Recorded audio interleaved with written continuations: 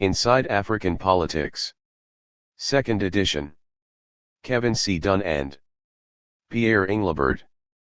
First and foremost, we are grateful to Lynn Renner, who provided the initial impetus for this textbook, and to Peter Lewis, who saw it off the ground and whose mark no doubt remains on the final product. We gratefully acknowledge the insightful reading of the entire manuscript by 2 anonymous reviewers, whose comments allowed for significant improvements. In addition, we thank Morton Boas, Deborah Brodegum, Jim Hentz, Paul Nugent, Ann Pitcher, Ian Taylor, Ailey Tripp, and Dennis Tull, who kindly provided detailed comments and suggestions on specific chapters of the first edition. Manya Yanowitz, Sarah Miller, Evan Rowe, and Jean Segil, all students at Pomona College at the time, provided excellent research and editorial assistance, as did Kirsten Steiner of Claremont Graduate University. The Fall 2011 and Fall 2012 students of Politics 162, Comparative Politics of Africa, at Pomona College, helped with early iterations of the text and generously shared their impressions. Finally, we are grateful to our colleagues and our students who gave feedback on the first edition, so that we could improve the text for this new edition. In September 2017, while speaking to a group of African heads of states at the United Nations, UN, U.S. President Donald Trump repeatedly sang the praises of Namibia, a country that does not exist. Though it was later suggested that he was attempting to reference Namibia, not Gambia or Zambia or an entirely fictitious country he might have spontaneously invented, the diplomatic gaffe went largely uncommented upon. The president's ignorance of African affairs was not noteworthy largely because many, if not most, Americans share it. Imagine if he had invented a European country Swedlandia, perhaps in a speech to the European Union, EU. The outcry and mockery would have certainly been more pronounced. A few months later, President Trump infamously referred to African countries as shitholes in an outburst related to immigration. While the Namibia reference seemingly stemmed from ignorance, Trump's shithole comment was grounded in both ignorance and well-worn stereotypes about life across the continent. While these comments were offensive and troubling, for the student of Africa this was familiar territory. Not only is the continent often marginalized and its study frequently relegated to the periphery of knowledge about the world, but it also suffers from people's limited knowledge of it being based on stereotypes, many informed by racist tropes and assumptions.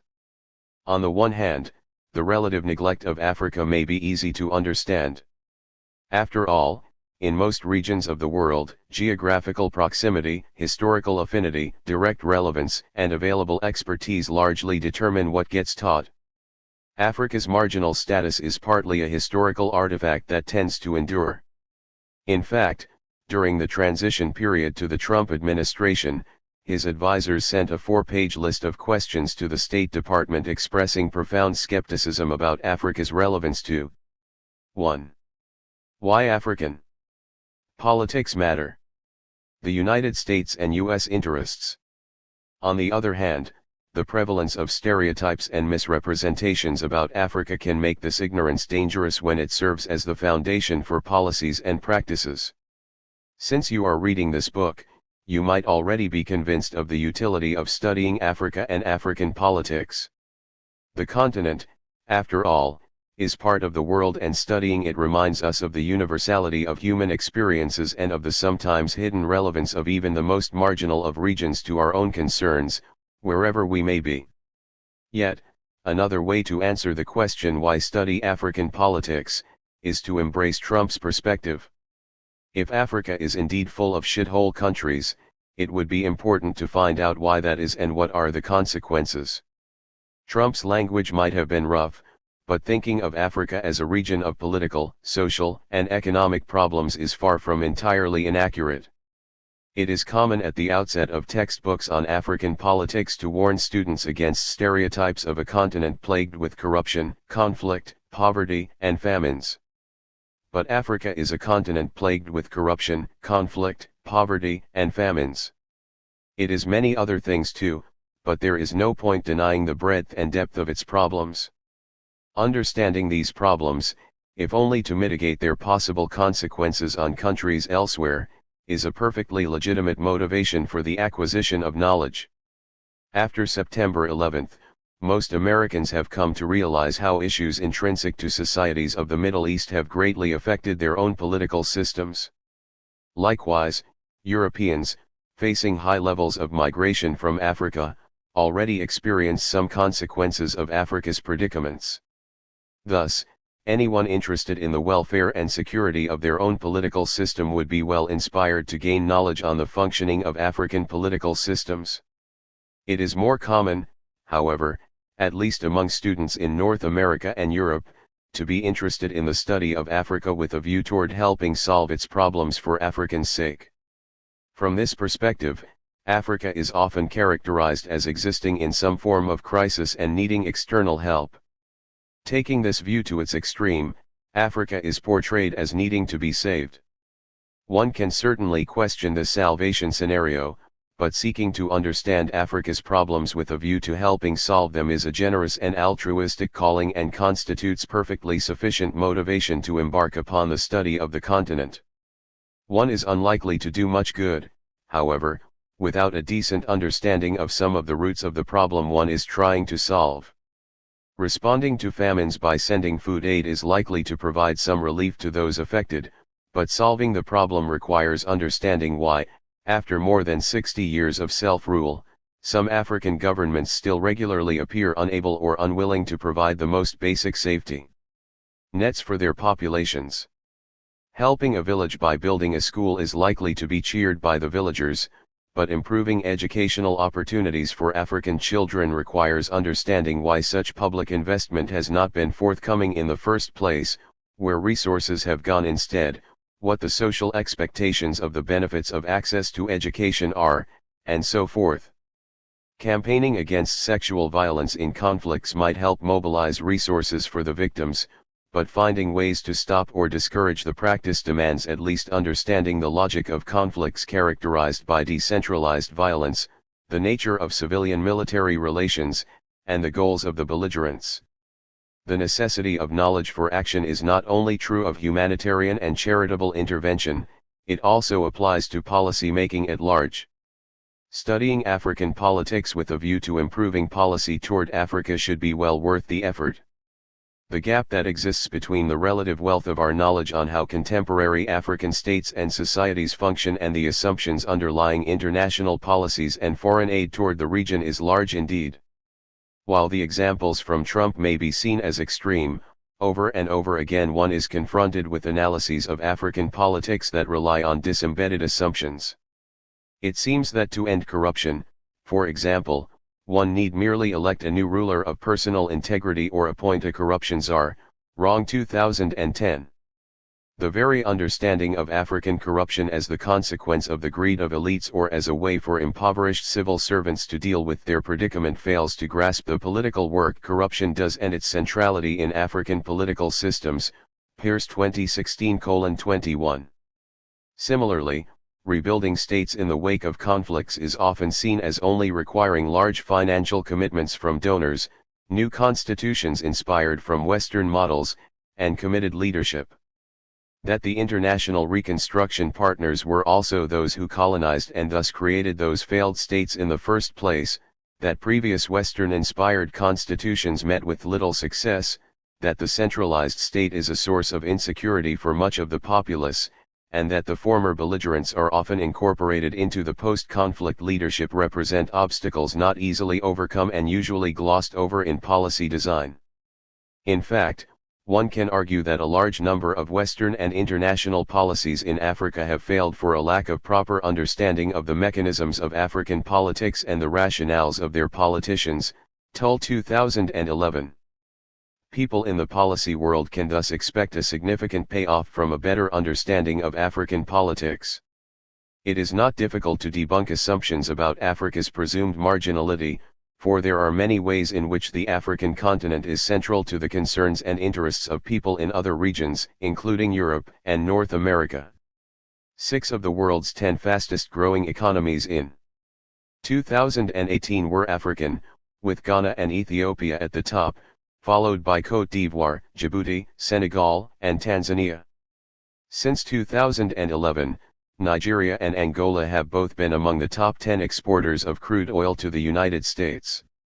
With numerous oil fields in development across the continent, global interest in African oil is certain to grow. In 2016, foreign direct investment to Africa totaled $59 billion. Since 2009, China has been Africa's largest single trading partner, with Sino-African trade amounting to roughly $188 billion in 2017. India's trade with Africa was $90 billion in 2015, skyrocketing from $5.3 billion in 2001. Russian trade with Africa has steadily increased, accounting for $3.6 billion in 2017, up from $2.2 billion just 2 years before. Militarily too, Africa lies centrally on the radars of foreign powers. The United States has a military command for Africa, known as AFRICOM, a permanent base in Djibouti, and military missions deployed in several African countries. As of 2017, the United States maintained roughly 6,000 active U.S. military personnel spread across the continent. France has over 3,000 troops in permanent military bases in Djibouti, Gabon, and Senegal, and missions in Côte d'Ivoire, Chad, the Central African Republic, and across the Sahel. Africa is the home of China's only overseas military base in the world, with its naval facility in Djibouti joining those of France, the United States, Germany, Italy, and Russia.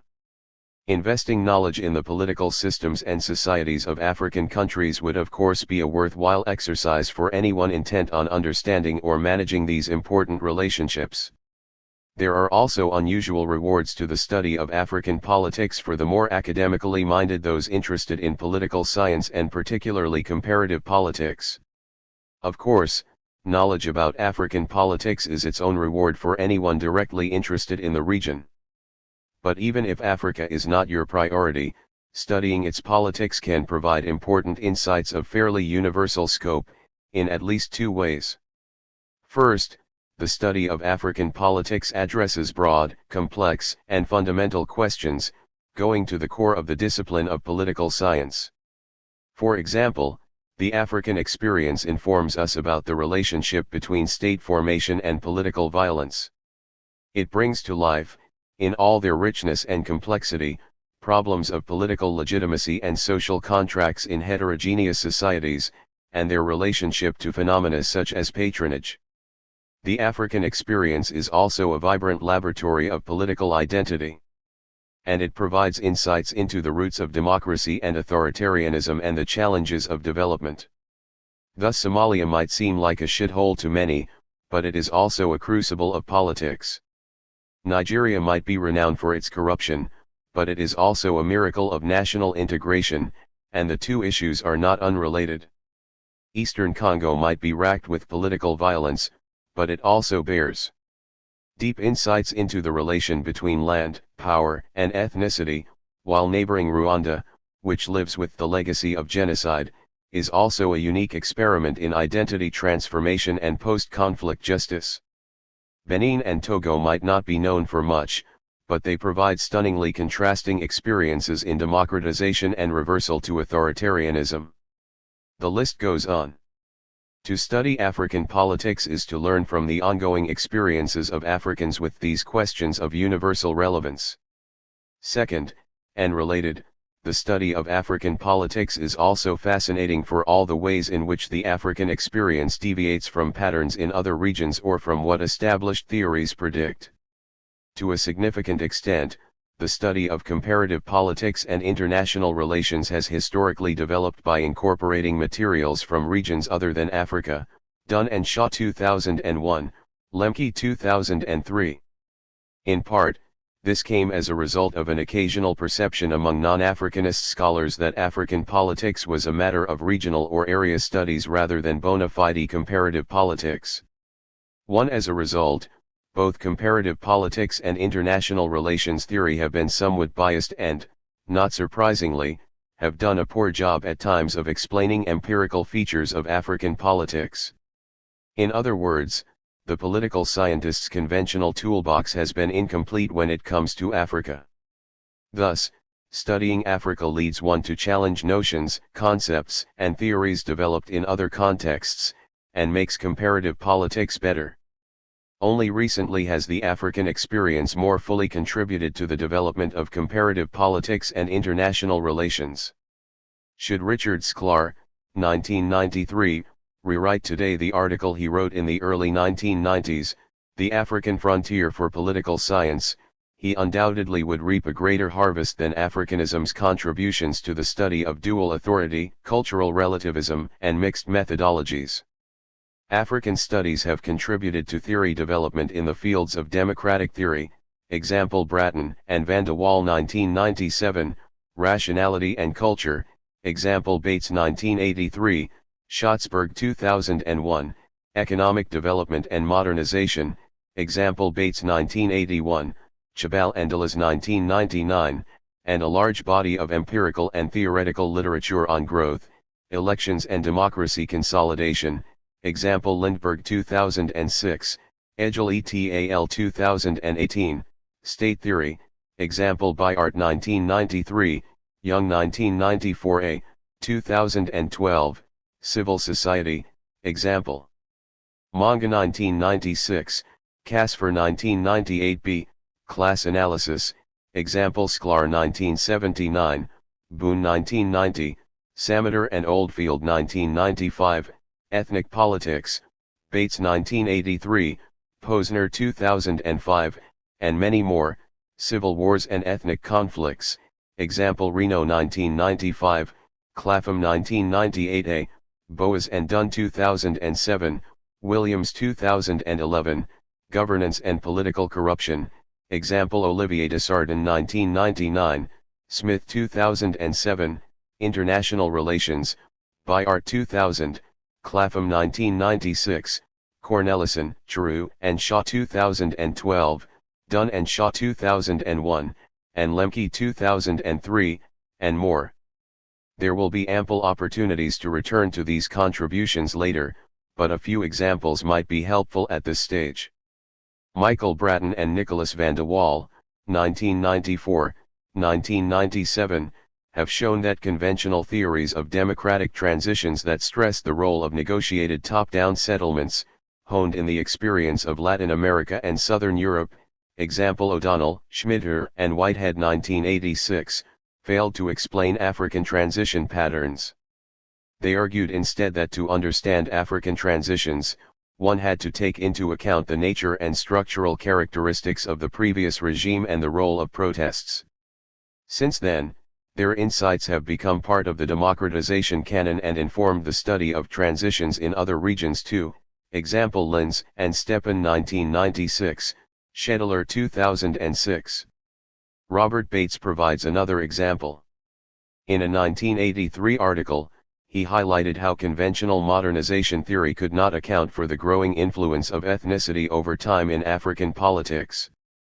To solve this puzzle, he offered a new concept of ethnic coalitions and a broad theory of rational policy preferences. His earlier work, Bates 1981, explaining the paradox of why African policymakers seem to make systematically bad economic policy choices, has become a classic of rational choice theory, a methodological disposition to which we return in Chapter 3. Similarly, Richard Sklar, 1979, argued that class analysis was not helpful in making sense of African politics unless classes were defined in their relation to the state rather than to the means of production, and unless their behavior was extended beyond class struggle, both heterodox views that nudged this analytical tradition beyond its Marxian roots. And Douglas Lemke's, 2002, evidence that conventional theories of war failed to explain the significantly lower probability of interstate conflict on the continent led him to reconsider what constitutes international relations and what actors should be included in its study in order to make sense of the contemporary world across regions. Here too the list goes on. To study Africa is thus to expose oneself to conditions that challenge established theories of comparative and international politics and, thereby, to enrich both these disciplines and one's grasp of them.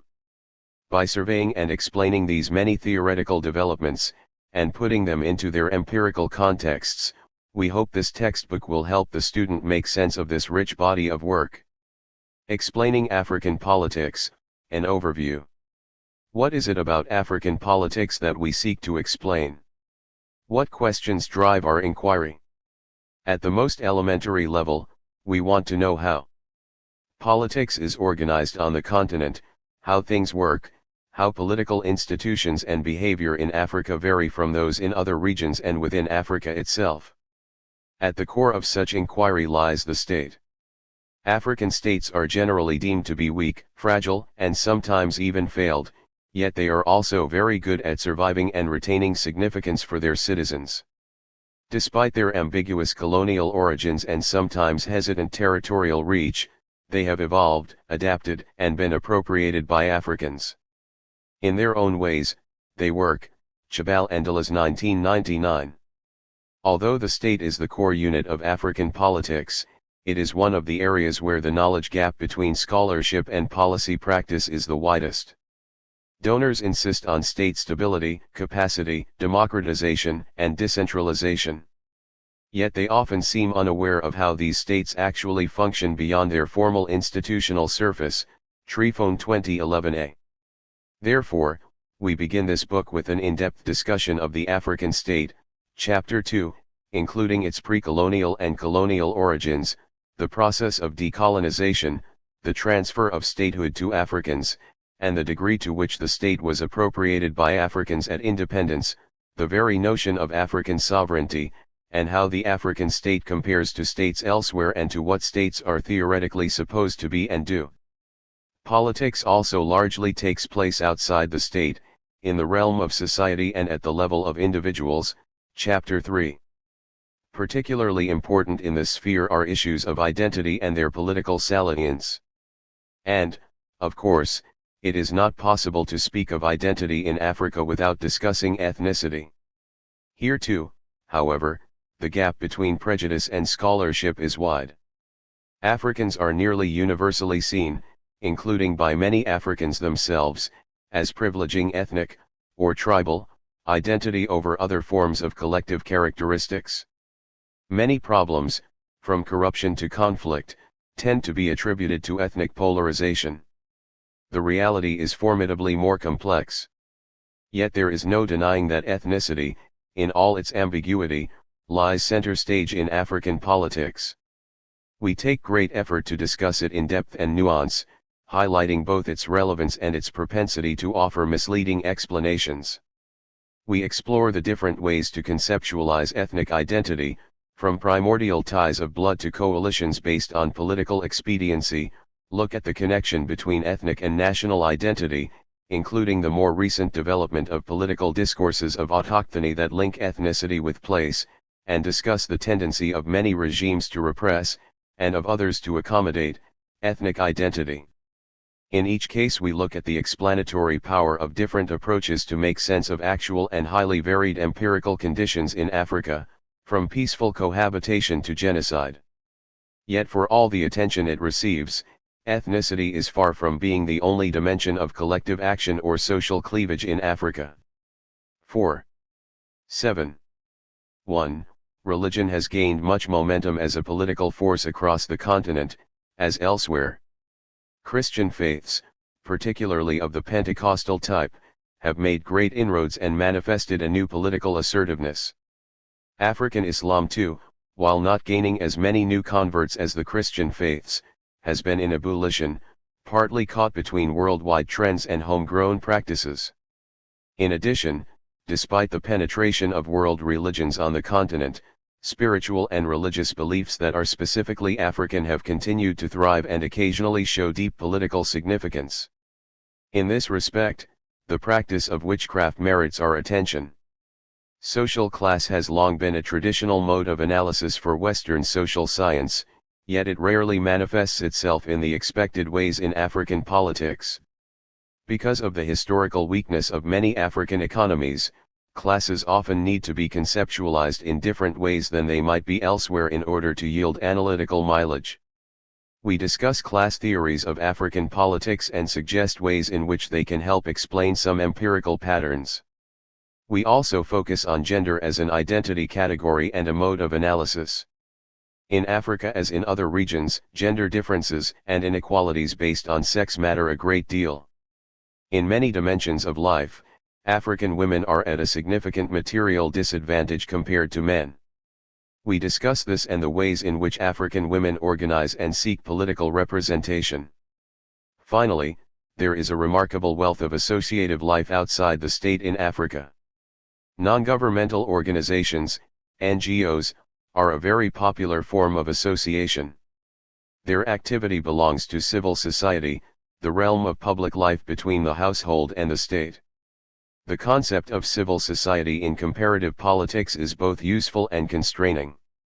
Rather Western-centric in its historical origins and normative expectations, it travels with some difficulty to Africa.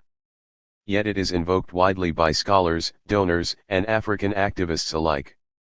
We look at its definitions and expected functions, its usefulness and limitations in the context of African politics, and the ways in which some scholars have suggested amending the concept for it to better reflect African realities. Having laid the historical stage to the state and provided an overview of social forces and cleavages, we turn to how power is actually exercised. Chapter 4. The exogenous origins of African states have combined with pre-colonial patterns of rule and problems of social heterogeneity to produce a peculiar type of rule that has dominated across the continent since independence. Because it mixes elements of formal institutionalized statehood with more informal and personalized dimensions, it is commonly referred to as neopatrimonialism. Understanding neopatrimonialism might be one of the most important steps in acquiring knowledge about 8. African politics. It illuminates numerous practices and patterns, from the personalization of power, to the weakness of institutions, to the prevalence of corruption. At the same time, neopatrimonialism has its limitations as an explanatory device of African politics, particularly as it does a poor job of accounting for differences of rule among countries and because its very ubiquity has diluted its conceptual rigor over time. We also discuss the functioning of formal institutions associated with the exercise of power. First are political parties. Current African political parties differ greatly from their predecessors in the pre-1990 era of single parties and independence movements. In addition, their lack of clear ideological differentiation and of institutionalization makes them very different from parties in many other regions of the world. Next we discuss the political salience of African militaries, which have a long-standing tradition of wresting power away from civilians. We review the empirical record of coups d'état, discuss theories of military takeovers, and paint the profile of military governments. Finally we discuss the functioning of state institutions, paying particular attention to executives and administrations, legislative bodies, and judiciaries. These are areas that have only recently gained more prominence among scholarship on Africa, which has tended to focus on the very top of the state. Formal state institutions are only part of the story of rule in Africa, however. Formal and informal institutions coexist and mesh as people straddle different worlds. French political scientist Emmanuel Terry, 1986, has referred to this duality with the dichotomy of the air conditioner and the veranda, two legitimating spheres with different behavioral expectations in and across which African individuals and politics function. With this important empirical pattern in mind, we dedicate significant space to the study of institutional pluralism, the hybridity of African politics and the shared nature of its governance, which is effectively performed not only by the state, but also by customary authorities, many of which are also, paradoxically, state actors, associations, religious groups, and foreign donors. Thus we go beyond the study of formal institutions and look at the effective existence of authority and governance on the ground, at the ways in which politics surfaces within the social spheres, and at the overlapping and intertwining of the formal and the informal. The study of political regimes is, of course, one of the most common preoccupations of comparative politics, and we dedicate a chapter to it, Chapter 5. We discuss the authoritarian tendencies of African regimes before the 1990s, the democratic wave that followed the end of the Cold War, the consolidation of democracy in some states and the reversal to authoritarianism in many others, and the particular contribution of African politics to regime typology, the hybrid regime, which 9. Blends elements of democracy, such as relative media freedoms and the right to organize political parties, with features of authoritarianism, such as unfree and unfair elections, repression of opponents, manipulation of constitutions, and the like. A particularly interesting feature of African hybrid regimes is that, while harboring features usually associated with transitions to democracy, they are actually stable. Politics is exercised everywhere within a material world that constrains it. Resource scarcity is an important conditioner of African politics. The relatively widespread prevalence of poverty across the continent colors the nature of people's participation in politics and the exercise of state power. At the same time that many Africans are poor, many African countries are rich in natural resources, which also greatly affect political institutions and behavior.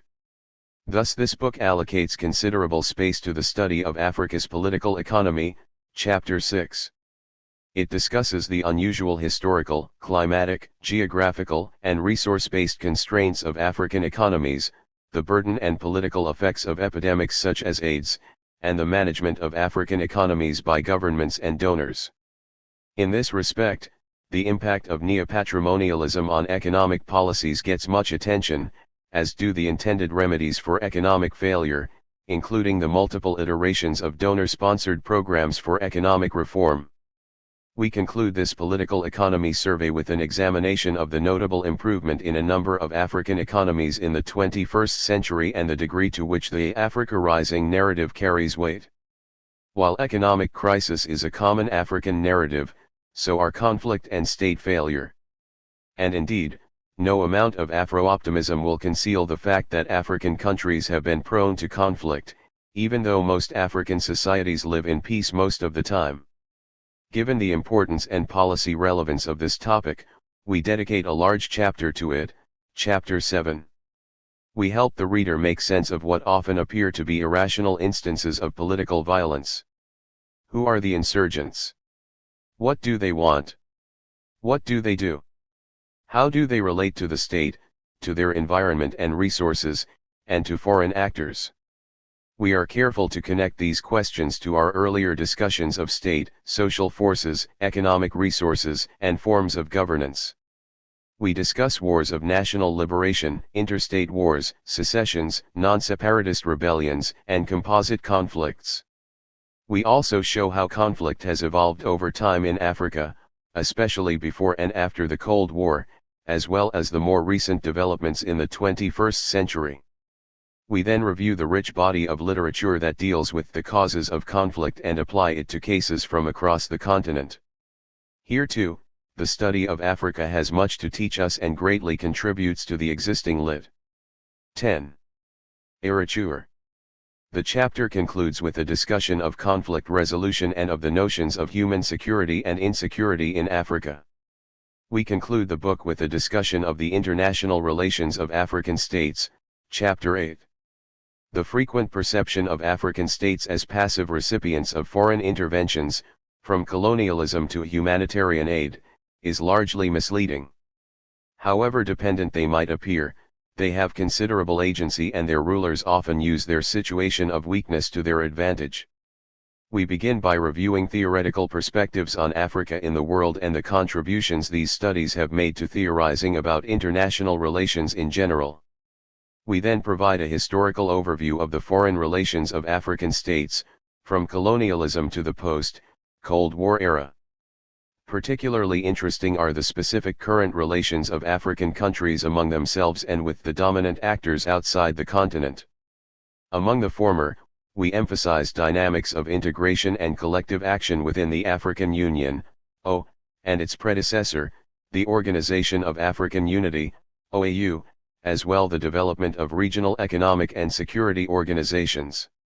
Among the latter, We stress relations with former colonial powers and with the United States, Russia, China, and other important global actors. In many ways, this chapter will challenge any presumptions of Africa's marginality in world affairs. Our goal is not only to provide a conceptual overview of African politics but also to help the reader understand the roots of some persistent problems that undermine the quality of life of Africans and have been begging for policy solutions for several decades. Problems such as underdevelopment, poverty and inequality, violence, conflict, and the breakdown of state structures, authoritarianism, institutional weakness and political instability, poor governance and widespread corruption, and debt and uneven relations with donors provide focus to our inquiry across chapters. We also seek to make sense of change. Although there is little point in denying that many Africans face significant political and economic problems, theirs is a continent of rapid and discontinuous change, with trends and dynamics that call for analysis. Why did many countries democratize in the 1990s and how did democracy evolve afterward? How have some countries collapsed or recovered or both over time? What explains variations in economic performance from decade to decade? How did Africa go from being characterized by The Economist as the hopeless continent in 2000 to the hopeful continent in 2013? Change is not just something we need to explain, it is something that permanently challenges what we are explaining or have already explained. Thus the elaboration of neopatrimonial theory does a great job of making sense of the African state until the 1990s, but then runs 11 into some problems. The story of decay that characterizes Africa from the late 1980s onward, that of state failure, collapse, conflict, and ethnic wars, and which has generated a large body of thoughtful literature, finds itself again in question after the turn of the 21st century, when Africa seemed to embark upon a new turn, with greater growth and the end of several conflicts. However trite the transition paradigm, Africa is undoubtedly undergoing a transition. In some ways, as with the recent development of an African middle class, this transformation is potentially profound. In other ways, to the extent, for example, that this development reflects a mere commodity boom, it might not be so dramatic. At any rate, accounting for change in the short run is a challenge. We touch upon it but place it in the broader context of more than 6 decades of post-colonial politics and economics. We focus on analytical and theoretical insights in the hope that the reader will acquire the analytical skill to make sense both of past trends and of developments new and yet to come. Africa. This book starts from the premise that there is such a thing as African politics and therefore such a thing as Africa. The subsuming of continent-wide trends and events into a shared conceptual framework can be a stretch, and we do not wish to contribute to the occasional misconception of Africa as a country. There are immense variations in political systems, from Benin's democracy to Eritrea's dictatorship, societal trends, from Tanzania's sense of unity to Rwanda's intense polarization, and economic fortunes, from Botswana's miracle to Zimbabwe's catastrophic decline, across the continent. Some of these are visible to the naked eye. African countries have shopping malls, air-conditioned high-rises, widespread cell phone usage, countless television and radio stations, internet cafes, and bustling metropolises choked with traffic. At the same time, and often in the same countries, there are entire neighborhoods without water, sewers, or electricity, internally displaced people and refugees living in camps, malnourished and uneducated children, disconnected villages living largely in self-subsistence, or falling short of it, and societies at war with themselves. Seeing African politics as a conceptual whole does not preclude recognizing such variations. Our first goal is to highlight shared patterns across the region and develop concepts and theories that can help the reader make sense of African politics in general, for African states and societies do. 12. Share many circumstances, whether embedded in history, nature, or society. Yet it is also our goal to explain the variety of settings, conditions, and outcomes that exist on the continent. These variations are an intrinsic component of African politics, and most theories are able to account for them. Moreover, As this book will make clear, hybridity is an essential characteristic of many dimensions of African politics and economies. As a result, the empirical diversity of the continent need not be an obstacle to its holistic study, for there is much to be learned from observing and understanding variations among and within African countries. There is also much to be learned from the diversity of perspectives in scholarship on Africa. People study African politics not only from different personal, ideological, and methodological perspectives, but also from diverse disciplines including political science, history, economics, sociology, and anthropology. Our approach is to discuss good scholarship and interesting ideas, wherever they come from. While we seek all points of view, we generally do not care about the origins and personal characteristics of the authors we study. Nor do we believe that the study of Africa requires pro-African attitudes or the championship of Africa's interests in all their ramifications.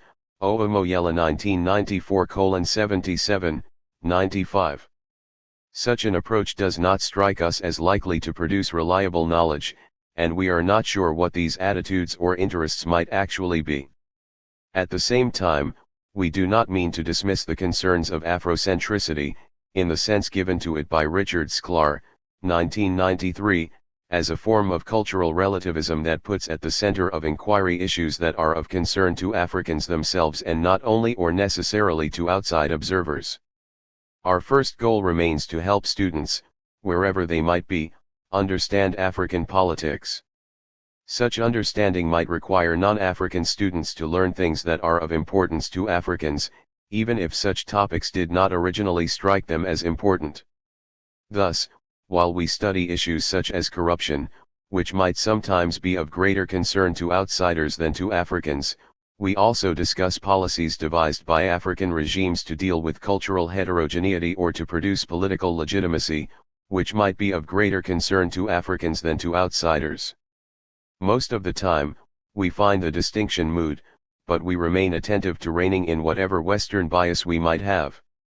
Although we act largely in this textbook as data organizers by inventorying, categorizing, comparing, and contrasting existing knowledge, one might be legitimately concerned that our own perspectives, as U.S. scholars, could bias our analysis. One could wonder whether thinking of African politics as someone else's politics does justice to the topic or reduces our understanding of it. To some extent, the extraneity of the 13 topic is unavoidable and similar to what it would be for a textbook on European politics or, for that matter, on astronomy, although we at least spend time in Africa, whereas few astronomers ever go to space. There might be ways to study African politics that would be reductionist. If we were, for example, to impute all political patterns that are unusual to Western eyes to some forms of local tradition or culture, we would cheat ourselves of decent knowledge and run the risk of being injurious to many Africans. Yet Africa can be an object of scholarly inquiry without resorting to such shortcuts. We agree with the call of several scholars for considering the banality of African politics, example by Art 1993, Cowlin 1997, although we do not want this to undermine any legitimate excitement that the study of the continent might trigger. In other words, Africans are very much the same as people anywhere else. They are born, most go to school, they work, they seek some degree of welfare, and they all eventually die. By the same token, African politics is also the same as politics anywhere else. Africans vote, compete for scarce resources, display political preferences, feel and express sentiments of national and regional allegiances, revolt, and so forth. It is important to ground our study of African politics in this understanding. It need not prevent us, however, from acknowledging that African lives are also different in many ways from those of people elsewhere. Once born, a greater proportion of Africans than people on any other continent never get a chance to live. Fewer also go to school. Many cannot find sufficient employment for survival. As a result, the welfare they long for often eludes them. And most of them die much earlier than people elsewhere. By the same token, African politics also differs from politics elsewhere. There are fewer democracies, more conflicts, and more coups. States are less functional, with greater reliance on primary commodity production. Politics is more informal.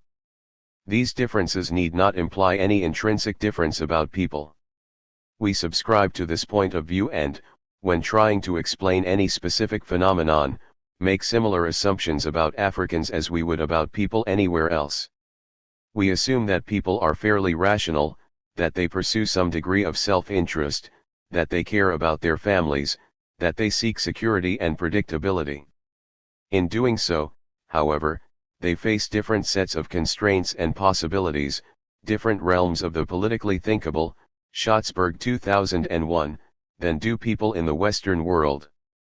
These differences, the origins of which we discuss, account in part for different politics.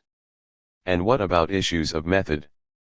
The study of African politics has been mired in questions of methods that also relate to the identity of the region. Some scholars have stressed that we should think of African Pole 14. Idix as African first, and gain knowledge of the continent's or of its country's uniqueness, see Dressel 1966, Zeliza 1997, Santon 2004.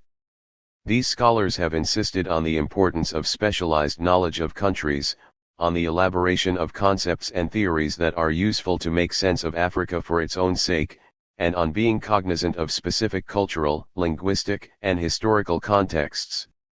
They tend, as a result, to offer detailed discussions of specific case studies, but do not necessarily relate them to broader, more universal theoretical questions or discussions. In addition, they are more likely to cut across disciplines while focusing on Africa alone, in contrast to focusing on political science alone and comparing multiple regions. The rise of centers on African studies in Western universities largely embodies this approach. Others have argued that comparative politics should be of universal relevance and that similar tools should be applied across regions, irrespective of local characteristics. From this perspective, politics in the United States, France, India, and Zambia can be best understood if studied along similar axes. In other words, an explanation that is only regional falls short of being a bona fide explanation. Gary King, Robert Keohane, and Sidney Verba, 1994, make the case for universalist methods in comparative politics. Rational choice theory takes this argument a step further by suggesting that the rational maximization of self-interest by individuals is the best behavioral assumption to make sense of politics around the world. See Lichbach and Zuckerman 2009 for a more thorough discussion and comparison to other approaches. This methodological dispute has raged in the study of all regions, not just Africa. It is far from merely academic, and it has divided entire university departments in sometimes acrimonious battles, as resources were reshuffled away from area studies in the wake of the Cold War, when there seemed to be less of a national security interest in knowing about other regions and cultures. Bates 1997. It should be clear from our introduction that we believe in the universality of African politics and in the contributions that the study of the continent can make to political science in general. We think African politics should be studied like politics elsewhere. At the same time, we do not think such study is possible without a grounded knowledge of the region, gained in part from fieldwork and from learning about local histories and cultures. We therefore find the distinction between area studies and rational choice or other universal methods to be unnecessarily divisive. We agree instead with Ron Casimir, 1997:156, that local knowledge and global knowledge are inseparable and mutually constitutive. 2. And we think students should fill their analytical toolboxes with as many tools as possible. 15. One last qualification before we move on to more substantive concerns. This is a book about African politics, but it does not deal with all of the continent's 54 countries. Our focus is the 49 states of sub-Saharan Africa. See the appendix on pages 413 to 417. We do not discuss the politics of Algeria, Egypt, Libya, Morocco, or Tunisia, which are commonly studied with the Arab world or together with Middle Eastern countries. This segregation is due partly to historical patterns of knowledge distribution in academia, some of it idiosyncratic, and partly to substantive differences in the politics of these two regions. Because of the limitations of our training and experience, we do not challenge the tradition of studying sub-Saharan Africa separately from North Africa. It is worth noting, however, that there are some remarkable exceptions to this approach, not least Crawford Young's, 2012, The Post-Colonial State in Africa. Finally, a word about student level. This textbook provides a systematic introduction to African politics south of the Sahara. Its use requires little prior knowledge. However, it does not present information on the basic facts of Africa and its countries, which is easily available from many other sources, example Griffiths 1995, Africa South of the Sahara 2019, 2018, CIA 2018, and it is probably best suited to students with some basic knowledge of political science, particularly comparative politics. We also hope that the book will be a companion for further study and act as a work of reference. We regard the book's bibliography to be an invaluable resource in and of itself. For each topic, the textbook reviews a range of theories and arguments, comparing and contrasting the most important contributions in the field, and singling out their implications for policy or for further study. Thus, more advanced undergraduate and graduate students, as well as policy makers and other professionals who focus on Africa, might also find the material here of interest and of assistance in their work. States are not the only unit or level of politics. But in Africa, just as elsewhere, they are essential containers of politics. They are often the prize or the cause of political action. Therefore, it is useful to begin our examination of African politics with a critical interrogation of the African state. Where did they come from? What existed before them? What of the past has endured and how? What impact did colonialism have on state formation in Africa? How has the post-colonial state evolved? Is there a stereotypical African state? What are its defining characteristics? Do African states function in unique ways? These questions provide the foundations for the study of African politics. We address them in this chapter in a largely chronological order. We begin with an overview of the politics of pre-colonial times, and then move on to the main characteristics of colonial rule under European powers. We stress those parts of colonial rule that have the most obvious relevance to contemporary African politics, and that might help explain certain features of African states and variations among them, including the process of decolonization. We next discuss the roots of post-colonial state power. In doing so, we examine the nature of African states, that is, the foundations of their authority. If we think of states as a genus, is there an African species? If so, what characterizes the species, what varieties exist, and what differentiates it from others? Specifically, we compare how much African states derive their existence and authority from their colonial past or from any other source of legitimacy that may have historically developed within their societies. Since African states originated mostly as exogenous colonial creations, how does their imported nature affect contemporary politics? What are the nature and the effects of the African states' colonially constructed boundaries? 17. 2. The evolution of African states. Alternately, to what extent have these originally colonial states become African over time? What kinds of social contracts lie at the root of their appropriation by Africans, if any? Pre-colonial politics. Most of Africa came under European colonial control in the second half of the 19th century. But Africans certainly had a lengthy, vibrant, and varied political history prior to the intrusion of Europeans. Before colonization, there was a mosaic of political systems across the continent, some of which had endured and developed over centuries. It is important to recognize that African politics were dynamic.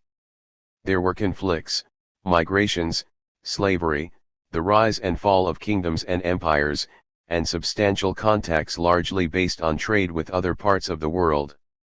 African pre-colonial societies were generally patriarchal, though women's experience of inequality varied greatly across the continent, as women employed various strategies to create and maintain a degree of autonomy, such as among the matrilineal women traders of Senegambia. There were some areas of organized, relatively centralized political systems, and others with smaller scale groups that were more anarchical and unstable. In making sense of contemporary politics, it is important to bear in mind that the encounter with colonialism varied as a function of the nature of pre-existing systems, and that many of these pre-colonial political formations did not altogether disappear with the colonial episode. Many endured in one form or another and sometimes continue to exercise significant appeal today, whether as political contenders or as references, narratives of mobilization, and frames of representation. The very complexity of contemporary African politics comes in large part from the plural nature of political authority that derives from this mixed historical legacy. A convenient and commonly adopted typology distinguishes between two basic forms of political organization in pre-colonial Africa. In the words of the founders of Africanist political anthropology, Edward Evans Pritchard and Meyer Fortes, 1940:5, there were societies which lacked centralized authority, administrative machinery, and constituted judicial institutions with no sharp divisions of rank, status or wealth, and there were societies with all three features of government in which cleavages of wealth, privilege, and status corresponded to the distribution of power and authority. Over the years, the former have been typically referred to as anarchical, acephalous, or stateless societies, and the 18 latter as kingdoms, empires, and states. In between, anthropologists note the existence of chiefdoms, example among the Yu of Ghana and Togo, that were not acephalous but that did not form political units larger than a cluster of towns. Indeed, rather than a strict dichotomy, reality corresponded more to a fluid continuum from least to most hierarchical.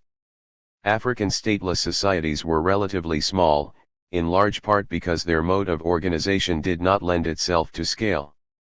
They consisted of politically unincorporated groups, that is, groups without centralized authority or well-developed political hierarchy, where lineage provided the basis of social organization, and lineage segmentation the principle of political evolution. A lineage is a group of shared descent. In these groups, family or clan elders exercised political authority, often in some collective form. Although lineages recognized their shared culture, there was no centralized authority among them. Lineages established themselves as clans through a process of segmentation. With elders in charge, young men often had to migrate in order to eke out a living and attain some status on their own, Bates 2008.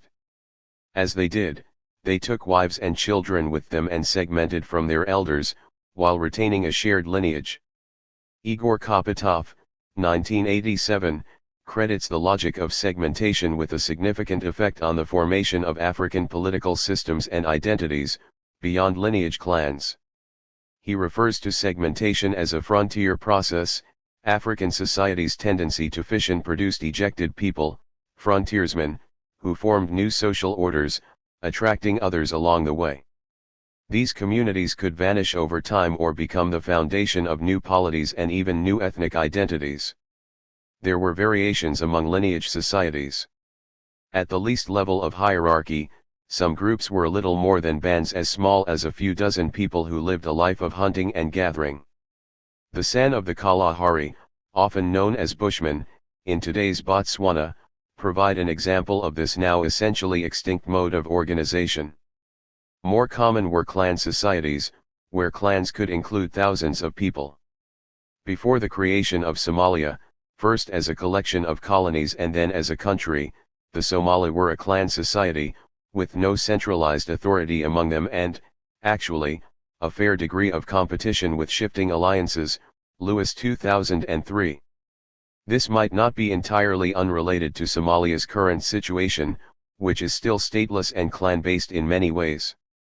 In some cases, clans of a single nation might be united with cross-clan institutions such as age groups, example the Maasai of Kenya and Tanzania, or they might share a common religious leader, Pothole 1979.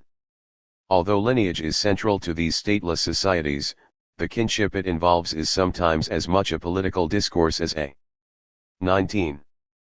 Physical reality.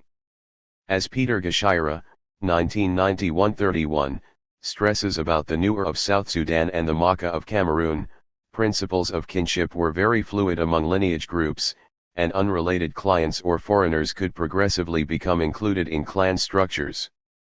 At the other extreme, pre-colonial Africa was not short on states, kingdoms, and even empires. Over several centuries before colonization, state formations had risen and fallen across the continent.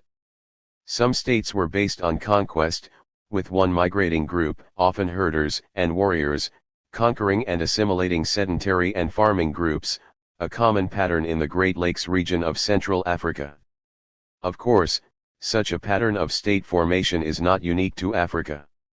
The invasion of the Gaul by the Germanic Franks in the 5th century led to the creation of France, for example. Other African states developed as a result of local elites controlling trade routes. For example, the Ghana Empire reached from Senegal to the edge of Niger from the 8th to 13th centuries, trading across the Sahara in gold and salt. It was succeeded by the Mali Empire, which peaked in the 14th century. Finally, some states developed, usually toward coastal areas, as a result of the slave trade. These states, which raided their region in search of slaves, whom they sold to European traders, included the Congo Kingdom, which had developed before the slave trade, Oyo in Nigeria, and Dahomey in Benin. By the middle of the 19th century, right before colonization, there were still some well-established states across the continent. In the west, the Sokoto Caliphate of northern Nigeria ruled over a vast territory and had exchange networks with northern Africa as far as Egypt and the Middle East. In today's Ghana, the Ashanti, also spelled Asante, kingdom exercised authority over many people and managed to produce significant prosperity, to the point that Ivor Wilkes, 1975, noted the emergence of class politics in 19th century Ashanti, and Basil Davidson, 1992, suggested it was developing a bona fide bourgeoisie. When explorer Henry Morton Stanley discovered the Buganda Kingdom in the 1870s, he was so impressed with its political organization and the peace and security it provided its subjects, Stanley 1988-1878, that he wrote back home that all it needed to equal Western civilization was Christianity, upon which the British sent missionaries, whom the Baganda promptly decapitated. And the southern part of the continent counted many more kingdoms, such as those of the Tswana, in today's Botswana and South Africa, the Barose, in Zambia, the Swazi, in Swaziland as of 2018, Eswatini and South Africa, and the Zulu of South Africa, who waged numerous military conquests under the leadership of their king, Shaka, in the first decades of the 19th century. 20. Before losing their war against the Boer settlers, the Voortrekkers in 1838, which led to the 1843 creation of the colony of Natal. In the east, the dominant political system was the Ethiopian state, which, by the time of the European colonial expansion, was under the authority of Emperor Menelik II. It was an ancient political system with traditions dating back some 2,000 years to the Aksum kingdom, anchored around the Amharic and Tigray peoples, who dominated and assimilated many other regional groups. It was the only sub-Saharan African state to have developed its own written language, facilitating political centralization and administration. Its armies were strong enough to defeat the Italians at the Battle of Adwa in 1896, which spared Ethiopia the fate of colonization and brought about its recognition as a state by European powers, and membership in the League of Nations after 1919. As organized and centralized as they were, most African states differed from Western states in some significant ways. First, apart from Ethiopia, they did not have any permanent impersonal administration, as they lacked written languages. Yet Wilkes, 1975, notes that Ashanti displayed significant bureaucratic development, while Larry Yerrick, 1990, shows that the Ashanti state had diplomatic services and relied on Arabic for some of their written correspondence. Usually, however, power was distributed along ritualized lines, and specific roles were recognized to specific individuals. Heredity was an important mode of reproduction of states and leadership. Second, patron-client relationship cemented the unity of these states and the loyalty of lesser chiefs to the ruler. In quasi-feudal fashion, local chiefs and subjects typically paid tribute to the ruler in exchange for his protection. Power was projected from the center to the periphery via multiple levels of clientage, and absolutism was common. At the periphery, local chiefs were more loosely connected to the center, and were able to exercise their authority with more autonomy. Third, as might have become clear already, political authority was exercised not so much over a territory than over people. With perhaps a few exceptions, such as the Sokoto Caliphate and Borno in today's Nigeria, there were no fixed boundaries. As Kopatov, 1987, notes, political space within pre-colonial Africa was best conceived as a multilayered structure of concentric circles of diminishing control, radiating from the various cores. Power emanated outward from the center and diminished as distances increased. The king ruled over his subjects rather than over land. Fourth, as with non-state societies, kinship and lineage also mattered in states.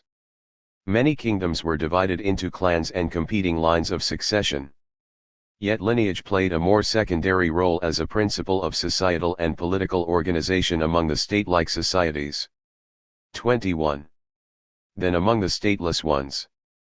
Finally, temporal and spiritual authority were closely connected. The European territorial state, which was exported to the region via colonization, with its bureaucratic ways, its spatial definitions, and its largely formal and impersonal rules, stood in sharp contrast to African experiences of statehood. In addition to understanding pre-colonial modes of political organization, it behooves the student of Africa to fully appreciate the role of slavery and of the slave trade in pre-colonial Africa and its profound impact on the politics of the continent. It is important to grasp the extent to which relations among African polities were often characterized by warfare, conquest, and raiding. From the 16th century onward, this was in large part a result of the transatlantic slave trade, which created formidable pressure for the acquisition and sale of slaves. Combining the trans-Saharan and the transatlantic slave trades, probably some 14 million Africans were shipped out as slaves from the 15th to the 18th centuries. One most likely, another few million were killed in the warfare that accompanied enslavement.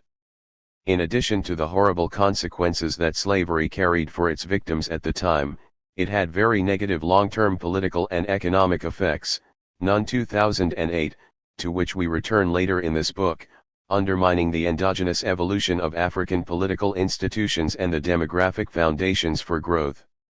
There is only so much we can cover of this history in a textbook on contemporary African politics.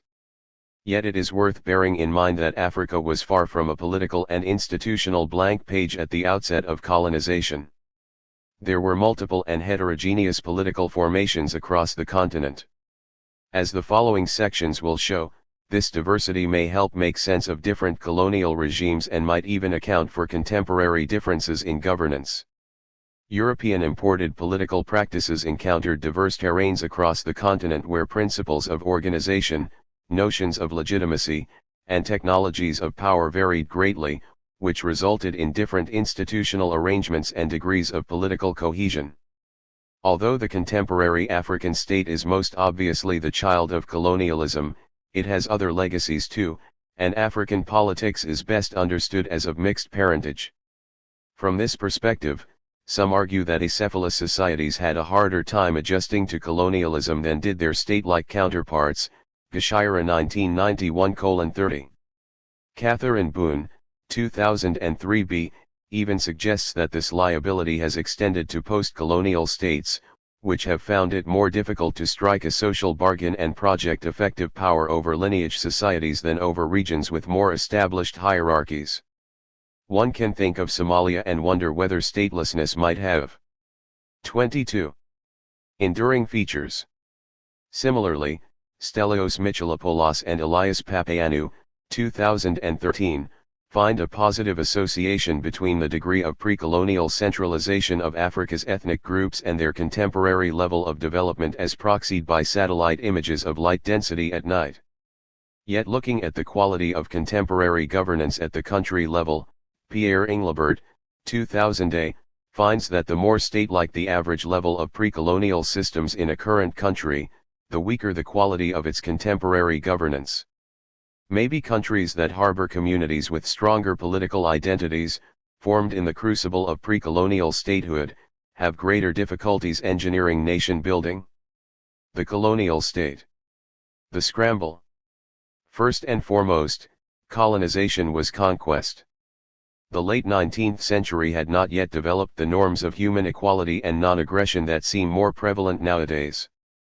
Many in Europe considered the white race superior and saw few objections in appropriating the land of others and looting their assets, nor did they have, until then, many qualms doing this to each other. For them, empire was good, if not an outright necessity. Until the mid-1800s, however, European powers had been satisfied with controlling trading centers and ports along the African coast, which they began establishing 2 centuries earlier. There seemed to be no strong desire to subjugate Africa for its own sake. The continent was only useful for its outposts along the oceans, on the road to somewhere else, or for its trading places, as with the infamous triangular trade in which Europeans exported miscellaneous goods, such as textiles, arms, and consumer goods, to Africa, where they bought slaves whom they carried to the Americas to load up their ships with commodities, sugar, coffee, tobacco, etc., to bring back home.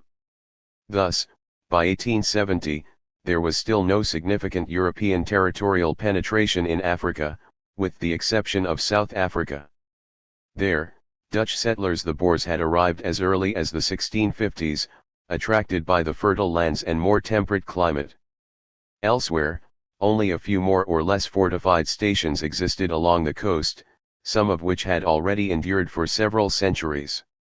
The Portuguese had settled many of these beachheads early on, at the peak of their maritime empire, and their strongholds marked an itinerary from Portugal to the Indian Ocean, Cape Verde, Guinea-Bissau, Cameroon, Angola, and 23.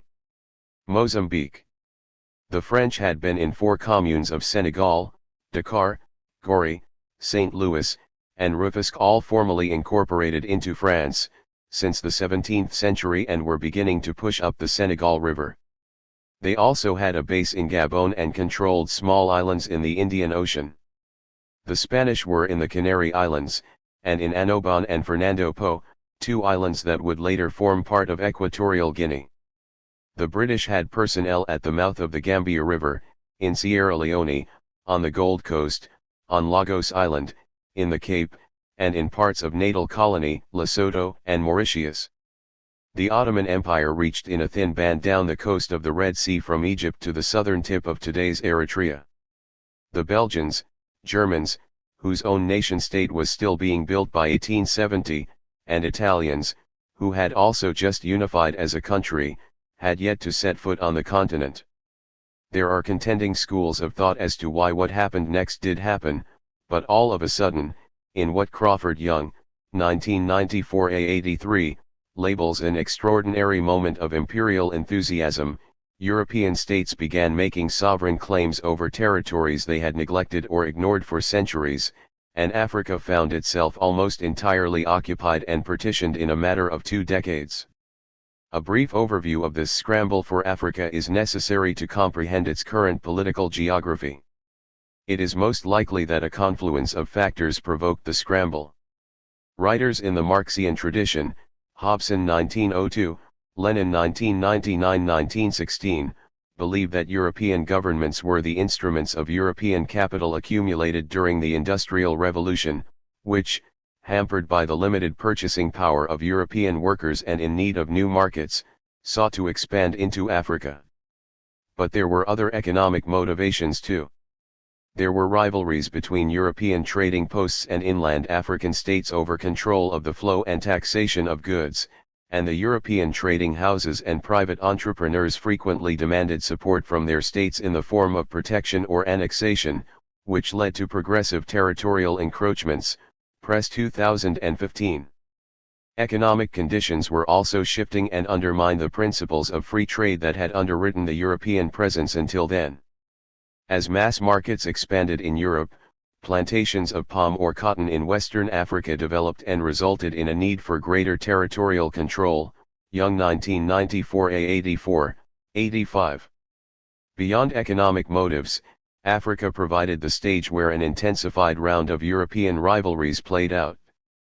The unification of Italy in the 1860s and of Germany in 1871 brought about new significant players at home and abroad, and they too, eager for parity, established outposts in Africa as of the early 1880s.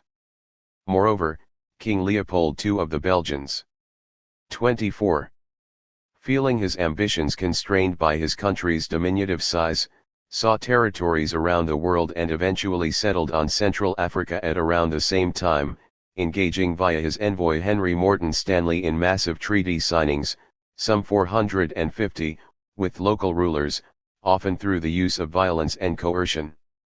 All these European dynamics somehow projected onto the continent.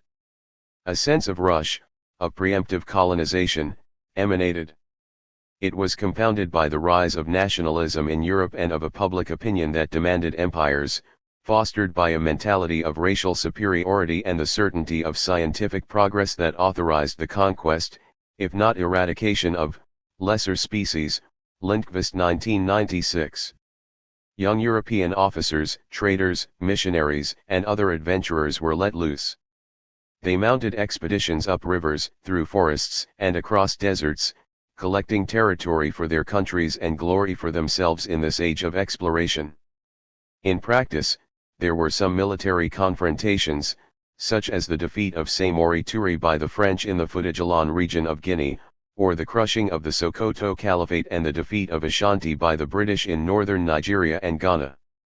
Ironically, centralized states might have been easier to defeat because one decisive battle could lead to capitulation, as happened with the Battle of Omdurman in 1898, through which Lord Kitchener established British control over Sudan, whereas stateless peoples had to be defeated repeatedly, example Nigeria's Igbo and Senegal's Jula. Too more often, however, the colonizing troops made progress by seeking alliances in local inter-African conflicts and pressuring local rulers to relinquish their sovereignty in exchange for military assistance against their rivals. In most cases, the display of superior force was sufficient and the process did not involve warfare.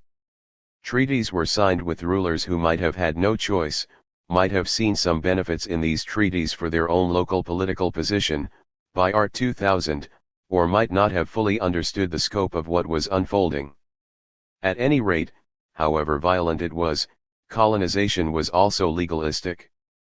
To convince each other of their claims, Europeans had to produce treaties with locals as evidence of their territorial advances.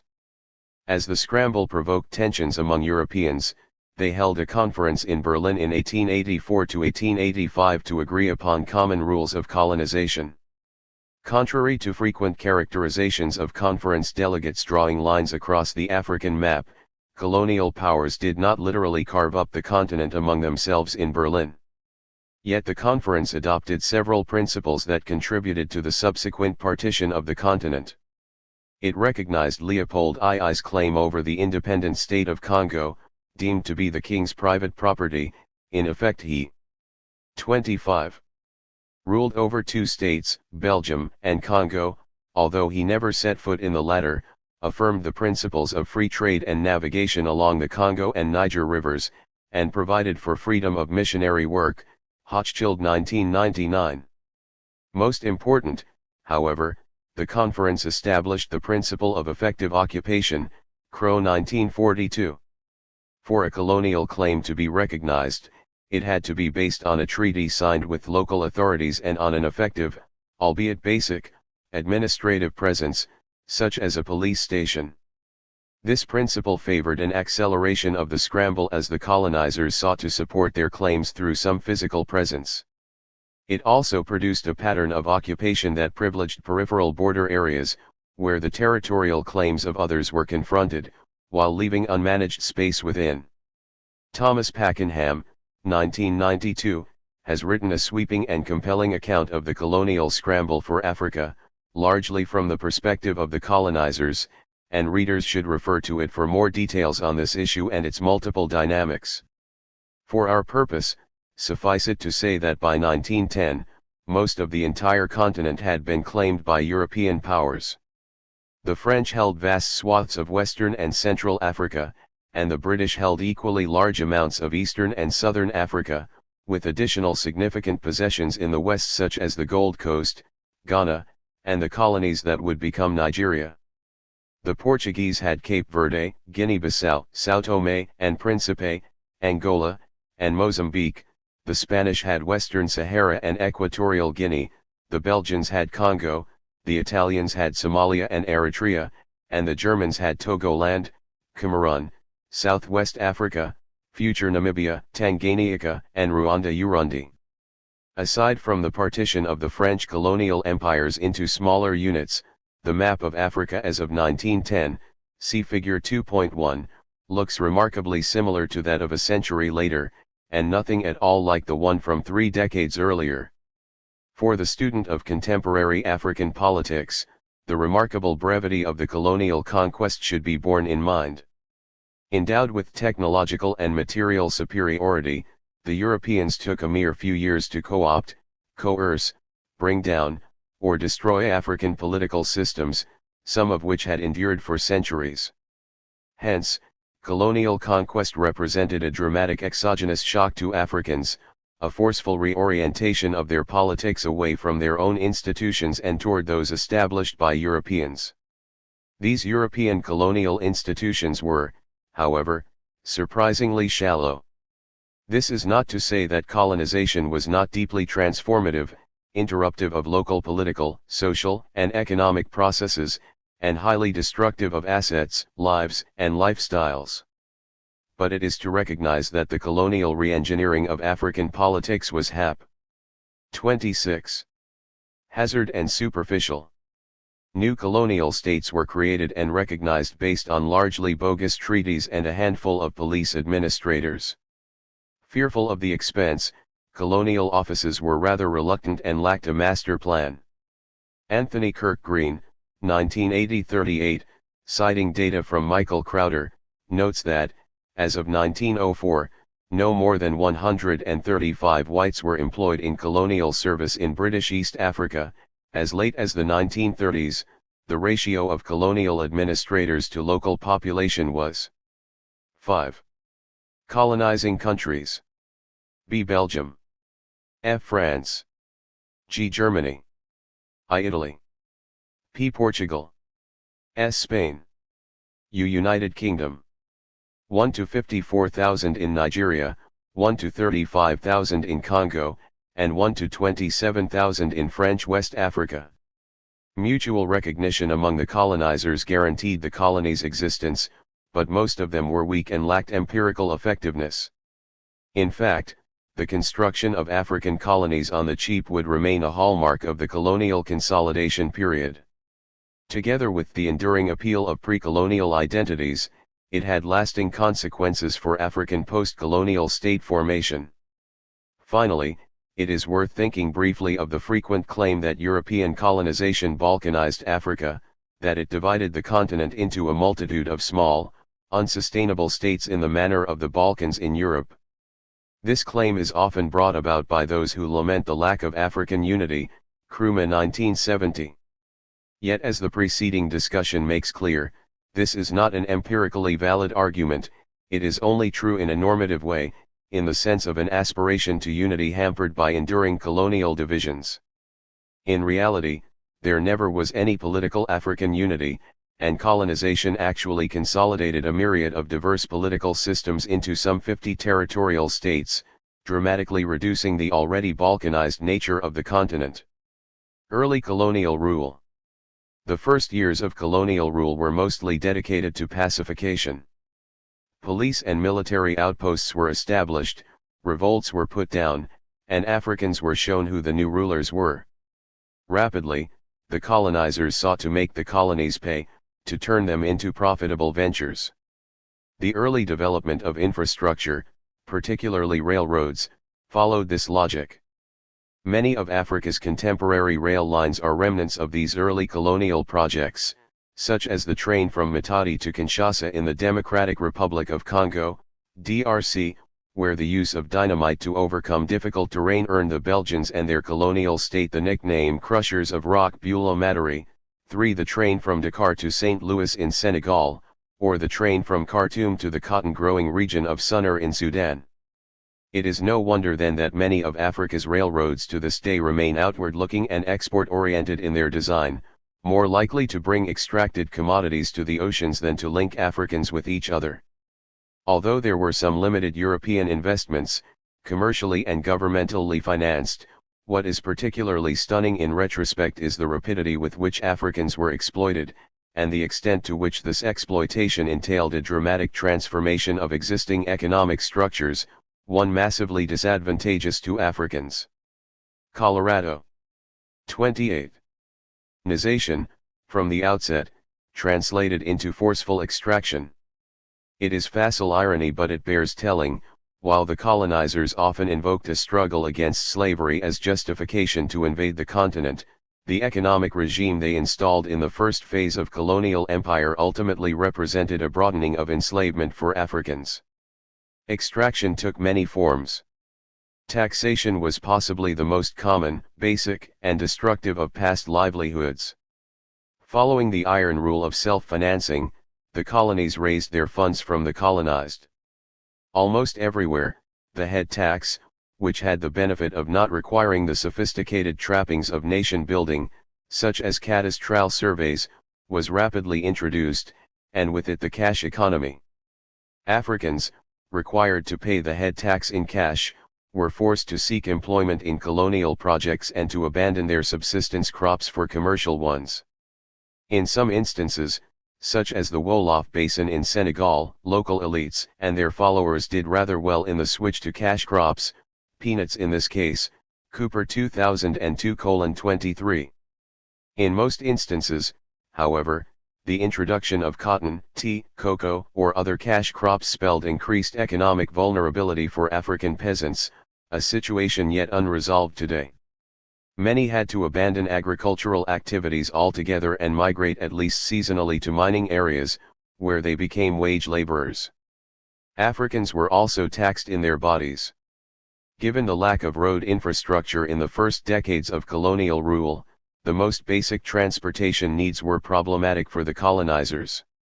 On rare occasions, there were river connections, but even then, ships had to be assembled, but hardly any roads, trains, and trucks to rely on. To bring documents, supplies, furniture, and other material necessities to their outposts, Africans were forcefully converted into beasts of burden. Porterage was widely practiced by all colonial powers. Chiefs were instructed to round up young men in villages, who were then forced to carry loads for the colonial administration, in chains if need be. It was only one facet of generalized forced labor.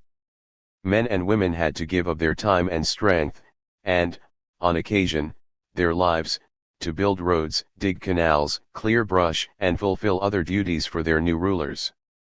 Colonialism took place upon an existing background of inequality and, in cases such as forced labor, reinforced it. Summoned to labor for the colony, the more affluent Africans sent their own slaves to do the job when possible, reproducing with colonial complicity their own system of domination. Young 1994 A137.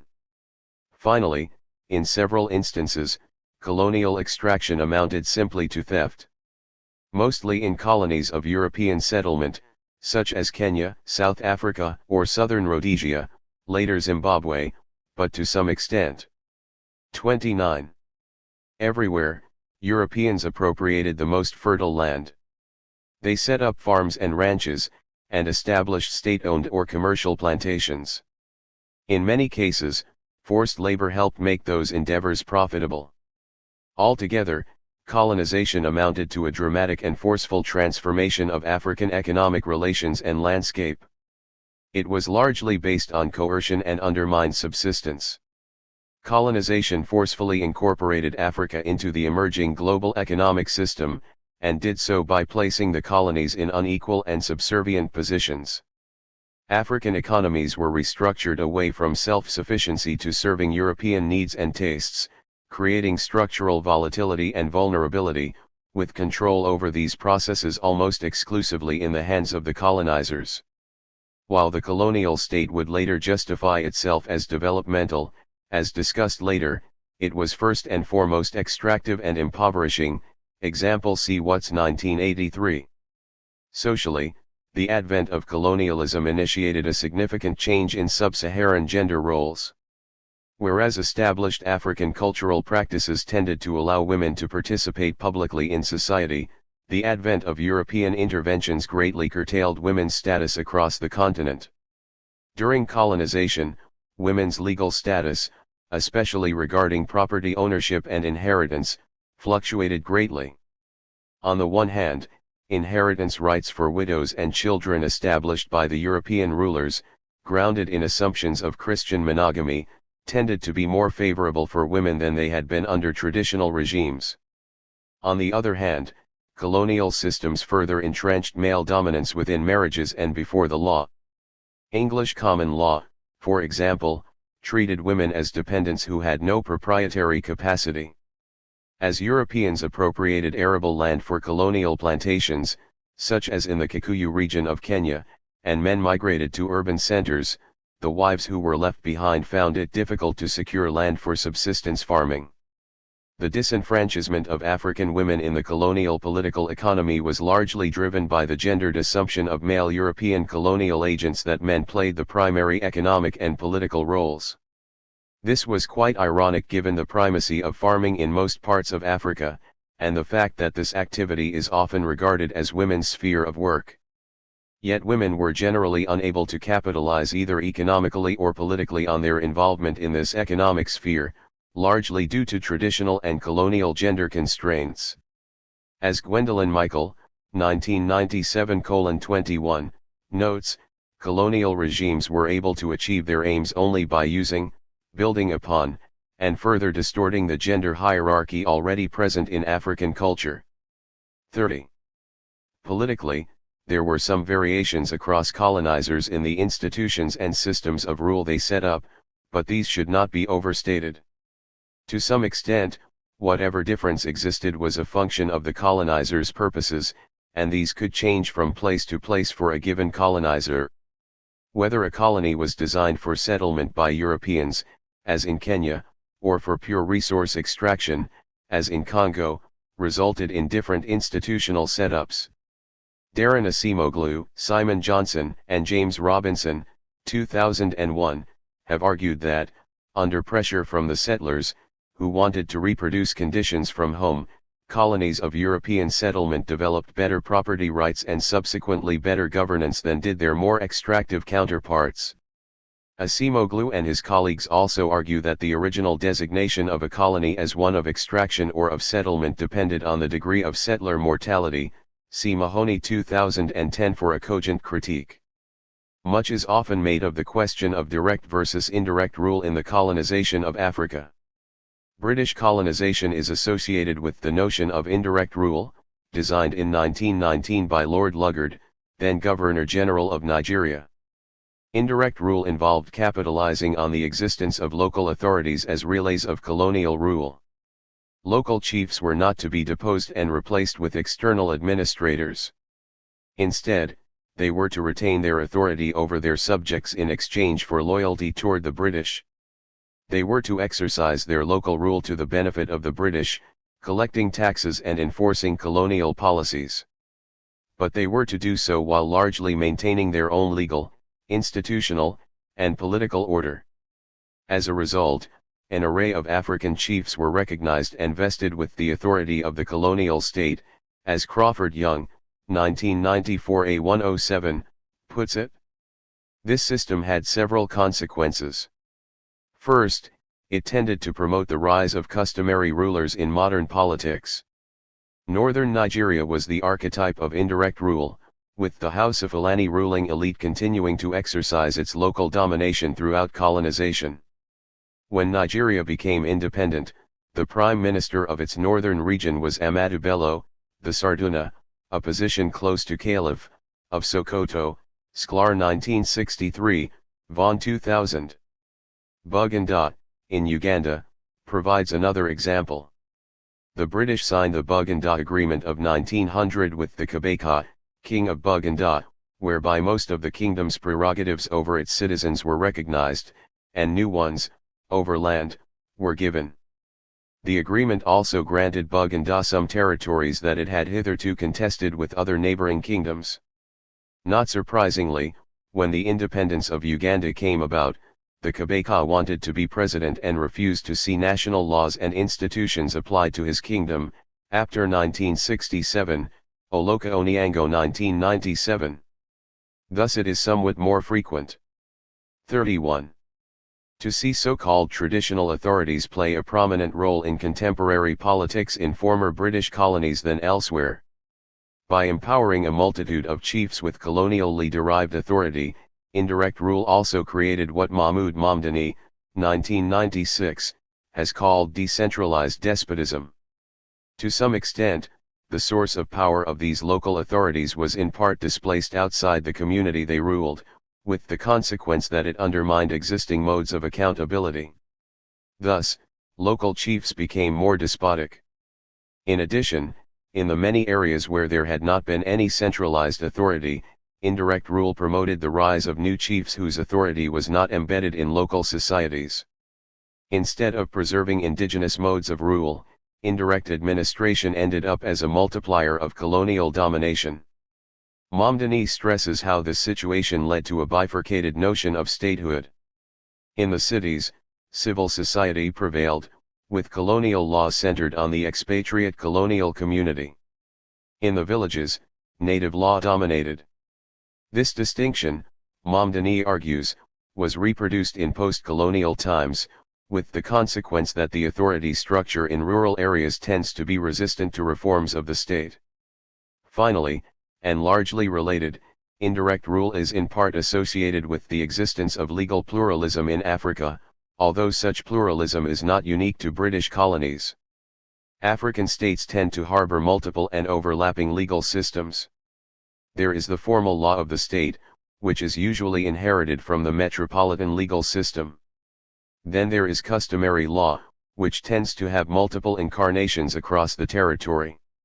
Some problems are typically referred to customary courts, example land disputes, marriage problems, and witchcraft, others are referred to formal courts. Often, cases heard in customary courts can be appealed in formal courts. Sometimes, Africans can benefit from this pluralism by trying the different avenues of legal recourse. Legal pluralism has taken on extreme dimensions in Nigeria, where 13 northern states adopted Sharia as their own law in 2000 in violation of the national constitution. In Sierra Leone, the rise of conflict in the 1990s has been linked to frustration at the resilience of customary legal arrangements by which established elders obtain the servitude of young men accused of having sex with some of their many wives, Mokuwa et al. 2011. In contrast to the British, the French are said to have practiced direct rule. They partitioned their African colonial empire into two large structures, Afrique Occidentale Française, AOF, and Afrique Equatoriale Française, AEF. Each had a governor-general. Within each the French created distinct administrative territories with governors. Each of these provinces was in turn divided into circles, the main local instrument of 32. Colonial rule, which were run by French commandants de cercle, who exercised authority over French chiefs of subdivisions. Yet this should not be understood as implying that Africans did not participate in colonial rule in French colonies. With all of AOF counting no more than 300 to 400 French administrators between the two world wars, co-opting Africans was a matter of sheer necessity. Thus the French too appointed Africans as local agents. The last two levels of administration, cantons and villages, were administered by Africans. The main differences with the British, however, were that these people were not appointed as a function of their customary authority. They could be commoners or even come from different regions of the country, and they were more likely to apply French colonial laws and directives than to apply local customs. They were direct agents of the French colonial state, which operated under a principle of legal unity. Yet in practice it was often expedient not to try to control all facets of life and to delegate some issues to customary law, with the consequence that here too legal pluralism arose. By and large, with respect to administration, the Belgian, Italian, and Portuguese colonial systems were more similar to the French than to the British system. Everywhere the colonizers had to rely on local African agents, but the distinction between direct and indirect rule is occasionally exaggerated. Does the difference matter, however, in terms of predicting subsequent political evolution? It is hard to say with certainty, since indirect rule cut both ways. On the one hand, it might have had beneficial effects by preserving, while transforming, pre-existing forms of rule. On the other, it probably compounded the problem of post-colonial national integration, since it usually subsumed these traditional systems into larger diverse territories. It is hard not to relate the contemporary polarization of northern Nigeria to its colonial status. Similarly, Buganda proved to be the thorn in the side of Ugandan national integration and directly contributed to the breakdown of Uganda's political system in 1967. Matthew Lang, 2004, has shown that the proportion of former British colonies that were under indirect rule as of 1955 negatively and significantly correlates with several contemporary indicators of governance quality as well as with political stability. Aside from the transfer of power by the British to the white minority in South Africa in 1910, the main event of this first period of colonization probably was World War I, from 1914 to 1918. Although it was largely confined to Western Europe, it involved African colonies in at least two ways. First, particularly in AOF, a large number of Africans, some 135,000, were forcibly recruited to fight in Europe. They became known as the Tirailleurs Sénégalais, from the name of an 33. Early African military colonial contingent, although by then they were no longer exclusively Senegalese, Eschenberg 1991. They made a significant contribution to the war effort and often returned home both ideologically transformed and more inclined toward reformist activism. In addition, the recruitment efforts often led to riots that shook the still young colonial structures. Thus, World War I was associated with more unsettled politics in the colonies. Part of the struggle between Great Britain, France, and Belgium on the one hand, and Germany on the other, also took place in the colonies. More than 60,000 tirailleurs fought in Africa. There was significant fighting in Cameroon and Tanganyika, for example. In the end, Germany's defeat resulted in a colonial reshuffle, largely akin to a sharing of the spoils, as its colonies were distributed among the victors. Belgium acquired Rwanda-Urundi, France most of Togoland and the majority of Cameroon, and the United Kingdom the remainder of Togoland, the part of Cameroon that borders Nigeria, Southwest Africa, future Namibia, and Tanganyika, see Figure 2.2. Technically, the German colonies became mandates of the newly established League of Nations. They were to be managed on behalf of the League for the welfare of local populations. In practice, however, they were assimilated into colonies and often were physically merged with them. The Belgians annexed Rwanda-Urundi to Congo, and the British administered Tanganyika with Zanzibar, later to become Tanzania, Western Togoland with Ghana, and Western Cameroon with Nigeria.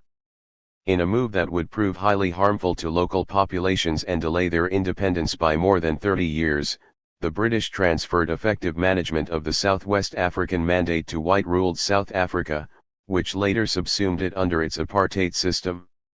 Late colonial rule and decolonization. While the interwar years were largely characterized by increased extraction and the further institutionalization of colonial rule, the post-World War II period, from 1945 to 1960, was characterized by decolonization. However, although it can be argued that African decolonization symbolized the success of African nationalism and represented the outcome of liberation struggles, not everyone finds the historical significance of decolonization so compelling. Independence did not represent as massive a transformation of African politics as colonization did. Although it spelled emancipation from rule by Europeans, in many ways it also embraced and reproduced the colonial project. It is indeed essential to 34. Understand the extent to which decolonization made a choice for the post-colonial state and sidestepped once and for all the alternative paths of political evolution. With it, African history changed course forever.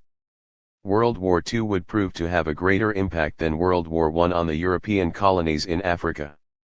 While Belgium was largely occupied during both wars, France only fell to the Germans in the Second War, and rather rapidly so.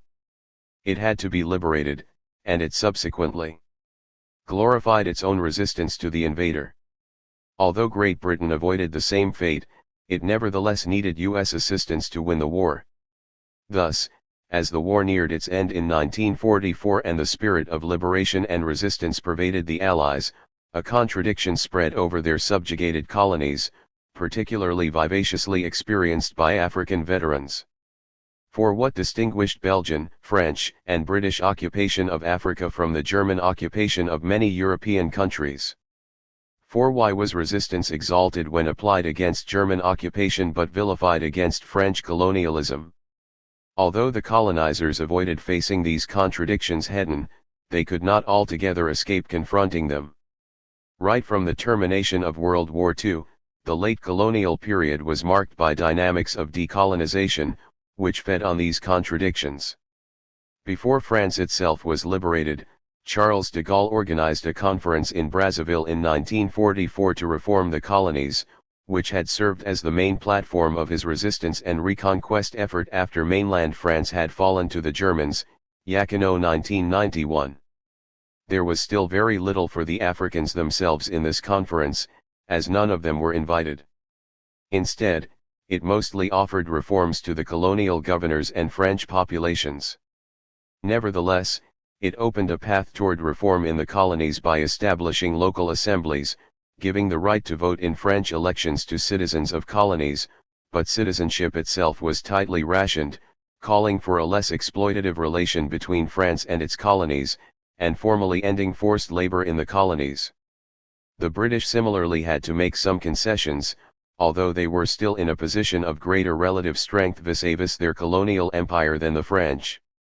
Already in 1941, in what became known as the Atlantic Charter, British Prime Minister Winston Churchill and U.S. President Franklin Roosevelt had included the right to self-determination of all peoples as part of their envisioned post-war world architecture.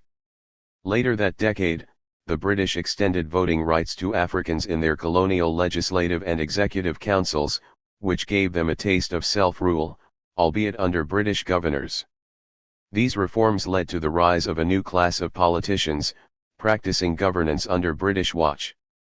Several of them, including Kwame Nkrumah of Ghana, Gold Coast, Jomo Kenyatta of Kenya, Hastings Bunda of Malawi, Nias Aland, and Obafemi Awolowo of Nigeria, would gather in Manchester in 1945 for a Pan-African conference that called for additional reforms in the colonies and helped spread ideas of emancipation and decolonization. At the same time, the United Nations, which was established in 1945, became a sounding board for anti-colonial ideas and delegitimized. 36. Colonial Holdings. Chapter 11 of its charter, titled Declaration Regarding Non-Self-Governing Territories, considered self-government the outcome of colonial rule.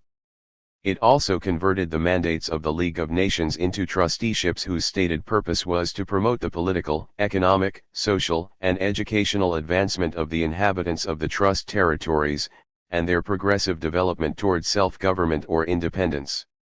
Of course, it was not considered politically feasible for colonizers to recognize these rights to their trust territories without also extending these rights to their regular colonies. Moreover, Article 1 of the Union Charter recognized the principle of equal rights and self-determination of peoples. Although this is a dimension of international law that has remained plagued to this day with doctrinal disagreements and implementation contradictions, it provided ammunition for those who wanted to escape the colonial yoke. The post-1945 period was thus characterized by multiple reforms, mostly in English and French Africa, toward the self-government and self-determination of the colonies. However, the idea of independence was not initially part of these reforms. For the British, self-government did not necessarily imply independence. The French for their part did not speak of it until the late 1950s and tried instead to integrate African elites into structures of shared governance. African elites themselves were more often preoccupied with reaching rights equal to those of the colonizers than with outright independence from the colonizers. In the British colonies, reforms of self-governance proceeded at a rapid pace, pushed in part by the momentum of India's independence in 1947. Their legislative and executive councils were meant to promote African governance and train a generation of politicians, progressively empowering local elites. Interestingly, in view of Great Britain's long dedication to indirect rule, these local assemblies and governments largely sealed the fate of chiefs. As these new institutions developed, they further crystallized the colony as the container of post-colonial politics and contributed to the marginalization of native authorities. Their adoption represented, to some extent, a departure from the previous colonial experiment with self-government that indirect rule had embodied. Largely unaddressed at the time were the implications of this reversal on national integration, particularly in the multi-ethnic colonies where indirect rule had thrived. Kwame Nkrumah of Ghana limited the Ashanti and other chiefly influences with relative ease, Rathbone 2000. But in Nigeria and Sudan, the question of national unity has dominated politics since independence. Once begun, British decolonization generally proceeded at a fast pace. Sudan became independent in 1956, and Ghana in 1957, ahead of 37. The big continental wave of 1960 that saw 17 African countries accede to international sovereignty. Yet things were more complicated and protracted in those British colonies that had large numbers of European settlers. In Kenya, where many whites occupied farms in the Kikuyu Plateau, the Mau Mau peasant uprising lasted from 1952 to 1960 and contributed to the deferring of independence until 1962, Branch 2009, Anderson 2005, through 1987. That was nothing, however, compared to what happened in southern Rhodesia, where many powerful white settlers rejected all ideas of black self-rule. As it became harder and harder to deny self-government to Africans, the white minority government of Ian Smith declared its own unilateral independence in 1965 and embarked upon apartheid-like policies, provoking an African armed insurgency that ended with the eventual victory of the Zimbabwe African National Union, ZANU, and the independence of the country as Zimbabwe in 1980. 5. The French contrasted with the British in the degree to which they hoped to assimilate their colonial subjects into French culture and political life. Until the mid-1950s, the idea of turning Africans into Frenchmen and French women remained at the heart of France's Africa policy.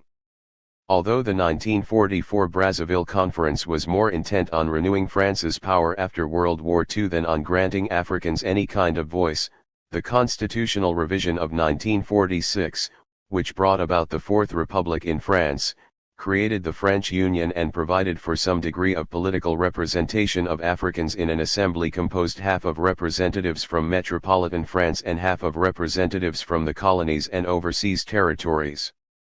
6. This is how some African politicians who would later become presidents of their countries, such as Félix Houphouët-Boigny of Côte d'Ivoire, Ahmed Sékou Touré of Guinea, Léopold Senghor of Senegal, and Modibo Keïta of Mali, began their political careers, as members of parliament in France, with some of them even serving as ministers in the French government.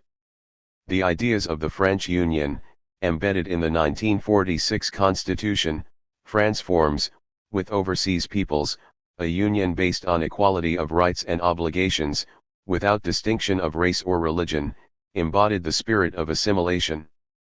Assimilation harbored, however, a massive contradiction.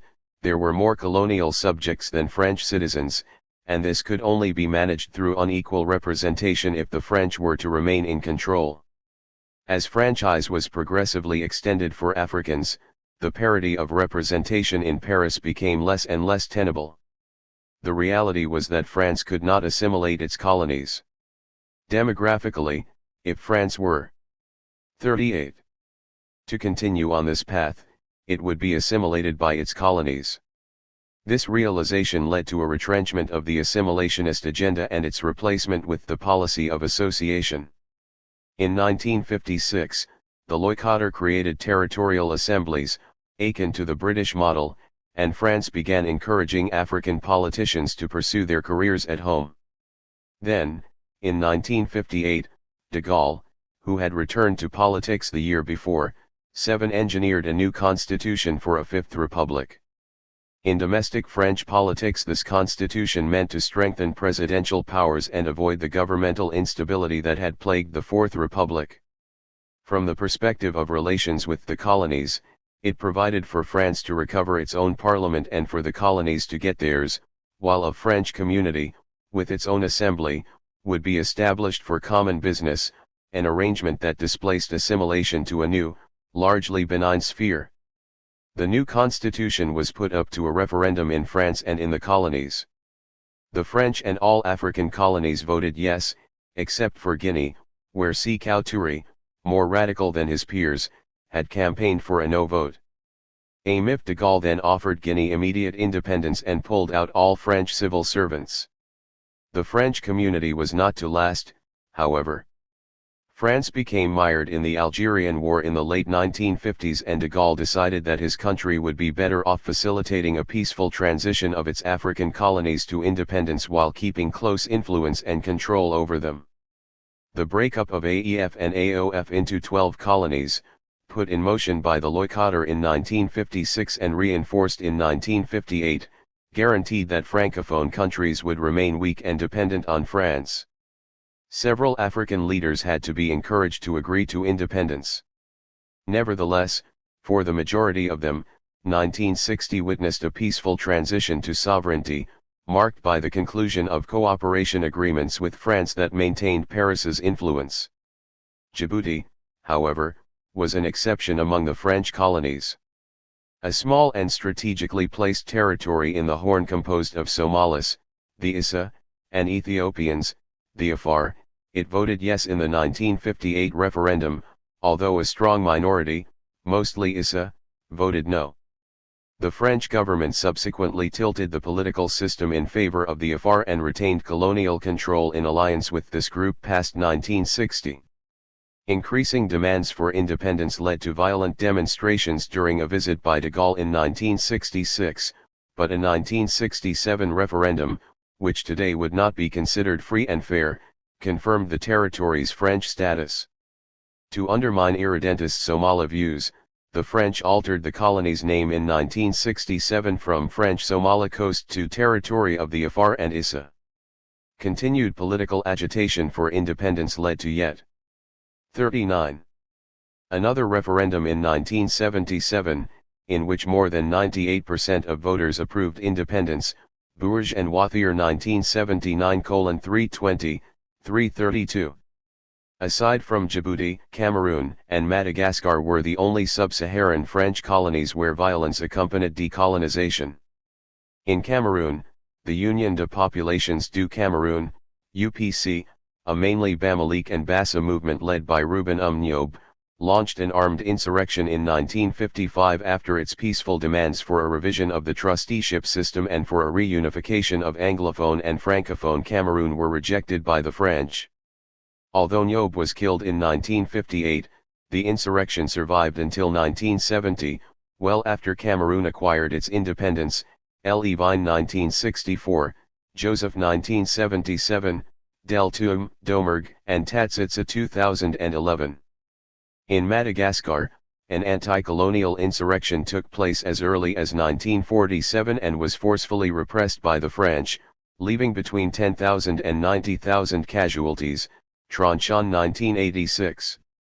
Elsewhere on the continent, decolonization was either extremely abrupt or non-existent. Until the late 1950s, the Belgians did not imagine the independence of Congo taking place for another 3 decades, if at all. The violent repression of demonstrations for political rights in Kinshasa, then Leopoldville, in 1958, however, led them to abruptly reconsider their position and to rush into a poorly planned transition to independence. Political parties were authorized and mostly took on ethnic dimensions. At that point, there were fewer than 24 Congolese with college degrees out of a population of over 15 million. A few Congolese elites were invited to Brussels to help draft a constitution, with the understanding that the Belgians would remain involved in much of the country's administration and military after formal independence. Elections were held in May 1960, which saw the movement National Congolais, MNC, of Patrice Lumumba emerge as the dominant party. Yet the Belgians connived to undermine Lumumba. A few days after independence, on June 30, 1960, the Congolese military mutinied and the province of Katanga, whose leader, Moïse Tshombe, had been kept away from the national government, declared its secession. Lumumba was captured and murdered, seemingly with the complicity of Belgium and the United States. The country collapsed into several conflicts that endured in one form or another until 1967, Young 1965, Weiss 1967, Verhegen 1966, 1969. In Spanish Guinea and Sahara, and in the 5 Portuguese colonies, in contrast, time appeared to stand still. Spain and Portugal, with their dictatorial regimes friendly to Hitler's Germany, had stood mostly on the sidelines as World War II unfolded, and avoided the turmoil for reform that followed. The Portuguese government considered its colonies to be 40. An intrinsic part of Portugal, mere overseas provinces, and favored a policy of migration and settlement. Arguing that it did not have colonies, it refused to decolonize, Bender 1978. As a result, African insurgencies developed in its colonies, first in Guinea-Bissau, and later in Angola and Mozambique, Azevedo 1991, Chaliand 1969, Markham 1978. The Portuguese colonies became independent after the dictatorship was overthrown in the 1974 Carnation Revolution, but conflict endured, this time among different domestic factions in Angola and Mozambique. Spanish Guinea similarly acceded to sovereignty after the death of General Franco in 1975. Things turned more complicated in Spanish, Western, Sahara, over which sovereignty was claimed by Mauritania and Morocco. Both countries invaded it after Spain abandoned it in November 1975. In 1979, Mauritania pulled out and relinquished its claim. To this day, Morocco has continued to occupy large segments of the country and to claim it as Moroccan. A United Nations planned referendum on independence has been postponed many times, Jensen 2004. Although elements external to African dynamics were essential, decolonization was far from merely a European affair. After World War II, an increasing number of Africans began to mobilize for emancipation, and generated the first wave of African nationalism. This movement found its origins in a diversity of forms of mobilization, including ethnic associations and religious groups, but its main manifestation after World War II became the political party, particularly Congress or convention types of mass parties in Anglophone countries. Run by educated and urbanized leaders, few of these parties wanted independence at first, Bijtenhuis 1991:48, focusing their demands instead on justice and improvements in the lives of Africans. For although development was on the agenda of colonizers in this period, colonialism still treated Africans with great abuse, discrimination, and violence, as powerfully told in the works of Frantz Fanon, 1963. Yet the agenda of African parties turned increasingly nationalistic in the years that followed the war, Rotberg 1962.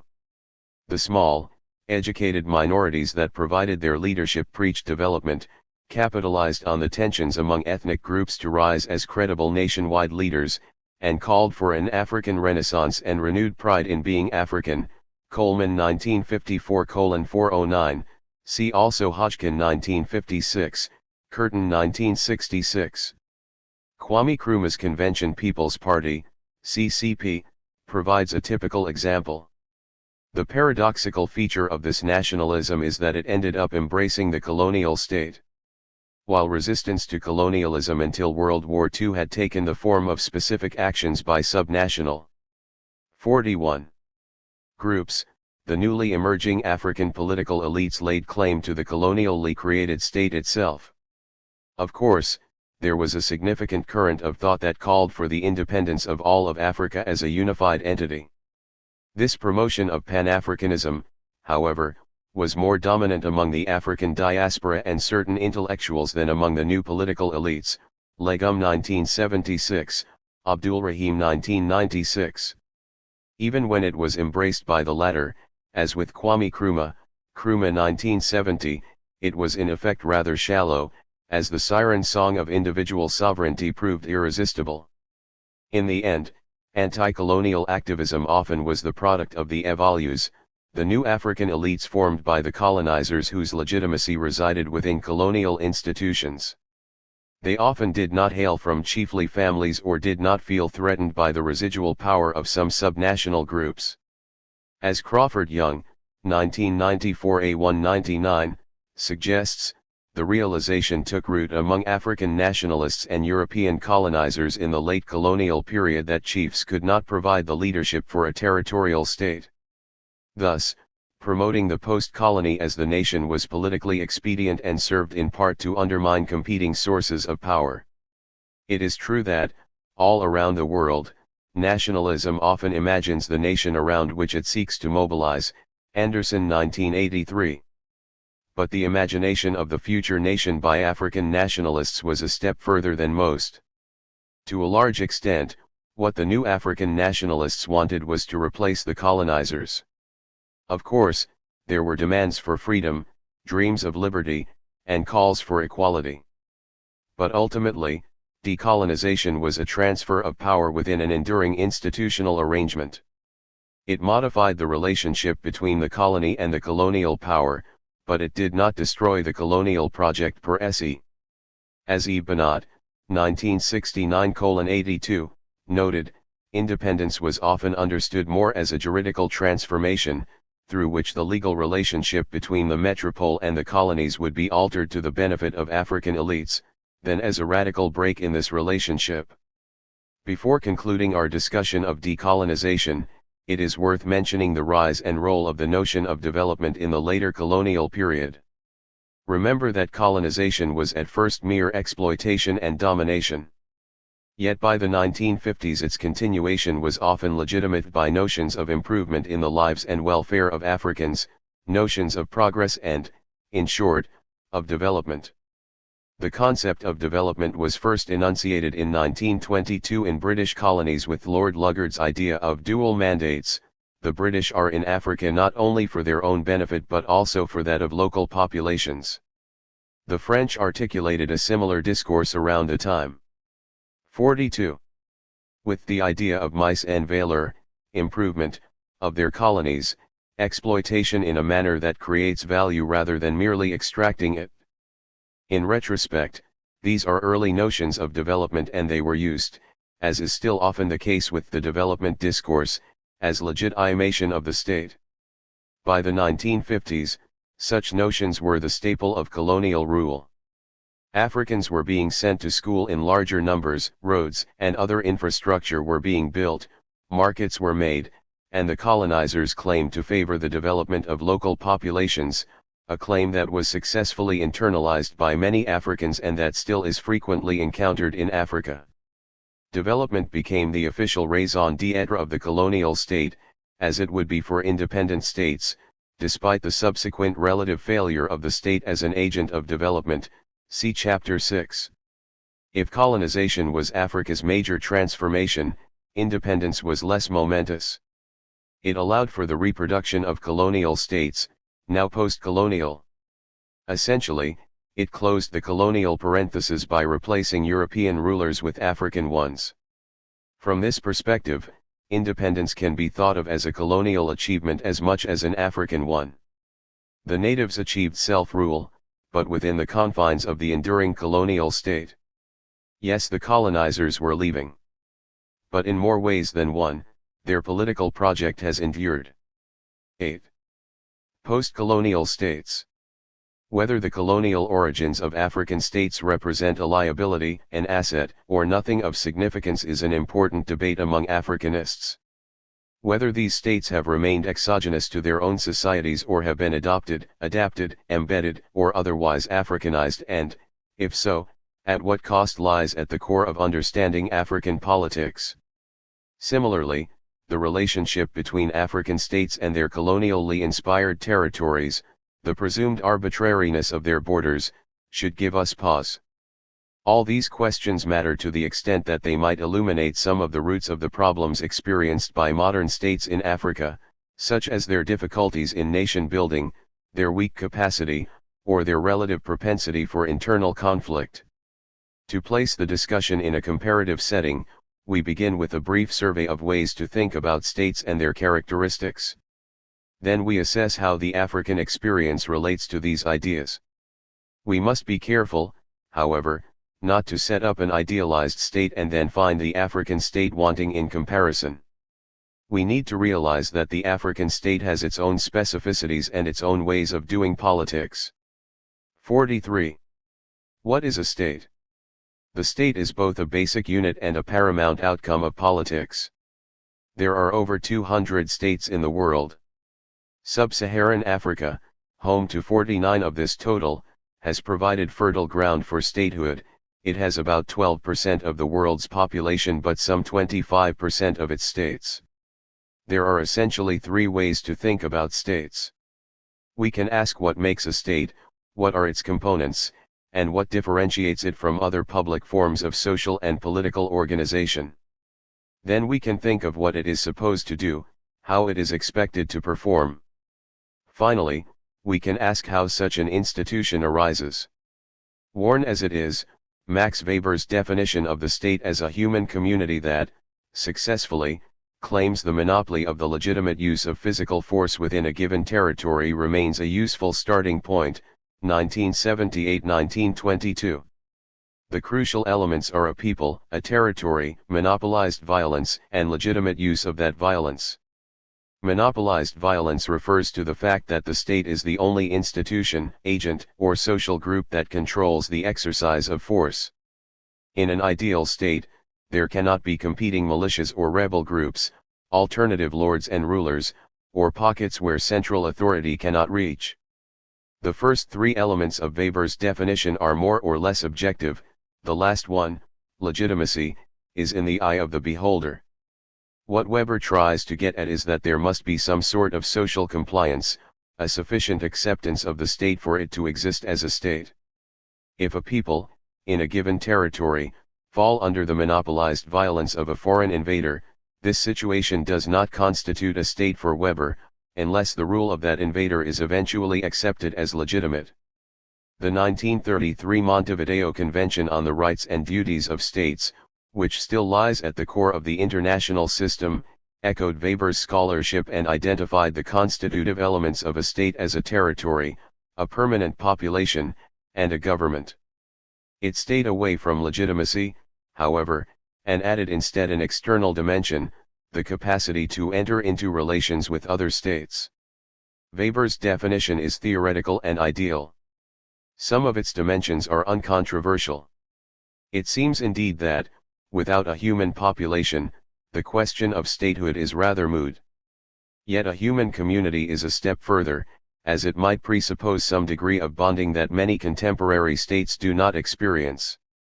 Moreover, some states, such as the Vatican, hardly have any population. The territorial requirement also seems essential, although here too there are a few exceptions, such as the Order of Malta, recognized as a sovereign state by some 60 countries but consisting largely of an office building in Rome. In Africa, Western Sahara is recognized by many other African states and by the African. 44. Union, but it has a diminutive population and no control over its claimed territory, much of which Morocco occupies. Yet other constitutive elements are more problematic. One can wonder, for example, whether any state in the world exercises the monopoly of legitimate violence. In the United States, it is legal for citizens to carry and stockpile guns. Nevertheless, although the constitutive elements of statehood manifest themselves in various degrees, it is worth bearing them in mind: a people, a territory, an effective government, some degree of legitimacy, which does not necessarily imply democracy, and relations with other states. Instead of asking what states are supposed to be, we can also wonder what they are supposed to do, and for whom. Why do we need them? Of course, these questions have motivated the writing of millions of pages since Plato's Republic. Yet we can single out a few crucial contributions to the analysis of African states. Possibly the most important is that of Thomas Hobbes, whose Leviathan, 1968-1651, remains remarkably relevant today. Hobbes offered a thought experiment, largely inspired by episodes of civil war in England in the 1640s, about a society without a state, living in a state of nature. In such a system, everyone would have to fend and fight for themselves. There would be perpetual violence, looting, theft, and fear. Property and other individual rights could not develop. To escape this conundrum, Hobbes believed that rational individuals eventually would see that they had to collectively surrender the means of violence to some shared institution and agree to live under its authority. This surrendering of individual violence for greater welfare engenders the formation of the state. It is thus the state's main purpose to end violence, to absorb and tame it, and to allow us to live peacefully and safely in society. Together with John Locke and Jean-Jacques Rousseau, Hobbes is one of several writers who belong to the tradition of the social contract. These authors imagined society coming together to sign a contract, a covenant, whereby they surrendered certain individual rights in order to form the state and protect their lives and property. For all its abstraction, its lack of historical foundation, and its nature as only a thought experiment, the idea of the social contract is an essential foundation of states. It captures the willingness of individuals to surrender some liberties for a greater collective good and is germane to Weber's legitimacy concerns. Can the citizens of a state entertain the idea that they or their ancestors have willingly joined this system? Do they internalize the benefits they derive from the constraints imposed upon them by life within the state? Is there some general consensus on belonging together and on recognizing the legitimate authority of the state? Certainly, the 45 answers to these questions will depend in part on the historical origins of states. They will also partly be a function of the success of states in providing peace, safety, and property rights. Although they stress very basic ideas of survival and social order, what these social contract thinkers refer to, in broad terms, is the problem of organizing collective action, of providing collective goods. 9. For there are many things we cannot do as individuals or through mere market mechanisms. Not only must security be provided, but laws must be written and enforced, infrastructure developed, taxes raised, and the like. The state is one obvious solution to these problems. As suggested by Mancur Olson, 1971-1965, the state can force everyone to bear their share of the work or of the financial burden for the public good to be supplied. If the state is indeed intent on maximizing public welfare, it has the formidable tool of its sovereign legitimate force to organize collective action. Thus a society with an effective state will be able to reach a higher level of development than one without an effective state. The notion of state capacity refers in part to a state's ability for such collective action. Even if one does not believe in the necessity for the state to provide many public goods, such as education or health care, most believe that states are necessary for providing some basic agreed-upon lawmaking mechanisms to secure property rights and reduce transaction costs, the costs of doing business, such as negotiating and enforcing contracts, so as to make production and exchange among individuals possible. 10. For an economy to thrive, and thus for economic development to occur, it is generally agreed that states must be able to provide and enforce basic rules that all parties can rely on and without which transactions would be seriously impaired. Classical economist Adam Smith had already identified this need for economic governance when he wrote, in 1776, that it took a well-governed society for the division of labor to produce its expected productivity gains, 1976 1776 15. More recently, authors such as James Buchanan, 1975, and Douglas North, 1990, have highlighted the role of the modern state in reducing transaction costs and securing property rights. Their view of the state might seem economically narrow to some and remains controversial for many Africans and Africanists, yet it is one that is widely endorsed by agencies such as the World Bank and that has significant implications for development. We can also flip things around and see the state as trouble rather than as a benevolent entity. For Karl Marx, most of the time, the modern state was the instrument of capitalism. As the executive of the bourgeoisie, it was doing the capitalists' bidding, adopting laws and policing in such a manner that profit would be maximized. In short, the 46. State organized and regulated the exploitation of the masses. This might not be exceedingly relevant to Africa, where capitalist industrialization remains limited and where working classes still are hard to find, as opposed to scattered peasantries, but it raises the question of whether the African state could be conceived as the instrument of exterior economic forces, using it for access to resources and to keep African populations submissive.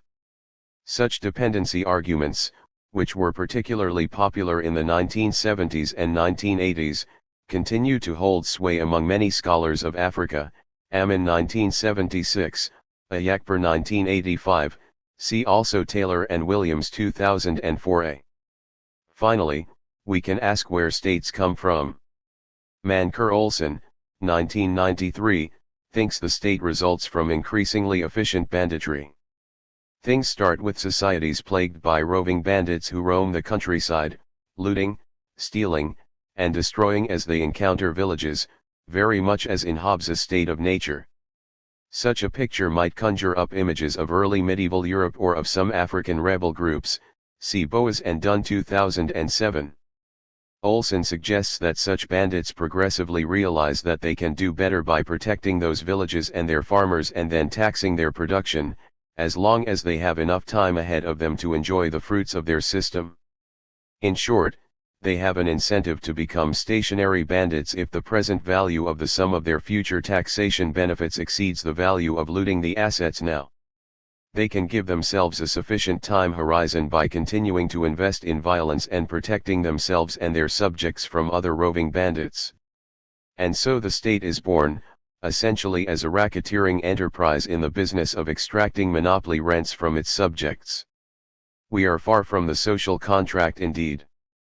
Olson argues that it is only progressively, through accidents of history, that the stationary bandits democratize by broadening their membership to eventually include the majority of citizens, whose encompassing interest favors the adoption of policies that increase general welfare. Although the colonial origins of the African state do not conform to the story of the passage from roving to stationary banditry, it is tempting to make sense of the contemporary behavior of multiple African states along the line of stationary banditry. In this respect, insecure leaders with a short time horizon are more likely to loot their countries than are their more stable counterparts. Using a more empirical historical approach, Charles Tilly, 1990, had come to similar conclusions. Looking at the rise of nation-states in medieval Europe, he argued that the exigencies of war, such as purchasing weapons and conscription, led kings to develop administrations in order to tax their populations and draft soldiers. Because the people had 47. To pay tax and surrender their sons, they began making demands on the state, and a state-society relationship ensued that saw the formation of nation-states. In Tilly's now classic formula, states make wars, and wars make states. As we will return to later, Tilly's theory is particularly relevant to the study of the state in Africa, where the relative absence of interstate wars has been a characteristic of the post-independence era. Some have argued that this absence of warfare prevents the formation of strong African states, Herbst 1990b. Irrespective of war, Tilly brings up the important issue of the state making demands on people, and of people, in turn, making demands on the state. What are the effects of this kind of bargaining, which is largely absent from African state formation, on the subsequent legitimacy and effectiveness of states? Putting less emphasis on violence, Hendrik Sprout, 1994, showed how material changes, anchored in demographics and trade, gave the territorial state a comparative advantage in Western Europe around the 11th century over alternative forms of collective action. Sprout sees the late 11th century as a time of growing economic production, long-distance trade, and rising towns. He notes that the increased importance of towns changed the balance of political order and led to several possible institutional outcomes, one of which was the territorial state. The sovereign state beat other possible institutional configurations in Western Europe because of its superior features of internal hierarchy and territorial demarcation. Internal hierarchy led to standardization and increased certainty, and helped prevent free riding, increasing the credibility of the state's commitments. Territorial jurisdiction made it clear where state hierarchy applied and reduced opportunities for defections. Finally, other configurations around Europe followed suit, exiting the system they were in and mimicking statehood. The African state. How do African states compare to these ideal types? How do they conform to these general theories? Recall the main constitutive elements of statehood are generally, a territory, a people, an effective government, a degree of legitimacy, and relations with other states. Territory is one undeniable dimension of African statehood. All 49 sub-Saharan African states have clearly delimited, at least on maps, and remarkably stable territories. Some of them might be small, particularly island states, but on average their territories are rather large compared to states in other regions. Elliot Green, 2012, calls our attention to the fact that Africa has about the same number of states as Europe, but on 48. More than twice the area. That the territories of African states have endured to this day is quite impressive given the relatively shallow colonial penetration that led to their creation and the threats of breakdown that surfaced soon after independence in some of them, such as Congo with the secession of Katanga, or Nigeria with the secession of Biafra. African states comprise human populations, but it is debatable whether each forms a homogeneous or cohesive community, Jackson and Rosberg 1982. We will come back to this issue in ample detail in Chapter 3, but it bears noting already that African societies are highly heterogeneous, particularly in ethnic terms. With a few exceptions, the states created by colonization include formerly distinct societies and polities. Many pre-colonial political formations now subsumed in the same state were distinct systems in pre-colonial times. Sometimes, they had been at war with each other, which raises doubt as to their status as a unified community. Among the few exceptions are Rwanda and Burundi, which were colonized more or less in their pre-colonial configurations. Yet their degree of polarization and the amount of violence their people have meted out on each other since independence suggest that they too suffer from deficits of community.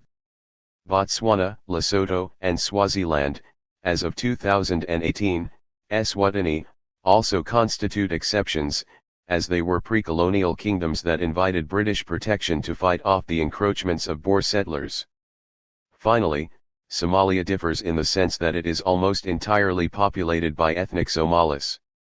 To the extent that these Somali clans were not previously politically integrated, however, Somalia conforms more to the modal heterogeneous African state. However, as we will also discuss in Chapter 3, cultural heterogeneity has not prevented the rise of strong post-colonial national identities in Africa. It is certainly not unreasonable to argue that there are such things nowadays as Chadian, Congolese, or Nigerian nations. It is telling, in this respect, that very few African insurgencies actually aim at dismantling the state.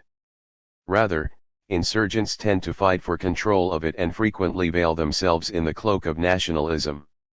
Hence, Though polarized and conflict-ridden as they might be, African states generally meet the human community test. At least in formal terms, African states have governments, that is, executives, administrations, and security agencies that rule their territories and populations. These governments can be quite visible, whether in coverage by the media, through their public buildings and monuments, or in the routine presence of soldiers and police in the streets. They are generally good at exercising their domination over their population. Chapter 4 focuses on the governing dimension of 49. African politics.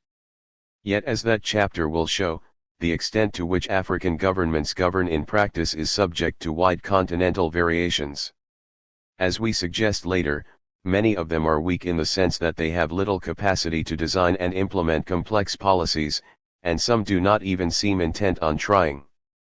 In addition, they effectively share the responsibility to govern with many other public and private institutions, such as customary authorities, non-governmental associations, religious groups, foreign governments, charities, and international organizations. In many ways then, the governing of African societies, or what some call the sovereignty of their states, example Chalfin 2010, is delegated upward and downward. Despite these variations in the degree of effective existence of African governments, all but a couple of African states are recognized by other states as sovereign and legally belong to the international community of states. Unlike states in most other regions, they were not required to demonstrate their existence to others before being recognized. Jackson and Rosberg 1982, Jackson 1990. They received automatic recognition at independence on the principle that former colonies represented the instrument of the self-determination of African peoples. This outside recognition of African states has never wavered, however weak some of them have become in reality. Hence, Somalia retains its seat at the United Nations despite for decades having lost most features of statehood on the ground. In contrast, a couple of African states have failed to obtain widespread recognition. The Frente Popular de Liberación de Sagia el Hamra y Rio de Oro, Polisario, has demanded sovereignty for Western Sahara since the withdrawal of the Spanish colonizers in 1975. Yet, confronted with Moroccan claims over the same territory, it has been unable to obtain the recognition of its Sahrawi Republic from more than some 50 countries and the African Union over the years. That is nevertheless a lot better than Somaliland, a former British colony that united with the former Italian colony of Somalia in 1960, but seceded in 1991, and has yet to be recognized by a single sovereign state despite more than 20 years of effective existence and a degree of governance that contrasts with the violent anarchy of Somalia next door. The last dimension of statehood, the monopoly of legitimate violence, is by far the most complicated to assess. Of course, many African states are or have been plagued with political violence, but this does not necessarily imply that such violence is perceived as politically legitimate by significant segments of their populations. However, countries such as Sudan during its civil war with the South, or Nigeria during the Biafra secession, or Chad for all of its existence have had tenuous reservoirs of 50. Political legitimacy. Reciprocally, many will find it unquestionable that the violence exercised by the Rwandan state during the 1994 genocide lacked legitimacy. By and large, the complex question of legitimacy is better left unanswered at this early stage. Hopefully, the rest of the text will provide more material to think about it productively. Suffice it to say for now that legitimacy is a controversial dimension of the existence of African states. Setting this last question aside, we can tentatively conclude that African states are generally recognizable members of the species. If we ask what they actually do, however, we are more likely to conclude that they are outliers compared to states elsewhere. On average, African states are not very successful at providing essential human security to their citizens. In not a few cases, they are the ones that represent a threat to the security of their populations. Even those that do not oppress or terrorize their citizens are generally weak at supplying them with essential collective goods. The majority of African states do poorly at coordinating collective action, reducing transactions costs, providing stable property rights, and offering basic services to their citizens. In a nutshell, they are short on good governance and lack capacity. A large literature has flourished since the 1990s on the degree to which states fail or do not achieve their expected functions. The concept of state failure, which surfaces in our discussion at several points in this book, has come to represent the status of those with the worst performance, countries that essentially no longer formally function as states, which does not imply, however, that they are devoid of power and domination, or even of institutions. The concept is certainly controversial, with many academics challenging it on theoretical, normative, empirical, and practical grounds, as Rowe and France 2013. Some have suggested that Western policymakers, prioritizing their own security and development agendas, have employed the concept to legitimize various forms of policy interventions, Grimm, Englebert, and Ney 2014. Setting these important critiques aside for the moment, if we accept the validity and utility of the concept, there appears to be a greater average degree of state failure in Africa than in other continents. Figure 2.3 shows the range in state capacity across the continent as of 2018, based on the Fund for Peace's Fragile States Index, formerly Failed State Index, which captures 12 measures of social, economic, and political performance. The figure compares this capacity to the average degree of capacity of other states around the world. Theoretically, the index can range from 0 to 120. The best worldwide score is 17.9, for Finland, the least failed state in the world by this yardstick. The worst is 113.4, for South Sudan, which just barely beats out Somalia. The average score for 51. Africa is 88, for the rest of the world it is 61. Only 2 African countries, Seychelles and Mauritius, perform better than the average for all other countries of the world. All other African countries exceed this average, and 7 of them are among the worst 10. Despite the African states' weak average performance under these measurements, it is important to note that capacity varies across the region and over time. For every Chad, there is a Botswana, for every Sudan, a Namibia. It is also important to think about the state over time and not only at a specific moment.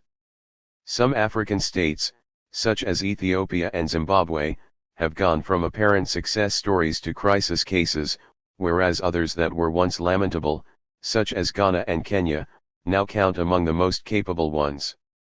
Nevertheless, even if we bear in mind variations across the continent, and whether we rely on this particular indicator or other similar ones, there is without a doubt a crisis of the African state, a failure at reaching some ideal of statehood or at performing basic functions of collective action and security provision for its citizenry.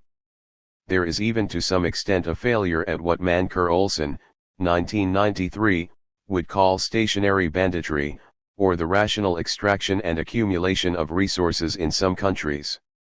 We return to this failure and seek to explain it at much greater length later in the book. For now, however, we turn to the questions of where African states come from and what is the link, if any, between their largely colonial origins and their post-colonial performance. Imported states. Aside from Ethiopia, all African states can be thought of as imported to the extent that they are the continuation of colonial creations from the late 19th century. Their existence, their authority, their territory, and even their sovereignty are the outcome of political processes in which domestic African forces often played minor roles at best. This is not a particularly African condition, however. One can think of most of the world as having adopted a version of statehood, the sovereign territorial state that originated in Western Europe. Bertrand Batty, 1992, has argued that this process of importation of the European rational legal state has led to a westernization of political order around the world. But the results, he suggests, were not quite as intended, and the universalization of the state has largely failed. A crucial consequence of this failure is a loss of meaning in the relationship between the rulers and the ruled, which discourages the individual in his efforts to adapt to an institutional life of no concern to him, 227. Batty relies on this insight to account for new forms of mobilization, including particularisms based on identity, 239, which he argues characterize politics in regions where the graft of the Western state has failed. The importance of ethnicity in African politics, to which we will return at great length in the next chapter, comes to mind. Although of a general scope, Batty's work applies to Africa, and he summons many examples from the continent. It echoes a popular theme in African studies, the notion that the imported nature of the African state bears at least some responsibility for its dysfunctions. There has probably been no more eloquent and engaging statement of the imported state hypothesis in Africa than Basil Davidson's highly readable Black Man's Burden, Africa and the Curse of the Nation-State, 1992. Davidson suggests that, rather than any inherent African characteristic, it is the European nation-state that is at the root of most contemporary African political problems. African societies, he argues, were largely prevented from continuing their own evolution by the destruction inflicted by the slave trade and colonialism. The latter promoted the rise of alienated African elites largely trained in Europe and oblivious to the historical foundations of political legitimacy. These regimes, severed from their history and people, produced nation-states that have been largely inimical to the interests of Africans. Among others who have focused on dimensions of political alienation inferred from the imported nature of the state, Peter E.K., 1975, a Nigerian scholar whose work we return to in Chapter 3, suggests that the state is of little concern to many Africans, who see it as an exogenous institution in transactions with which moral behavior is not expected. As a result, no social loyalty to the state develops, and corruption spreads. 53. This message echoes that of another Nigerian, novelist Chinua Achebe, who has one of his characters in his landmark novel A Man of the People declare in the affairs of the nation there was no owner, the laws of the village became powerless, 1966:30. The work of Ngugi wa Thiong'o, a Kenyan playwright and essayist, also conveys the alienating nature of the Eurocentric African state and calls for escaping from it by re-embracing African languages, see, particularly, Ngugi wa Thiong'o 1986. Beyond these works of a rather general scope, there are several more explicit theories in political science on the possible effects of the colonial origins of African states.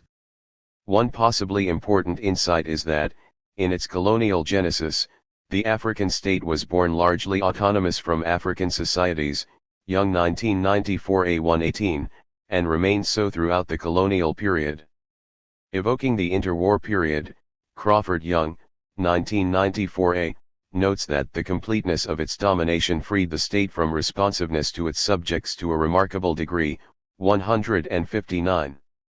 In the terminal phase of colonialism, it briefly lost its autonomy to the metropolis, 204, to the educated nationalist Africans, and to the United Nations and international law. But the silent revenge of the colonial state was surreptitiously to embed in its post-independence successor its corrosive personality. Hence it remains a superstructure of domination severed from civil society, 242. This historical autonomy might have biased the African state toward absolutism, Kalaki 1984, Mbembe 2000. Accountability was not part of its design and African social forces, playing but a minor role in its formation, were unable to demand significant concessions from it. In contrast, as we highlighted previously, European states had to bargain for authority and resources with other social groups when they developed, Tilly 1990, Holstein 1996. Even if they took a long time to democratize, they were born embedded in their societies.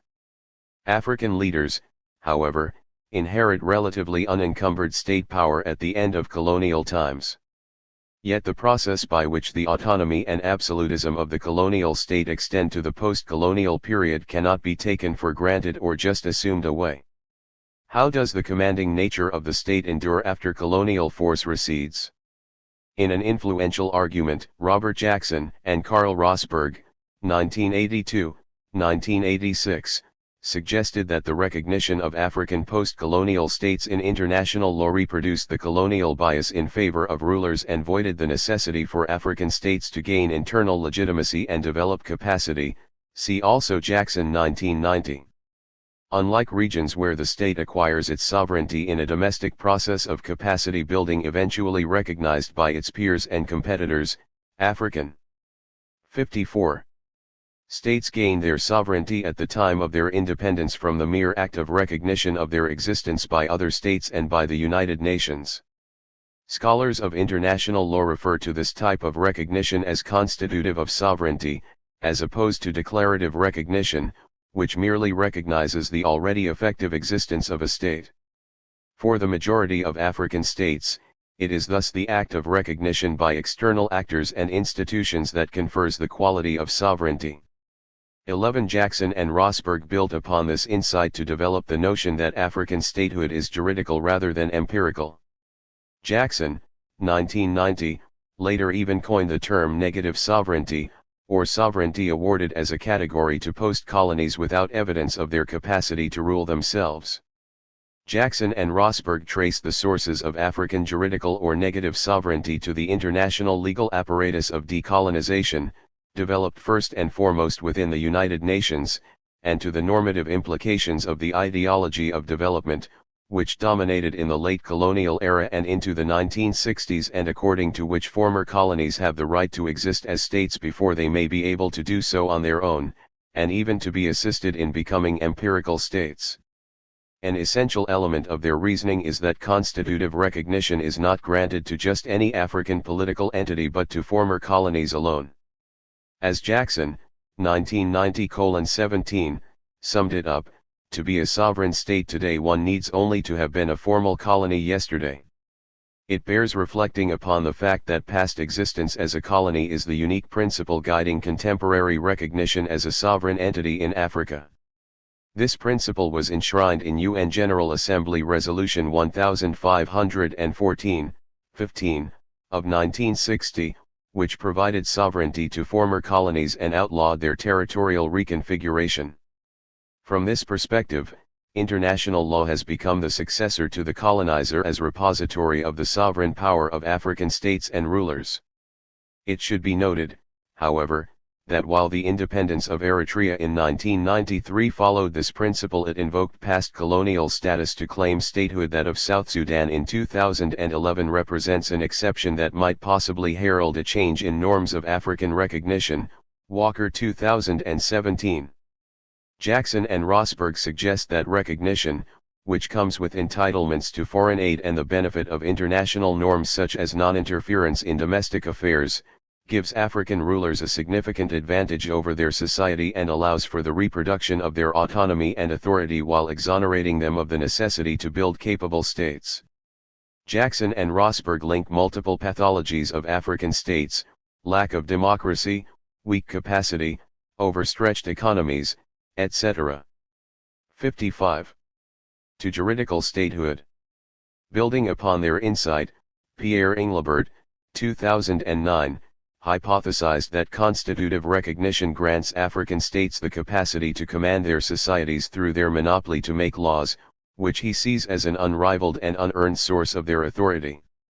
In this perspective, African states are able to largely reproduce the colonial blueprint and rule with limited constraint and accountability, practicing their authority as command. 12. In a different argument but one that also relies on their external genesis, Jeffrey Herbst, 2000, suggests that the imported origins of African states have resulted in countries that are too large for their available technologies of power. Contrary to the often held assumption that the larger the state the better, African states, he contends, suffer from diseconomies of scale.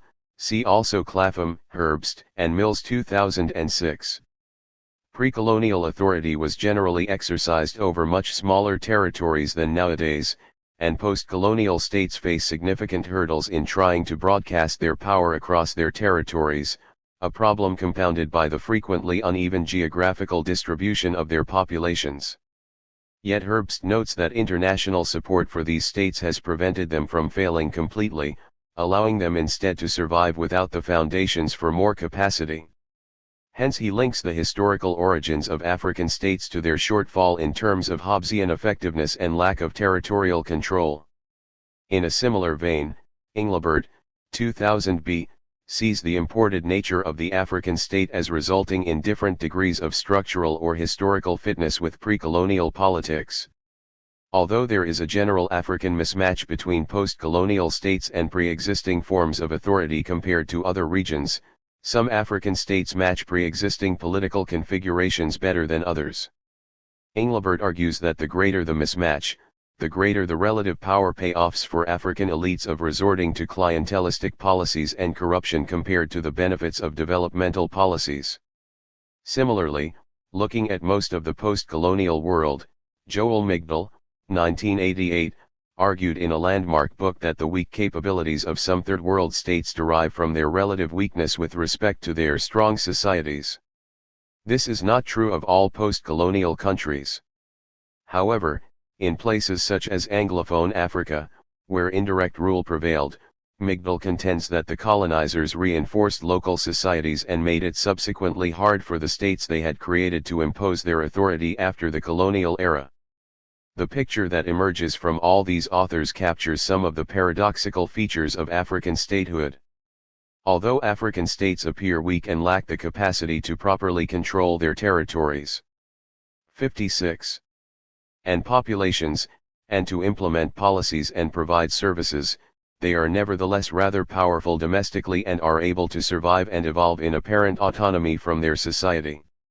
Their imported origins might help account for both of these dimensions. In another incarnation of the imported state hypothesis, some authors have focused on the configuration of African boundaries and its consequences. A common argument goes that the particular artificiality and arbitrariness of African boundaries make state formation and economic development particularly challenging and conflict more likely. Of course, all around the world, few borders, aside from those of island states, are natural in the sense that political geography would follow some uncontroversial pattern of the natural world. The Alps and the Pyrenees are sometimes presented as France's natural borders, but they were not for a long time. As for the Rhine, a cursory look at the history of Europe after the fall of the Roman Empire should suffice to discredit its natural pretensions at separating peoples. Thus, artificiality is the rule when it comes to borders everywhere. Arguments that African borders are particularly artificial do not therefore properly distinguish the continent from others. Yet, rather than artificiality, it might be their degree of arbitrariness and of exogeneity, as a result of their largely colonial origins, that distinguishes African boundaries. Asawaja 1985, Brownlee 1979, Davidson 1992, Nugent and Asawaja 1996. First, as mentioned earlier in this chapter, the concept of territorial delimitation of political control was by and large culturally alien to pre-colonial African polities, where authority extended over people more than over land. Allott 1974, Herbst 2000. Boundary zones were fluid as jurisdiction faded from the center toward the periphery, when jurisdiction existed, which was not the case for many stateless societies. In addition, Islam, the largest unified religion in Africa, did not recognize sovereignty over specific territories. Joff 1990. Second, Africans were at best minor participants in the drawing of their territories. For sure, they were not without any agency in the matter. At times the colonizers consulted with them and took the unity of cultural groups into account, as with the partition of Rwanda-Urundi from German East Africa, Griffiths 1986, or with the redrawing of the Niger-Nigeria boundary at the turn of the century to broadly coincide with the upper north limit of Usman Dan Fodio's jihad conquest, Tom 1975. In other cases, borders were determined after making treaties with local chiefs, Prescott 1987, or were adjusted afterward to take account of partitioned groups and migration, Barber 1961, Nugent 1996, as happened between Sudan and Uganda, Prescott 1972.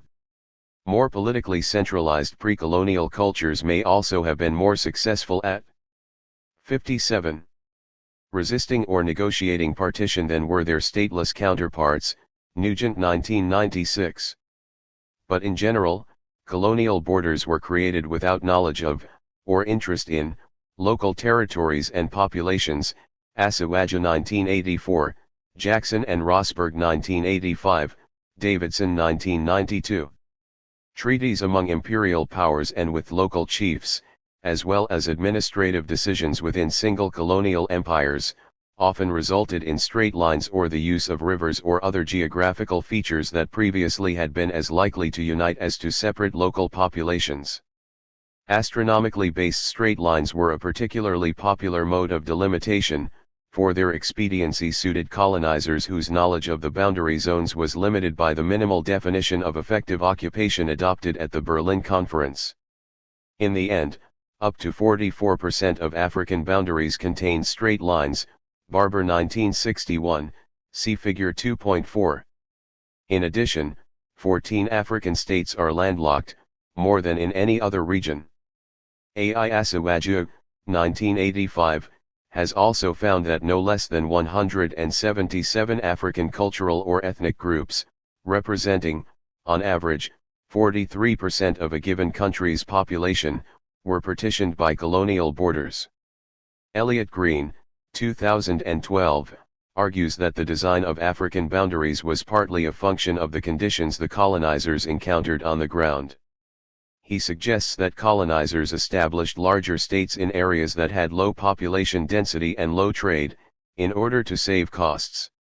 Because the colonies had to pay for themselves and the main means to do so was the head tax, and because the Berlin Conference had agreed on effective pacification not being necessary for colonial claims, colonizers faced positive returns from increasing state size in low-density environments.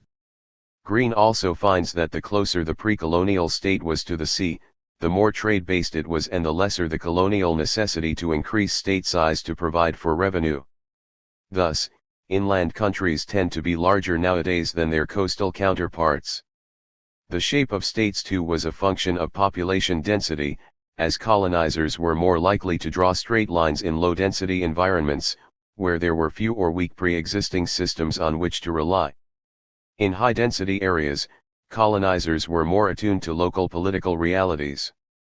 As with the appropriation of the post-colonial state, however, African ruling elites showed little ambiguity or hesitation in embracing the borders they inherited from colonialism and defending them against challenges.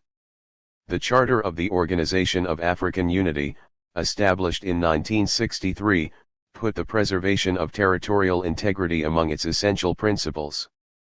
At their first ordinary session the following year in Cairo, the OAU heads of state solemnly declared that all member states pledge themselves to respect the borders existing on their 58. Achievement of National Independence, OAU 1964. This principle, known in international law as uti possidetis, or as you found it, characterized the dominant position of all African states, Morocco and Somalia aside, with regard to borders. For African governments, this legal position had the advantage of ruling out any territorial adjustments that could have been manipulated by neocolonial interests and of enshrining principles of territorial integrity and non-interference, which they were otherwise incapable of enforcing on their own. It bears noting here that the 1963 founding of the OAU took place at the tail end of the 3-year secession of Katanga from Congo, which had begun days after its independence in 1960 and had received more or less discreet support from Belgium and the United States, short of recognition, however. In retrospect, African rulers had legitimate reasons to fear the dynamics that territorial adjustments might unleash, and the decision to make theirs such a physical legacy of colonialism was not irrational. The essential question for the student of African border issues is what the consequences of uti possidetis have been. There is no easy answer. One common claim is that the maintenance of colonial boundaries has at least limited the number of interstate conflicts in Africa, as we discuss in Chapter 8. By choosing not to challenge each other over their borders and the minorities partitioned by them, African states have removed a potential cause of dispute from their foreign policies, by Art 1996, Joseph and Herbst 1997. This is a claim that can hardly be verified, however, since there is no control group of African countries with flexible borders. Yet it is true that interstate conflicts have been few in Africa, in proportion to both the number of countries and the number of partitioned communities that could ignite such conflicts. Probably the only large-scale case of border conflict in Africa involves Somalia's claim over Ethiopian and Kenyan territory inhabited by ethnic Somalis, which has caused repeated conflicts with both countries, including long-lasting hostilities in Ethiopia's Ogaden region, Boyd 1979. The 1997–1999 border war between Ethiopia and Eritrea is a bit different to the extent that Eritrea separated from Ethiopia in 1993, yet it has colonial dimensions too. Finally, Morocco and Mauritania went to war in the 1970s as they both made historical claims over Western Sahara, not recognized at the time as an independent country by the majority of African states. Apart from that, most other border conflicts, including between Burkina Faso and Mali over the Agashir Strip, between Cameroon and Nigeria over the Bakassi Peninsula, or between Benin and Niger over the island of Leyte on the Niger River, have been about the exact location of the border and stayed rather minor. This is not, altogether, a bad record. Yet some have argued that the perception that Africa has had few boundary disputes is by and large mistaken. Pierre Englebert, Stacey Tarango, and Matthew Carter, 2002, highlight that the majority of territorial dispute cases brought before the International Court of Justice from 1960 to 2000 were African. Furthermore, they identify 34 cases of disputes among African countries over border issues from 1960 to 2000. Although these represent only about 29% of Africa's 104.60 borders, they involved no less than 2/3 of all its countries. In addition, these authors provide evidence that the likelihood of international conflict increases with the arbitrariness of the border, which they measure as the average proportion of people on both sides of a boundary who belong to partitioned ethnic groups. Whereas boundaries whose proportion of partitioned people is less than 25% are 3 times more likely to be peaceful than to be disputed, those whose proportions of partitioned people are between 75 and 100% are 7 times more likely to be disputed than to be peaceful. There are also mixed arguments and evidence over the effects of African borders on national identity and nation building. On the one hand, after more than 50 years of independence, colonially derived boundaries do not seem to have precluded the formation of national identities, even among groups that straddle borders. Paul Nugent, 2002, for example, has shown that the astride the Ghana-Togo border feel stronger allegiance to their nation-states than to a new nation. Given the number of partitioned peoples, the list of African secessionist groups is indeed remarkably short. Elliot Green, 2017, argues, however, that the degree of national identification fluctuates and is often determined by whether or not one's own ethnic group is in power. Of course, there is no intrinsic reason why grouping different people together should necessarily lead to trouble and conflict. Most pre-colonial African states were also multi-ethnic, Evans Pritchard and Fortes 1940. On the other hand, here too there is some evidence that border arbitrariness correlates with different political pathologies. For example, there is a positive, significant, and robust relationship between the diversity of pre-colonial political cultures included in a country and the extent of its instability, as measured by coups, coup attempts, and coup plots. In addition, the degree of variance in an African country's pre-colonial cultures, the length of its boundaries, and its size are all positively associated with the likelihood of secession. Englebert, Tarango, and Carter 2002. There are also documented negative effects of boundary arbitrariness on the quality of governance and the level of economic development.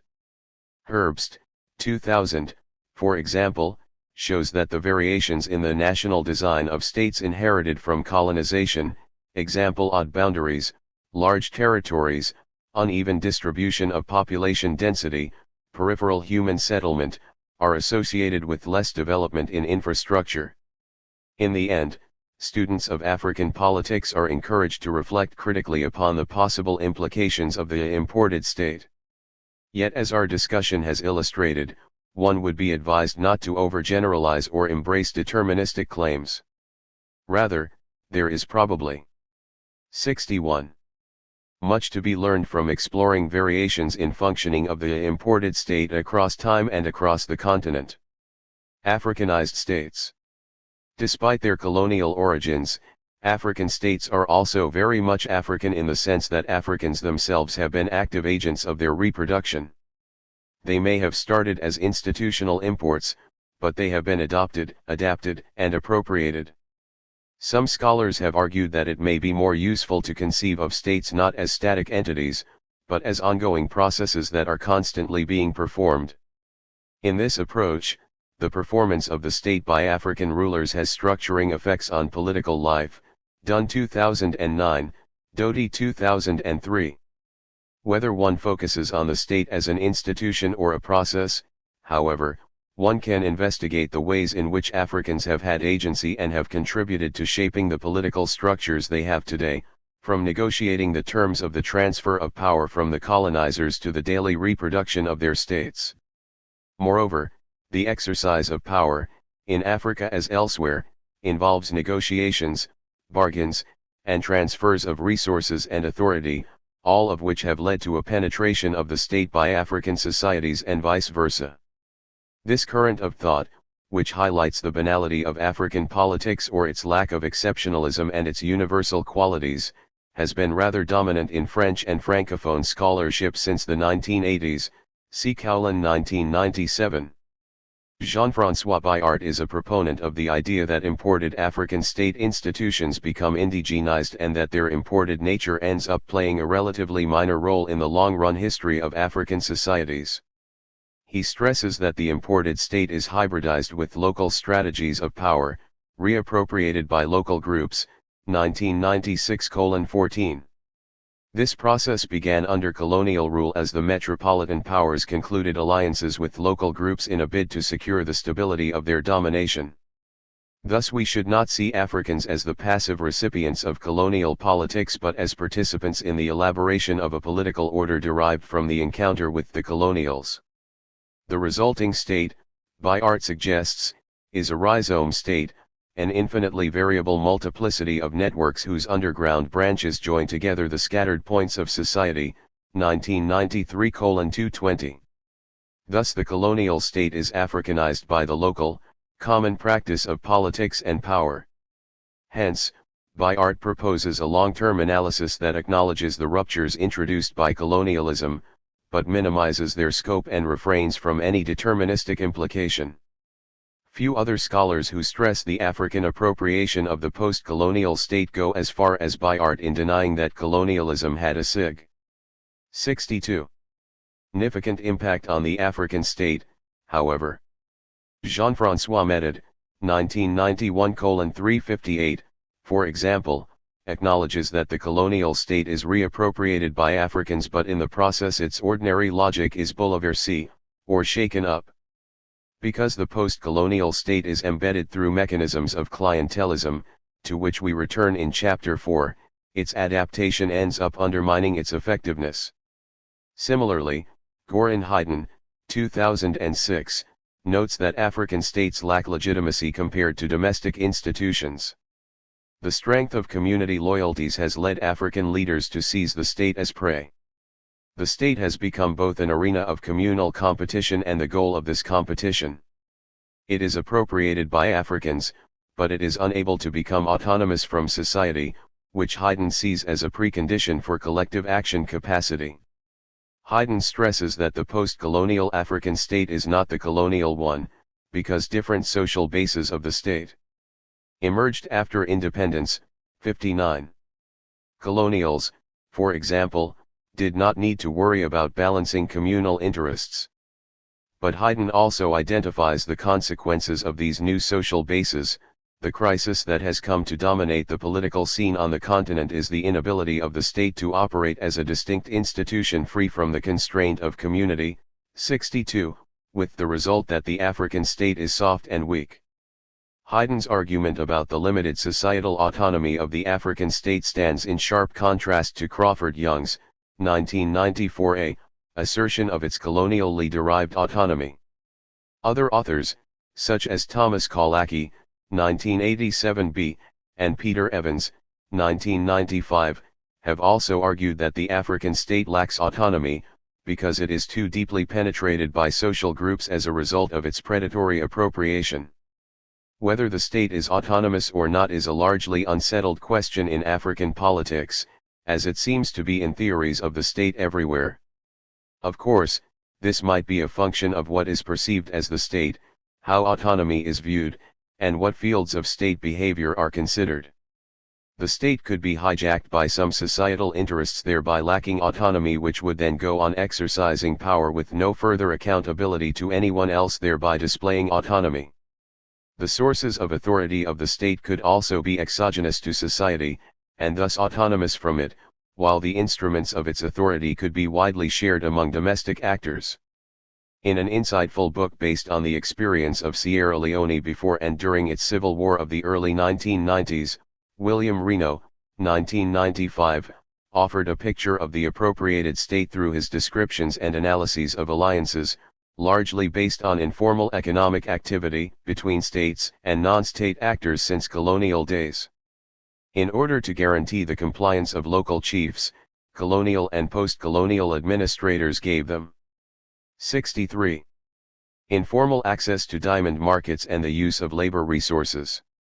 Informal markets are thus intertwined in local strategies of power and accumulation. Rulers use non-formal state power to intervene in these markets and seek opportunities and resources for clients, progressively redesigning formal institutions inherited from colonialism and contributing to the rise of a genuinely African shadow state.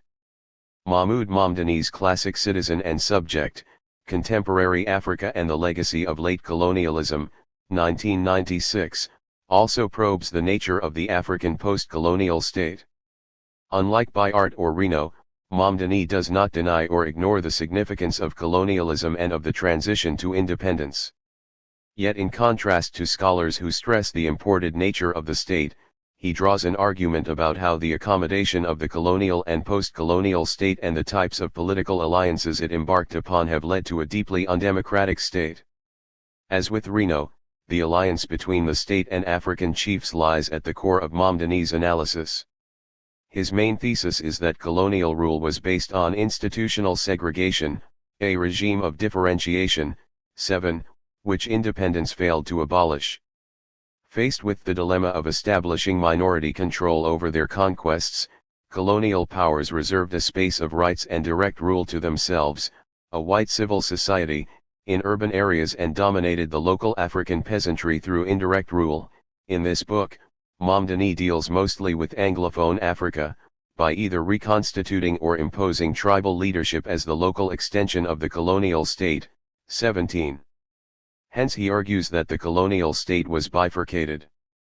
After independence, alliances were sought with local tribally designed leadership and the unreformed native authority came to contaminate civil society. 21.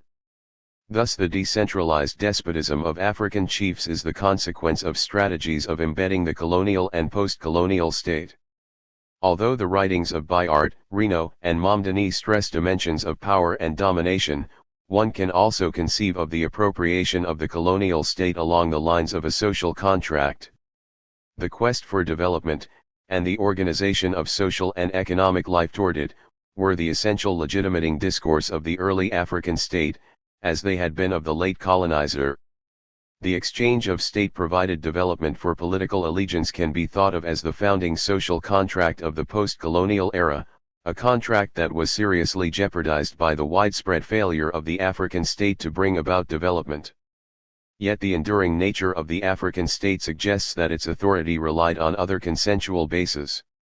For Paul Nugent, 2010, there are miscellaneous other social contracts that legitimate the African state at independence, some of which have 64 endured. He contends that there were different combinations of coercive, productive, and permissive social contracts, with the latter being the most pervasive. Nugent defines permissive social contracts as follows. While the governing authority claims its sovereign rights, it chooses not to exercise them, or all of them, in return for securing a measure of de facto compliance. 44. Thus, in Ghana, the state was forced to curtail its ambitions over land and taxation. In Gambia, it had to allow for open borders. In Senegal, it had to accept the relative autonomy of the Muslim brotherhoods. In other words, the post-colonial state negotiates its reproduction with society by backing off of a range of its prerogatives. Although several states later revisited the concessions they had granted in the initial social contracts, Nugent sees some permanence in them. Even in Ghana, which went through several coups, state failure, a revolution, and a democratic transition, the original contract, according to Nugent, never unraveled. Finally, it is fitting to conclude the section and chapter on a different perspective, one that explicitly claims that the African state must be measured by its own yardstick and not against a Weberian ideal type that makes it look deficient. Dunn 2001. In one of the most influential books on African politics of the late 20th century, Patrick Chabal and Jean-Pascal Deleuze, 1999, make the claim that Africa works. 13. According to them, what appears like disorder and dysfunctionality is in fact an African type of modernity in which conventional modernization and development do not apply but in which political actors seek to maximize their returns on the state of confusion, uncertainty, and sometimes even chaos, which characterizes most African polities. 18. Yet their argument about what we could label the Africanness of the state contrasts greatly with the argument suggesting that the colonial state was appropriated by Africans. For Chabal and Deleuze, it is colonialism that never succeeded in displacing pre-colonial modes of politics. The colonial administrative experience did not eradicate pre-colonial political traditions. 11. And the strongly instrumental and personalized characteristics of traditional African administration. 13. Resisted colonial bureaucratic institutionalization. As a result, the African state never significantly emancipated from society. 4. This situation of weak institutionalization has benefited African political elites. By such standards, therefore, African politics is truly African and the weak state is a measure of African resilience rather than a sign of failure. The complexity and density of politics in Africa and the limitations of our knowledge make it possible to have rather divergent assessments and theories of the same realities. Arguments about the nature of African. 65. Statehood provide a telling example at the onset of this book.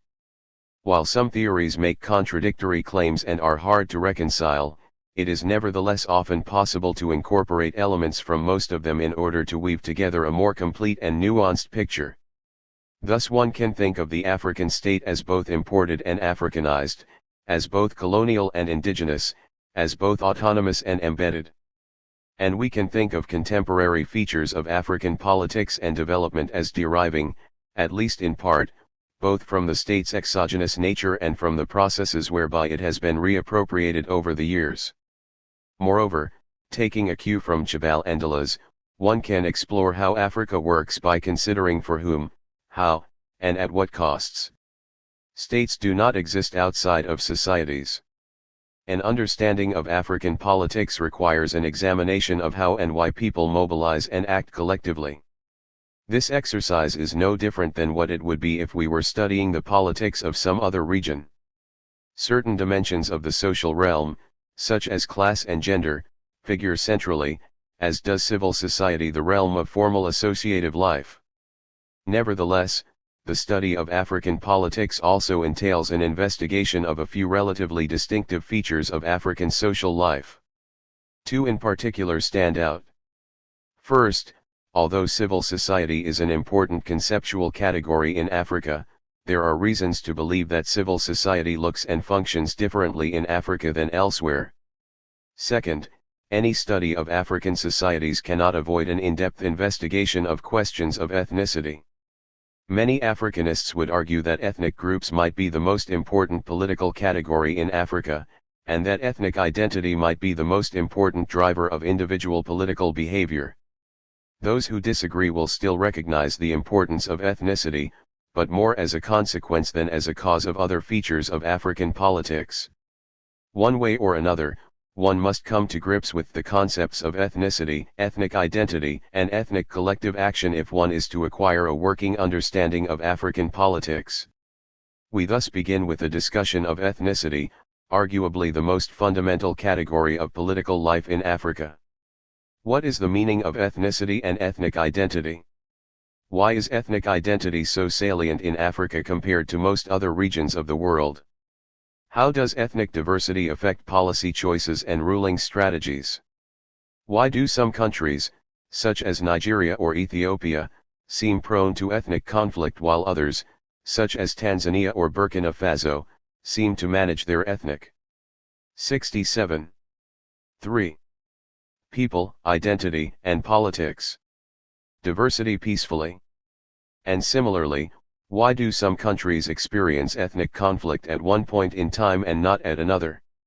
We present 3 ways to think about ethnicity in a sequence that moves from viewing it as a deep-rooted fixed characteristic to thinking of it as a fluid and changing cultural resource that people, and particularly political elites, can appeal to in some circumstances. For each of these approaches, we confront the theory with instances of ethnic conflicts or ethnic-based policy problems and see how they fare in explaining them. Of course, reality is always complex and it is rare when one single theory can make sense of everything. These should therefore be perceived as ideal types, theoretically pure conceptions of the world that may explain some of reality but rarely all of it. Some cases will be better explained by one view, others by another, and still others will require a multidimensional explanation. As with other topics in this book, these theories should thus be construed as analytical tools, bearing in mind that few jobs can be completed with one tool alone. One would be therefore ill-advised to dismiss any part of one's toolbox. We then take a more policy-oriented track and ask how African governments cope with ethnic diversity. We discuss problems of nation building, and of competing allegiances between national and ethnic identity. We review what mechanisms states have developed to deal with the ethnic question. Historically, approaches have ranged from formal constitutional mechanisms of accommodation to policies of physical destruction of certain groups, with informal co-optation being probably the most frequent solution. One's understanding of ethnicity becomes crucial here, as it dictates or constrains policy preferences. There are, however, other dimensions to African society's heterogeneity that are relevant to politics. Other cultural features such as language and religion are occasionally prevalent. Africanists tend to collapse the discussion of language into that of ethnicity, largely because the distinction between ethnic identity and ethno-linguistic identity can be hard to make. A notable exception is Cameroon, where since late 2016 political protests and violence have marked increased tensions between that country's Anglophone and Francophone communities, reflecting regional structural disparities and crises within the state itself. Pomeral and Hyunguk 2017. Religion deserves more of its own treatment. Particularly important trends in the 21st century include the rise of evangelical churches and political Islam, sometimes within the same country, and the continued political significance of practices of witchcraft across. 68. The continent. While many countries continue to be able to accommodate diverse faiths, religious polarization has generally increased and represents a serious problem in countries such as Nigeria, and a rising problem in countries such as Senegal and Tanzania. Western countries, and particularly the United States, have also become increasingly concerned with the perceived penetration of Islamist movements in the Sahel and the Horn regions. Next we turn to a discussion of the analytical relevance of social classes in Africa. Class analysis has long been a foundational element of political science and often provides great explanatory mileage in the study of politics. Yet class-based analyses of African politics have historically met with limited success because of the absence of well-defined class categories relative to industrialized societies. The fact that there are often no clear-cut workers versus owners of capital or land in Africa should not, however, be an impediment to understanding politics along some adjusted class lines. Some scholars have suggested that relation to the state, as opposed to the means of production, is the relevant factor in distinguishing class identity. Others have stressed urban versus rural interests. Regardless of how class is defined, many scholars have observed that class struggles are not prevalent in Africa, especially when compared to ethnic competition that seems to cut across classes. Yet there might be other modes of class action on the continent. We continue with a discussion of gender in African politics. In general, formal state politics in Africa is overwhelmingly male-dominated. Yet there are significant differences among countries in the degree of women's integration into formal political institutions, with a number of recent experiments aimed at increasing institutional representation. In addition, women can sometimes act as a political category, particularly at the associative level. Some authors have shown, for example, that women-based non-governmental organizations are less likely to suffer from ethnic divisions than their male counterparts. We discuss formal policies in relation to gender equality, as well as less formal gender dynamics in African politics. We conclude this chapter with a discussion of civil society, its features in Africa, and its role in African politics. Specifically, we ask what civil society is and what it is expected to do in politics. We then show the concept's limitations and potential bias in the study of African politics and how it has been modified by some scholars to better reflect the realities of African societies and political mobilization among them. 69. Ethnicity. Theories of ethnic identity. Africa is significantly more ethnically heterogeneous than the rest of the world.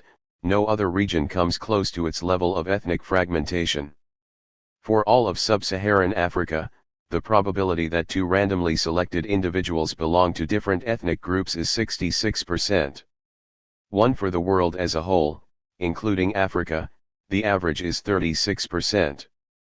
Two, yet there are significant variations in ethnic heterogeneity among African countries, as Table 3.1 makes clear. Swaziland, as of 2018, Eswatini, for example, is rather homogeneous, composed of 97% ethnic Swazis. Its score on the Ethnic Diversity Index is particularly low, at 6%. At the opposite end, Uganda counts some 25 highly differentiated and rather evenly distributed groups, including well-established pre-colonial kingdoms such as Ankole, Buganda, Bunyoro, and Toro, as well as other less centralized groups such as the Karamanjongs and the Akoli.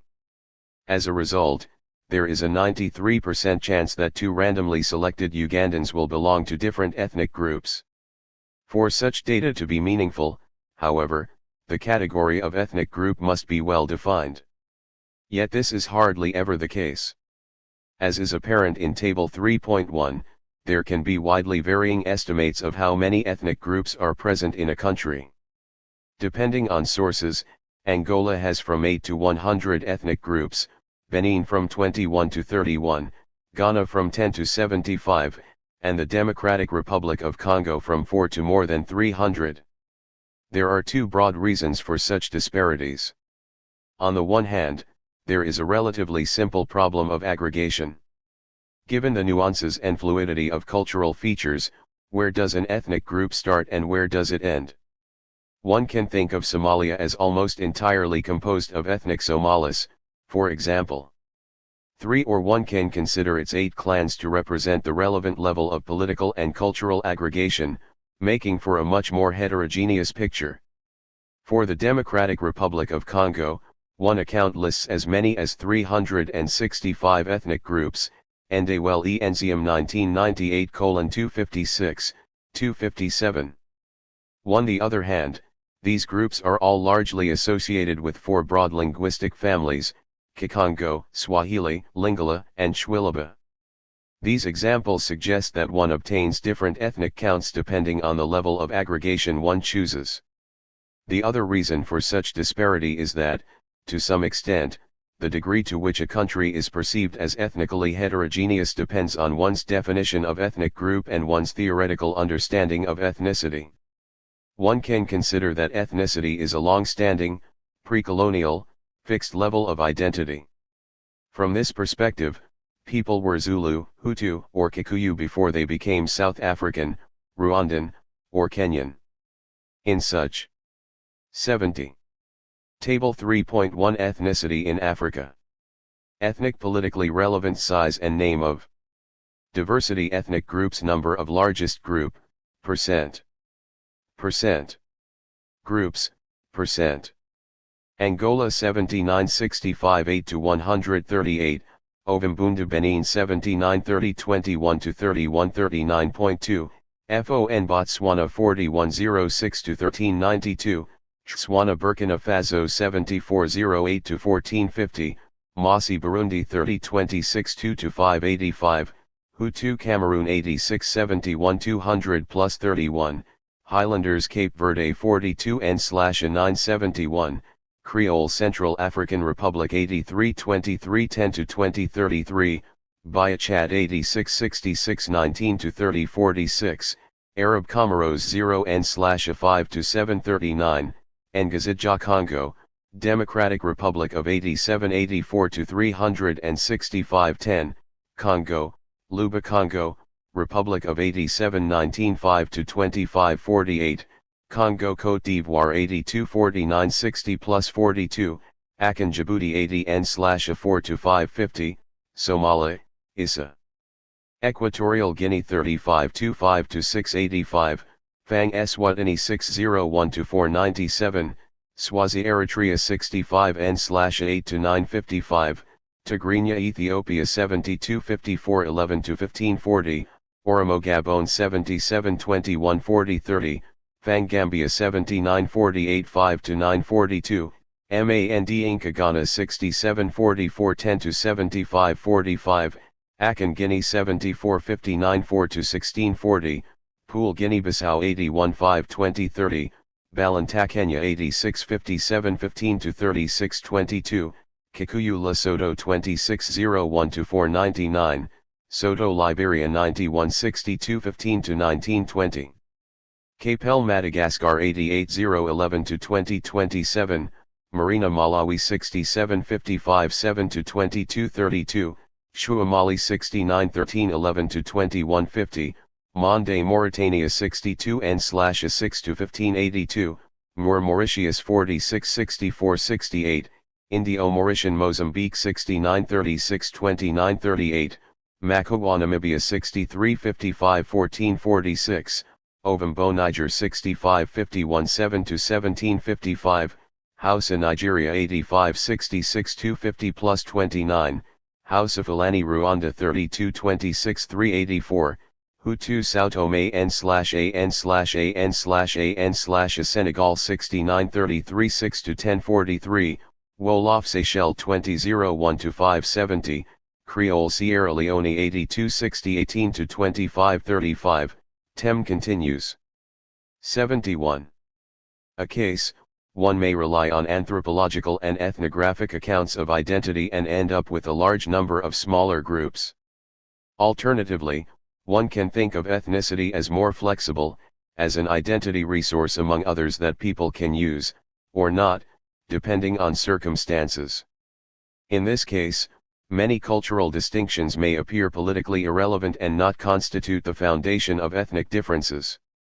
Or they may be relevant at one time or place, and not in another. If one were to think this way, being black might have once been a more relevant ethnic identity in South Africa than being Zulu. And being Hutu or Tutsi might not always have been a meaningful political distinction in Rwanda. The following pages describe the main theoretical approaches to ethnic identity and salience in Africa.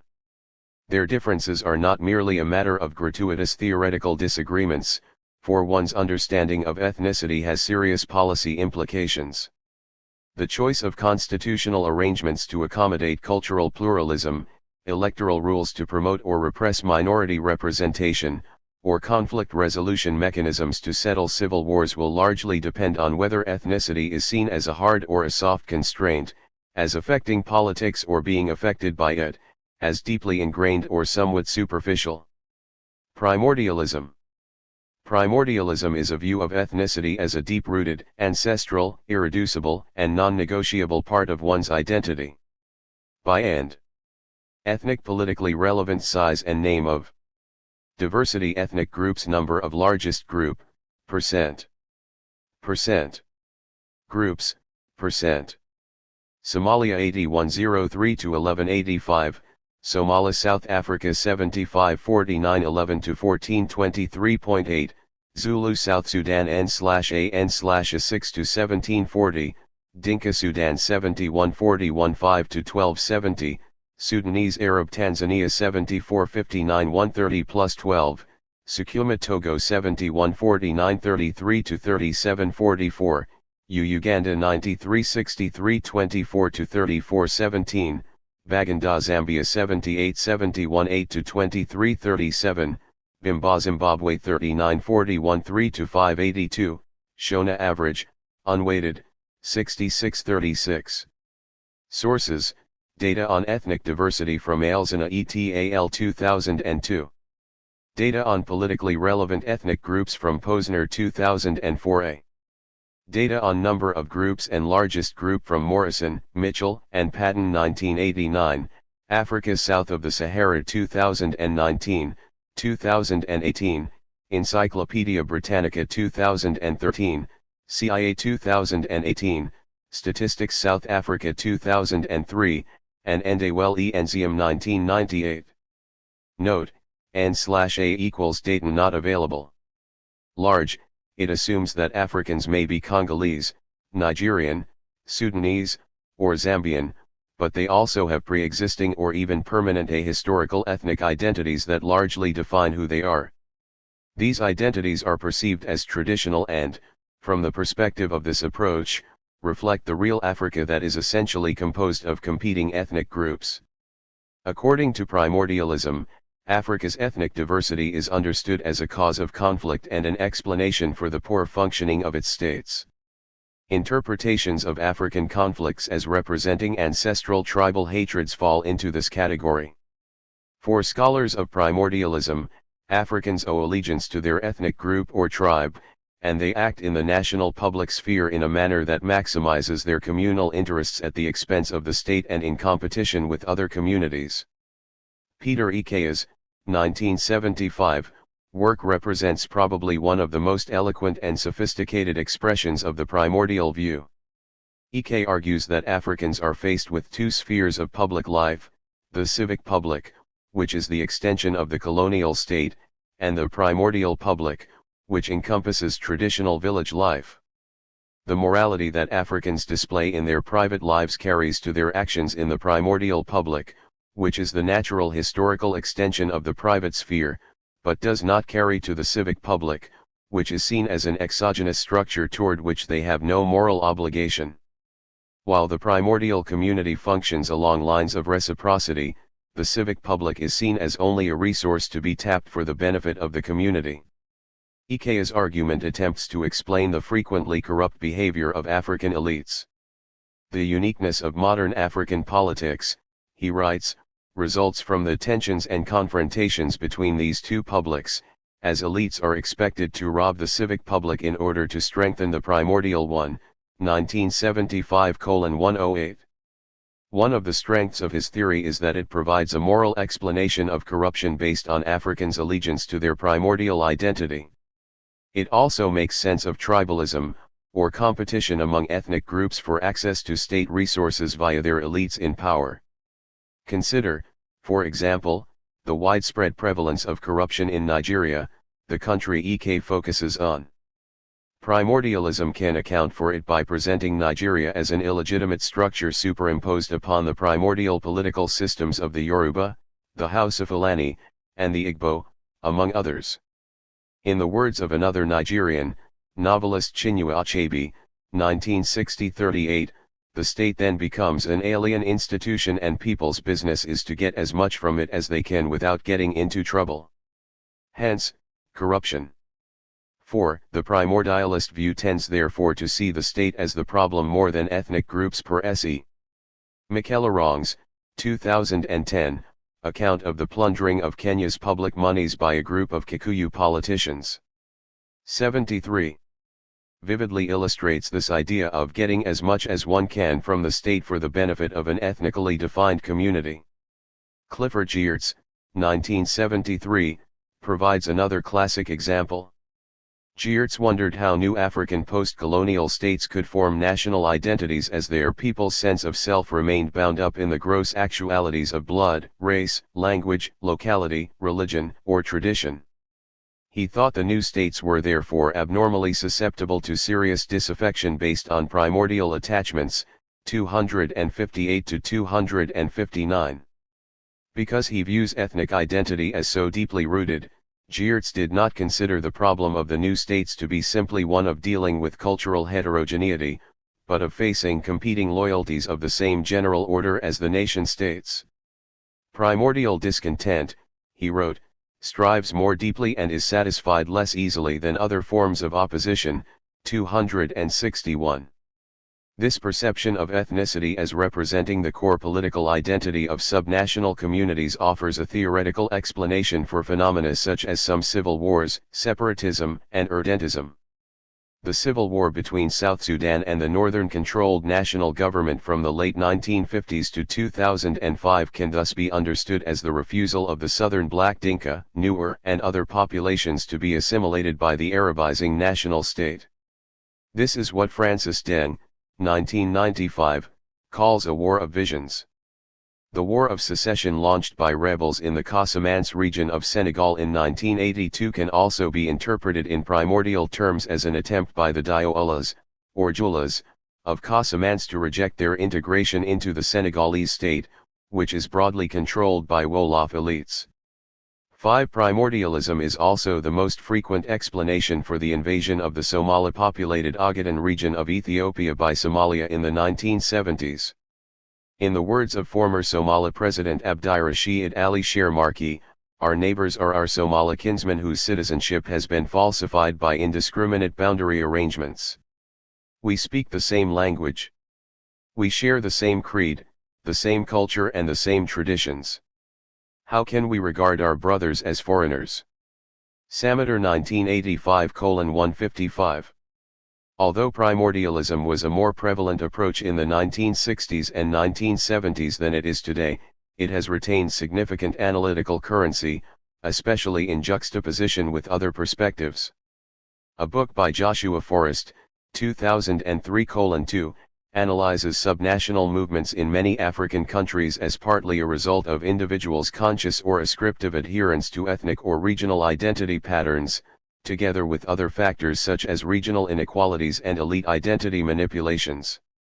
Primordialism has also retained its relevance because it is a view often held by Africans themselves about the nature of their ethnic identity, example Iyada 1998. 74. Particularly at the grassroots, and is capable of accounting for the occasionally intense emotional attachment to ethnic identity, Young 2002. Constructivism. Since the late 1970s and 1980s, constructivism has progressively displaced primordialism as the mainstream approach to ethnicity among Africanists. For constructivists, ethnic identities are somewhat malleable and very much the outcome of some other factors. Far from being transcendental to contemporary life or otherwise traditional, ethnic identity can be invented, constructed, or rendered more or less salient. Crawford Young, 1976, begins his landmark work The Politics of Cultural Pluralism with the question "Are you a Mambala or a Mupende?", which he was asked by an angry Congolese policeman in 1962. The question was rather surprising to the extent that Young is a white American, yet he wisely decided not to explore the full meaning of his question with the policeman, or to explain my inability to respond within the categories offered. 3. Thankfully, he had no such reservation for his readers. Young does not tell us his eventual answer, but he uses the episode to show how the Mambala-Mupende ethnic distinction was the dominant social code at the time in the polarized Idiofa region of Congo, although it had no particular political meaning before 1959. Rather, it was the politics of independence and the frustrated expectations of what it would bring about that led people of Pende ethnicity to realize that they were less well prepared for access to state positions than were other local groups who came to be lumped as Mbala.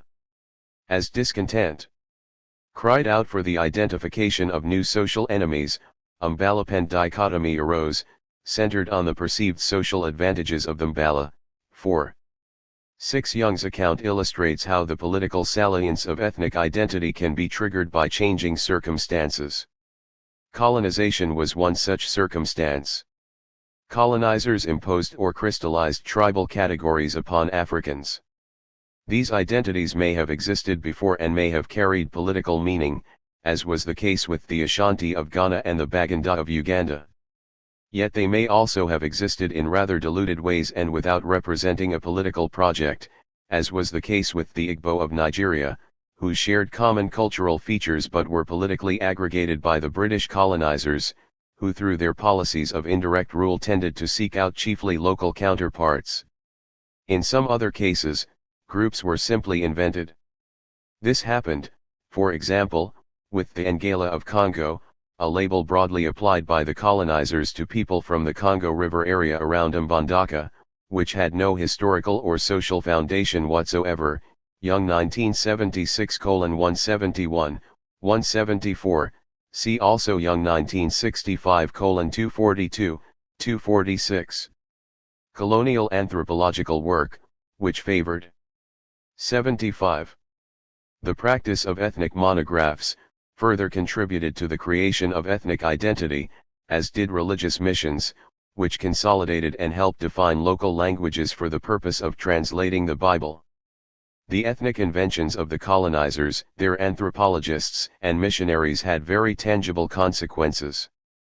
Populations that may originally have been fragmented with complex patterns of cultural identity started identifying with the new categories, in a sort of feedback effect. Young 1976:166, as these labels offered avenues to relate to the new prevailing structures of power. Urbanization and the migration of rural Africans to the new cities reinforced these patterns of identity formation. Africans from different groups came into contact with each other in the new colonial cities and became aware of their different identities, especially as they occasionally faced different treatments from the colonizers, who favored some over others. What Young labels urban social fields became therefore a locus of ethnic differentiation, and sometimes of polarization, among these groups. As their members migrated back to rural areas, they carried their new identities with them and contributed to ethnicizing Africa's hinterland. In countries where there was no similar pattern of migration from ethnically homogeneous regions to the new urban centers, however, ethnic identity did not develop along equally polarized lines.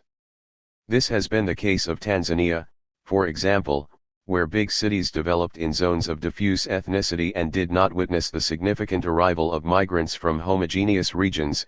Young 1976:218, 234. Differential modernization, or different rates of access to modern social roles, is another factor in the formation of ethnic identity and in the salience of ethnic polarization. Young 1976:175, 181. The importance of external factors in the formation of ethnic identity can also be seen in the progressive formation of ethnic groups that include references to administrative divisions. While the Luba of the DRC existed as a political entity before Belgian colonization, Vanzina 1990, their partition across two provinces progressively led to the rise of two groups frequently at odds with each other, the Luba Kasai in Kasai province, and the Balu Bakat in northern Katanga province. Similarly, in neighboring Congo-Brazzaville, the populations of the southern regions of Niari, Buinsa, and Lekumu are often referred to as Nibalek. Benedict Anderson's, 1983, view of cultural communities is broadly compatible with that of Young. Although he writes neither about Africa nor about ethnicity, he had considerable impact on the study of African ethnicity. Anderson sees the rise of print capitalism as lying at the root of national identity, because it promoted certain vernacular languages in 76. Which state bureaucracies operated and in which newspapers offered shared experiences to their readership. He also argues that administrative assignments across states promoted the consciousness of a shared identity among bureaucrats. Anderson's view of national identity as derived from the top-down offers a constructivist alternative to a previously dominant view that conceived of the origins of nations as lying in some primordial link of blood, Example Smith 1986. His criticism of the ethnic theory of origin of nations resonated strongly with constructivist Africanists who were challenging primordialist conceptions of ethnicity. Pushing constructivism further, Terence Ranger, 1983, addressed not so much the origins of African ethnicity as those of traditional structures of power in Africa. He argues that many European traditions were invented at the end of the 19th century, including those of empire. Colonials in Africa used their own alleged traditions to create a structure of power and domination, and to establish clear roles of dominant and dominated. Africans were enrolled in these traditions and sought to appropriate some of them, partly as a way of social promotion. More important, Europeans also created African traditions in their attempts to make sense of and control these cultures. In doing so, writes Ranger, they created rigidity where there used to be fluidity. These invented traditions were in turn used by Africans, who also further contributed to their invention. Ranger does not argue that ethnic identity per se was invented, but rather that many features of traditional political organization among ethnic groups are creations of the colonial era. Africans, uprooted by colonization, used new traditions as new ways of making a new society. 237. One advantage of Ranger's argument is that it presents colonized Africans as a dynamic group with its own divisions and differentiated patterns of adjustment. Africans are not uniformly at the losing end of the colonial relation, and some employ the traditionalist discourse of the colonizers.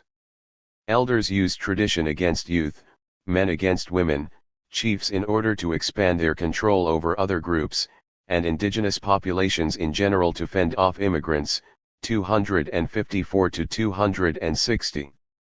7. A similar, albeit politically more radical, emphasis on the traditional structures of power, as opposed merely to identity, comes out of Mahmoud Mamdani's Citizen and Subject, 1996. Mamdani's main thesis is that colonial rule was based on institutional segregation, a regime of differentiation that independence failed to abolish. 7. Faced with the dilemma of establishing minority control over their conquests, colonial powers reserved a space of rights and direct rule to themselves, a white civil society in urban areas, and dominated the local African peasantry through indirect rule by either reconstituting or imposing tribal leadership. 77. As the local extension of the colonial state. 17. Mamdani thereby emphasizes the uncustomary nature of native authorities.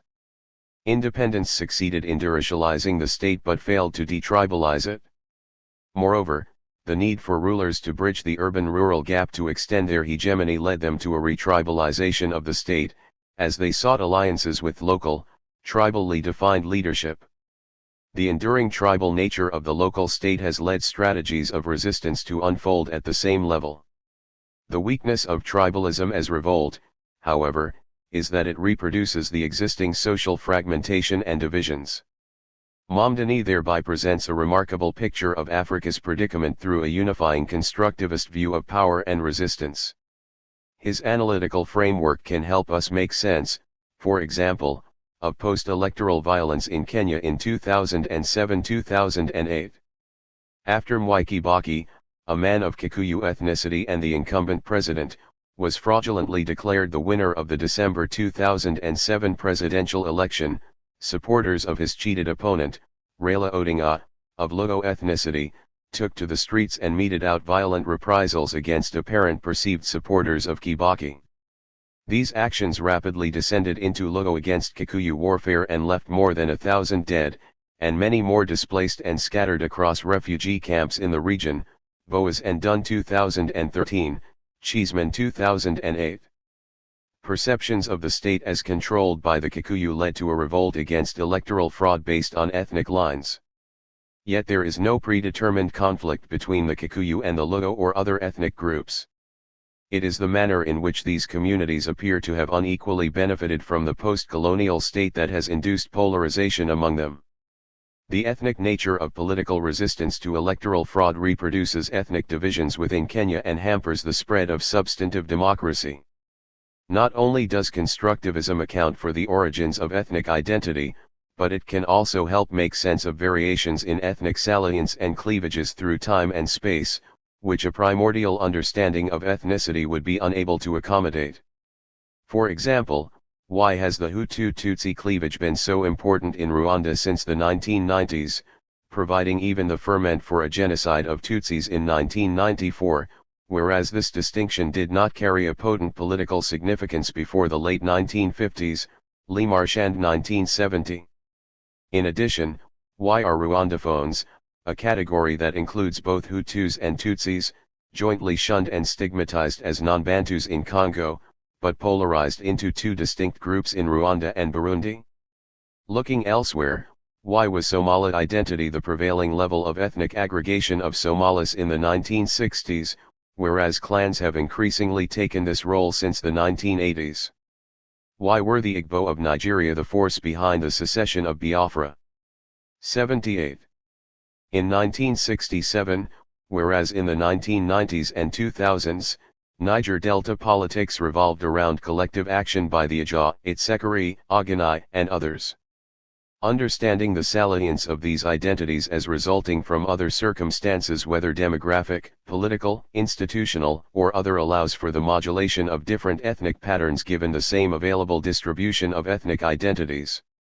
It also helps us make sense of the fact that, most of the time in most places, ethnic groups coexist and collaborate peacefully, Fearon and Layton 1996. Finally, constructivism is also capable of explaining the simultaneity of different political identities and the propensity of many Africans to display both ethnic polarization and nationalist fervor. Not only are some ethnic cleavages meaningful at some periods and others at different times, but the same individuals may find themselves part of different groups or cleavages at different points in time or concurrently. This does not mean that a Nigerian can be Yoruba today, Hausa tomorrow, and Igbo next week. What it does mean, however, is that a Congolese can stress her Chokwe identity at one point, privilege the broader Lunda cultural referent at another, of which the Chokwe can be thought of as a subgroup, highlight her Swahili language at yet another, and finally present herself as a Katanan, all the while displaying her Congolese nationalism. Because constructivism conceives of ethnic identities as malleable and constituting registries from which people can draw according to the circumstances they face, it can reconcile these fluid and overlapping displays of allegiance. Adahiro Jiga, 2000, shows that national identity and class were prevalent modes of identification in Nigeria during the oil boom of the 1970s, but progressively gave way to ethnic, religious, communal, and regional identities as the economy regressed under the austerity measures of structural adjustment programs in the 1980s. These identity transformations responded to the dynamics of the accumulation process as competition intensified for access to state power and resources. Tim Kelsall, 2005, uses a constructivist understanding of ethnicity to explain the lack of social movements in Africa. The prevalence of semi-permanent, opportunistic work in Africa, he argues, leads to a fragmentation of the self. In their quest for survival, people develop links to several potential patrons, always on the lookout for the best option. The ways in which people make a living in Africa encourage them into plural identities, which prevents them from organizing collectively over time, thereby foreclosing certain types of social movement and popular power. 64. The simultaneous display of subnational and national identity is one of the most puzzling dimensions of identity politics in Africa, and one. 79. For which constructivism may offer a plausible answer. Young, 2002, 2007, 2012, argues that Africans inherited three levels of subjective identity from the colonial era. Racial identity provided the basis for Pan-Africanism, the ideology of continental unity, territorial identity for nationalism, and ethnic identity for tribalism or ethnicity. Nationalism in Africa became the tool for the liberation from colonial rule because it corresponded to the territories that were given sovereignty. As such, it was rooted in a shared experience of common colonial subjugation within a territorial container, 2002:7, rather than in ethnicity or pre-colonial history. Ethnicity has not competed with the sense of nationalism because its origins are equally recent and shallow.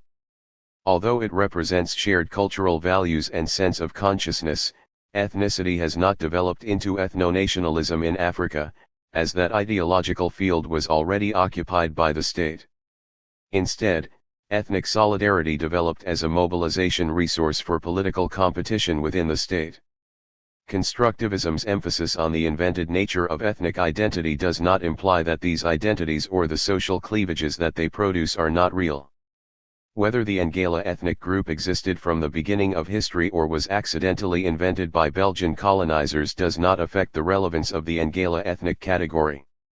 That the modern version of the Buganda Kingdom of Uganda was invented by the 1900 Buganda Agreement, which made it a British protectorate, does not erase anything from Buganda's very real current existence and significance in Ugandan politics.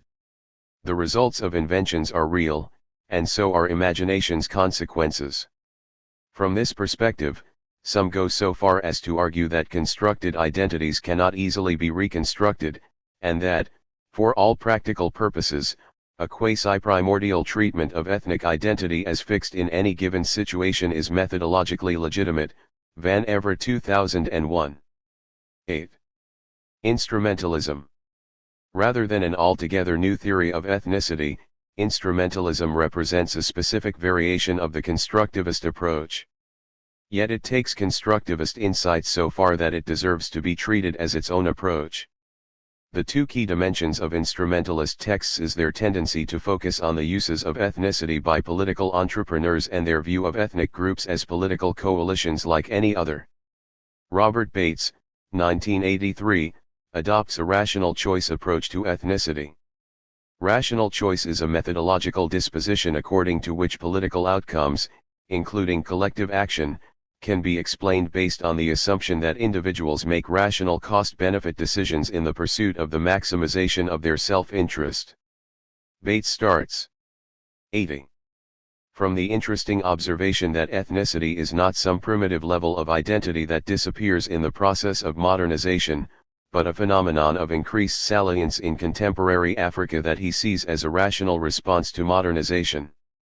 Ethnic groups are efficient coalitions, he argues, that come together to stake a claim on the distribution of the resources of modernization.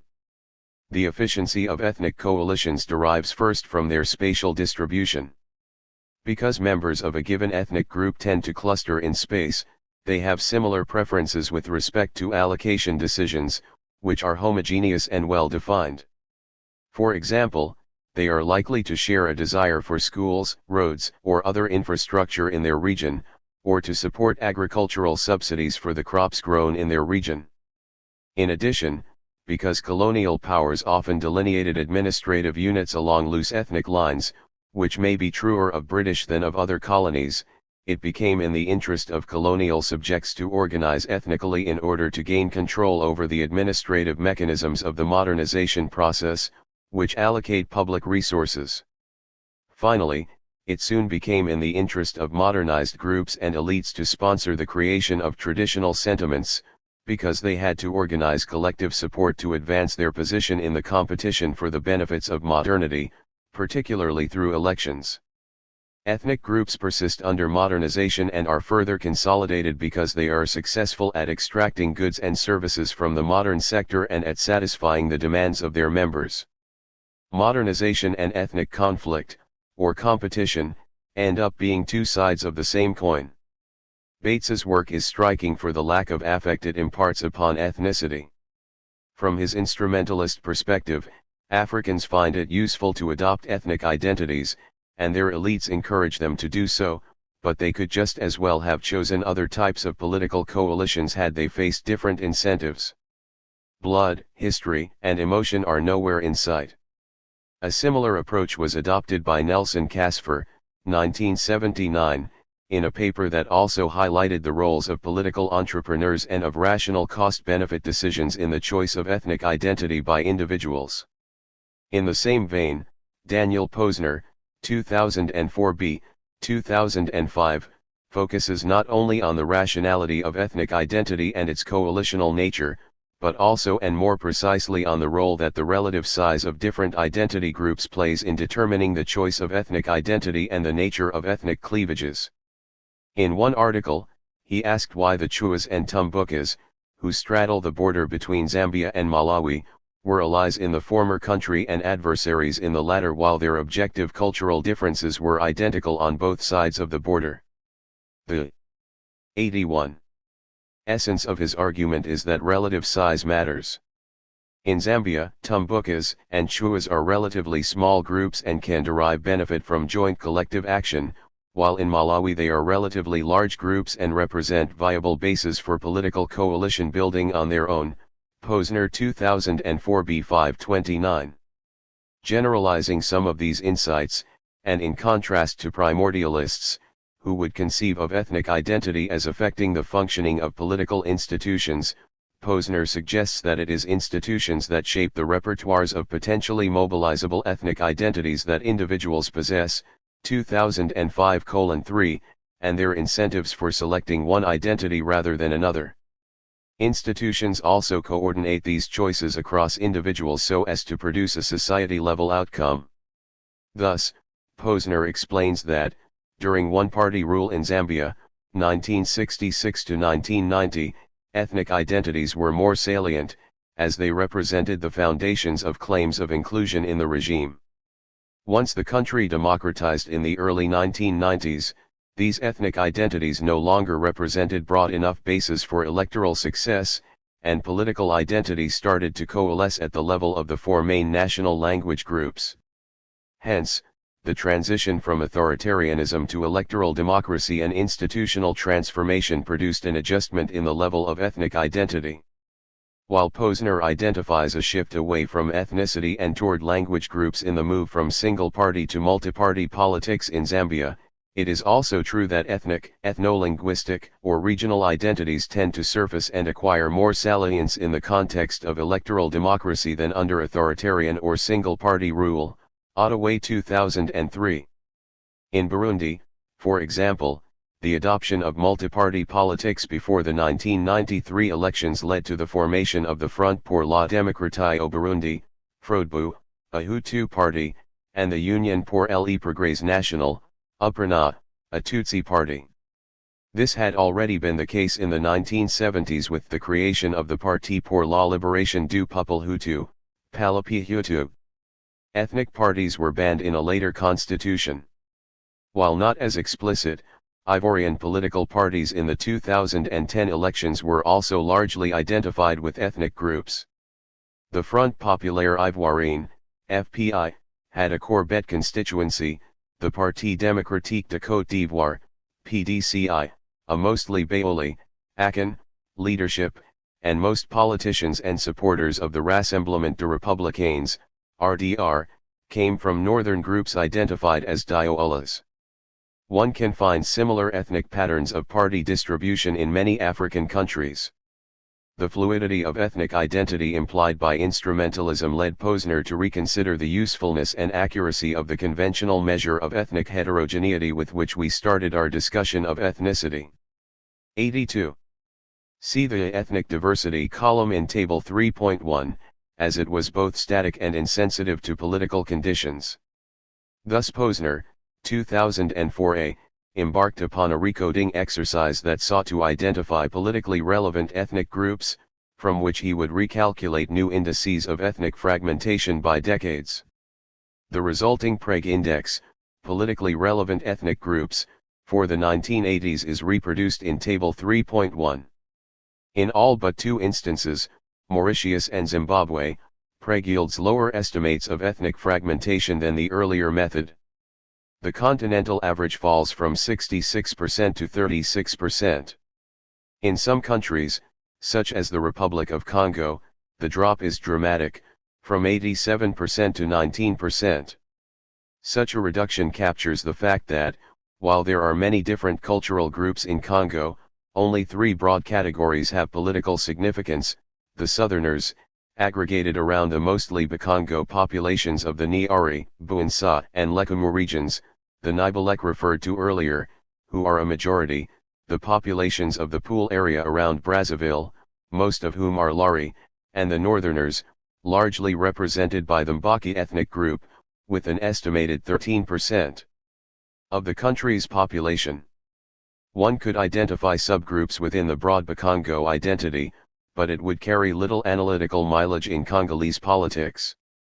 Similarly, there are more groups than just the Mbaki in the north, but several decades of rule by dictator Denis Sassou Nguesso, Mbaki, have given his group unusual political leverage. In the neighboring Democratic Republic of Congo, on the other hand, ethnic diversity starts from a similar 87%, but barely falls according to the Prague Index, to 80%. While the DRC does indeed have as many as 365 ethnic groups, and not all of them have political significance, a large amount of them do, particularly at the local level, resulting in a high index number. In the North Kivu region alone, ethnic polarization is pronounced between Rwandophone communities, Hutus and Tutsis, and other groups such as the Nanda, Hunda, Bashi, Tembo, and Nyanga, and within these latter groups. In South Kivu, ethnic communities with political relevance include the Vira, Bimbe, Fulero, Tembo, and Shi.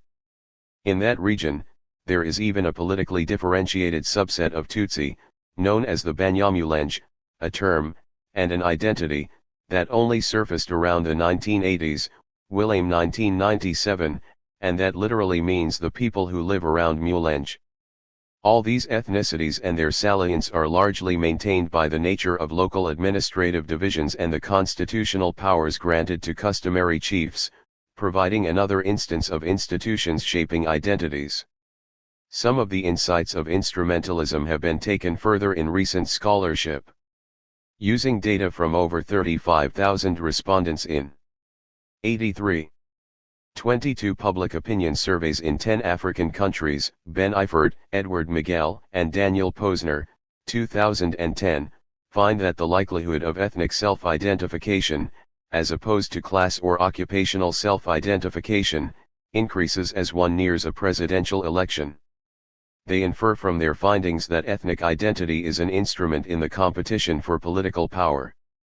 Beniam Badasso, 2017, argues that ethnicity has been politically salient in Kenya because elites are able to use it more successfully as a bargaining chip than economic cleavages. And as Dominic Burbage, 2014, notes, ethnic identification often trumps class solidarity among middle-class voters because of the fear that others from different ethnic groups will vote along ethnic lines. Instrumentalist approaches suggest that, rather than reflecting ancestral bonds, ethnicity persists for strategic reasons. While primordialism is particularly attractive for explaining violent conflicts, instrumentalism, with its focus on competition rather than conflict, is better suited to making sense of politics in electoral environments.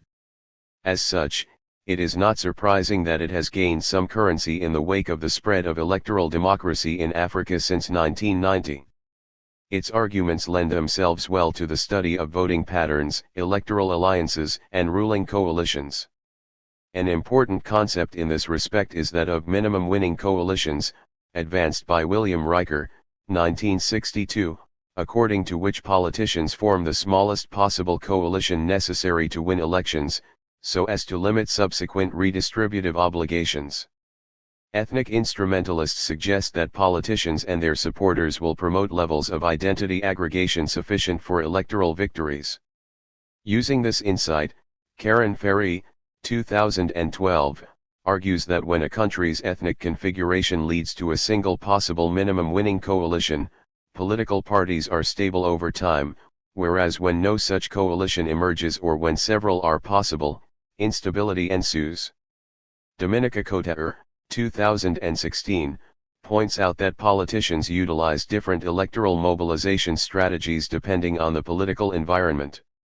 Cotter's argument is that the stronger the hierarchical ties between local leaders and their followers, the less the likelihood for direct appeals to ethnicity. She notes that appeals to ethnic identity are generally lacking in countries such as Senegal, where politicians can utilize intermediaries such as the marabout and traditional leaders, unlike countries such as Benin, Kenya, and Guinea, where political calculations make ethnic mobilization much higher. While providing useful insights, instrumentalism's assumptions of rationality and fluidity face greater challenges, however, in explaining protracted conflicts among ethnic groups and intense identity polarization, where all parties seem to end up worse off than from collaboration. 84. By way of conclusion, it is worth pondering how the different theories of ethnicity might help us make sense of the carnage that unfolded in Rwanda from April to June 1994, during which an estimated 800,000 mostly Tutsi citizens were killed at the hands of their mostly Hutu compatriots. Rwanda is one of the handful of African countries that did not originate as a colonial state. It dates back several centuries as a pre-colonial kingdom, under a traditional structure of Tutsi domination, that, although not necessarily blissful, was nevertheless mostly peaceful. Under German and later Belgian colonial rule, the political domination of the Tutsi was reinforced, in part because the colonizers considered them a superior race. While colonialism did not invent the Hutu and Tutsi categories, it nevertheless reified them by treating them as rigid, primordial identities and crystallized relations of power in a manner that widened the chasm between these two communities. In the late 1950s, in a sudden reversal, the Belgian Catholic clergy, very powerful in all Belgian colonies, encouraged the political rise of the Hutu majority. This shift triggered a social revolution, which saw the political rise of the Hutu as a demographic majority embittered by past discrimination. The period 1959 to 1962 witnessed the massacres of many Tutsis and the exile of others to Congo and Uganda. Those who fled to Uganda, and their children, would later contribute to the formation of the Rwandan Patriotic Front, RPF, a Tutsi-based insurgency, which launched a war in 1990 against the Hutu-dominated regime of Juvenal Habyarimana, who had been in power since 1972 at the head of an increasingly radicalized regime that institutionalized discrimination against Tutsis. By 1994 the RPF was on the brink of overthrowing the regime. A United Nations, brokered peace agreement had provided for power sharing between the RPF and the government, but its implementation was marred by problems. Hours after the president was killed when his plane was shot down upon returning home from peace negotiations in Tanzania, radical Hutu militiamen who had opposed the peace embarked on a genocide, which by all appearances had been long planned and unfolded until the RPF won the war in June and sent a couple million Hutus into exile in Congo and Tanzania, thousands of whom were also subsequently murdered when the RPF forces invaded Congo in 1996. Although this and most other depictions of the Rwandan genocide highlight the polarization between Hutus and Tutsis, how did ethnicity factor into it? It must first be stressed that the long and peaceful cohabitation of Hutus and Tutsis in Rwanda over centuries suggests that the genocide was not simply the expression of a primordial. 85. Enmity. Pre-colonial life reflected the rather porous nature of identity boundaries. To a large extent, the colonial institutionalization of social and political roles along ethnic lines increased the political salience of ethnic identity. This was later reinforced by the exile of many Tutsis. In this respect, constructivism provides some context and background for understanding the genocide.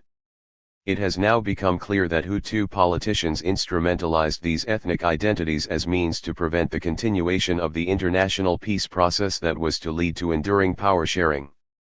They planned the annihilation of Tutsis as a form of final solution, aimed at resolving once and for all their Tutsi problem and annihilating popular support for the RPF.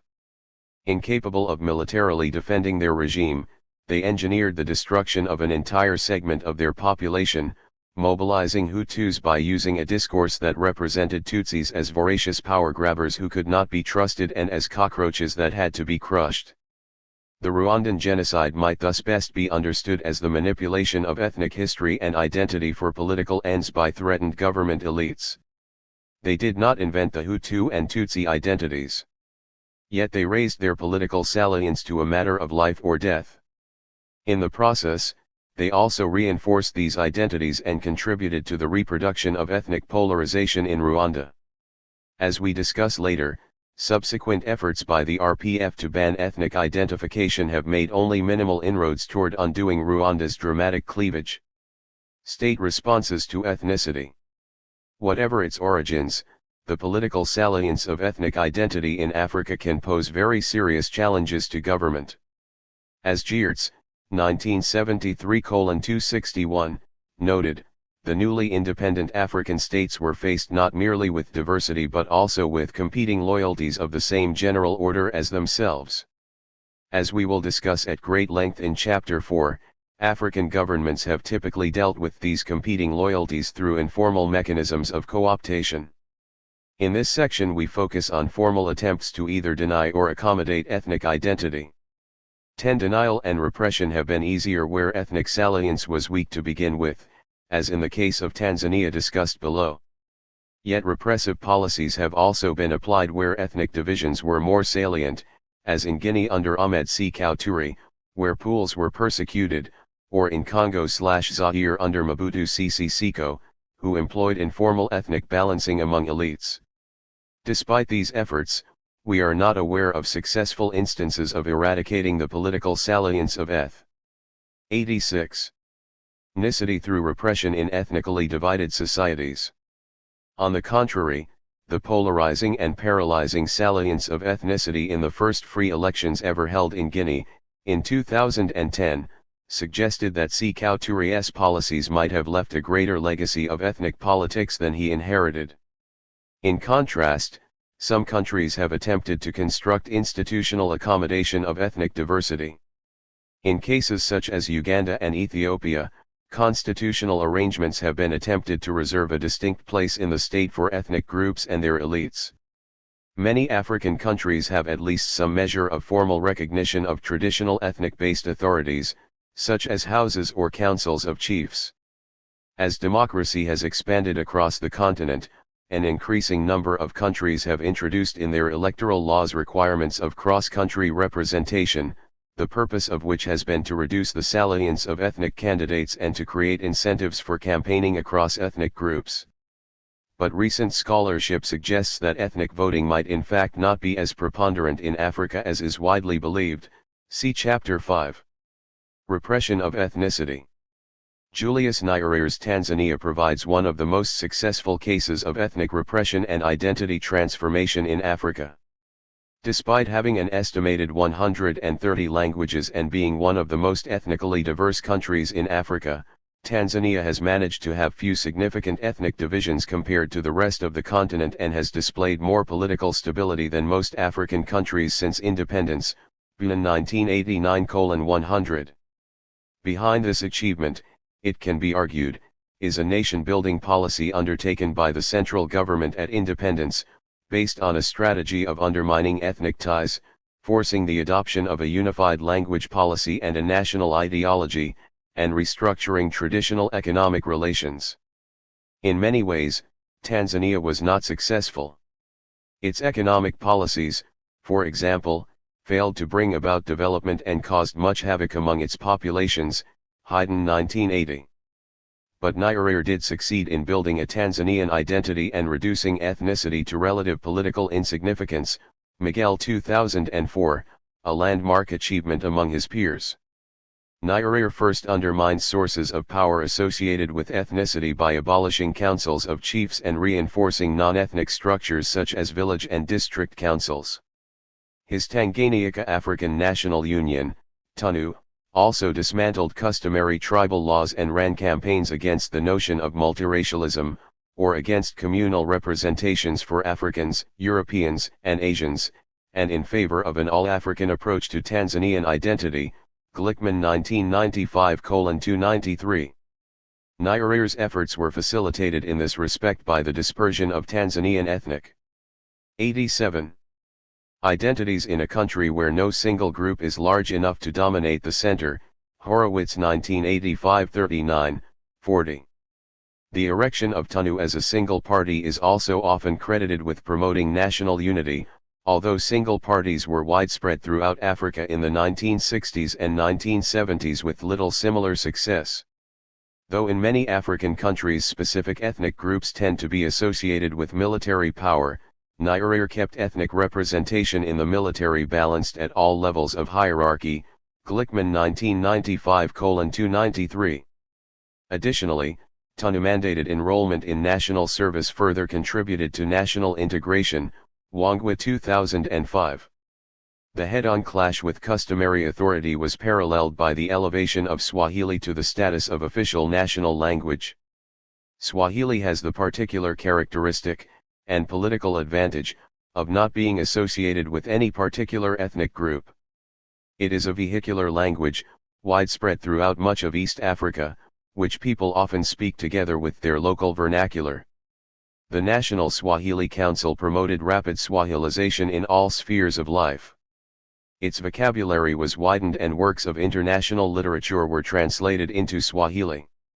Nyerere went so far as to translate Shakespeare's Julius Caesar himself, and he boasted that he could travel throughout the country without interpreters, which few African rulers can. This adoption of an African language as the national language for politics and administration is unique on the continent and permitted the conduct of government to be vastly more visible and proximate to the mass of the population, Young 1976:263. Moreover, from a comparative perspective, only a few African countries benefit from such an ethnically neutral vehicular language as Tanzania's Swahili. Even in next-door Uganda, the use of Swahili is significantly more associated with some ethnic groups than with others, which casts doubt on the potential for replication of the Tanzanian experiment. Ideological activism also played an important role in the formation of a Tanzanian identity. Nyerere developed and promoted a doctrine of African socialism that included elements of Pan-Africanism, nationalism, and social equality. He stressed human dignity, equality of opportunity, equal political rights across races, and a commitment to reduce income and wealth disparities beyond the commitment of most other African rulers. These values were spread throughout the school curriculum, which emphasized the commonalities of Tanzanians. Political education was a standard subject from the late 1960s, and teachers were required to serve in the national service, where significant indoctrination took place, Miguel 2004:335. TUNU youth leagues, present in many schools, reinforced doctrinal purity, Haydn 1980. 88. Economic policies, although they largely failed to extract Tanzania from poverty, reinforced the regime's nation-building efforts. Redistributive policies begun in the late 1960s promoted equitable public spending in health and education across regions, Rothschild 1997:80. A program of villagization led to the relocation of 60% of the population from isolated rural homesteads to larger villages based on what was seen as the ideal African traditional family, which provided and shared basic necessities of life on the basis of mutual respect and obligation, Wangwa 2005. Although this program led to great misery and social dislocations, it also united Tanzanians in their predicament, Young 1976. Altogether, the active repression of tribal authority, the development of a coherent national ideology, Swahilization, educational policies, and economic reforms contributed to Tanzania's unique experience in taming the political salience of ethnicity. It should be stressed, however, that Tanzania is not without other significant societal fault lines, a point to which we return later in this chapter. Success on the ethnic front has not prevented the rise of polarization along religious lines between Muslims and Christians.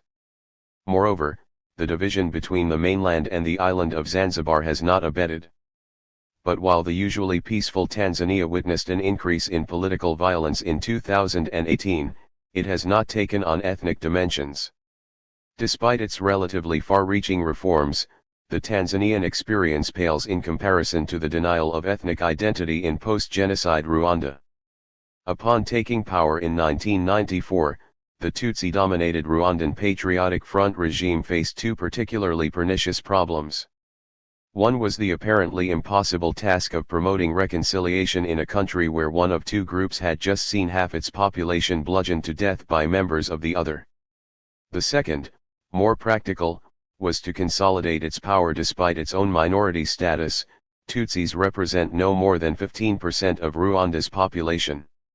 With a propensity for heavy-handed politics, the RPF attempted to address both problems at once by putting an end, in public discourse and policy, to the Hutu-Tutsi distinction and attempting to engineer a new Rwandan identity, thereby enforcing ethnic amnesia as some observers have called it, Lee Marchand 1992, Vandijansane 2014. Officially, there no longer are ethnic groups in Rwanda, and the social category of ethnicity is no longer given any currency. In 2013, the RPF government launched the Ndi Umwe Rwanda, I Am Rwandan, program to foster a non-ethnic national identity, Rentgens 2018:514. To apprehend the radicalism of this approach, it helps to bear in mind that Rwanda had previously been 189 of the African countries where ethnicity and ethnic difference were most institutionalized, with identity cards listing one's group, and with jobs and certain residency areas apportioned along ethnic lines, in a manner at times reminiscent of apartheid South Africa.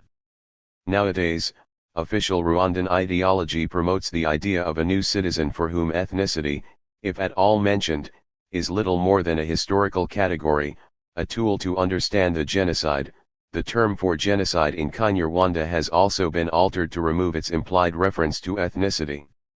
Any public mention of ethnicity risks exposing its perpetrator to a 2002 law that prohibits divisionism, which is punishable by prison sentences of up to 5 years, Morrill 2006. Many doubt that Rwandan President Paul Kagame's repression of ethnicity emanates from the same altruistic intentions as Nyerer's. The ban on ethnicism and divisionism has provided the regime with the legal ammunition to deter opponents in general. Some argue that it is also preventing a cathartic national dialogue on the genocide, Lee Marchand 2007. For sure, it conveniently shields the current authorities from being held accountable for their own alleged abuses during and after the war against Hutu rebels, opponents, or civilians. Yet it involves a degree of social re-engineering rarely matched in Africa and an experiment worth following for the student of ethnicity. Other African countries have experienced milder forms of institutional tinkering to reduce the salience of ethnicity in politics. Often this has involved redrawing administrative boundaries, such as those of provinces, to prevent their overlap with ethnic identities, so as to limit the incentives for collective action to turn ethnic. Such policies heed Bates's advice that what is required is a form of correction which exploits the very properties which generate the phenomenon of ethnic coalition in the first place, the desire for benefits and the capacity to act rationally in pursuit of them, 1983:165. The expansion of states in Nigeria from 3 at the time of independence, each capturing one dominant ethnic group, to 4, 12, 30, and eventually 36 partly proceeds from this logic, Alapaiki 2005:50. However, as Posner, 2005, would have predicted, it has also resulted in the multiplication of localized identities. The same intentions underwrote the splitting of Buganda into 4 districts in 1966, Young 1976:263, and the conversion of Burkina Faso's 10 departments into 30 provinces in 1984. Elsewhere, as in Uganda and Kenya, the multiplication of local government units has followed a patronage logic, Green 2010, Hassan and Shealy 2017.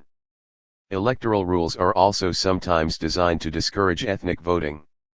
In Nigeria, ethnic-based political parties are banned and 90.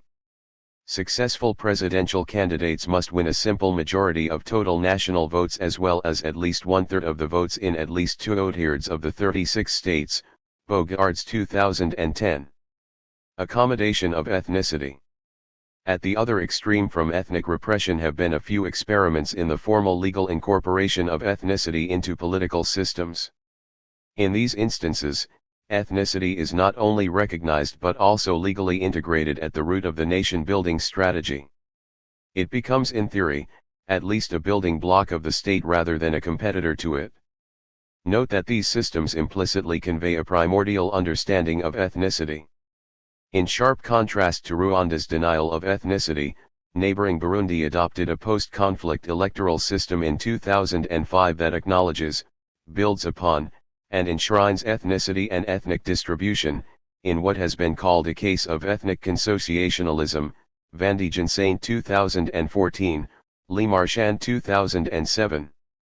The concept of consociationalism was coined by Arend Leefart, 1977, to define the political systems of nations such as Belgium and the Netherlands, where subnational communities are brought together in a national system through the formal co-optation of their leaders and proportional access to power. Burundi, like Rwanda, has a large, 85%, Hutu majority and a Tutsi minority. Civil war and political unrest have raged since the 1993 assassination of an elected Hutu president, Melchior Ndadaye, by Tutsi military officers. Burundi's civil war, which only, and tentatively, ended in 2009, was but the last episode in a long series of reciprocal violent flares among its two communities, including peaks in 1965, 1969, 1972, when the massacre of some 200,000 people led to the decimation of Hutu elites, and 1988. The 1993–2009 civil war was characterized by anti-Tutsi pogroms, bombing of Hutu neighborhoods by the military, ethnic cleansing, and armed Hutu insurgencies. The 2000 Arusha Accord led the way to the Constitution of 2005, which proposed a consociational solution to Burundi's ethnic crisis by aiming to strike a balance in the representation of both groups in executive and legislative organs, as well as in the army, along a principle of proportionality, combined with minority overrepresentation, Van Saint 2009:76. Although the ethnicity of the president is to be determined by the electorate, the Constitution provides for two vice presidents, one Hutu and one Tutsi. The government and the National Assembly must be composed of 60% Hutus and 40% Tutsis. If the elections do not yield such a result, the Electoral Commission can co-opt additional members. In the Senate and the military, the distribution is 50-50 Hutu-Tutsi. Moreover, 2/3 of National Assembly. 91. Members must be present to enact legislation, and laws must be passed by at least a 2/3 majority, implying that at least some Tutsi votes must be obtained. Locally, no more than 67% of the mayors of cities and villages can be from the same group. What have been the effects of this system? The new constitution helped decrease the intensity of the civil war and rallied several fighting factions to peaceful politics. While most opposition parties boycotted the 2010 and 2015 parliamentary elections, leaving the ruling National Council for the Defense of Democracy, Forces for the Defense of Democracy, CNDD-FDD, with a preponderant majority in the National Assembly, the Electoral Commission intervened to restore constitutional order, as it also did in 2005, by co-opting Tutsi representatives. Thus, by and large, the constitution has been successful at reducing effective Hutu hegemony. There is also no evidence that it has increased the salience of ethnic identity and the degree of polarization between Hutus and Tutsis, Van Saint 2014:272.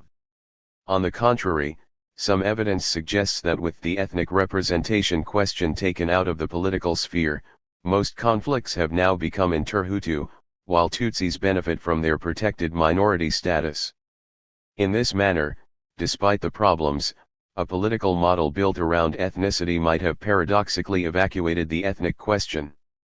Thus, René Lemarchand, 2007:11, notes that this system has resulted in an unprecedented depolarization of the political arena, particularly through the emergence of ethnically mixed parties that attempt to gain majorities within the parameters of the constitutional distribution of ethnicity. Yet success is more mitigated in terms of state capacity, as the Ethnic Balancing Act has prevented effective management of the nation. Rules of representation and voting in the National Assembly, for example, have predictably resulted in a complete standstill of legislative activities, Van Saint 2009:77. The system came under considerable strain after President Pierre Nkurunziza's controversial decision to run for a third term in 2015, with the country experiencing intense political violence, particularly in the capital, Bujumbura, Van Acker 2018. Irrespective of the intrinsic merits of the Burundi solution, its accommodation of ethnicity provides a fascinating comparison to neighboring Rwanda's attempts at eradicate the Hutu-Tutsi distinction, Van Dijnsane 2014. For decades, the Democratic Republic of Congo has employed the practice of representativite, a form of ethnic consociationalism, which ensures political representation for ethnic groups of sufficient size and, thus, some degree of access to state resources. But while this approach has been central to maintaining a degree of legitimacy for the Congolese 92 state, there is some evidence that the 2015 restructuring of the Congo's 11 provinces into 26 has had the unintended consequence of heightening the political salience of ethnicity, Englebert, Calderon, and Jean 2018. The Congo's new provinces tend to be more ethnically homogeneous than previous ones, with the new provincial assemblies and governments even more homogeneous than the provinces themselves, leading to the exclusion of some groups and threatening the legitimacy of the practice of representativite. Ethiopia provides another example of formal accommodation, though its adoption of ethnic federalism in its 1995 constitution does not make any specific ethnic provision for the sharing of power at the center. Recognizing minority rights to self-determination, Ethiopia created ethnically defined federated regions, such as Tigray, Oromia, Somali, Afar, and Amhara. Titular groups were given proprietary rights over their territory, Clapham 2006:29, while nations, nationalities, and peoples were given the right to secede. In practice, however, this system has shown its limitations. While minorities were formally granted a large degree of autonomy, the government established pro-regime official organizations to represent them, preventing their effective autonomy. With only one ethnic formation allowed to represent each group in its region and in the government, the rewards of the system in practice remained limited to a coterie of collaborators. Moreover, while theoretically providing for ethnic balance, in practice, the Tigrayan People's Liberation Front has dominated Ethiopian politics for most of the past 3 decades. While the possibility of secession had largely been seen as theoretical, Abe 2004:608, Ethiopia entered uncharted waters in 2018 when Prime Minister Haile Mariam Desalegn suddenly resigned in the face of popular protests, and Abiy Ahmed, the ruling coalition's first Oromo leader in its 30-year history, became prime minister and launched a series of substantial reforms.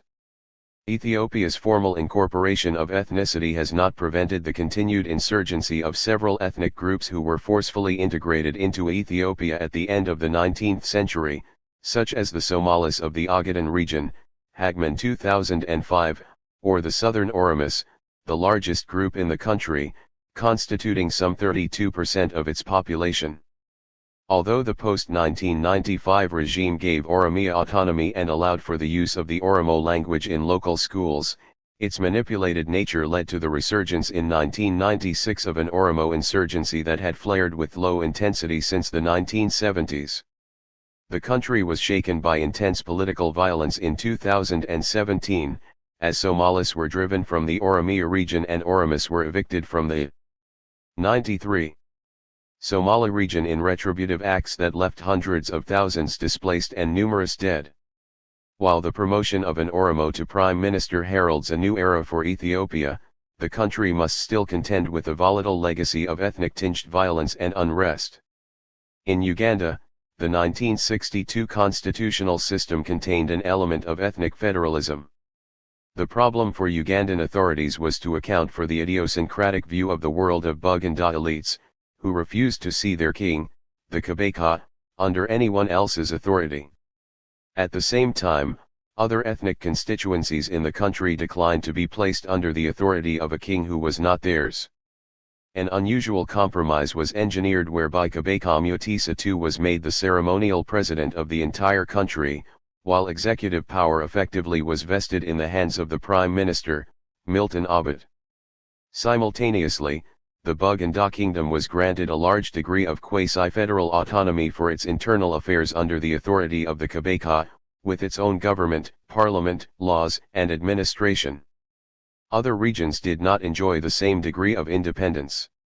This arrangement worked very poorly and lasted until 1966, when Abbott's troops stormed Buganda's capital, Mengo, a neighborhood of Kampala, and the king went into exile in England. All Ugandan kingdoms, which also include Ankole, Bunyoro, and Toro, were subsequently abolished, Oloka Onyango 1997. In 1993, however, President Yoweri Museveni agreed to the restoration of kingdoms across the country, but only as cultural institutions, mostly at the urging of Buganda authorities who had provided support to him during the 1981-1986 civil war that brought him to power, Ensabam by 1994. The coronation of Crown Prince Ronald Mudiba that year marked the return of Buganda in Ugandan politics. Subsequent years have been characterized by steady tensions between the government, which seeks to limit Buganda resurgence to non-political matters, and the kingdom, which has steadily pushed for greater authority and for the adoption of an ethnic federal system. Milder instances of formal accommodation or co-optation of customary authorities by African regimes, which differ from their informal co-optation, which we discuss in Chapter 4, are rather common and have increased since the early 1990s, Vaughan 2003. Richard Sklar, 1999, has coined the notion of mixed government to refer to such regimes where formal sovereign politics makes room for elements of pre-colonial authority. According to Sklar, such arrangements provide elements of stability to African political systems. In Ghana, for example, the 1992 constitution guarantees the institution of chieftaincy with its traditional councils, establishes a national house of chiefs, and 94. Restricts the state from appointing or refusing to recognize chiefs. Ghanaian authorities also reserve 30% of the seats of district assemblies for chiefs and retrocede 22.5% of revenue from stool lands to them, Ray 1998, although their participation in politics is limited in other ways. In South Africa, the 1996 Constitution recognizes and protects the institution, status, and role of traditional leadership, according to customary law, and allows for the creation of national, provincial, and local councils of traditional leaders. Chiefs have not been shy in trying to exercise their power at the national level, although they regularly feel threatened by the democratizing institutions of the post-apartheid state. In October 2000, the Congress of Traditional Leaders of South Africa, Contralisa, forced the Thabo Mbeki government to postpone municipal elections and to convene a committee to address their grievance over the redistricting of municipalities and the resulting control of rural lands. According to Michael Williams, 2000:5, this suggests that traditional leaders have expanded their scope of authority in the post-apartheid era. In KwaZulu-Natal, for example, Zulu chiefs share power in a manner virtually indistinguishable from that of the local officials of the state. KwaZulu-Natal chiefs occupy 20% of the seats on KwaZulu regional councils, a number adopted so that each of the estimated 260 traditional leaders in the province would have a position, M. Williams 2000. Other countries, particularly in southern Africa and among former British colonies, have developed institutions of chiefly co-optation, although they usually play merely consultative roles. Botswana has a consultative House of Chiefs, Namibia a Council of Traditional Leaders, which advises the government on land matters, Somaliland a House of Elders as its upper chamber in Parliament, and Zambia a National House of Chiefs, while Zimbabwe reserves 10 seats for chiefs in its National Assembly. Of course, in some instances, the most radical form of accommodation of ethnicity would be the dissolution of existing states, which has been proposed by some, though not necessarily along ethnic lines, Herbst 2000, Englebert 2009. Although it is a recurrent theme in some of the literature, it faces very stiff resistance as a solution to Africa's national integration problem. In general, Africa's subnational component groups do not have any specific rights to self-determination under international law, see Chapter 2. Sudan's Comprehensive Peace Agreement of 2005 is the only instance where such a solution has ever been considered. It allowed for the organization of a referendum in South Sudan in January 2011 in which local populations were given the choice to stay within Sudan or secede and form their own country. Although ethnically 95 diverse, northern Sudan is dominated by populations who identify as Arab and practice Islam. South Sudan comprises black populations such as the Nuer and Dinka, and has a greater prevalence of Christianity. In South Sudan, 98.83% of voters chose independence in the January 2011 referendum, with several districts curiously exceeding 100%, and the country obtained international sovereignty in July. There is no telling what precedent value South Sudan's independence will have. Not only did the South Sudanese have to cross multiple high thresholds in their quest, but the country's rapid descent into civil war and state collapse may dampen the enthusiasm of other separatists. Nationalism. For all the talk and the emphasis on ethnicity in Africa, one of the most salient and puzzling features of African politics is actually the surprising degree of national identity that African states have managed to produce among their citizens, and the extent to which the latter profess nationalist sentiments despite their subnational divisions. This post-colonial nationalism might be, surprisingly, one of the few political successes about which African governments can boast. It is a somewhat paradoxical one, given the colonial origins of these states and the occasional intensity of ethnic sentiment. In an illuminating survey by Amanda Lee Robinson for Afrobarometer, 2009b, respondents in 16 countries were asked to compare the strength of their ethnic and national identities. Only 8% answered that they feel only being a member of their ethnic group, and 9% said they felt more a member of their ethnic group than a member of their country. In contrast, 35% responded that they felt an equal sense of belonging at the ethnic and national levels, 9% that they felt more national than ethnic, and as many as 32% that they felt only national, 1% did not know. In a testament to Julius Nyerere's legacy, national identity was strongest in Tanzania, with 88% of respondents feeling themselves to be either only Tanzanian or more Tanzanian than a member of their ethnic group. For Nigeria, in contrast, only 17% of respondents felt themselves to be only Nigerian or more Nigerian than a member of their ethnic group, suggesting that nationalism is not evenly distributed across the continent.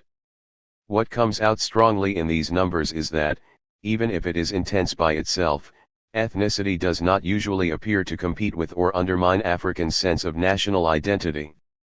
On the contrary, identification with the nation occasionally supersedes identification with the ethnic group. 96. To some extent, these findings undermine a purely primordialist understanding of political identity in Africa. The competing loyalties feared by Clifford Geertz, 1973, seem instead to have given way to a firm new post-colonial loyalty, or at least to compatible and non-competing identities. Such a situation might be better explained by a more constructivist view of ethnicity. Since independence, new identities have been relentlessly shaped by African elites, who stand to gain legitimacy from the rise of nationalist sentiment. From the late colonial period onward, African politicians relied heavily on nationalism for their anti-colonial struggle, despite the apparent contradiction that they were thereby espousing the structures created by the very colonialism they were opposing. Coleman 1954:419. The first advantage of nationalism for these elites is that it provided an ideological justification for them to take control of the colonial state, and it did so in the very political language of the colonizers. The second advantage is that it raised their status compared to that of traditional leaders associated with ethnicity and with the pre-colonial period. Thus, in a context of competition for political control, nationalism gave modernized elites an edge over their ethnic competitor, and progressively gained currency as a credible alternative to ethnicity.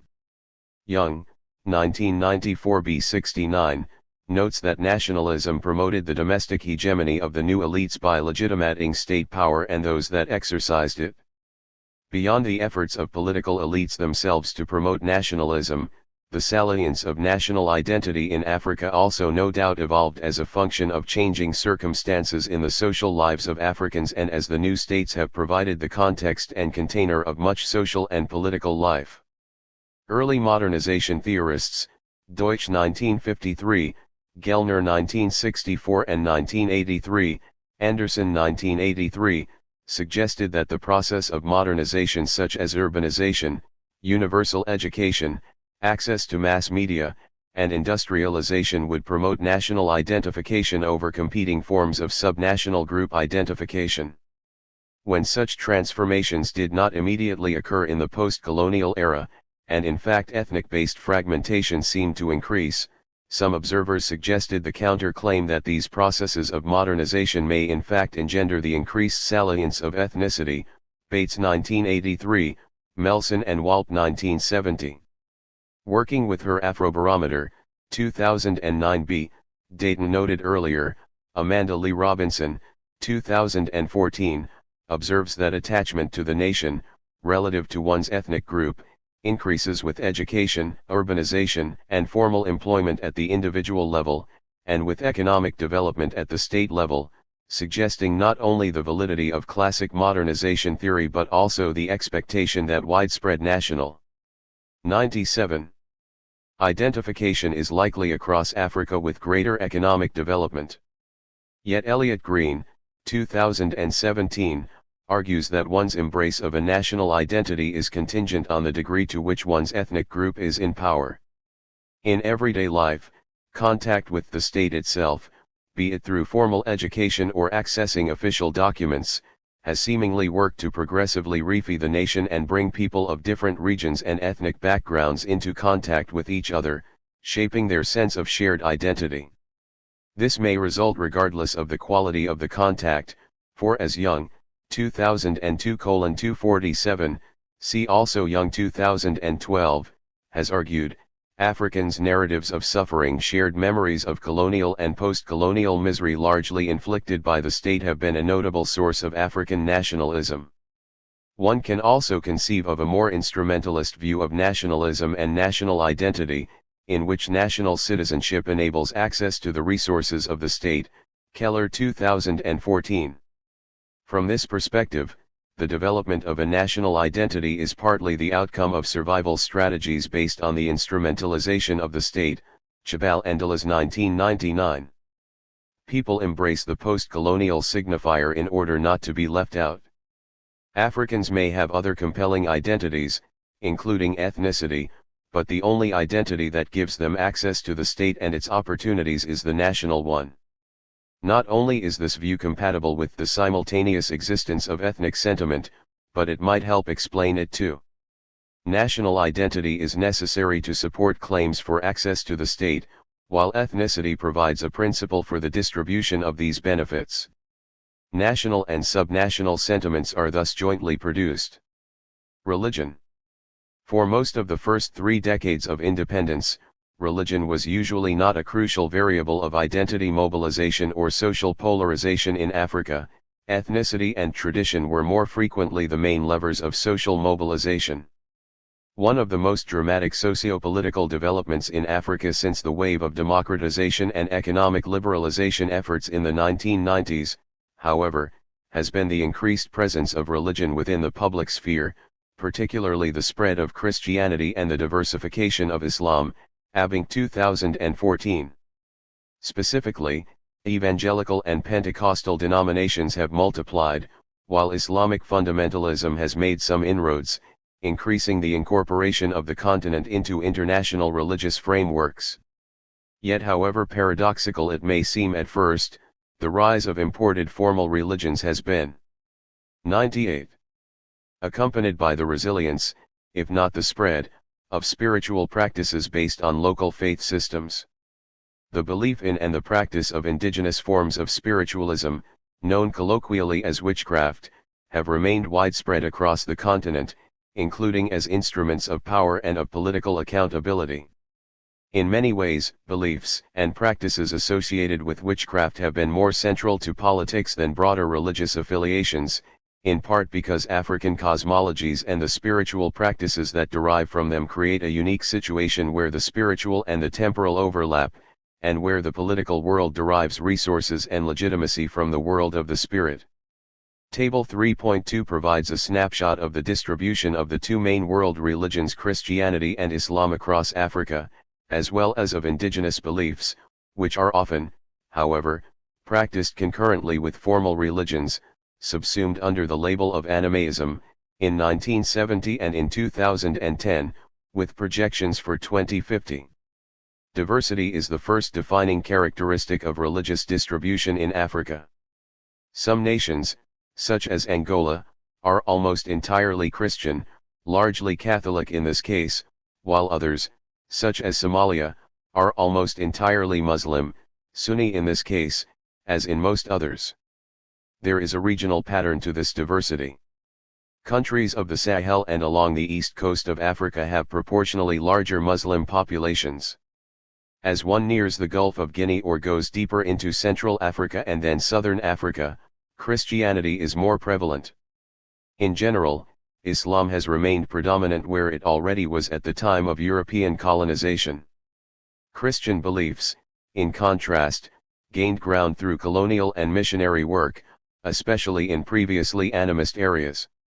Animism is not a religion per se, but is the label given to indigenous African belief systems, which share quite a number of characteristics.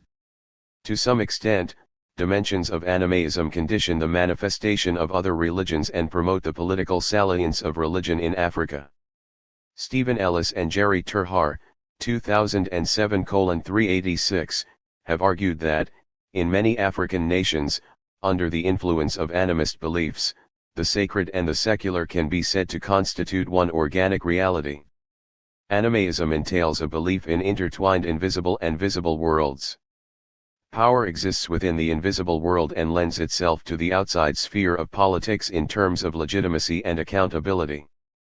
Faith in this spirit world is an essential characteristic of indigenous African religions, see also McGaffey 1986. In addition to diversity across countries, there is diversity within quite a few countries, and it can be of great political significance. Some countries, such as Mauritania and Somalia, are almost entirely Muslim, while others, such as Botswana and Namibia, are entirely Christian. Yet pluralism is the modal religious configuration. Moreover, Africa is unique in the sense that Christians and Muslims live in close proximity in most of its countries, Odik and Soares 2007:2. In general, religious coexistence is peaceful most of the time, and interfaith marriages are not particularly rare in many countries. There are, however, cases of severe polarization. Nigeria might be the African country where Christian and Muslim communities are the most evenly balanced, with 49% each as of 2010, though the 2050 predictions anticipate a substantial shift. Just as it has suffered from ethnic polarization over the years, it also recurrently provides the stage for religious conflict among its communities, or at least religion often provides the narrative for local intercommunal conflicts. It does not help that there is considerable overlap between ethnic and religious identity. The north of Nigeria, where the Hausa Fulani are dominant, is also majority Muslim. The southeast, where the Igbo form the largest group, is mostly Christian. In between these two regions, in the middle belt states such as Plateau, religious patterns are more fluid. 11 Although pre-partition Sudan had a strong Muslim majority, here too the geographic patterns of distribution of religious beliefs overlapped with ethnic identities, with the north being dominantly Muslim and the south dominantly Christian, in a manner that reinforced cleavages and undermined nation building ever since independence. After the breakup of the country in 2011, the proportion of Muslims in Sudan rose from 71% to 91%. A similar phenomenon became salient in Côte d'Ivoire in the 1990s, with increased polarization between mostly Muslim northerners and mostly Christian southerners. Although the conflict was not about religion, religious differences became the markers of political identity. The presence of religious cleavages is in part a function of the sometimes dramatic changes that have taken place in the prevalence and nature of religions within countries over the past half-century, the most significant of which has been the rise of Christianity, mainly of the evangelical and Pentecostal types as previously mentioned. From 1970 to 2010, the unweighted proportion of Christians rose from 37% to 57%. While Islam appeared to remain steady, with Muslims composing 28% of the African population in 1970 versus 31% in 2010, the rise of Christianity was compensated by a significant erosion of animism, from 35% to 9%. 12. Another recent transformation has been the rise of Islamic fundamentalism across much of Africa, particularly after the 1979 Iranian Revolution. These rapid transformations have introduced an element of disequilibrium into the politics of many African states, placing Africa in the middle of broader religious patterns and conflicts, and in the middle of religious narratives that increasingly structure relations among countries around the world. 102. Table 3.2 also reflects the projected distributions for religion across the continent in 2050. It is important to note that these projections anticipate the doubling of Christian and Muslim populations in Africa.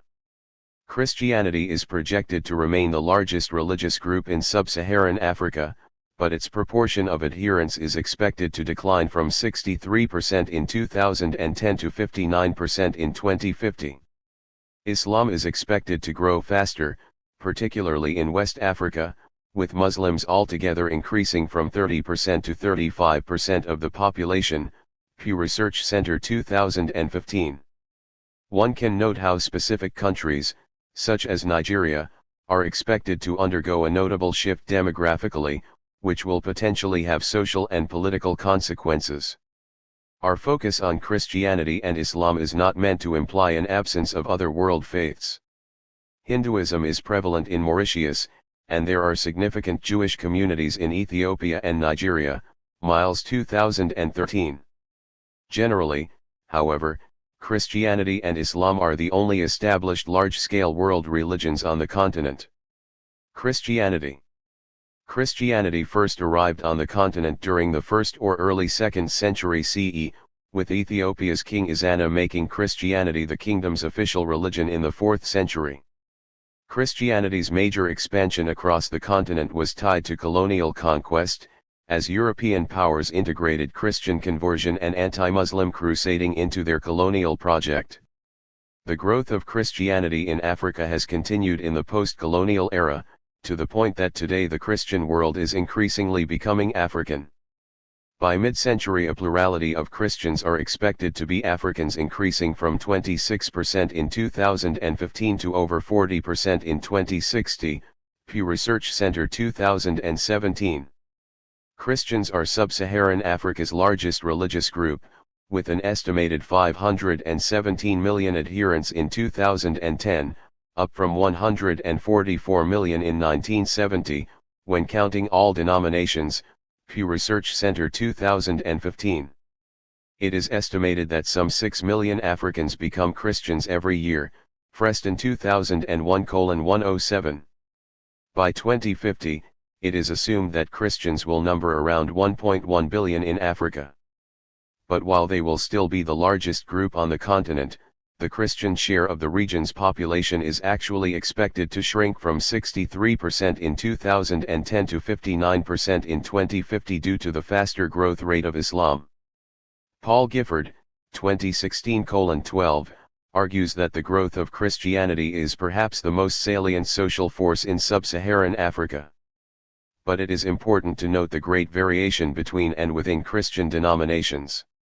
As Robert Dowd, 2015:22, notes, Christianity, like Islam, is not 103 made of unchanging essences, and that there has been a great deal of variation in how leaders of the same religious faith tradition, whether Christian or Muslims, have applied their faith tradition to politics across time and across space at the same point in time.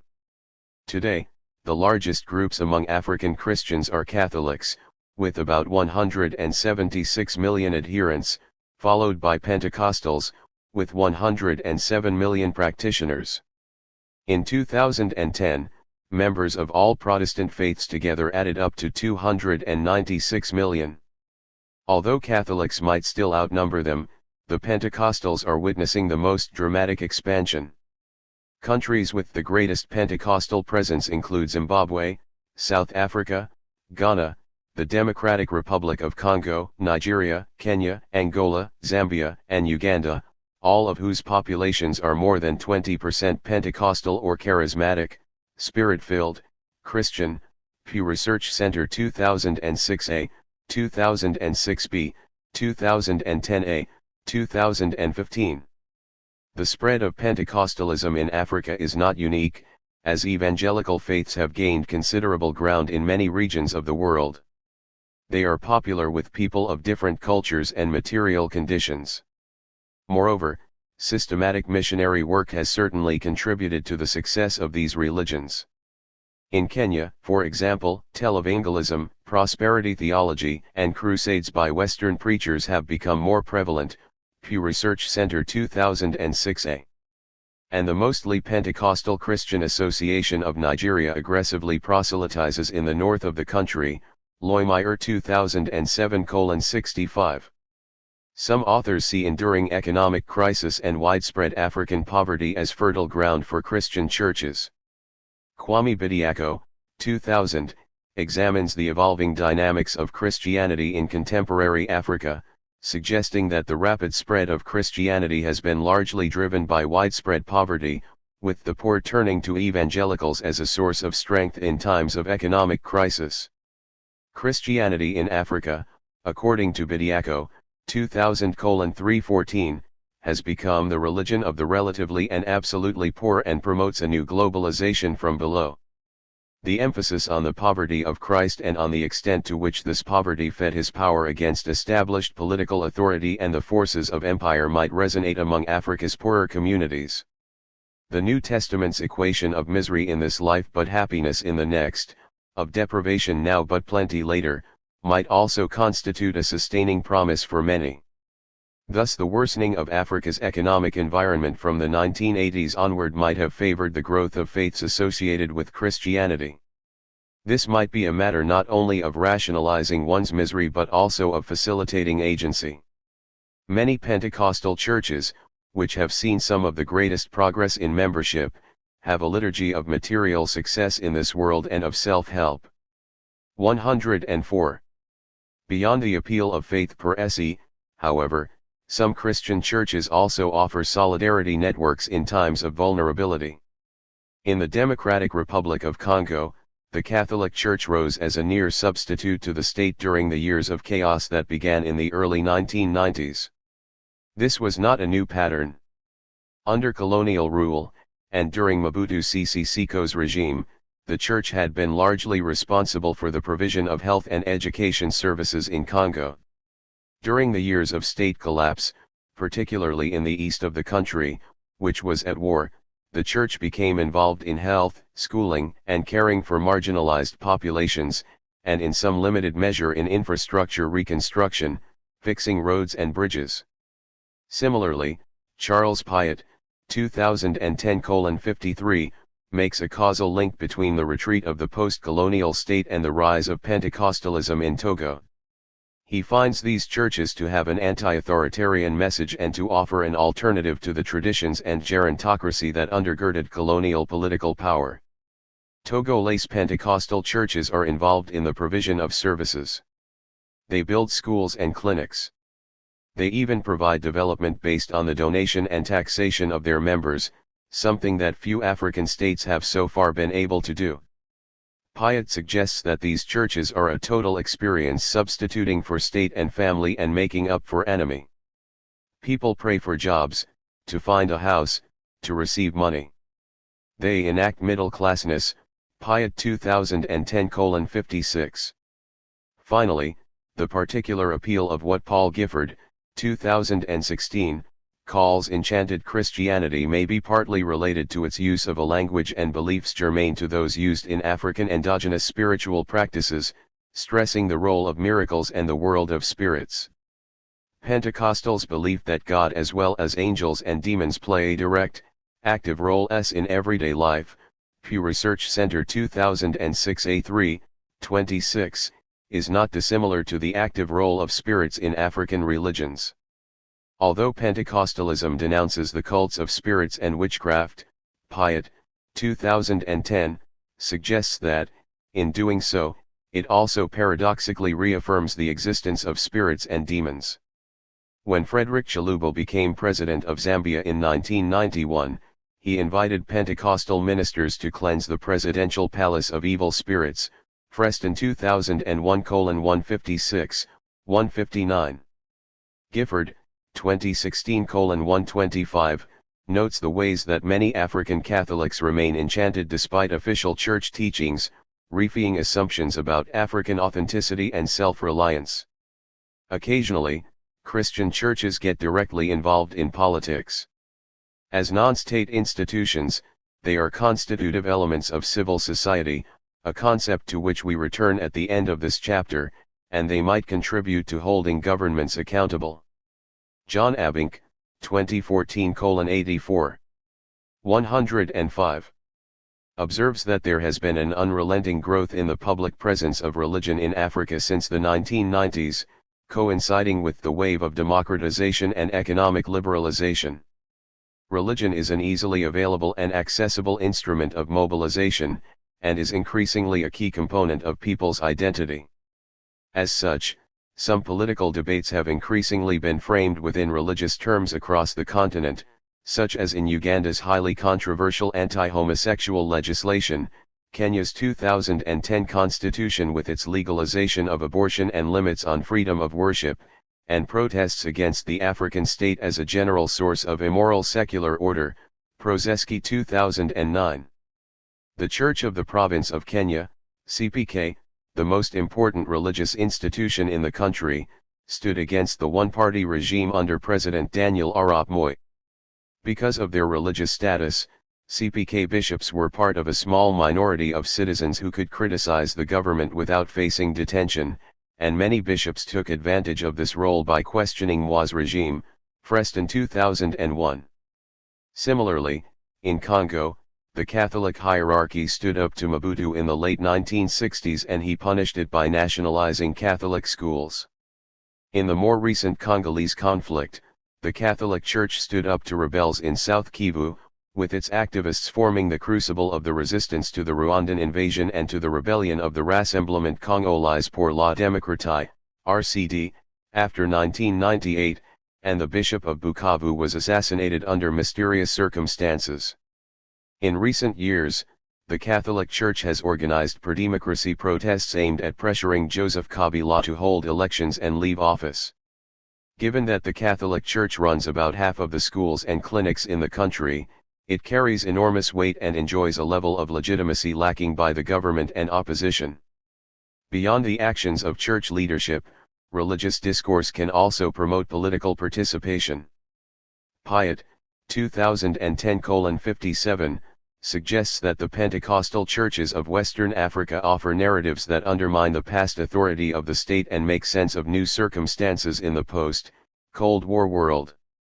Some believe therefore that churches can have democratizing virtues in Africa.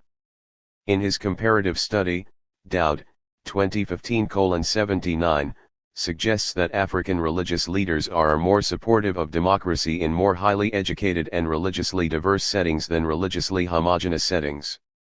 In several countries since the 1990s, church leaders have played important roles in facilitating transitions to democracy. In Benin and Congo, for example, Catholic archbishops presided over the sovereign national conferences that came to symbolize these transitions.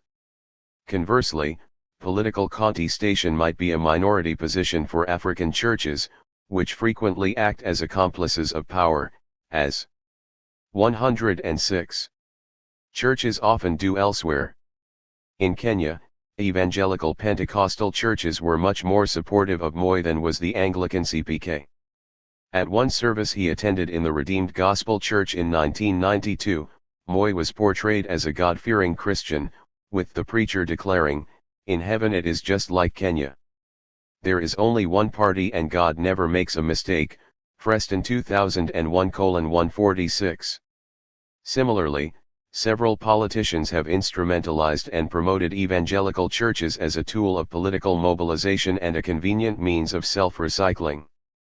Former Marxist dictator Matthew Kirikau, of Benin, manipulated his born-again credentials to return to power in 1995 and unseat opponent Nicéphore Soglo, whom he associated with the occult forces of voodoo, although he had been an assiduous practitioner of voodoo himself while president until 1989, Strasbourg 2000. He had also converted to Islam in 1980, in the wake of surges in oil prices. Islam has been present in Africa since it expanded from the Arabian Peninsula in the 9th century, but it was only in the 19th century, not long before colonization and the spread of Christianity, that it made major inroads and became a significant political as well as religious force. Nowadays, more than 248 million Muslims, or 30% of the world's Muslim population, live in sub-Saharan Africa, Pew Research Center 2010b. But the Muslim population is growing at a faster rate than the Christian population, and is expected to become 670 million by 2050. While Christianity will still be the most populous religion on the continent, the Muslim share is expected to increase from 30% to 35%, Pew Research Center 2015. Most of them are Sunni, with a significant Shiite minority in Nigeria. Of these, a large number practice Sufism, a variety of Islam that stresses local saints and leaders and provides a certain degree of syncretism with local pre-Islamic beliefs. However, more radical and fundamentalist beliefs have gained favor among a minority of African Muslims over the past couple of decades, and Sufi doctrine itself is undergoing changes in some locales. As a result, African Islam is characterized by a significant degree of pluralism. Unlike more orthodox versions of Islam, Sufism is not particularly focused on the literate knowledge of the Quran and stresses instead the necessity of adopting a lifestyle that pleases and does not defy God. Many analysts define Sufism as a mystical form of Islam, in the sense that its practitioners seek knowledge of God through meditation, emotion, and incantation. Sufis have multiple saints, whom they honor. 107. Through pilgrimages to their tombs and other rituals. Normally, a Sufi believer follows a specific founder, considered to be a saint, and his descendants and subsequent teachers of the founder's philosophy, called marabouts in Senegal, with the result that Sufi Islam is divided into orders, or brotherhoods, named Turuk 13, Otik and Source 2007:3. The main Sufi brotherhoods in Africa are the Tijaniyya and the Qadiriyya. In Senegal, although a majority of Muslims belong to branches of the Tijani order, the local Mouride Brotherhood is particularly influential, and counts former President Abdoulaye Wade, 2000 to 2012, among its disciples.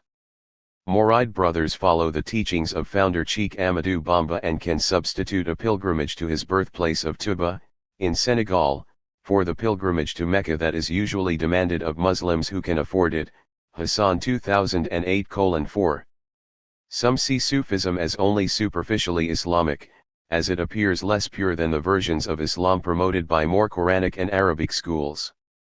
Benjamin Soares, 2006, and Roman Loimeyer, 2007, show that Sufi Islam coexists with fetishist practices in Mali and Nigeria, respectively. Some dimensions of Islam, such as precepts on social interaction and penal law, lend themselves easily to politics. Yet in general, African practitioners of Islam endorse a secular view of the state, and there is no evidence that most African Muslims are interested in the application of Sharia law beyond matrimonial and other conventional civil areas. Moreover, the economic returns to a Western-style education have reduced the appeal of madrasas, Arabic Quranic schools, and other Islamic education institutions. This does not mean that organized Islam is without influence on politics. In Senegal, marabouts are widely seen as kingmakers. They have long been the clients of the state and, particularly, of the Socialist Party, which ruled from independence until 2000. The marabouts have secured political support and legitimacy for the Senegalese state among their followers, and the state in turn supplies them with resources, particularly through price and production support for groundnuts, and allows them to run their own state within a state in the holy city of Touba, the aforementioned birthplace of the founder of Mouride-ism, Beerman 1970, Boone 1992, Copens 1980, Cowlin 1981, Cruz O'Brien 1971, Villalon 1995. Typically, the marabouts instruct their followers to vote for the ruling party through njidals, or commands. This practice peaked in 1988 with the forceful endorsement of Abdou Diouf by Serigny Abdou Laha, the Mouride leader at the time, before the marabouts adopted a more neutral stance in the 1993 elections, Beck 2001:613. In 2000, some important marabouts encouraged their supporters to vote for the opposition, and Abdoulaye Wade won the elections, Villalon 2007:168, 176. In 108. Addition, African Muslim communities have mobilized at times to lobby for their policy preferences, as in Somalia when religious leaders vocally opposed, without success, a 1975 secular family code, Marshall 2004:118, and in Mali when similar reforms giving greater powers to women were suspended by the president in 2010 after widespread opposition by Muslim organizations, Wing 2012. Since the 1970s and particularly after 1990, Sufi Islam has been increasingly challenged by a more activist minority fundamentalist current. Recent decades have seen the advance of Salafism, which advocates strict interpretations of Islamic scriptures, rejects esotericism, and seeks to emulate the early Muslim community as a corrective to the corrupt and decadent modern world, Hakel 2009.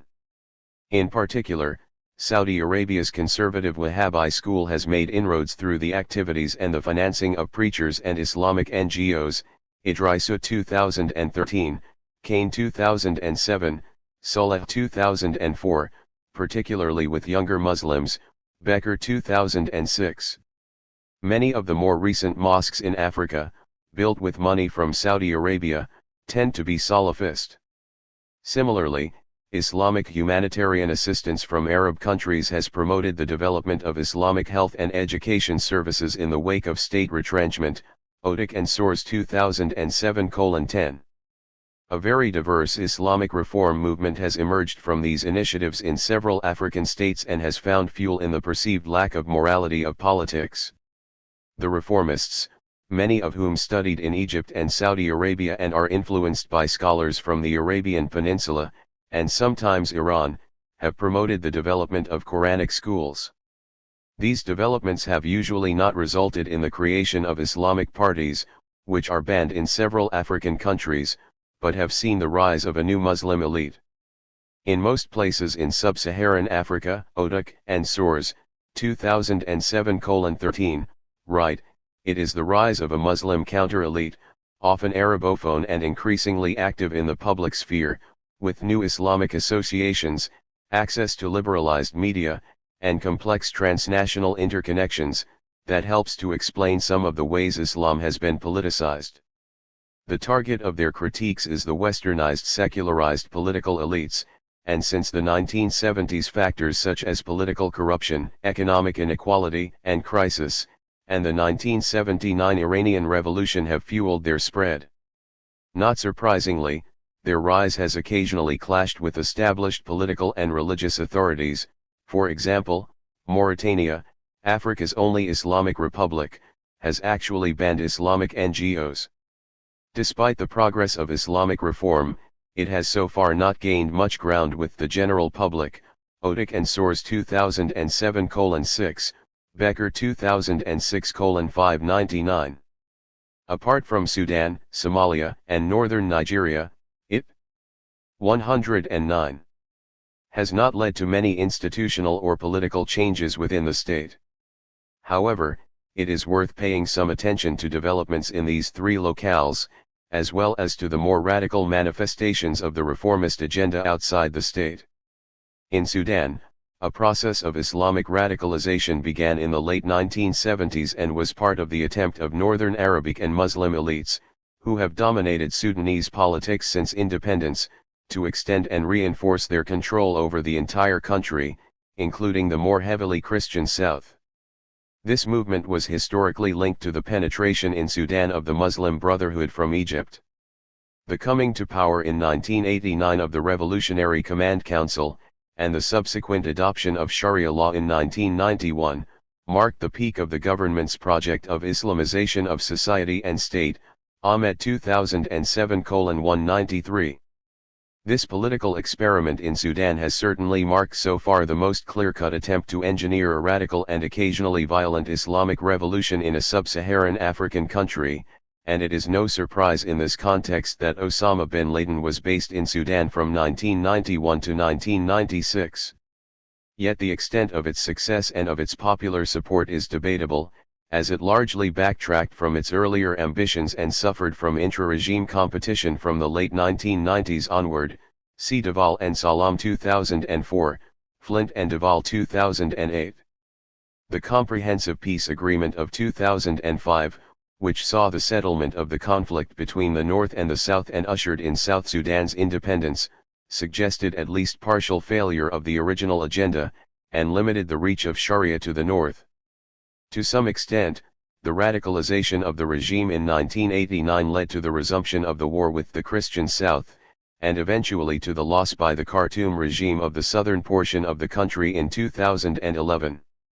In Somalia, an Afghanistan-like confrontation between a violent Islamic insurgency and no less violent clan militias, some of which have formed a government, has brought a new kind of religious politics to the continent, causing concern and precipitating some degree of intervention by the United States.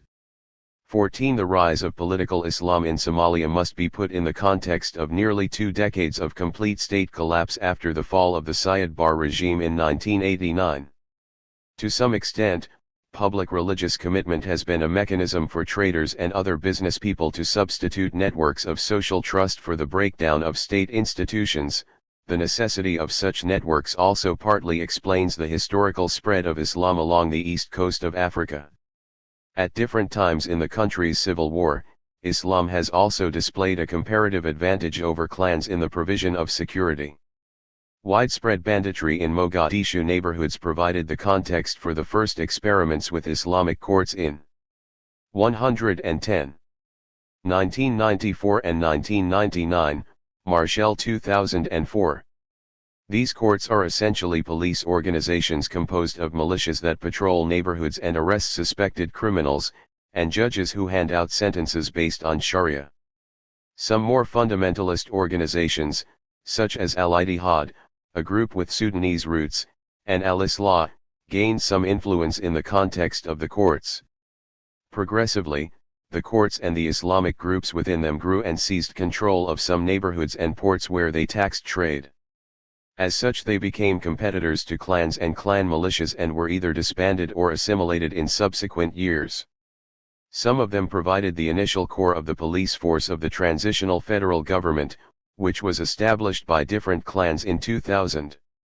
Yet the transitional government was never able to extend its authority beyond a few blocks of Mogadishu, and kept Islamist organizations from joining its coalition.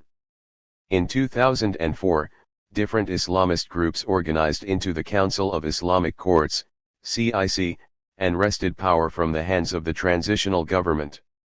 According to Ken Menkhaus, 2007:371, they enjoyed the support of a large portion of the Somali population as they once again helped ensure stability by eliminating gangs and restoring some form of law.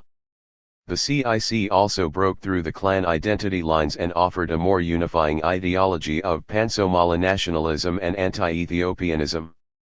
Yet Menkhaus distinguishes this support as broad but not deep, 372, as clan divisions and anxieties could not be erased. The CIC imposed Sharia courts and also maintained a powerful military, which integrated the radical Al-Shabaab militia. As power within the CIC began to move away from moderates toward hardliners, the U.S. government feared an Al-Qaeda connection and became involved. Prodded by the United States, Ethiopia invaded in 2006, with dire humanitarian consequences. In 2009, Ethiopian troops departed, and were replaced by a few African Union battalions. Some Islamists subsequently regrouped and fought back. They brought the conflict to African states supporting the omission, including bombings in the Ugandan capital in 2010. The following year, Ethiopian troops returned to Somalia, and Kenya invaded in an effort to destroy the capacity of the Islamists. In response, Al-Shabaab extended their reach into Kenya, launching several violent attacks, including the 2013 Westgate Mall attack in Nairobi, Menk House and Gore 2017.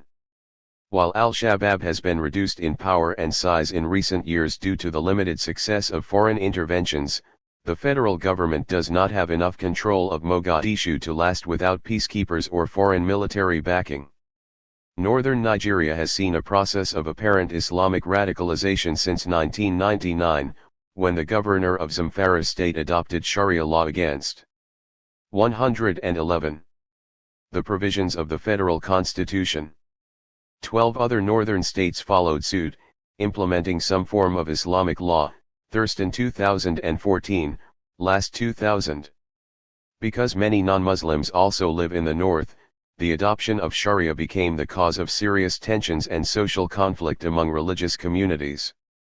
Yet the political significance of Islam in Nigeria did not begin with the Sharia movement of 2000, and this movement itself is more complex than a hypothetical spread of radical Islam. In 1804, Sufi religious scholars under the leadership of Usman Dan Fodio took power in the Hausa kingdoms of today's northern Nigeria and established the Sokoto Sultanate, Loimire 2007:44, thus providing a historical precedent of unified Muslim temporal rule, which continues to appeal to many. Although Islam was separated from power at independence, Sufi leaders continued to carry significant influence, particularly with the numerous military regimes, controlled by northern officers, that ruled Nigeria between the middle 1960s and the late 1990s. Starting in the 1970s, however, there were recurrent attempts at reforming Nigerian Islam, particularly as a result of the widespread corruption associated with power and the perceived hybridity of Sufist practices, Kalu 2003. Izala, a reformist movement sponsored by Saudi donors, gained considerable leverage at the time, until it too succumbed to the Nigerian curse and lost influence under accusations of corruption, Loimire 2007:52-55. After the Iranian Revolution in 1979, more radical groups surfaced and called for jihad. Far from unifying Nigerian Islam in a homogeneous struggle, these movements contributed to fragmenting political Islam in Nigeria. The appeal of Sharia derived in part from this context and from the election to the presidency in 1999 of Olusegun Obasanjo, a born-again Christian Yoruba. For many Muslim northerners, Sharia was seen as a solution to corruption and bad government, whereas for northern political elites, it was also an instrument to weaken the Obasanjo government and the constitution. Thus the immense popularity that accompanied the Sharia declaration in Zamfara led other northern politicians to follow suit. Yet the political nature of the movement has left many doubtful, as have misuses of the law and the failure of these northern states to engineer successful reforms, Loimire 2007:66, 67. Alex Thurston, 2014:29, 30. Observes that the Sharia project has not resulted in a manifestation of restrictive Islamism, but exacerbated intra-Muslim rivalries and electoral competition within the secular political structures. Although Sharia remains officially on the books as of 2018, its implementation is haphazard and its popularity is in decline, even among Muslims. No other African country has so far embarked upon institutional change based on an Islamic agenda. In several countries, however, there 112 has been a rise in the profile and activities of groups that claim radical Islamist agendas, although not all of them are indigenous to these countries. Numerous countries across the Sahel have had to deal with small insurgencies associated with radical Islam, such as Al-Qaeda in the Islamic Maghreb, AQIM, a group founded by Algerian militants who returned from the Afghan war against the Soviet Union in the 1980s. AQIM has claimed responsibility for the killing or abduction of several tourists, aid workers, and expatriates throughout the region. In Mali, AQIM united with other insurgent groups, some Islamist and some secular, to wrest control of the northern half of the country from the government from March 2012 until a French military intervention began in January 2013. During their rule, they applied a strict version of Sharia and destroyed several monuments dedicated to Sufi saints, Sheila 2015, Boaz and Dunn 2017.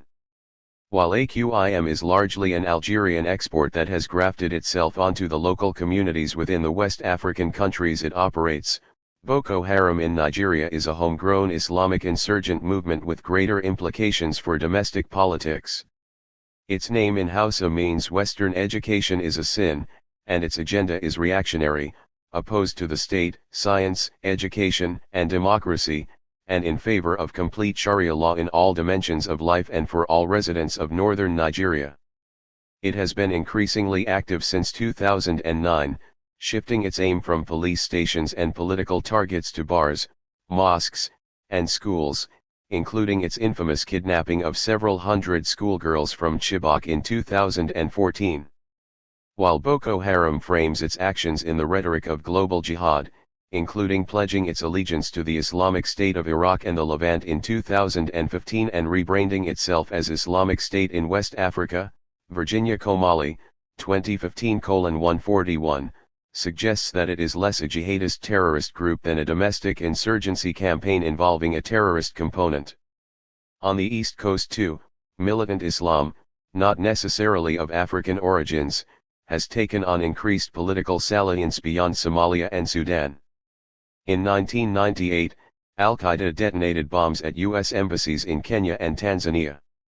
Kenya has a rather small Muslim minority, at less than 10% of the total population, but the presence of transnational Islamic militant groups in its territory has probably been facilitated by its large border with Somalia, especially as Al-Shabaab has actively worked to exploit local grievances against the Kenyan government, Menkhouse and Gore 2015, Haynes 2005:1330. Muslims are a larger group in Tanzania, where they make up about 35% of mainlanders and 95% of Zanzibaris, and a minority among them have indeed experienced greater radicalism, Becker 2006. Yet Jeffrey Haynes, 2005:1330. 113. Although he identifies a gradual hardening of indigenous Muslim identity in Tanzania as evident in recurrent armed takeovers of moderate mosques in Dar es Salaam, nevertheless suggests that the notion that the country has begun to degenerate into a new territorial beachhead for transnational Islamic extremism is misplaced. Similarly, Felicitas Becker, 2006:593, has noted that conflict between older traditionalist Sufi Muslims and younger anti-Sufi Islamists in Tanzania is partly derived from the arrival of literacy. Oral traditions, being less firm, accommodated certain variations in religious practice, whereas literate believers who can follow the Quran are more fundamentalist in their implementation of its injunctions. In 2017, neighboring Mozambique experienced its first jihadist violence, inflicted by a previously unknown group calling itself Al-Shabaab. Though the country has a long history of violence, this is the first time it has taken on religious dimensions. Altogether, one cannot make proper sense of the increasing appeal of reformism in African Islam, even within the Sufi tradition, without coming to terms with the failures of the political and economic structures inherited from Western colonization and with the besieged feelings of many African Muslims in view of Western policies toward other Muslim countries. All over the continent, the rise of more radical Muslim groups and their agenda does not come only from the expansionist schemes of Islamist groups in other countries or regions. It also corresponds to the exhaustion of post-colonial regimes that have offered their citizens relatively little in terms of development, and with which Muslim establishment has long collaborated. To some extent, Their agenda is one that calls for greater ownership of the post-colonial state and for an alternative to the many failings of Western modernity. Thus the appeal of Sharia can correspond to the assertion of a genuine local political identity in contrast to the association of secularism with the post-colonial project, Abing 2014. As such, it parallels an international position of resentment among many Africans at perceived Western imperialism, a position reinforced in the wake of the U.S. invasion of Iraq, a majority Sunni Muslim country, in 2003, Villalon 2007. However, in Africa's many religiously plural societies, the radicalization of Muslim faith has caused significant polarization and fears, and led other communities, particularly Christians, to feel threatened. Many Muslims, likewise, see the formidable expansion of Christian churches as a threat. Religious polarization between Christians and Muslims has been worse in countries where these communities live in close proximity and where religious identity can be instrumentalized for other pursuits. Such has arguably been the case in Nigeria, where Middle Belt states 114, such as Plateau frequently provide the stage for what appears to be religious conflict between Muslim and Christian communities. The Middle Belt region is both ethnically diverse and not under any single religious hegemony.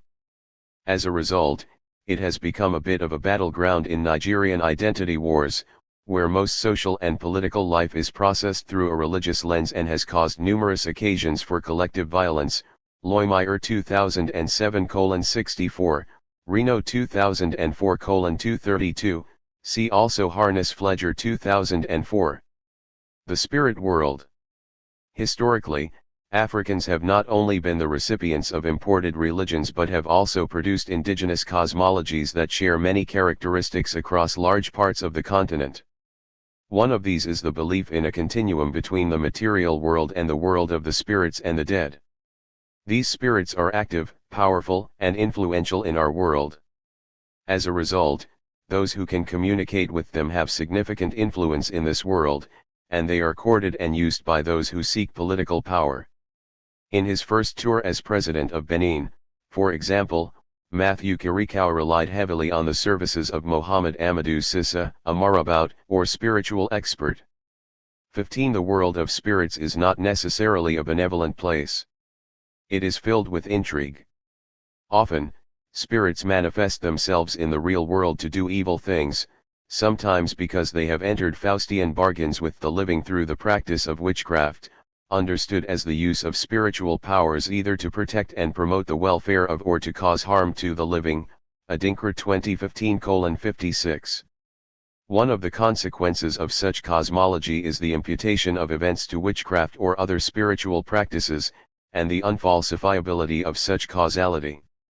The spirits of ancestors and their dealings with mortals explain specific individual and collective events and outcomes.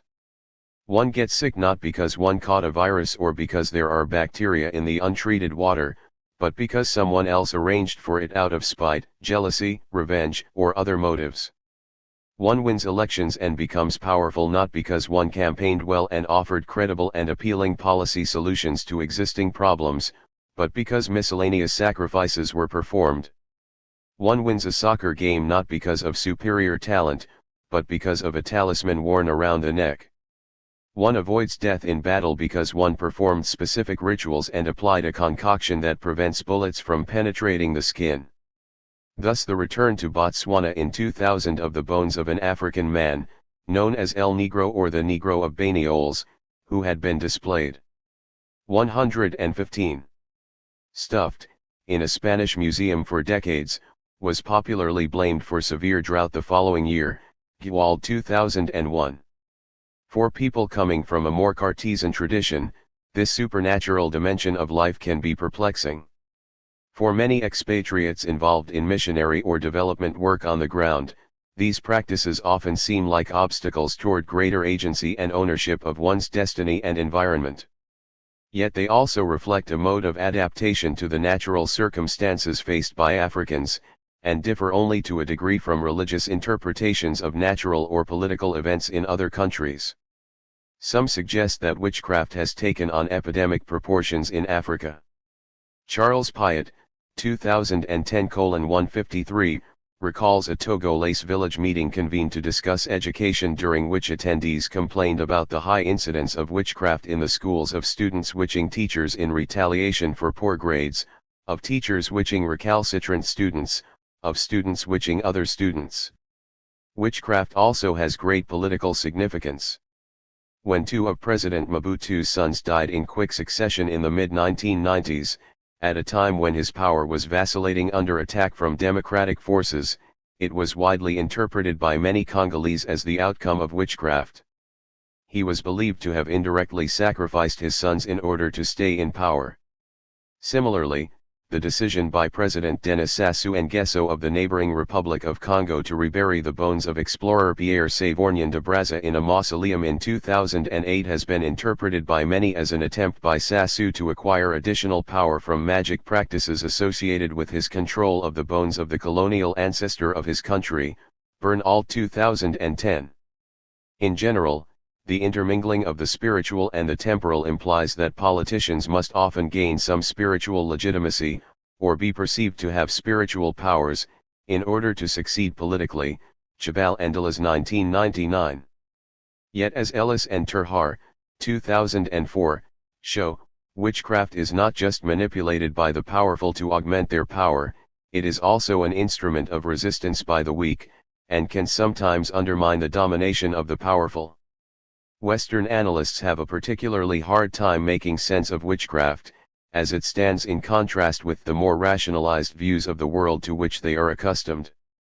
Because it is often studied by anthropologists, scholarship on the subject tends to be interpretive. Gashira 2013. Some suggest a rejection of modernity or globalization, as witches are often rumored to fly in airplanes or travel in underground trains.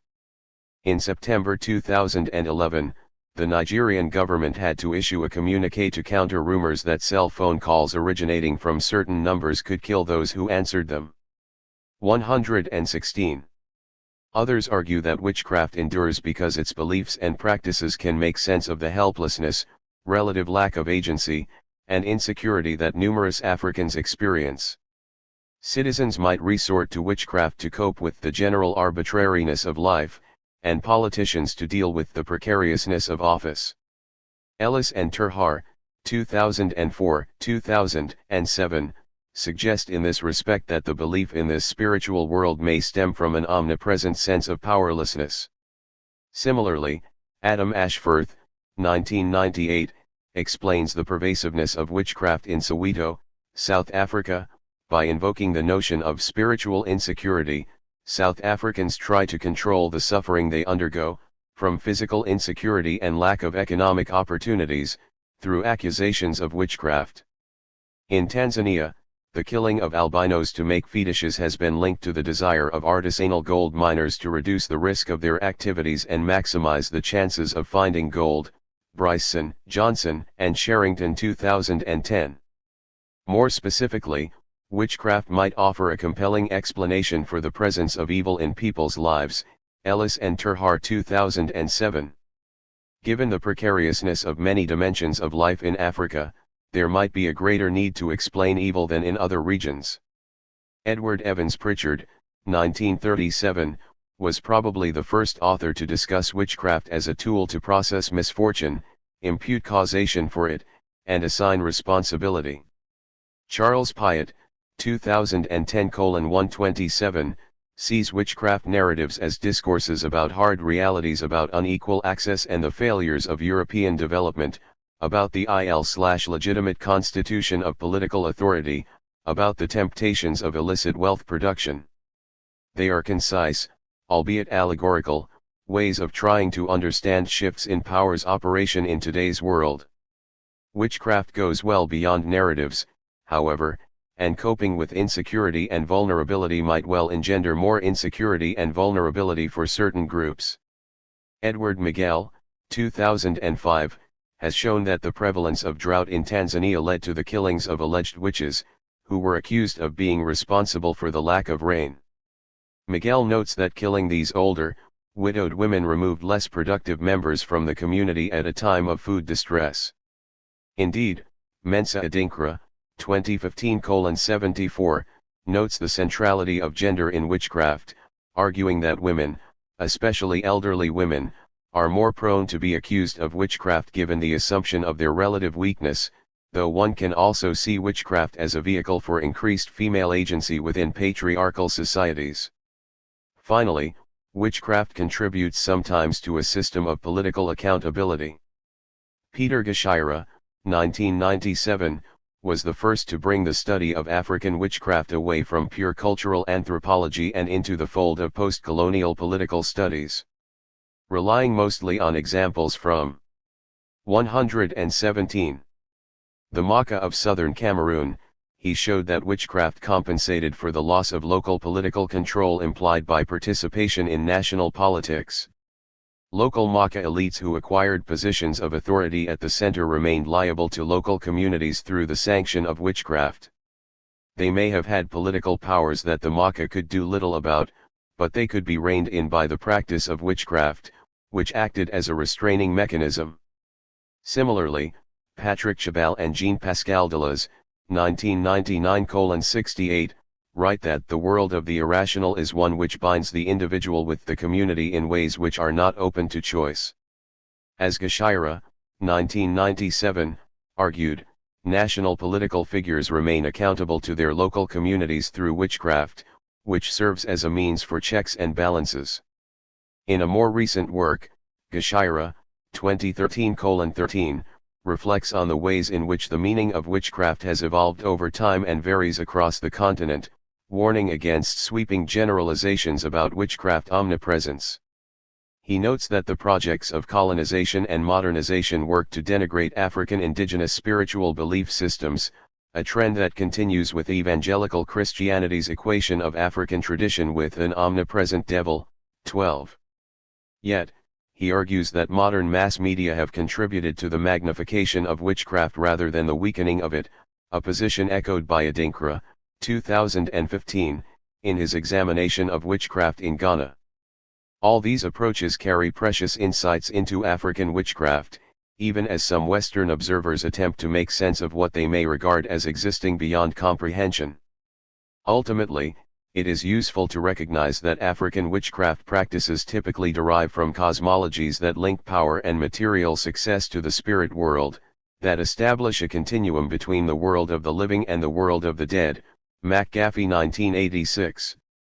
These beliefs have existed, continue to exist, and have implications for African daily and political life. As with religion elsewhere, they are unlikely to disappear with modernization, and they have adapted well to the spread of Islam and Christianity. Social classes and class politics. Class analysis has traditionally been a powerful mode of understanding social systems and politics across much of the globe. In Africa, because of the lack of industrialization and the limited spread of industrial capitalism, many Africans are independent peasants. Class analysis has generally not been as popular or successful. In recent years, however, 118. Increased attention has been paid to the supposed emerging African middle class and its transformative power for economic development and democratization. Nkub and Lufumpa 2015, Melbourne 2017. Are there social classes in Africa? Is there a class logic to African politics? What is the relationship between the African state, social classes, and class formation? While traditional understandings of class have been found wanting, many Africanists have found some variations of classical class analysis useful in answering these questions. For Karl Marx, classes are socio-economic groups articulated around their relations to the means of production, capital, labor, and land, with the dominant classes changing as the modes of production change, example feudalism, capitalism, communism. Classes become true classes when their members become aware of their specific economic interests as distinct from those of people in other classes. Once this happens, classes conflict with each other and class struggle becomes the engine of history. Many political scientists are conversant with Marxian thought and accustomed to analyses that explain politics through an analysis of social class. In the first decades of African independence, It was thus common to see scholars use class analysis to try to make sense of what they observed in Africa. Because they could not identify classes in the historical European sense, they looked for alternative class systems. Without proper capitalist production and a capital-owning class, some looked to the state and its elites as representing the modernized nationalist bourgeoisie. Such parallels were facilitated as the African state progressively acquired many of the existing means of production through frequent nationalizations of land, extractive industries, and whatever little manufacturing existed. But the explanatory power of class analysis was limited by both the lack of systematic exploitation of labor by the state and the lack of class solidarity.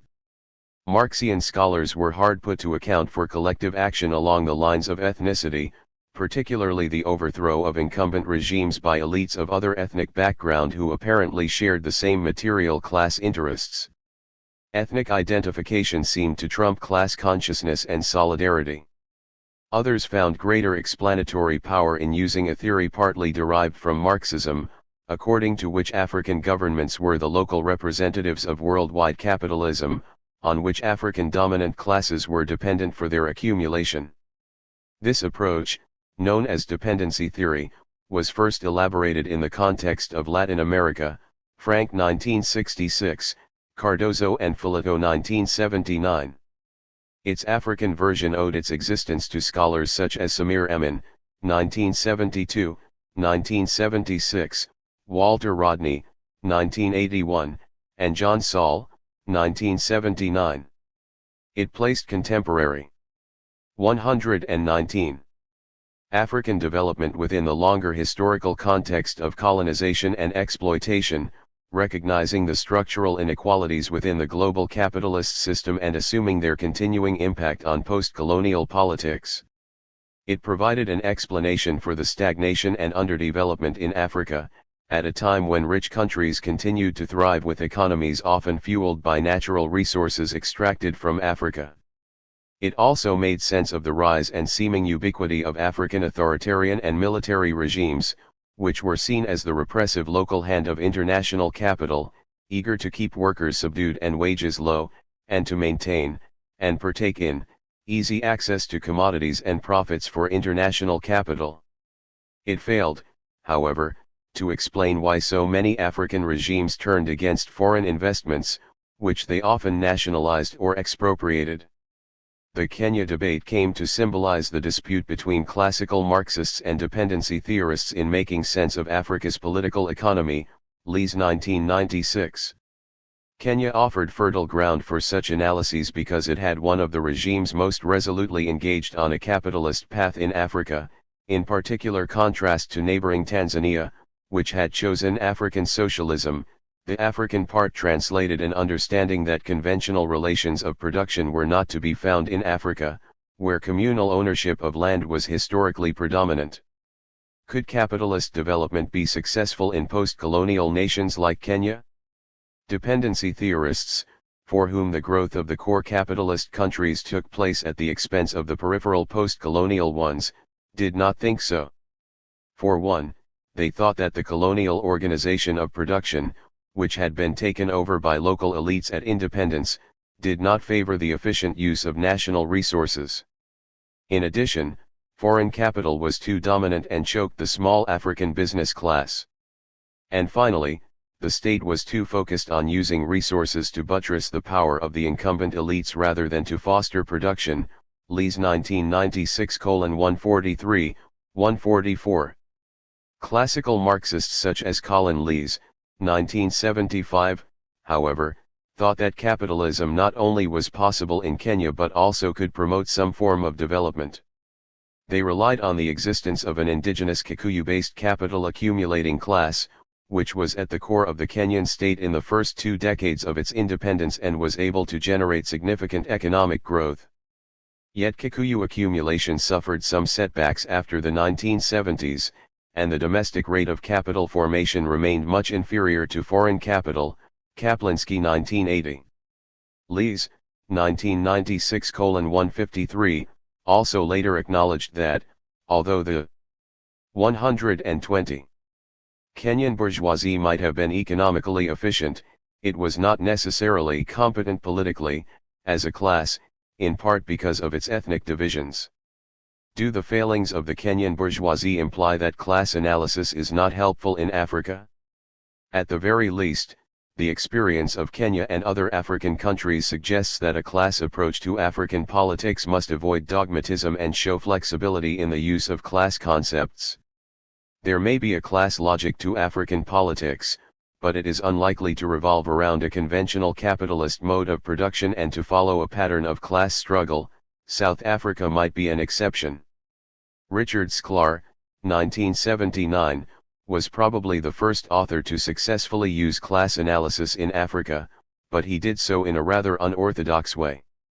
In his milestone contribution, Sklar argued that there is considerable class action in Africa and that many things can be understood in class terms, but he suggested that African classes coalesce around the state rather than the means of production, and that class struggles are not the dominant mode of class action on the continent.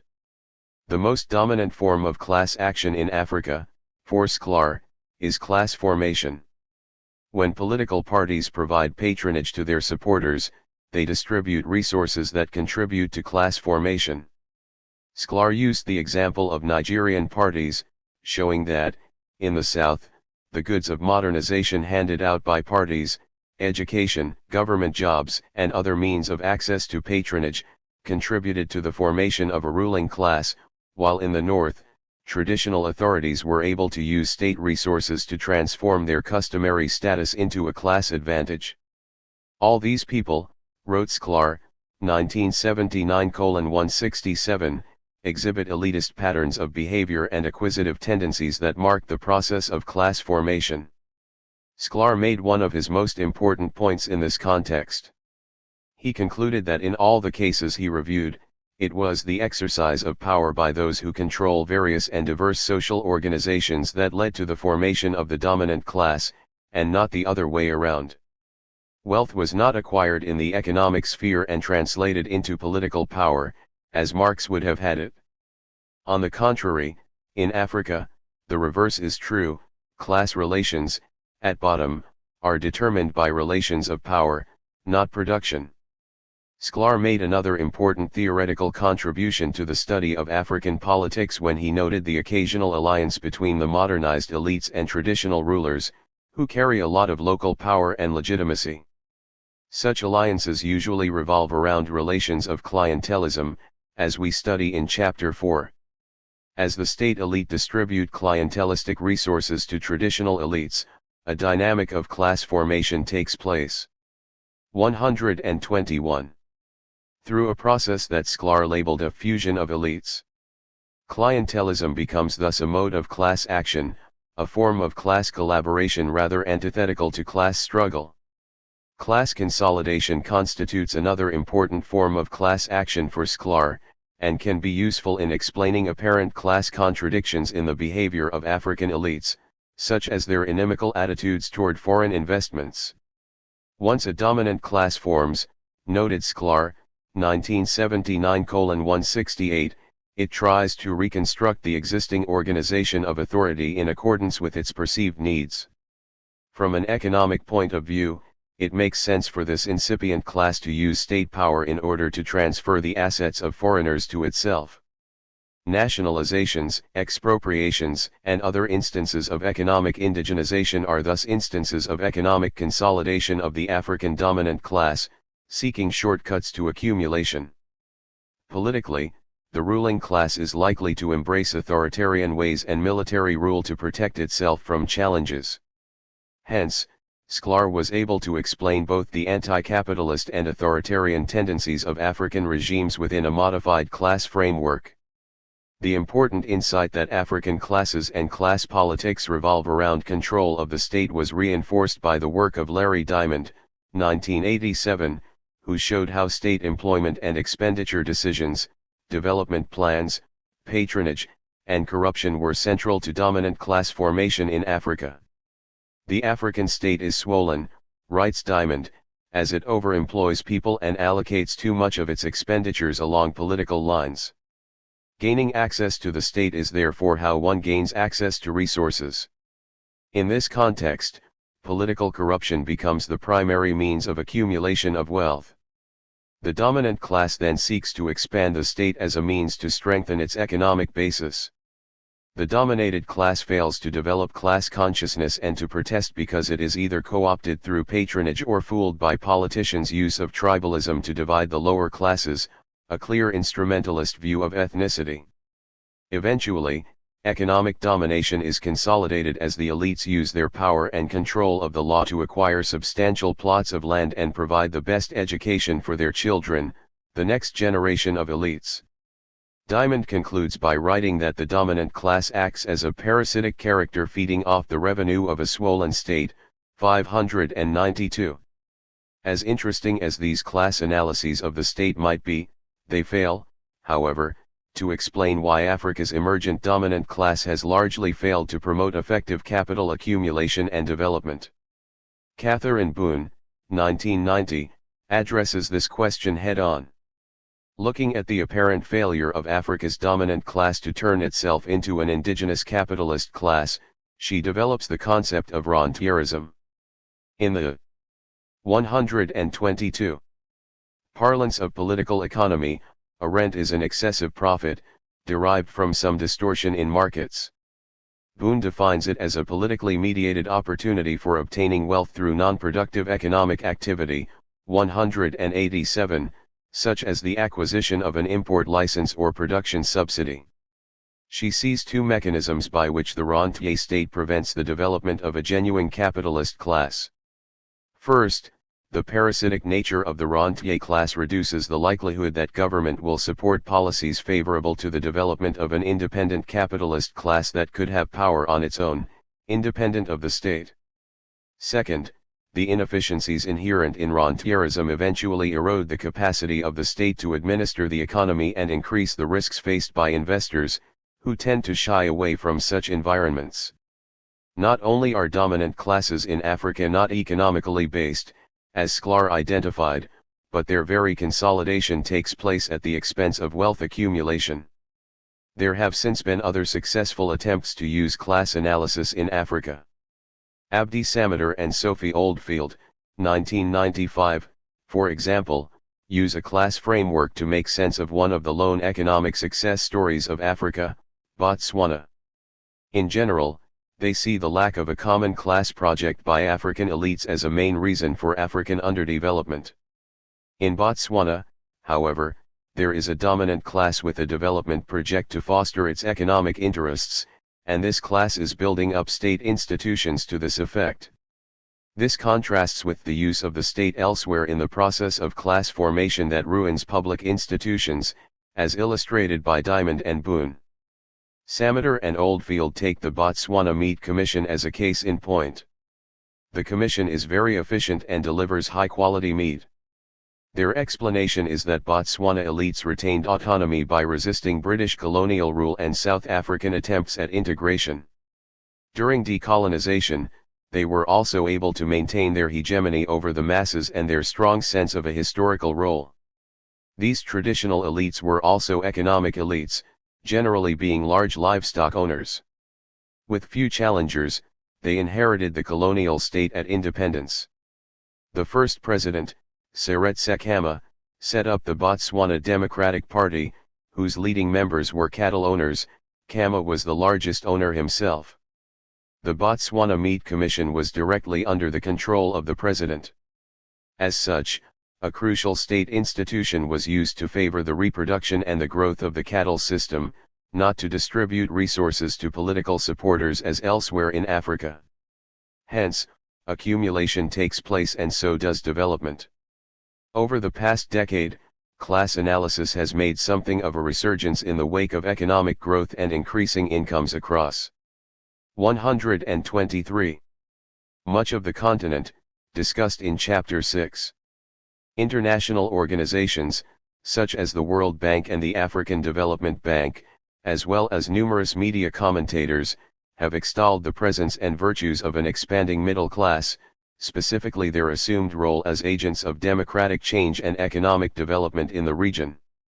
While the term middle class often lacks conceptual clarity, The African Development Bank classifies members of the middle class as those with per capita consumption of $2 to $20.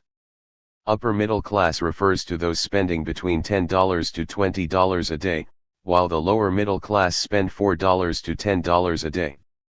The largest segment of the African middle class, estimated to be 204 million people, are regarded as part of a vulnerable floating middle class that is at risk of falling back into poverty. African Development Bank 2012:13, Gibb and Lufumpa 2015. It is argued that this emerging middle class has enabled African economies to shift away from export-led growth to create dynamic domestic markets, while fostering indigenous entrepreneurialism.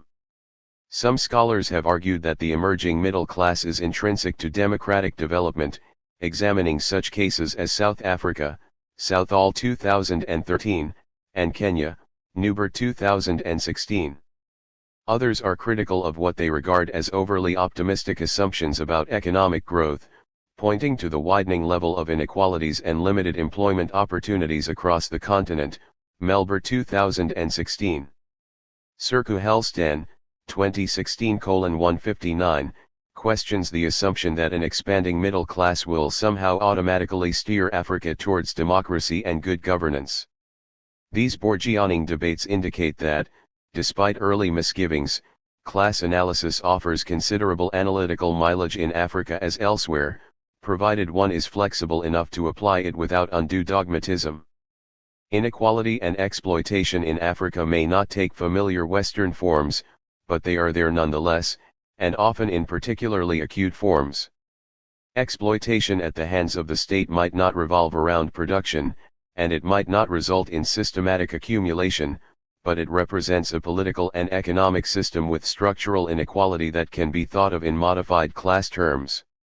Even the domination of traditional chiefs, decentralized despots in Mahmoud Mamdani's words, 1996, contains a certain class logic. Class analysis is, at any rate, another important tool in the political scientist's toolbox. Gender inequality and women's participation. While daily life in Africa is hard for many, it is often particularly so for women. First, many African women face significant daily physical hard. 124. Ship. They work the fields, carry water. More than half of rural households and about a quarter of urban households lack easy access to drinking water, gather wood, cook on open fires, and care for the children.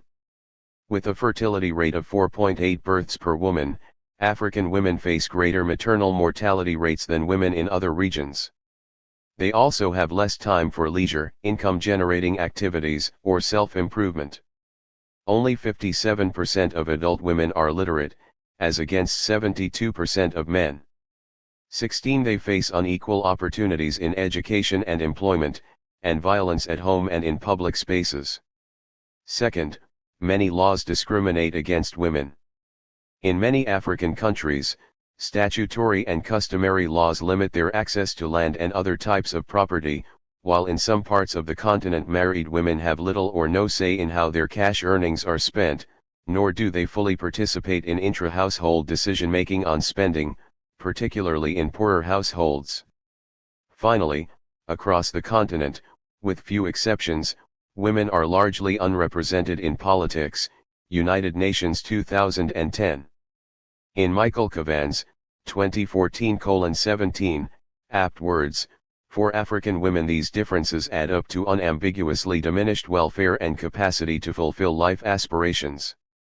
The situation is more like comparing a rotten papaya with a lustrous lemon. Such salient inequalities have begged for a gender study of African politics. Gender refers to the socially defined sets of assumptions and beliefs regarding the accepted roles of men and women that help structure behavior, analysis, and decision-making.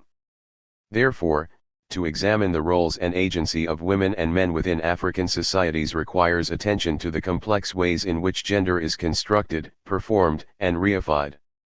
In short, a gender analysis of politics asks how women and men are placed in the study of formal politics, how political processes affect men and women differently, and how activities that women are typically involved in outside the male-dominated institutional sphere are included in one's analysis of politics, Whalen 1996:4.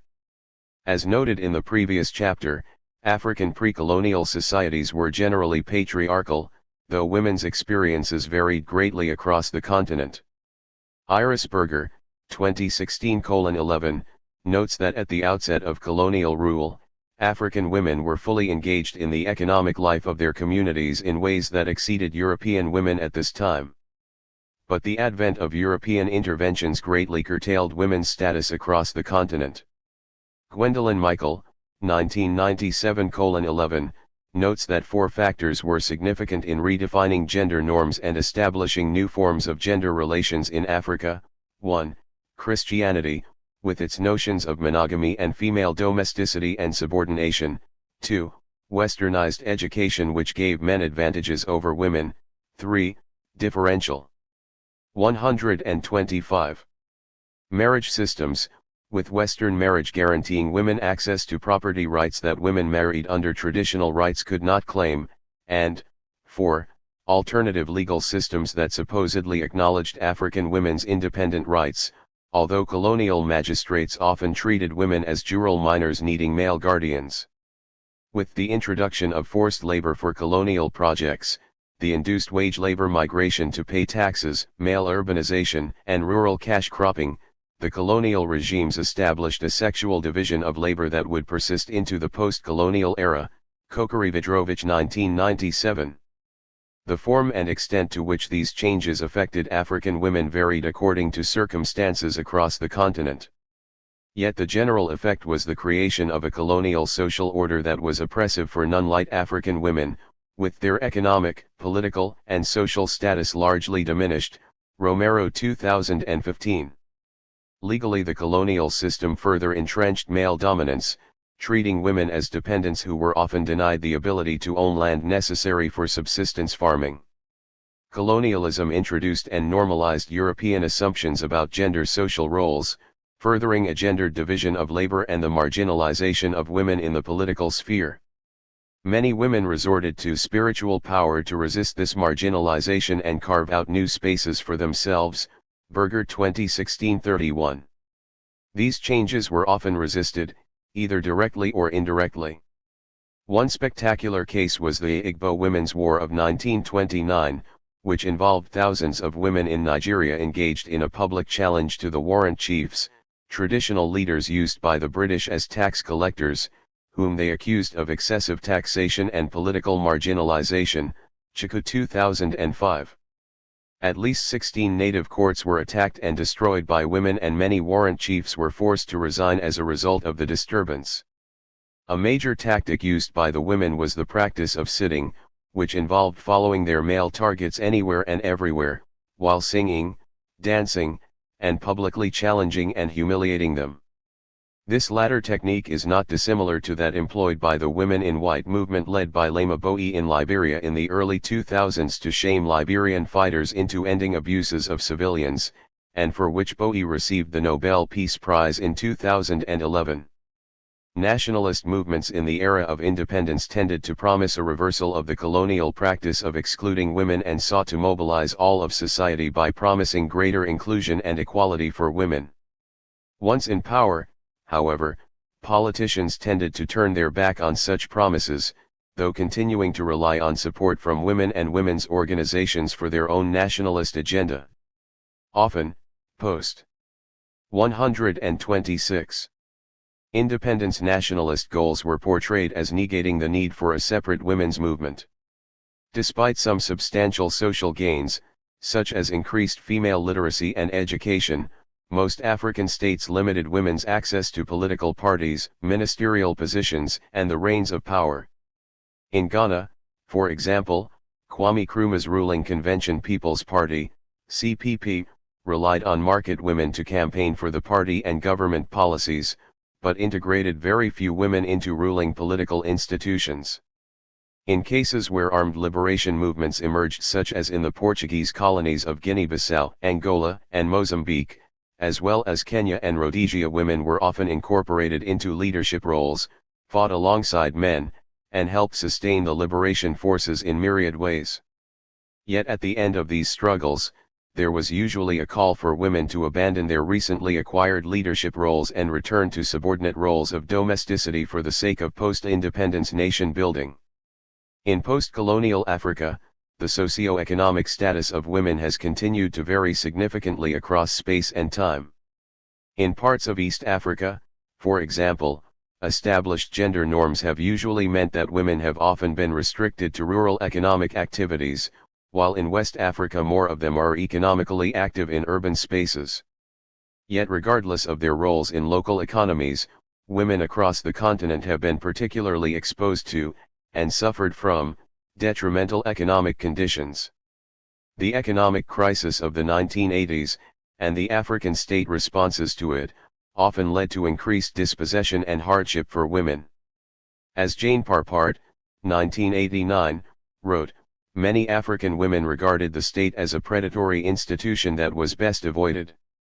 In many ways, the growth of the African informal economic sector during this time was driven by women's survival strategies in the context of avoiding the state, Kinyanjui 2014. The plight of African women was illuminated during the United Nations Decade of Women, 1975 to 1985, which shed light on issues such as the feminization of poverty, rising infant malnutrition and mortality, and rising maternal mortality.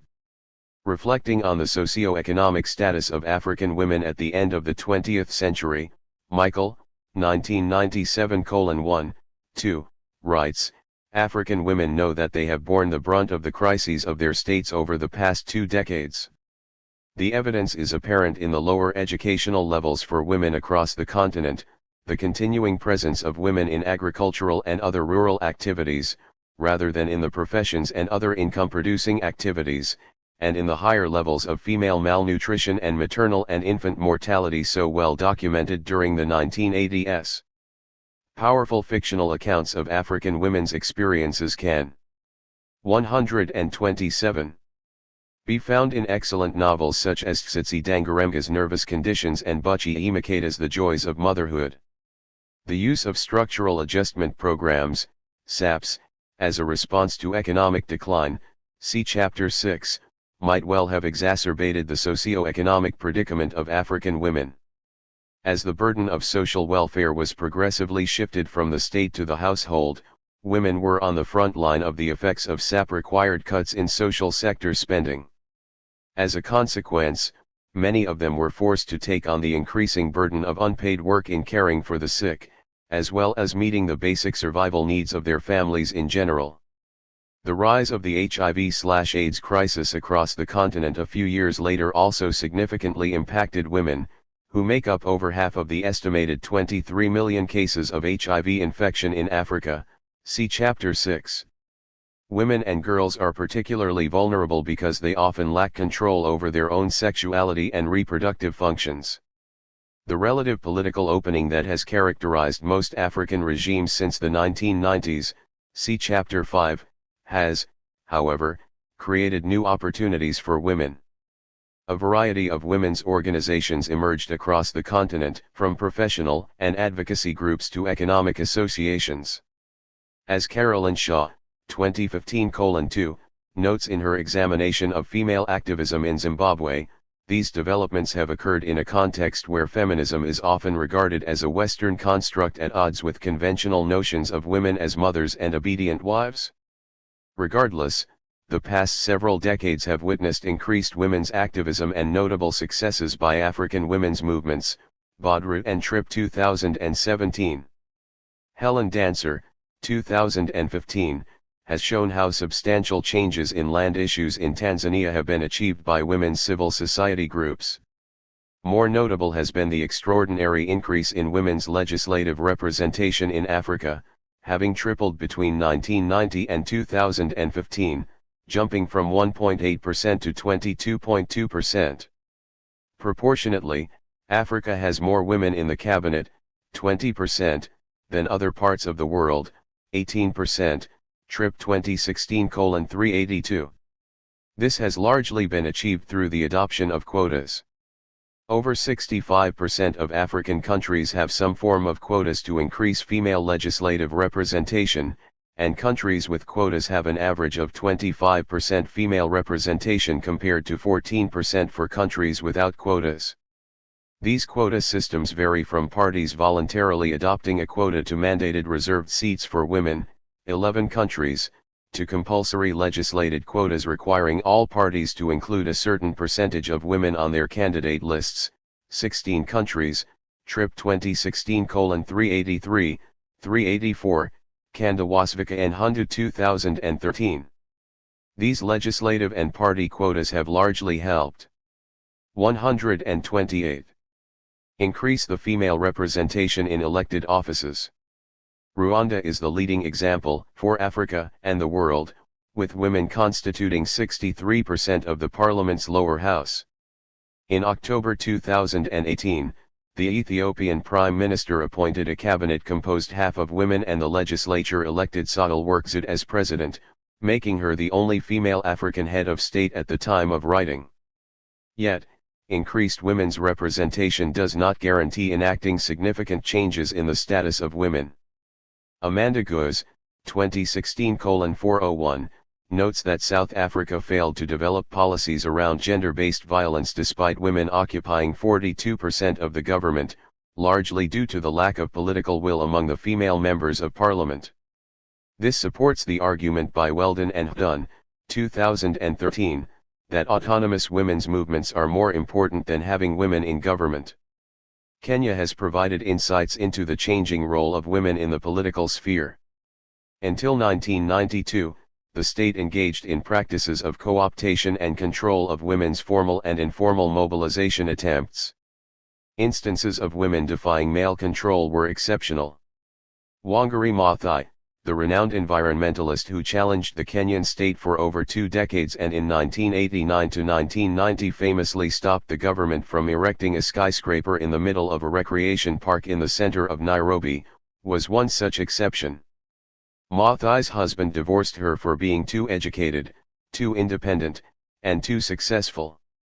After Kenya's first multi-party elections in 1992, Maathai and other Kenyan women became active in electoral politics in the hope that it would engender greater political empowerment, while also capitalizing on other forms of political engagement against the state, including hunger strikes and media campaigns, Anzomo 1996. Although a modest number of women were elected to political office in December 1992, Kenyan women's movements realized that participating in formal electoral politics offered a limited vehicle for political empowerment. Laws and state practices, combined with continuing societal beliefs, meant that Kenyan women continued to face discrimination and deteriorating socio-economic status. In 2001, for example, Kenyan President Daniel Arap Moi explained to a gathering of women that they were hindered from making progress due to their little minds. After an unsuccessful campaign for parliament, Maathai founded the Green Belt Movement, an environmental NGO focused on conservation and women's rights, which she regarded as intertwined, and in 2004 won the Nobel Peace Prize. Examining the case of Maathai and other Kenyan female activists, Maria Nzomo, 1996:181-184, suggests that women's movements in Africa have had to focus on a 129 range of issues concerning capacity building, increasing autonomy, and developing strategies for resisting state co-optation and manipulation. Uganda offers another illuminating case study for examining women's relationship to the state and political power. In many ways, it illustrates the severity of women's economic marginalization in contemporary African societies. For example, as noted by Ailey Tripp, 2001:121, Ugandan women own only 7% of the land while providing more than 70% of all agricultural labor.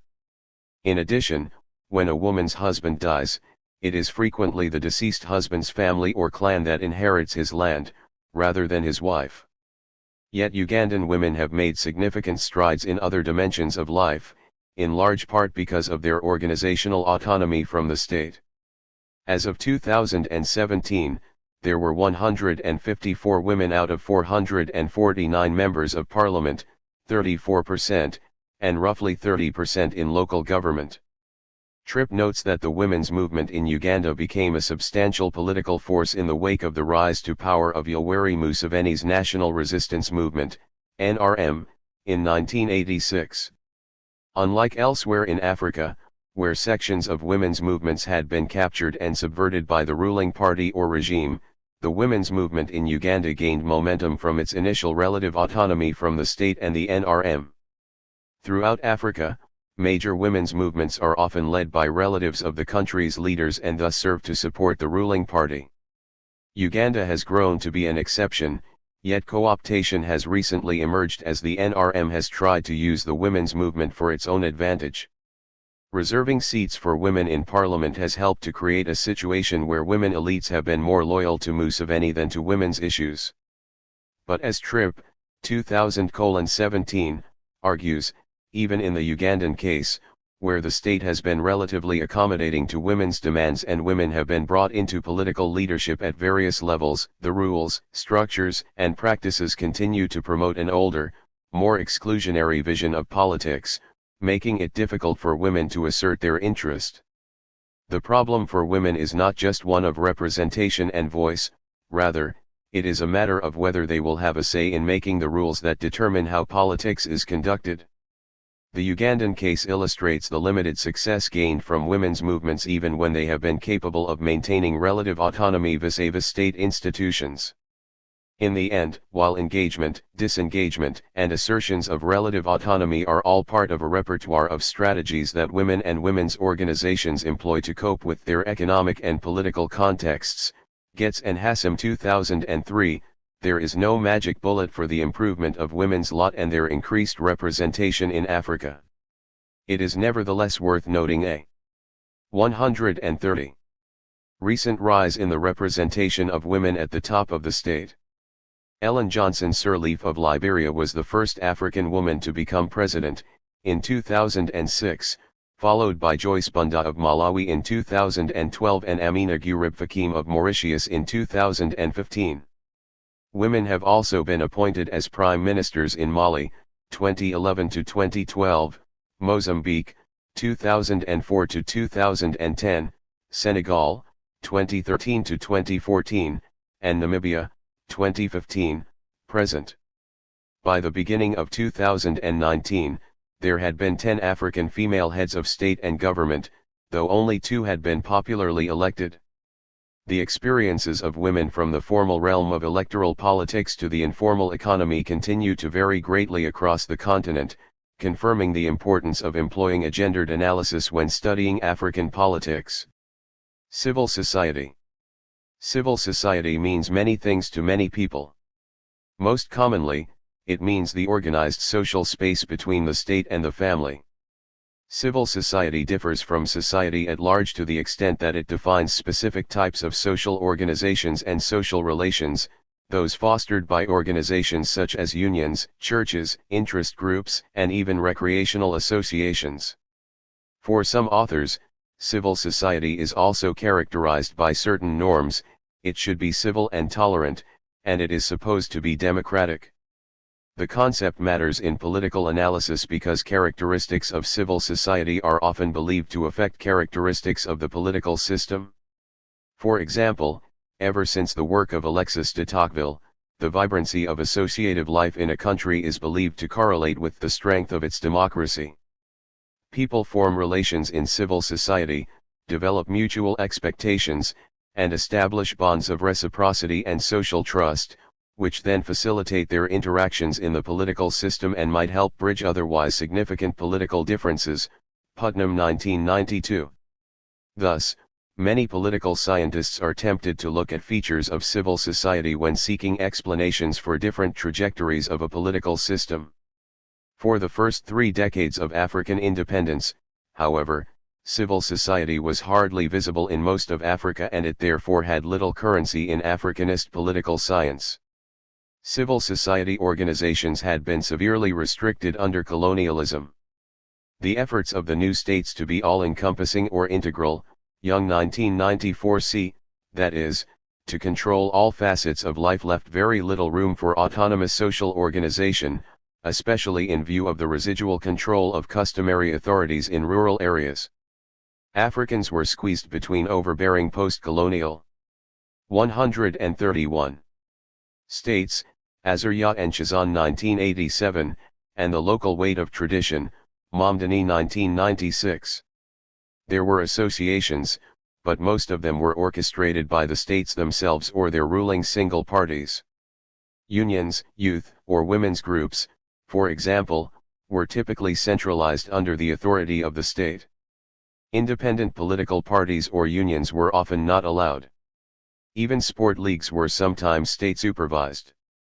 In these circumstances there was very little room for independent associative life and little to be expected from it in terms of effects on the political system. This situation changed abruptly in the early 1990s. The sudden wave of democratization that swept through Africa in the wake of the collapse of the Soviet system opened up new spaces of social organization that were soon inhabited by a multiplicity of groups recognizable to students of civil society. Although the democratic impetus in many cases preceded the organization of domestic civil society, scholars soon hypothesized that the success of African democratic experiments depended in large part on the vibrancy of their civil societies. Diamond 1996. Policymakers, particularly within donor agencies, followed suit and adopted programs to help develop and strengthen African civil societies as part of their democracy promotion agendas. In certain ways, these analytical and policy efforts have been well rewarded. Some studies that incorporate features of civil society or social capital, a germane concept, have been very successful at accounting for important dimensions of post-1990 African politics, not least divergent democratic trajectories, see Chapter 5. At the same time, however, civil society analysis has also occasionally constrained our understanding of Africa. As a concept intimately linked to the evolution of Western political systems, civil society has occasionally introduced a bias in our understanding of African politics. It has encouraged us to look for meaning and significance in certain recognizable political forms while neglecting or bemoaning others. Too often, scholars have taken the concept and tried to apply it to Africa, rather than first looking at Africa and conceptualizing from there. From a policy perspective, civil society assistance from external sources might have encouraged Africans to adopt practices and institutional forms that pleased donors but that might not always reflect local dynamics or represent local aspirations. These limitations do not imply, however, that the civil society baby should be thrown away with its bathwater. In an interesting development and as a testimony to the contribution of Africanist political science to broader knowledge, several scholars have suggested ways to amend and refine the concept so as to improve its analytical usefulness in Africa, see Obadere 2013. Nelson Casfer, 1998a, 1998b, for example, has developed a cogent argument in favor of integrating customary 132 social structures into a new conception of civil society. And Celestin Manga, 1996, has called for attention to more informal and cultural forms of civil society. What is civil society and why is it relevant? There are many currents of thought on civil society in Western political science, but it is de Tocqueville's notion of it as the realm of autonomous, intermediate associations, the purpose of which is to organize citizens and prevent the state from appropriating too much power, that has had the upper hand among Africanist scholars. It is this approach that imbues civil society with a democratizing mission, Bratton 1989a417. Larry Diamond, 1996:208, provides a fine example of the burdening expectations of the concept when defining civil society as the realm of organized social life that is voluntary, self-generating, largely, self-supporting, autonomous from the state, and bound by a legal order or set of shared rules. It is distinct from society in general in that it involves citizens acting collectively in a public sphere to express their interests, passions, and ideas, exchange information, achieve mutual goals, make demands on the state, and hold state officials accountable. Civil society is an intermediary entity, standing between the private sphere and the state. In a similar perspective but with fewer expectations, Peter Lewis, 1992-35, defines it as the arena of private and particular concerns within a given polity, institutionally separate and autonomous from the formally constituted public authority of the state. While embracing a pluralistic perspective, Lewis is careful, however, not to project any specific outlook on civil society. The constituent elements of civil society freely associate, affiliate or disengage on the basis of perceived interest and preference. Consequently, civil society is neither homogeneous nor cohesive. The particularities within the private realm provide considerable basis for conflict and division. 36. What are civil society's constituent groups in practice? Typically they include trade unions. In fact, in several African countries, organized labor was one of the few types of associations that resisted state control even during the days of authoritarian single-party rule. They also frequently cut across ethnic lines, unlike many other associations, on which more later. Some have argued, however, that their retrenchment under donor-sponsored market-based reforms augurs ill for the future promises of civil society in Africa. Bangura 1999. Other groups include churches, student organizations, media outlets, business associations, public intellectuals, and many of the ubiquitous NGOs that populate Africa's institutional landscape.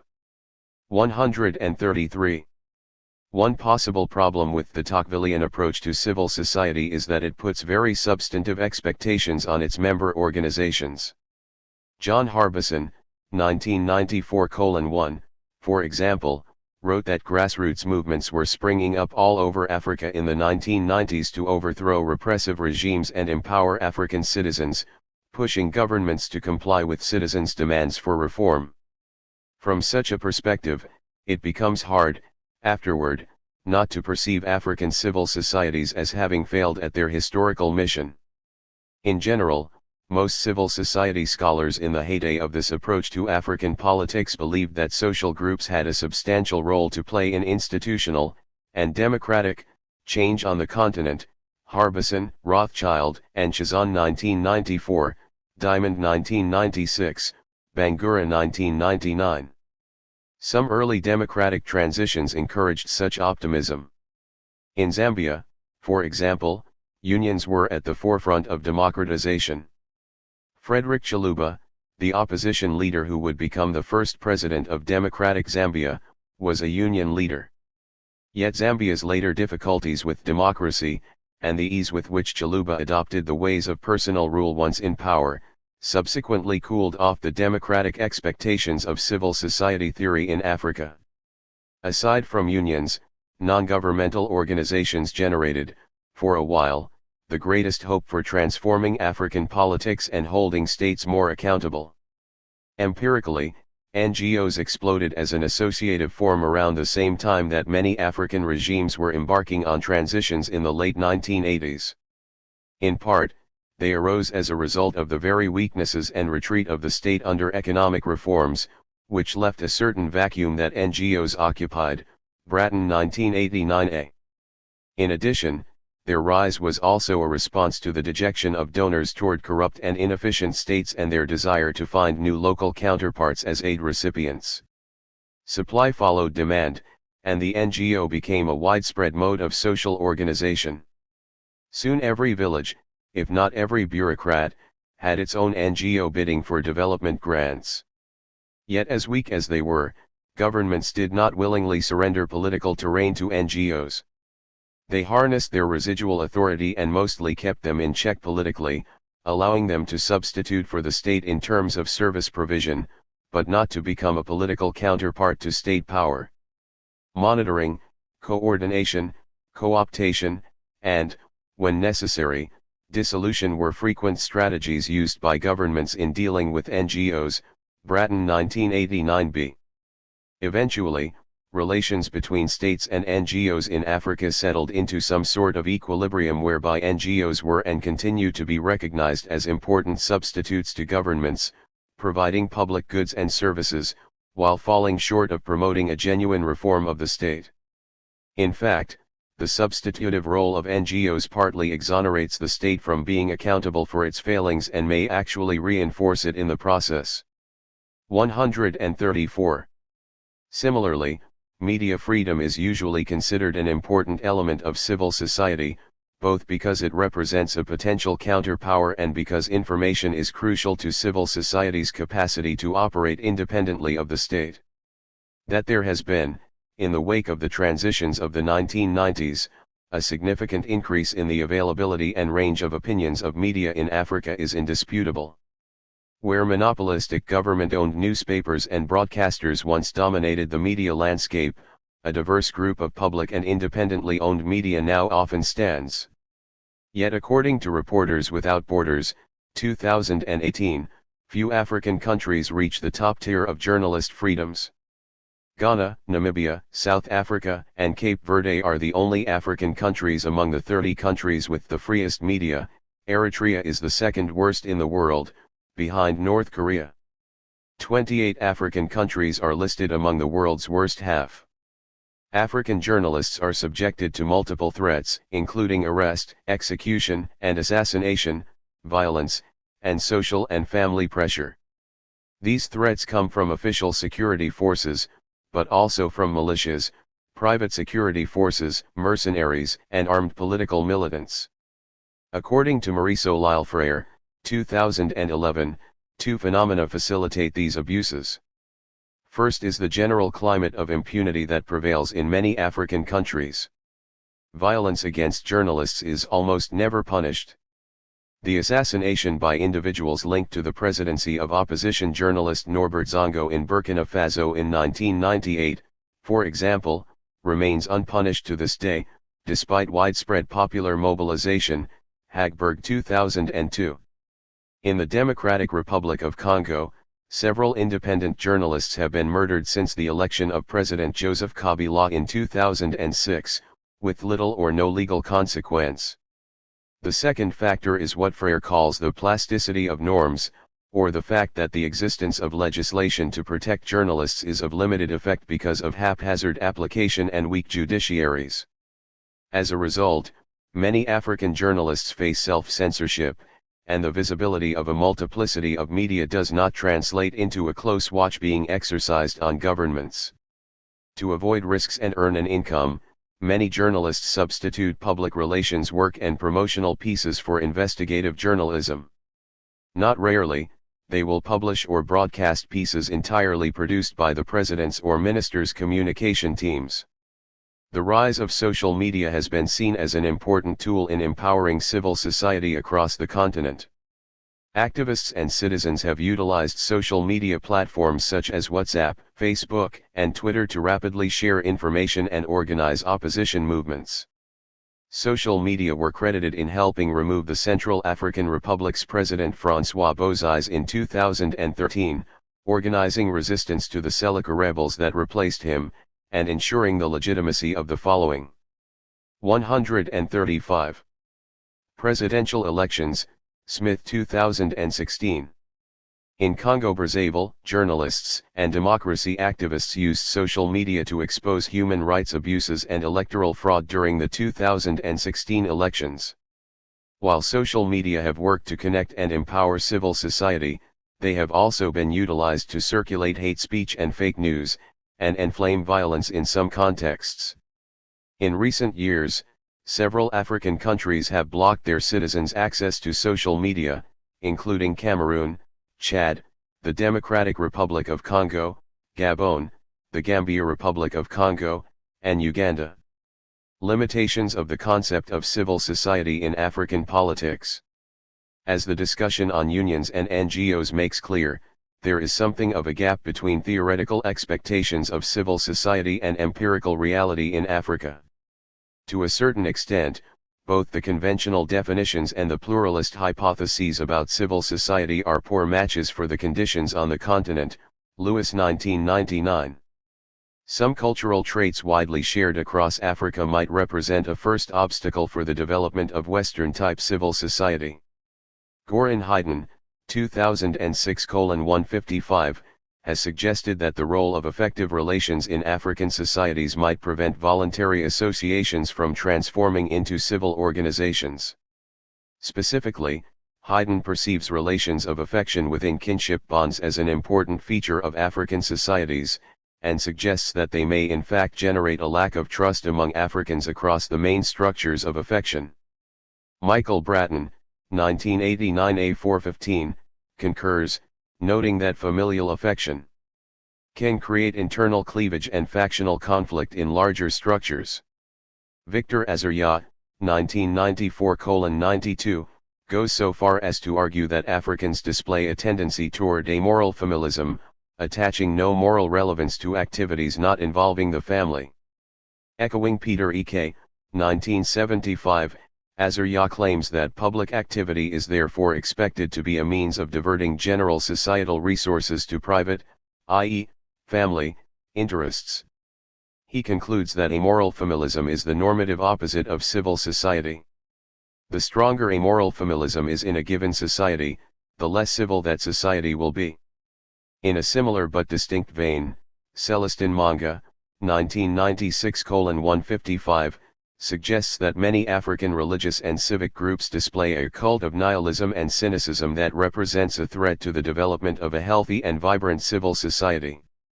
Some of these arguments implicitly refer to ethnicity.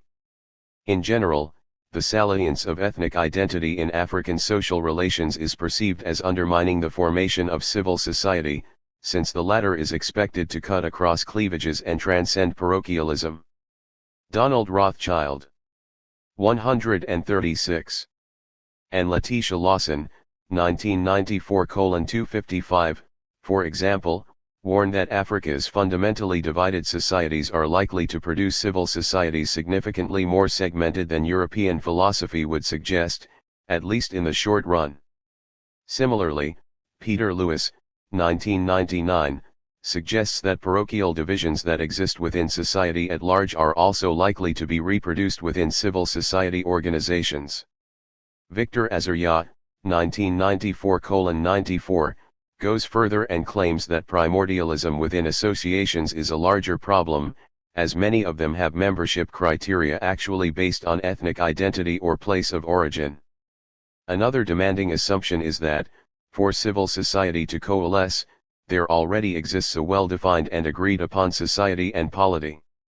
How can associative relations of trust and reciprocity form if members of society do not agree that they belong together in the first place? The lack of historical embeddedness of post-colonial African states is problematic in this respect. African states lack social contracts. As Lewis, 1992:36-37, puts it, the requirement that civil society presupposes a viable political community, in which participants recognize certain boundaries of common destiny and interest, is rarely met in Africa. Casfer, 1998 A131-132, hammers the point home: the pluralist assumption that all interests can be reconciled through compromise may turn out to depend more on the legitimacy of particular government structures than on the effects of pluralist competition. Where the interests in dispute are intrinsic and not easily divisible, such as questions of morality and identity, there will be fewer opportunities for compromise. In addition, the dominance of neopatrimonialism as a political system across the continent, see Chapter 4, precludes the rise of a clear distinction between state and society, a necessary first step to the blossoming of a civil society. Neopatrimonialism is particularly inimical to civil society to the extent that it blurs the distinction between public and private. In neopatrimonial societies, the idea of a dichotomy between state and social roles is largely fictitious. As Jean-François Bayart, 1993, has suggested, the African state is like a rhizome whose roots penetrate widely underground and resurface throughout the social landscape. Neopatrimonialism manifests itself through a multitude of vertical networks of patron-client relationships that link the holders of state power with the social clients. State and society are deeply intertwined. The absence of a distinct social sphere might preclude, therefore, the rise of a genuine civil society independent from the state, Lewis 1992. Particularly, the use of patronage by African governments can prevent civil society organizations from being autonomous from the state, Casfer 1998b9.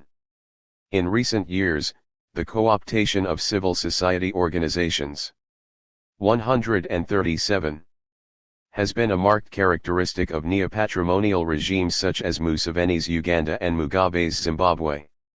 Of course, state patronage would not necessarily be a problem if civil society organizations were not willing to be co-opted in the first place, Ndigwe 1996. The pervasiveness of patronage is also symptomatic of deeper economic deficiencies that prevent the rise of an independent civil society.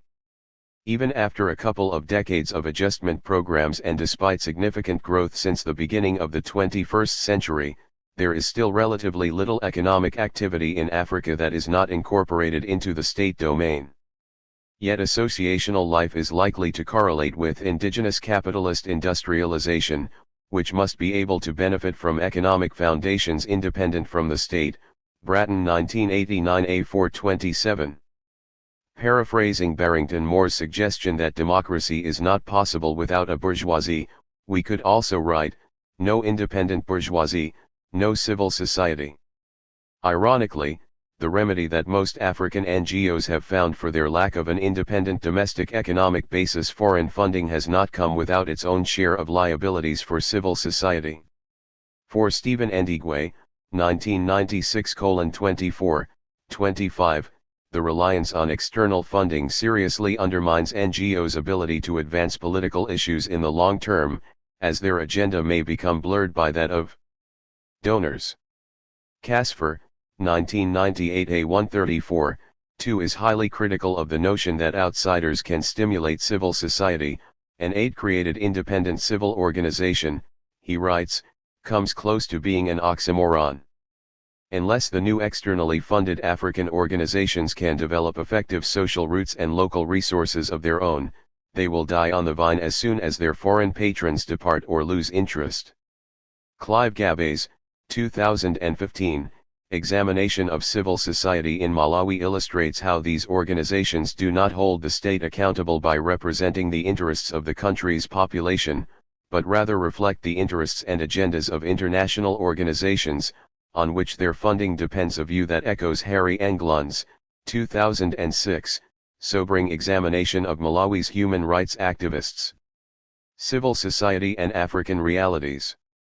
While there might be limitations about social structures in Africa that prevent the rise of bona fide civil society, it is also possible that the conventional notion of civil society largely misses the wealth and realities of African associational life.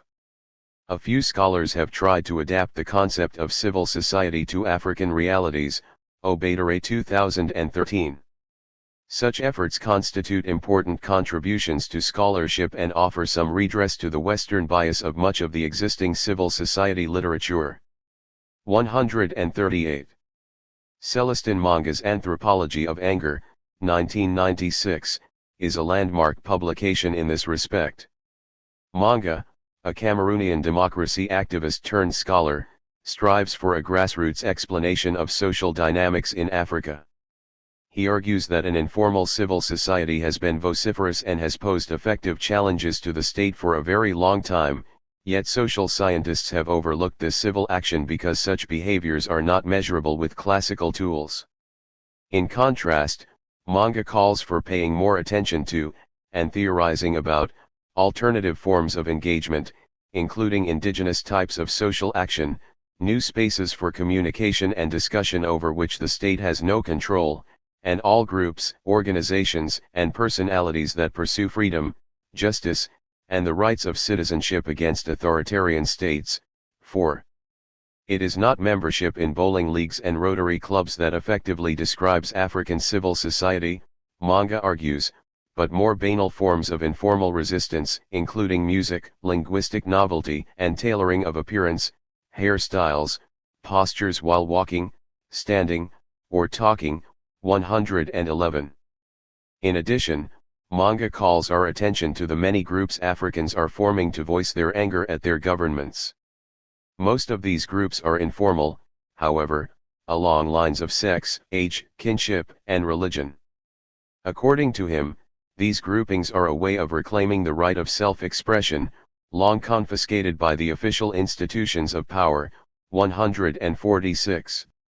It is all these manifestations to manage and steer communal anger that represent genuine African society in Manga's work. While less experiential, Nelson Casfer's call for a more inclusive definition of civil society in Africa echoes in many ways Manga's argument. Turning the ethnic problem upside down, Casfer, 1998a, laments that the traditional framing of civil society leaves out ethnic groups as well as neopatrimonial relations and organized protests, which are the most dominant forms and represent the makeup of African civil society today. With civil society supposed to provide the foundation to democracy, Casfer, 1998b, wonders what the social basis of African democracy will be if large numbers of organizations embedded in long-standing social formations can play no role in achieving it. 3. While others saw ethnicity as a liability to the formation of African civil society, it is exactly ethnicity, among other factors, that Casfer has in mind when he refers to long-standing social formations. For Casfer, rather than an obstacle to civil society, ethnicity is far more significant than the formally organized civil society promoted by scholars and donors. Ethnic activity contributes to a broad and rich associational life, and if ethnic demands are excluded from civil society, it will be difficult to expect civil society organizations to represent anything close to the full agenda of citizens' demands. 7. He does not deny that ethnic-based associations, such as ethnic mutual, 139. welfare groups or even customary authorities, are likely to polarize civil society. He argues instead that they simply cannot be kept out. A body must not necessarily be civil to belong to civil society, says Casfer. Civil should instead be public so as to entail the inclusion of all citizens acting in common. 11. The work by Casfer, Manga, and others draws our attention to the fact that the civil society concept, like social class, provides rich analytical value for the study of African politics when one is flexible in its uses and sensitive to the unique ways it is manifested in contemporary African contexts. What are the key components of states in Africa? Are they organized differently from other states? Do they function in ways uniquely African? Which branches of government matter and why? How relevant are political parties? What purposes do they serve? How prevalent are military coups in Africa? How do African elites practice politics? How do African rulers exercise power? These are questions central to the study of comparative politics in general, and when applied to Africa offer interesting results. In this chapter, we begin by discussing the general mechanisms through which African states reproduce and African rulers keep themselves in power. In doing so, we identify a key concept, neopatrimonialism. The word might be cumbersome, but its descriptive and explanatory powers are great, although there is a fair amount of controversy over its usage and relevance. Next, we examine several important dimensions of politics: parties, militaries, and executive, administrative, legislative, and judiciary authorities, and analyze the effects neopatrimonialism has on them. The state is not the only provider of rule in Africa. African governance is often effectively exercised by a multiplicity of actors of more or less public standing, and this gives the African state a negotiated quality that is worth investigating. As we discuss levers of power such as executives, administrations, and bureaucracies, we include a survey of non-state actors involved in the provision of public goods and of their relationship with the formal state. We also investigate whether reforms of the state, such as decentralization, have made it more or less accountable to its population. 141. 4. Neopatrimonial rule. It is not possible to make sense of contemporary African politics without coming to terms with the notion and the practice of neopatrimonialism. Although there are variations across the continent in the degree to which neopatrimonial rule is implemented, its presence has been a constant across the vast majority of African states for several decades. The concept tries to capture an ensemble of practices and features of African political systems: personal rule and the personalization of politics, patronage, the lack of distinction between public and private realms, institutional weakness, coexistence of bureaucratic and informal politics, corruption, and so forth, and to place them in a historical and comparative perspective. It finds its origins in the work of Max Weber, the German sociologist from the early 20th century, who identified several ideal types of political rule: charismatic, patrimonial, and rational legal. Here is not the place to discuss Weber's work in depth. Most introductions to comparative politics address his typology, but it is worth digging deeper into the notion of patrimonial rule to see how it informs the concept of neopatrimonialism. From patrimonialism to neopatrimonialism. Max Weber, 1978-1922, defines patrimonialism as a system in which all political and administrative power relations between the ruler and the ruled are personal relations. Family and family roles lie at the core of the system. All is more or less informal, and there is no differentiation between public and private. Specifically, public monies and the private purse of the chief are one. The chief is the central, defining character of the system. Moreover, it is the person of the chief, rather than his office, who carries authority. This feature is often referred to as personal rule. As Christopher Clapham, 1985, suggests, patrimonial authority is very similar to the authority a traditional father has over his children, unless, of course, they are teenagers. In other words, it is caring but absolute, and the children have next to no recourse against the decisions of the father. As a result, the patrimonial chief exercises his authority with few constraints and next to no institutional setting. He grants positions and resources in exchange for loyalty, which is often secured by the links of kinship that support and undergird such systems. Those who receive these positions, such as subaltern chiefs, ministers, personal retainers, etc., use them in part to appropriate the resources of their own subsistence and to extract a surplus for the chief. Medad 1982:178. 142. There is thus a large element of reciprocity in a patrimonial system. The main patron uses his authority and legitimacy, derived from his dominant family position, to appoint others to positions of authority, from which they can gather resources for themselves in exchange for their loyalty and for transferring some resources back to him. Note, therefore, how governmental authority and the economic rights of rulers translate in this system into privately appropriated economic advantages. Medad 1982:179. It is worth noting that, in Weber's argument, the subjects consider these practices as legitimate in the exercise of authority. See Pitcher, Moran and Johnston 2009, see also Michael Schitzberg's 2001 concept of matrix of legitimacy. Initially, in drawing his typology of regimes, Weber reserved the patrimonial type to traditional systems such as patriarchies, centered on family structures, which can be found across the world in pre-modern societies. Pre-colonial Africa had numerous similar political systems, as discussed in Chapter 2. By extension, the system applies to traditional monarchies, where the power of the king is absolute and reproduces patterns of patriarchy. Several observers of post-colonial Africa soon noticed that many of these features of traditional patrimonialism were present in contemporary regimes. Big men rose to power and did away with institutional or legal constraints. Personal bonds of loyalty continued to play a leading role in politics. Reciprocal relations of clientelism and apparent use of public authority for private gain appeared widespread, and rulers called themselves fathers of their nations while treating their people like children. To help make sense of what seemed to become an increasingly generalized pattern of rule, scholars went back to Weber and called attention to the patrimonial features of contemporary African regimes.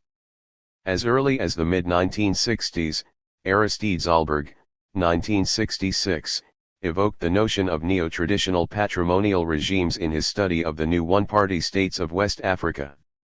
In 1972, in a book on Mobutu Sese Seko's Zaire, Jean-Claude William developed the concept of decentralized patrimonialism to account for the lack of central government control over the country's territory in the 1960s, a pattern that recurred in the 1990s and beyond. William noted how people regionally appropriate official posts, from which they derive status and resources, which allow them to become local quasi-warlords. One later, Thomas Kaulaki, 1984, compared the rise of Mobutu to the patrimonial administrative system of the French absolute monarchy in the 17th century, highlighting the personal nature of Mobutu's rule and his reliance on bonds of individual loyalty and state resources. It is worth noting how patrimonialism is used. 143. In succession by William and Kaulaki to explain both decentralized chaos and the rise of centralized authority and analytical ubiquity that might undermine the concept's usefulness, as we discuss later. All these authors, however, struggled with the fact that these African regimes were not merely patrimonial. Next to the patrimonial behavior of their rulers, there were also formal institutions, laws, apparently neutral bureaucracies and bureaucrats, administrative routines, and the like. In other words, African post-colonial states also contained significant elements of what Weber referred to as rational legal rule, that is, elements of modern bureaucratic states. There were variations, of course, with places such as Botswana or Senegal displaying greater amounts of rational legal rule, and places such as Chad or Congo/Zaire displaying lesser. But all post-colonial African states were more than mere patrimonial systems, and all included visible elements of modern statehood. The notion of neo-patrimonialism was developed to cope with this twofold dimension of African states, an essentially patrimonial rule, exercised upon a background of and simultaneously with legal rational authority. Too importantly, neo-patrimonial states are modern states with at least a formal distinction between private and public. As Jero Erdmann and Ulf Engel, 2007:105, articulate in a study of the concept and its limitations, neo-patrimonial rule takes place within the framework of, and with the claim to, legal rational bureaucracy or modern stateness. Formal structures and rules do exist, although in practice, the separation of the private and public sphere is not always observed. Clapham, 1985:48, another keen student of African politics, highlights the main features of neo-patrimonialism. Officials hold positions in bureaucratic organizations with powers which are formally defined, but exercise those powers, so far as they can, as a form not of public service but of private property. Relationships with others likewise fall into the patrimonial pattern of vassal and lord, rather than the rational legal one of subordinate and superior, and behavior is correspondingly devised to display a personal status, rather than to perform an official function. Features of neo-patrimonialism. How is power organized in such a system? The outward appearance of the African state reflects legal institutional arrangements, be they parliamentary, presidential, dictatorial, military, or something else. But in the end, within these formal structures, neo-patrimonialism functions as a complex web of patron-client relations parasitically anchored on state offices and resources. At the core of the system is the personal ruler, the all-powerful. 144. President, whose words sometimes matter more than the country's constitution and laws. Each of his clients, ministers, generals, governors, and so forth, owes the president his position and gives him, in return, complete loyalty. These patrons might have earned their position because they are from the president's region, ethnic group, or family, or because they might represent a threat to the president. Thus neo-patrimonialism brings friends and foes together around a table to jointly consume the pie of state resources, or the national cake, to use a Nigerian expression. Each of these clients then in turn becomes the patron of another set of clients, who reproduce his authority by exchanging their loyalty for the resources, positions, and status that the patron has access to by virtue of his formal role in the state system. And so forth, down to the village level, where local chiefs might well represent the last iteration of the system.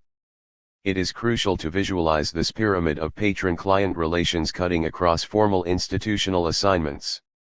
Power in Africa emanates from overlapping structures or, to use the words of Emmanuel Terry, 1986, from both the air conditioner and the veranda. The outcome of successful neopatrimonialism is the co-optation, the buy-in, of most significant elites of society and the groups they represent. State resources and offices are given to potential competitors to buy their compliance. Ultimately, the success and longevity of neopatrimonial networks requires political elites to fulfill the expected vertical redistribution of resources through the patron-client relationship. As an important corollary, different sections of society are brought together in a form of social contract via the co-optation of their leaders. Stability is purchased via the state. This phenomenon of fusion of elites was identified and characterized early on by Richard Sklar, 1963, who illustrated it in the case of Nigeria, where northern customary elites were brought into the national post-colonial project through political parties. Jean-François Bayart, 1985, 1993, later elaborated upon the concept and recoined reciprocal assimilation of elites. Catherine Boone, 1992, has documented its associated patterns in Senegal in the state's co-optation of its religious leaders, the marabouts, via their control of the groundnut industry. Cameroon, where the president, Paul Biya, has systematically appointed prime ministers from the rest of Anglophone region, provides another case in point. It is important, however, not to overemphasize the universalism and stability of the system. Many would-be clients are left out, temporarily or not, and might actively pursue the destabilization of the system. Sometimes, entire regions or ethnic groups and their leaders are underrepresented or excluded from neopatrimonial redistribution. This produces 145. Inequality and favors political instability. Competing factions arise, within and without the system, and might try to dislodge the president so as to recenter the pyramid along a new set of personal relationships. Hence, factionalism is a typical feature of neopatrimonial systems. As Robert Jackson and Karl Rosberg, 1984:421, note, personal rule is a distinctive type of political system in which the rivalries and struggles of powerful and willful men, rather than impersonal institutions, ideologies, public policies, or class interests, are fundamental in shaping political life. In some cases, these factional struggles might be conducive to military coups, palace revolutions, or even civil wars. But while these events have the potential to reshuffle patron-client relations and bring about a turnover among the main characters in the system, they typically do not affect the formal institutional setup, which confers African states with an air of stability despite their obvious weakness, on which more later, and the instability of their daily politics. The dramatic ousting of Zimbabwe's Robert Mugabe in 2017 illustrates this factionalism. After almost 4 decades in power, Mugabe was deposed when the military stepped in to support ousted Vice President Emmerson Mnangagwa against First Lady Grace Mugabe and her supporters in a factional struggle that had come to define Zimbabwean politics for several years. Because neopatrimonialism is based on networks of personal relations, it is also elitist. At the top of the pyramid sits the big man, an autocrat whose main line of accountability follows the vectors of clientage. Other big men follow down the pyramid, constructing their own political networks that are reliant on the vertical distribution of resources, UDAS 2012. These big men function as central nodes within the networks of vertical redistribution, and it is the constellation of these elites that largely makes up the political system. While Jackson and Rosberg, 1984:423, argue that the masses tend to be unmobilized, unorganized, and therefore relatively powerless to command the action and attention of government, other authors have noted the occurrence and importance of popular mobilization, Branch and Mampilli 2015. Finally, neopatrimonialism is characterized by arbitrariness. As formal rules are bent, the behavior of public agencies is unpredictable and often abusive, Vanzina 1982. Many leaders seem to improvise as they go along. They have arbitrarily changed the constitution to accommodate their preferred personal roles rather than attempted to draw their roles from the script, which is the way of constitutional government. Jackson and Rosberg 1984:428. Hence the numerous attempts by incumbent heads of state to change the constitution so as to stay in power beyond their legal terms. Such arbitrariness is replicated down. 146. The levels of state hierarchy. In a richly documented ethnography of local state agents in a region of the Democratic Republic of Congo, Theodore Trifon vividly illustrates arbitrary manipulations of the law by officials who use rules to coerce and intimidate citizens while simultaneously suggesting ways to bypass them in exchange for material resources. Trifon with Ngoy 2007. Origins of African Neopatrimonialism. Why is neopatrimonialism so prevalent in Africa? Where does it come from? There are essentially two schools of thought on this matter. One favors a cultural explanation and anchors contemporary practices in traditional modes of rule. The other is more political economic and presents neopatrimonialism as the rational response of African rulers to the obstacles they face in ruling their nations. The reality probably has elements of both. Victor Levine, 1980, was among the first scholars to offer a cultural interpretation of African neopatrimonialism, arguing that African regimes find their origins in the traditional pre-colonial patrimonial systems, which have adapted to their new environment. Clapham, 1985:49, also contends that neopatrimonialism is similar to the order of things in pre-colonial tribal societies, where kinship was the principal value.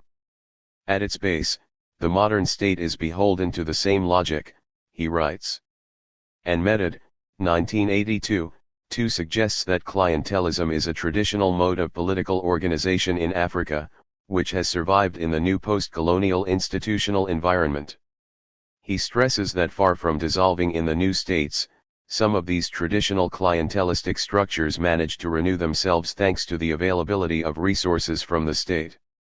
This harkens back to our discussion of the nature of the state in Chapter 2, with pre-colonial African patrimonialism merging with the imported institutions of the modern state to produce the distinct features of neopatrimonialism.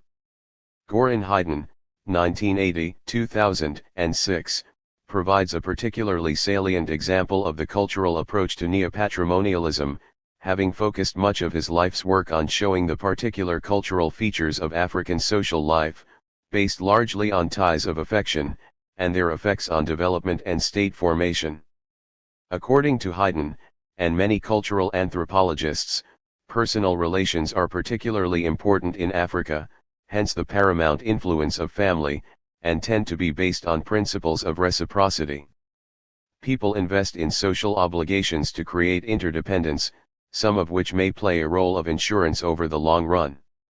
In this system, generosity is highly regarded, as sharing wealth cements. 147. The bonds of personal relations and creates future obligations for the recipients, which might prove handy in societies based on survival agriculture, where reversals of fortune are common. Redistribution as well as consumption is thus central to African societies and largely proceeds from their prevalent uncertainty and insecurity. To some extent, Africans have imported these features of social life into the formal structures of the modern state. Traditional sharing has fed clientelism. Access to power has come to involve an obligation to redistribute, to exchange one's benefits, but magnified by the propensity for immediate consumption, which has put pressure on those with access to state resources. In a similar vein, Michael Schatzberg, 2001, relates many elements of personal rule to specific African cultural notions of political legitimacy. Family is at the root of the African polity, Schatzberg argues. Nations are represented as families, with presidents as fathers and the people as children. One of the essential duties of fathers is to feed their children. Power and politics are thus about eating, consumption, which is also an essential element in Jean-François Bayart's 1985-1993, influential analysis of African politics. The president, as father, must provide, he cannot consume alone. Such expectations facilitate appropriation of state resources by the ruler and redistribution to a dependent people. The state is the cash cow of the system, it is perceived as little more than a redistributive mechanism. In contrast to these arguments, neopatrimonialism can also be thought of as a rational response to the specific political constraints faced by ruling African elites. As we discovered in Chapter 2, independent African states were born fragile and shallow, and with highly heterogeneous societies. Independence brought many unrealistic expectations, which rulers were unable to meet and which soon translated into grievances. The leaders who inherited these states were therefore under great pressure to consolidate their power in the face of contending sources of political allegiance. For the majority of them, the key to staying in power rested not in building institutions and promoting development, but in a mix of repression and co-optation, which in practice translated into neopatrimonial rule. The weaker the state, the more benefits its elites derived from using its resources to pursue their quest for hegemony, either by attempting to reshape their societies into a new state-defined mold or by establishing new networks of support based on patronage, nepotism, regional preferences, and other forms of neopatrimonial policies. The weaker the states were to begin with, the more pressing their leaders' quest for increased power and the greater the relative returns, in terms of power, of neopatrimonial policies. 148. The work of Richard Sandbrook, 1972, adopts this perspective in order to explain the propensity of African regimes to develop factionalism. Unintegrated societies, he argues, are kept together by patron-client networks, which in turn favor factional conflicts among lineages of clients. Factions are segments of clientage networks, 117, that try to control the top of the patron-client pyramid. Thus factional instability is explained as the outcome of rational strategies of power, rather than as the outgrowth of long-standing cultural practices. Robert Jackson and Karl Rosberg, 1984, also subscribe to a rational or contingent understanding of personal rule, which they see as an answer to the inherent instability and arbitrary institutions of post-colonial African states. Rulers such as Bokassa of the Central African Republic, Mobutu of Congo/Zaire, Idi Amin of Uganda, and Sékou Touré of Guinea, all examples of personal rulers unbound by institutional restraints, were essentially responding to the innately arbitrary, unsteady, and insecure foundations upon which they stood. Their repressive tendencies answered their fear of conspiracies from potentially disloyal segments of society. Their lack of institutionalization of power resulted from their distrust of formal institutions largely inherited from the colonial era.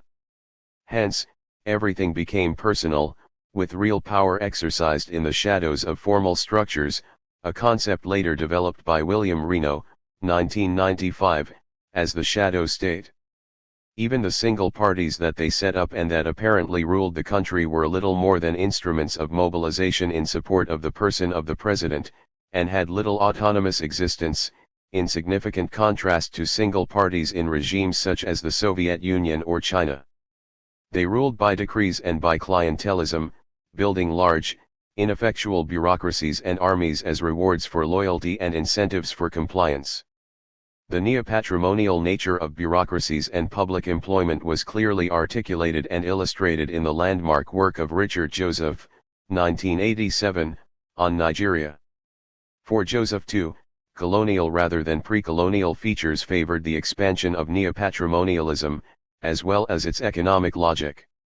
Joseph coins the notion of prebendalism, also adapted from a concept earlier developed by Weber, to refer to the allocation of political and administrative office as political reward, without anticipation of actual bureaucratic performance but for appropriation of a financial rent. Joseph shows that the expansion of the state sector began in Nigeria toward the end of colonialism, with the creation of marketing boards and public enterprises. After independence, the rise of the oil industry favored large expansion of budgets and additional growth of the state, which became the means of accumulation, both personal and communal. 149. Prebendalism, the appointment of clients to positions of state authority, became the dominant means of accessing the state as a resource. Consequences of neopatrimonialism. To some extent, neopatrimonialism has proven a highly successful strategy.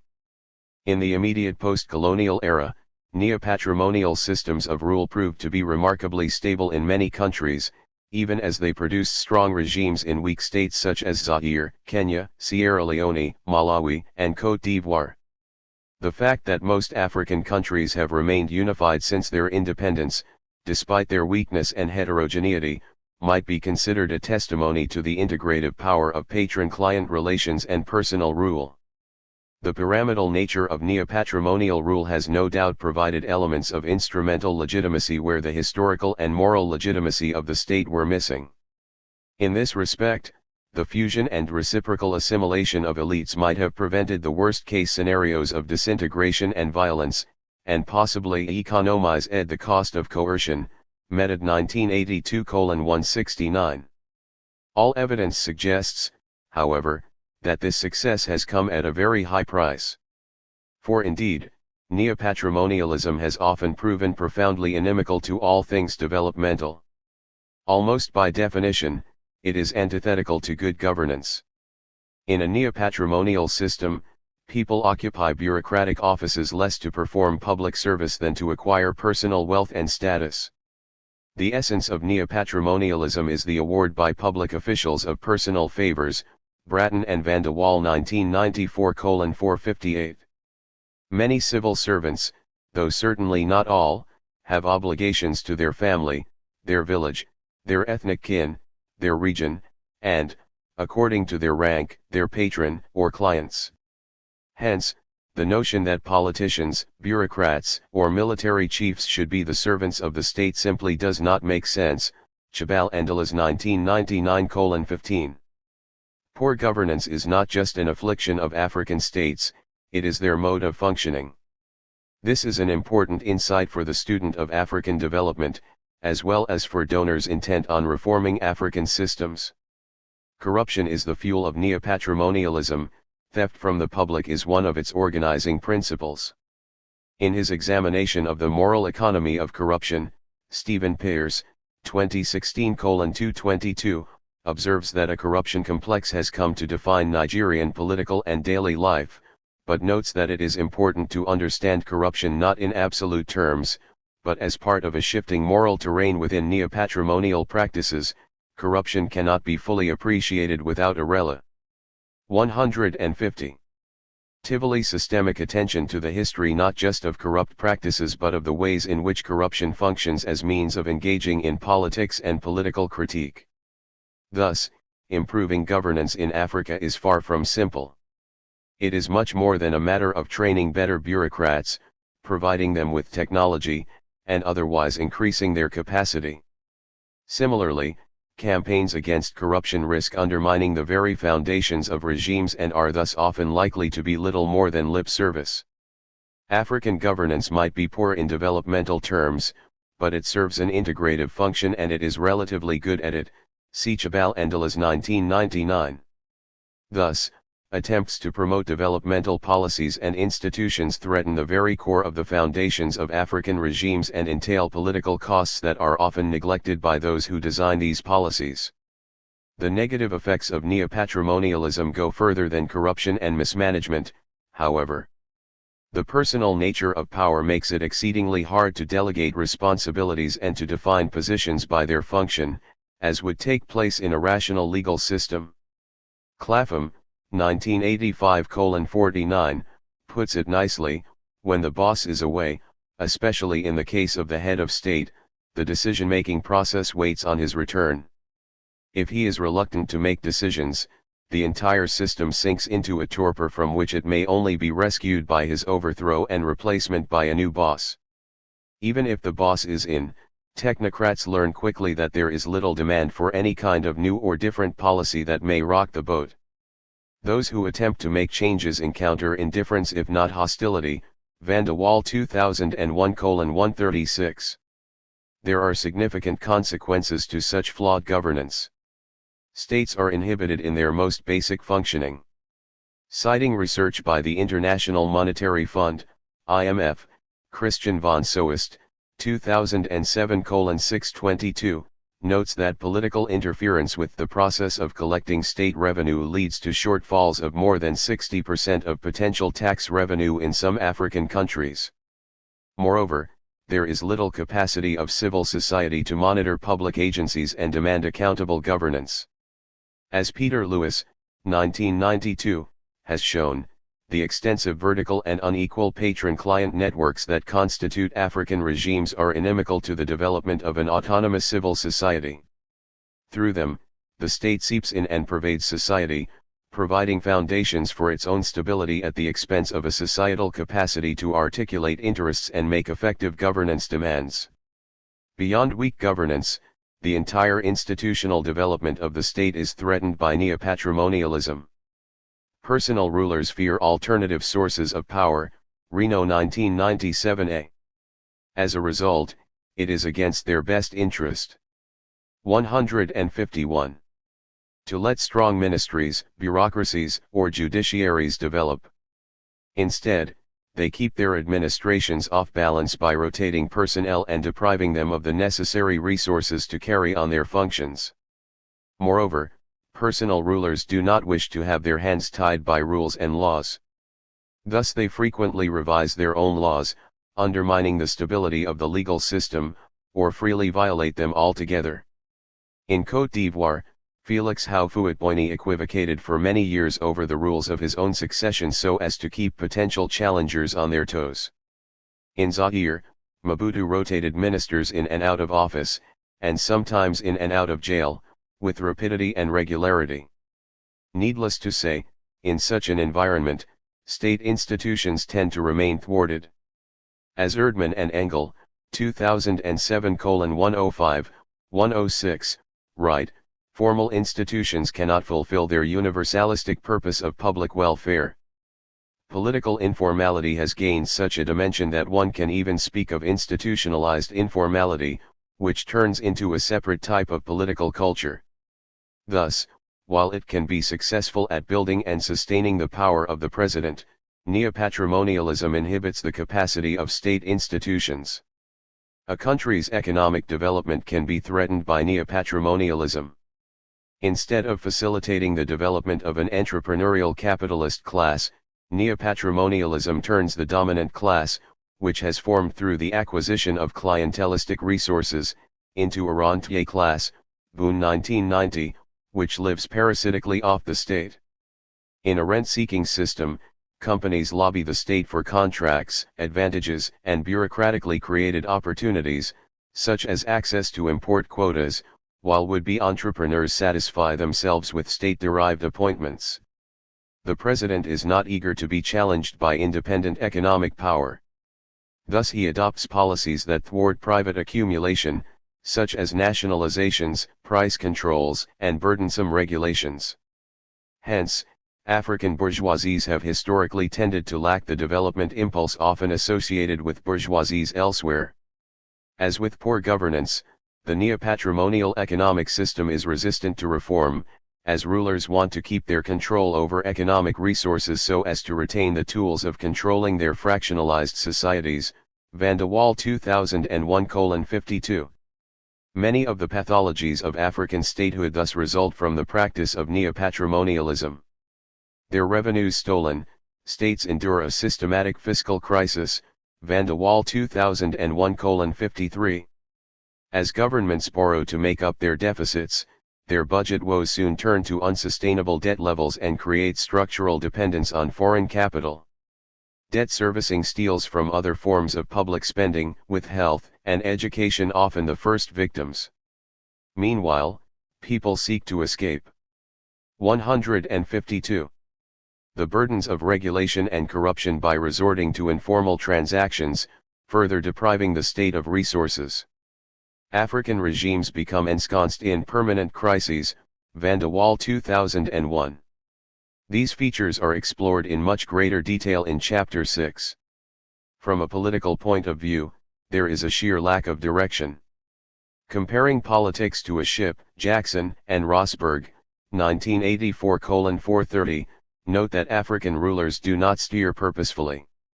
They are not commanders, but seamen, rulers who are not nearly as preoccupied with the problem of going somewhere as with the task of keeping themselves and their regimes afloat. Goran Haydn, 2006, uses the same metaphor, suggesting that African states float but do not navigate. State institutions are hollowed out by neopatrimonialism. Mark by Singer and Crawford Young, 2002:22, speak of a vacuum of purpose and agenda and of the evasion of authority within society.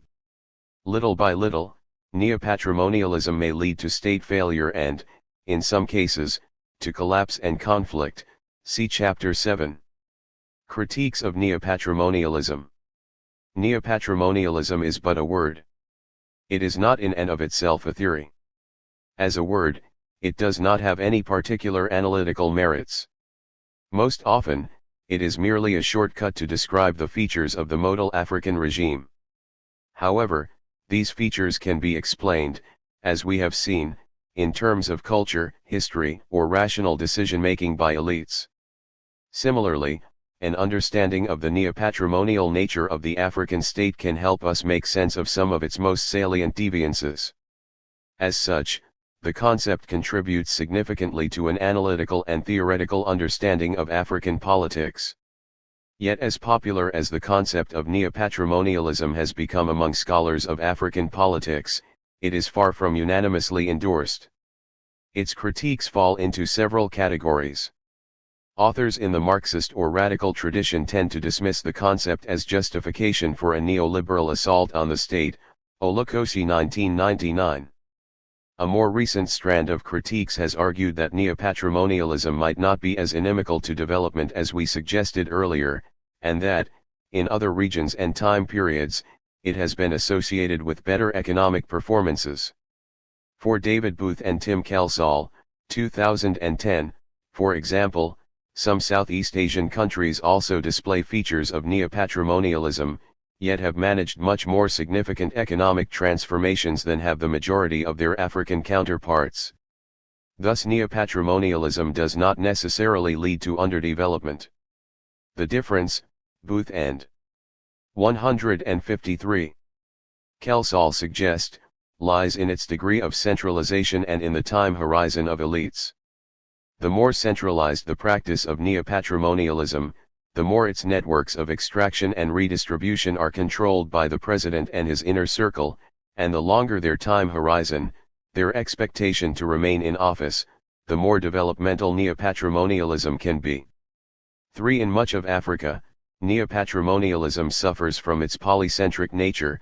There are too many patrons, too many factions, too many endlessly reproduced and renegotiated reciprocal exchanges, with the result that economic operators cannot factor in the costs of the system and remain vulnerable to its unpredictability.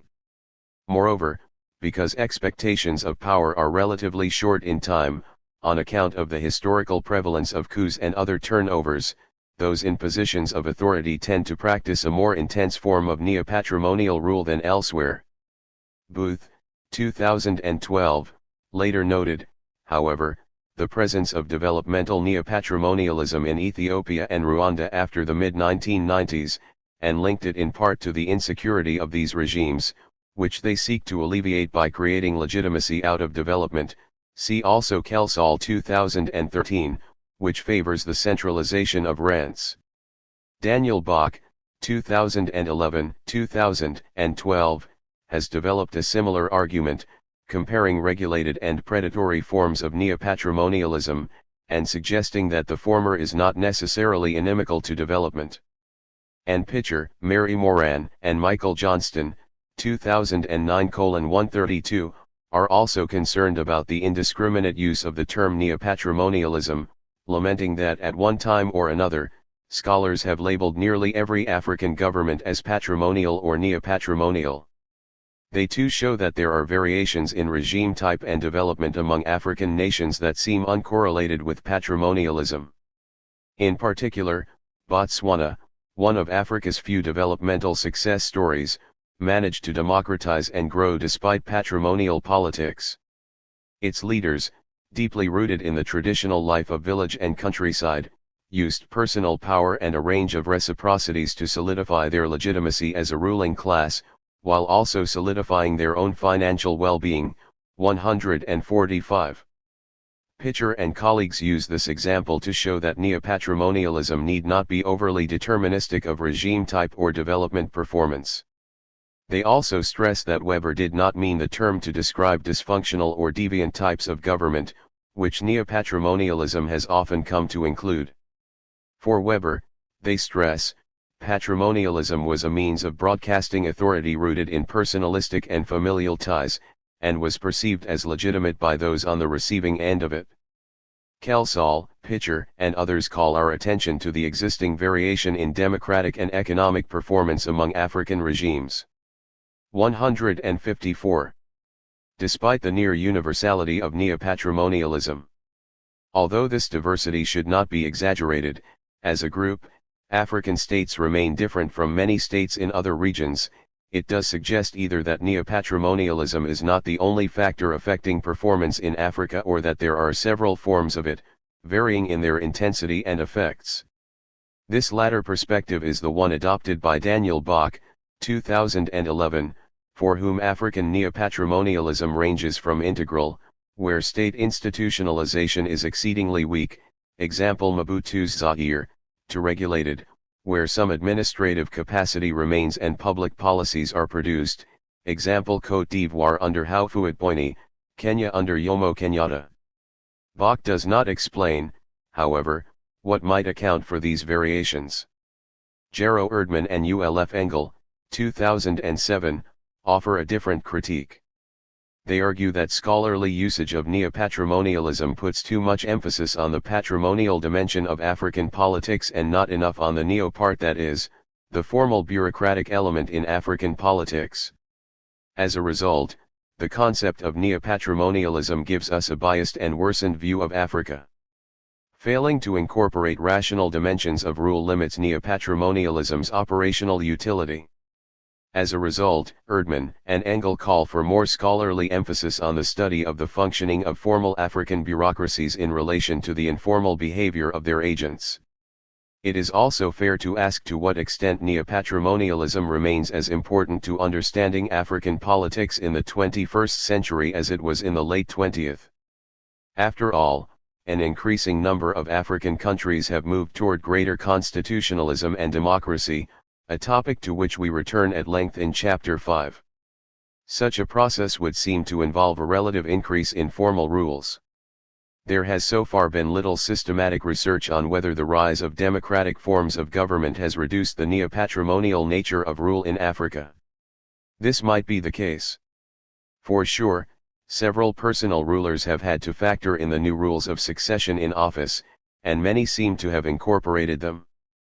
Daniel Posner and Daniel Young, 2007, show, for example, that an increasing number of rulers either respect formal rules of succession or try to bypass them by using, in turn, formal procedure. Yet while a trend toward institutionalization has been undeniable, there are numerous forces that maintain patrimonial rule at the core of African regimes, even democratic ones.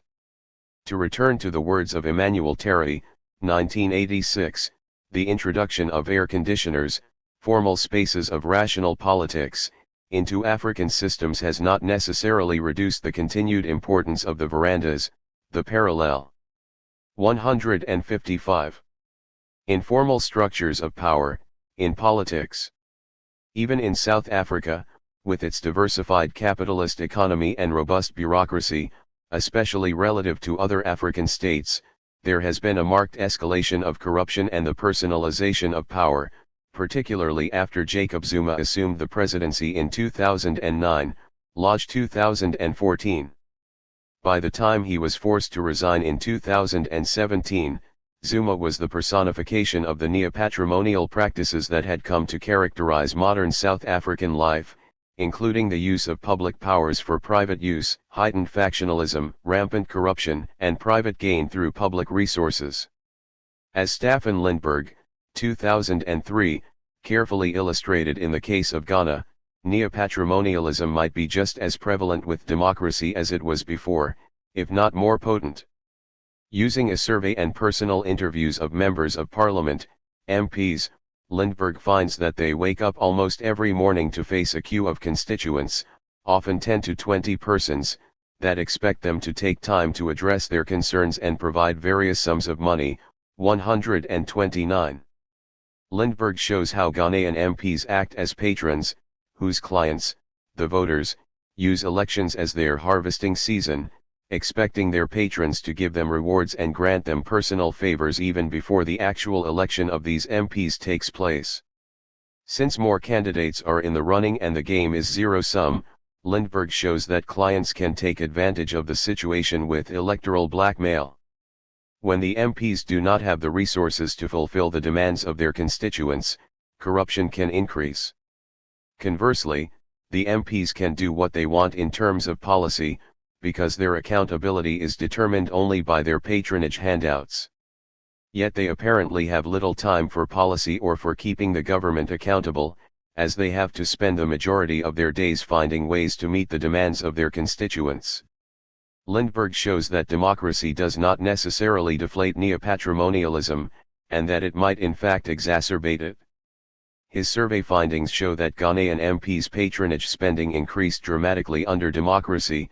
The proportion who spent at least 25% of their budget on patronage rose from 1/3 in 1992, to half in 1996, to more than half in 2000, 2003:131. We will explore the relationship between neopatrimonialism and democracy further in Chapter 5. Political parties. How relevant are political parties to the functioning of African political life? Chronologically, there are distinct phases to the evolution of polit. 156. Equal parties in Africa. In the late colonial period and early years of independence, parties often played an important role in political mobilization and in the rise of African elites. Soon after independence, however, the generalization of personal rule led to a widespread shift either towards single parties structured around the person of the president and some loose nationalistic and sometimes socialist ideology, or toward military regimes, which often banned political parties altogether. The spread of competitive elections in the late 1980s and early 1990s marked a return to political pluralism and a concomitant resurgence of political parties. In the ensuing couple of decades, however, a number of countries witnessed an evolution toward dominant parties anchoring loose alliances around presidents, reminiscent in some ways of the trend in the 1960s toward single parties. At the same time, other countries witnessed a shift to multi-party competition with a range of political parties. As we note later, recent scholarship indicates that contemporary African political party systems are far more diverse than previously assumed. The early stages of party politics. Parties have existed in Africa since the early 20th century, though the majority of them sprang up after 1945, when the decolonization sequence began to unfold with the first elections and the expansion of voting rights. Some parties were established early on with the aim of unifying entire nations to represent Africans toward the colonizers, although, in practice, some of these parties represented certain social groups more than others. In Anglophone Africa, Ghana's Convention People's Party, CPP, established by Kwame Nkrumah in 1949, the Kenya African Union, KAU, created by Jomo Kenyatta in 1947, and the Tanganyika African National Union, TANU, formed by Julius Nyerere in 1954, are examples of such mass movements that would soon embody the decolonization struggle.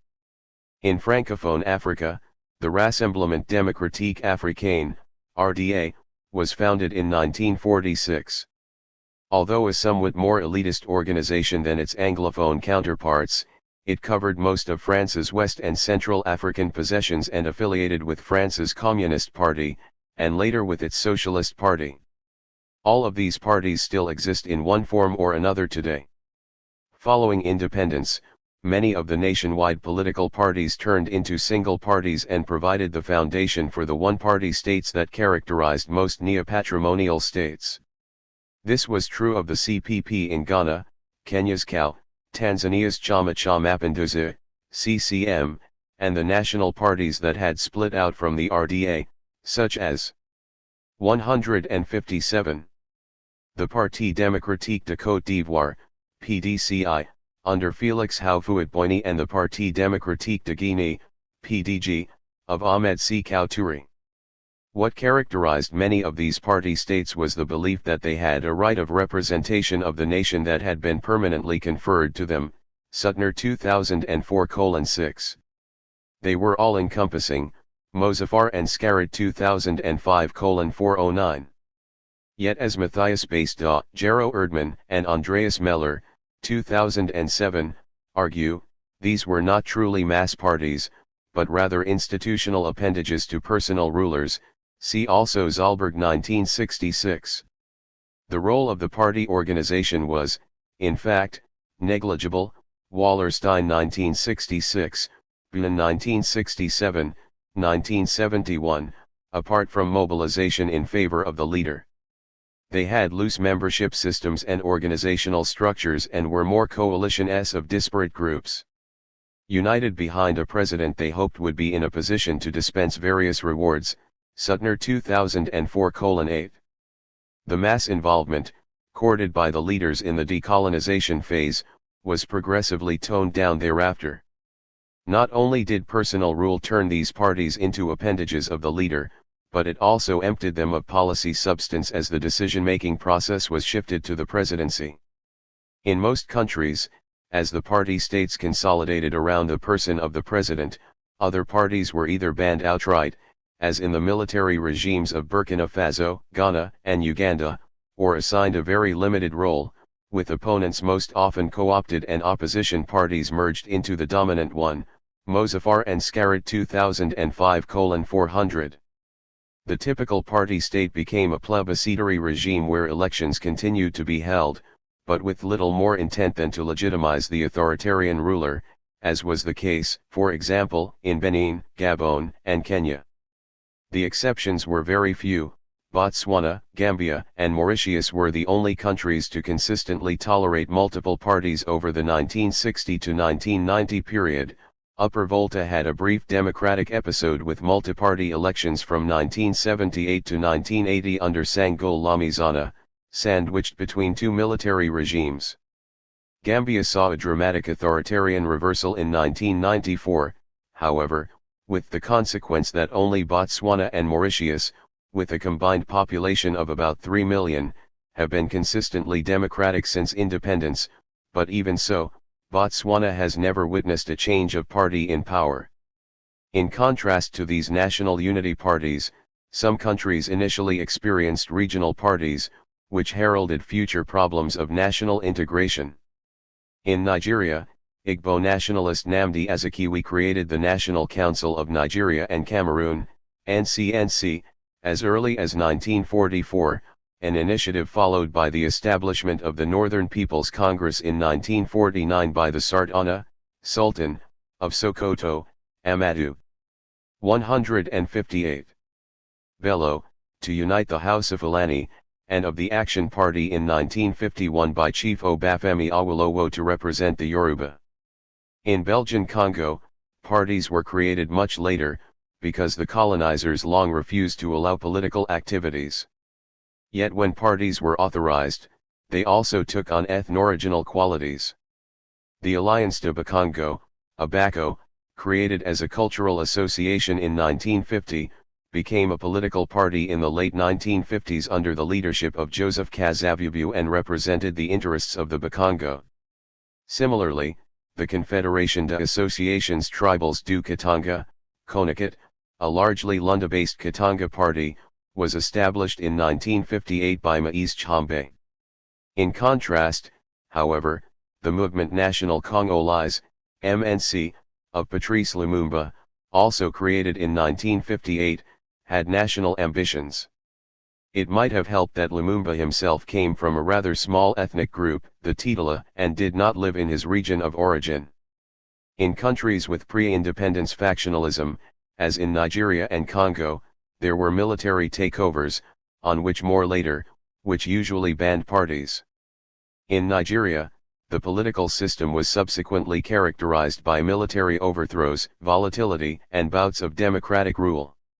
In Congo, military dictator Mobutu Sese Seko, who took over in 1965, civilianized his regime and established his own single party, the Mouvement Populaire de la Révolution, MPR, in 1967, which incarnated the nation and to which every Congolese belonged from birth. Soon the Congolese system also became plebiscitary, with the MPR controlling almost everything, including the state, provinces, unions, youth movements, and student organizations, Young and Turner 1985. The spread of multiparty politics. The end of the Cold War brought about sweeping changes to African politics. Single-party systems suffered from the collapse of their role models from the Soviet Union and Eastern Europe, while Western donors, long highly tolerant of friendly authoritarian regimes, began demanding democratic reforms, Manga 1997:156. These changes brought about the resurgence of political parties throughout Africa, Mozafar and Scarad 2005:401. The fates of the ruling single parties or incumbent regimes varied. Some were ousted in pro-democracy military coups, as in Mali and Nigeria, others were voted out, as in Benin, Congo-Brazzaville, and Malawi, while still others completely transformed while in power and managed to manipulate the new electoral environment, as did Côte d'Ivoire's PDCI or Cameroon's Rassemblement Démocratique du Peuple. 159. Cameroun's RDPC. Coalitions that united in opposition to the ruling parties, however, also tended to absorb members from the old government who had defected. In Kenya, for example, the National Rainbow Coalition, NARC, included many former associates of the Daniel Arap Moi regime, Suttner 2004:8. Matthew Shugart, 1998, maintains that the character of the transition to democracy explains the character of the resulting parties. If the transition was gradual and constitution drafting was put off by the ruling regime until after semi-competitive elections were held, what Shugart calls the decompressive model, countries were subjugated by insiders and their parties are now weak. If the transition was followed by a newly created provisional government that first held elections and then drafted the constitution, the provisionary model, strong parties resulted. Whatever the form of transition, the number of political parties exploded almost everywhere on the continent. In the Democratic Republic of Congo, for example, more than 200 parties registered within months after Mobutu introduced multi-party politics in April 1990. In most countries, many one-man parties soon disappeared, but in some the number of parties has remained extremely high. As of 2007, there were 130 recognized political parties in Côte d'Ivoire, 103 in Burkina Faso, 94 in Mali, and 41 in Nigeria, to name a few, Idea 2007. And in the DRC, as of August 2017, there were still over 50 registered parties. Features of post-1990 political parties. While there had been a degree of consensus among scholars of African political parties, this has changed in recent years. Today there are disagreements about the degree in which African political party systems are exceptional when contrasted with the usual characteristics of parties in Europe or North America. In reviewing the scholarship on African party systems, Anja Ose, 2016-38, notes the parties were commonly described in terms of their deficits, weak links to civil society groups, no convincing programmatic appeals, and weak or non-existent formal party structures. Recent empirical work on African political parties has greatly nuanced and broadened the understanding of African politics. In this section, we will survey the common elements identified in the literature examining African political parties since the democratic resurgence of the 1990s, paying particular attention to the major points of debate within the scholarship. First of all, as just mentioned, there tend to be a large number of political parties in many countries, often several hundred registered. 160. Ones. Most tend to be very small and revolve around one person and his or her close entourage. A large number of them do not possess even the minimum amount of electoral support required to win one seat. Mozaffar and Scarrett 2005:413. Far from favoring the democratic game, this multiplicity contributes to fragmentation rather than the possibility of meaningful competition with or in opposition to the ruling party. Randall and Svassan 2001:11. In Mali, for example, the large number of small parties became conducive to a politics of consensus building and co-optation under Amadou Toumani Touré, which eventually led to sterilization of the opposition and low levels of electoral participation, which contributed to the political crisis that resulted in Touré's overthrow in 2012, Blek and Michelich 2015. Second, and importantly, it has typically been assumed that many African parties are based on ethnic or regional loyalties. Decalo 1998, Erdmann and Engel 2007, Widner 1997, or that ethnicity is the general organizing principle and that ethnic politics is inimical to the development of democracy. In some cases, the ethnic affiliation of parties might be explicit, if allowed by law. In Nigeria, for example, the Oodua People's Congress is a purely Yoruba affair. Similarly, the Oromo People's Congress, the Al-Amhara People's Organization, and the Afar Revolutionary Democratic Unity Front of Ethiopia are, as their names respectively indicate, Oromo, Amhara, and Afar political parties. More often, ethnicity is implicit. One knows in Côte d'Ivoire, for example, that the RDR is a Dioula party, while the FPI is controlled by Bet interests and the PDCI is mainly Baoli. Similarly, in the 2010 presidential elections in Guinea, the Union de Forces Démocratiques de Guinée, UFDG, was perceived as representing the interests of the pool, whereas the Rassemblement du Peuple de Guinée, RPG, was perceived as representing those of the Malinke. Ethnic parties tend to enter politics to defend the interests of their ethnic group in the national system. They mobilize their electorates with appeals to these interests or by invoking some threats to the group, example the capture of the state by some other ethnicity, and with the promise of clientelism. Yet not all parties are narrowly ethnic. As Erdmann, 2007:56, 57, argues, Africa also counts ethnic Congress parties, which are based on ethnic coalitions or alliance. The Malawi Congress Party, MCP, is an example of such a coalition party, bringing together Chuas and Nyanjas. Recently, Sebastian Ellis Scher, 2013, questioned the belief that ethnicity is the primary force behind African politics and party formation.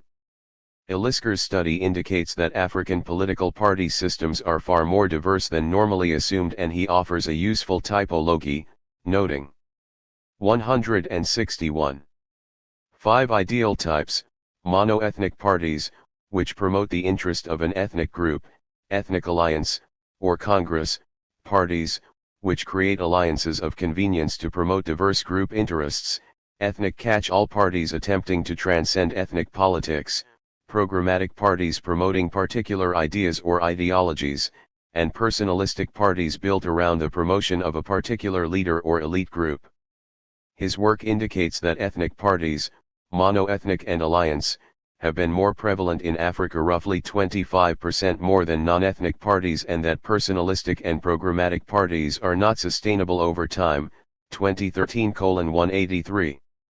Importantly, Ellis Scher observes not only that ethnic parties are not necessarily inimical to the development of democracy, as evidenced by Benin's democratic development, but also that ethnic parties and party systems tend to become less ethnic over the course of successive multiparty elections.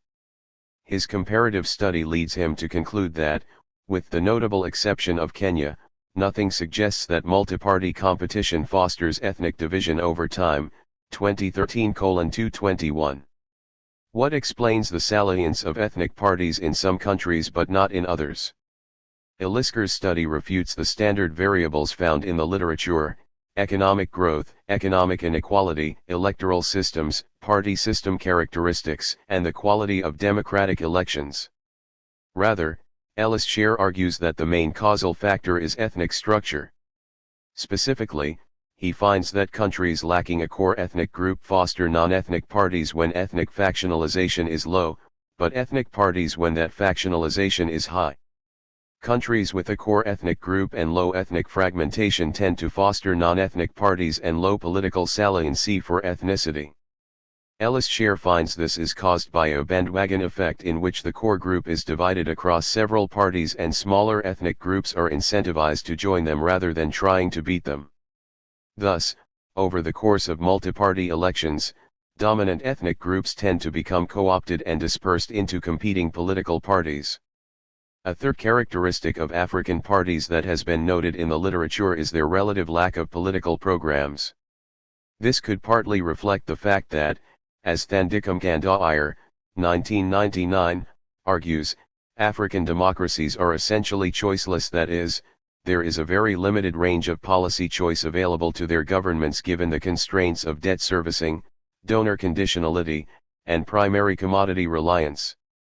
Nevertheless, the policy vacuum of many African parties can be stunning and is usually reflected in their names, which invoke national unity, popular rally, and patriotic movement for development and democracy. Political platforms are thus of little assistance when one is 162 prompted to choose between, say, the hypothetical Rally for National Unity and Party for Patriotic Development. As E. Guy 2007, suggests, it might not be in the party's interests to offer anything new in terms of policy.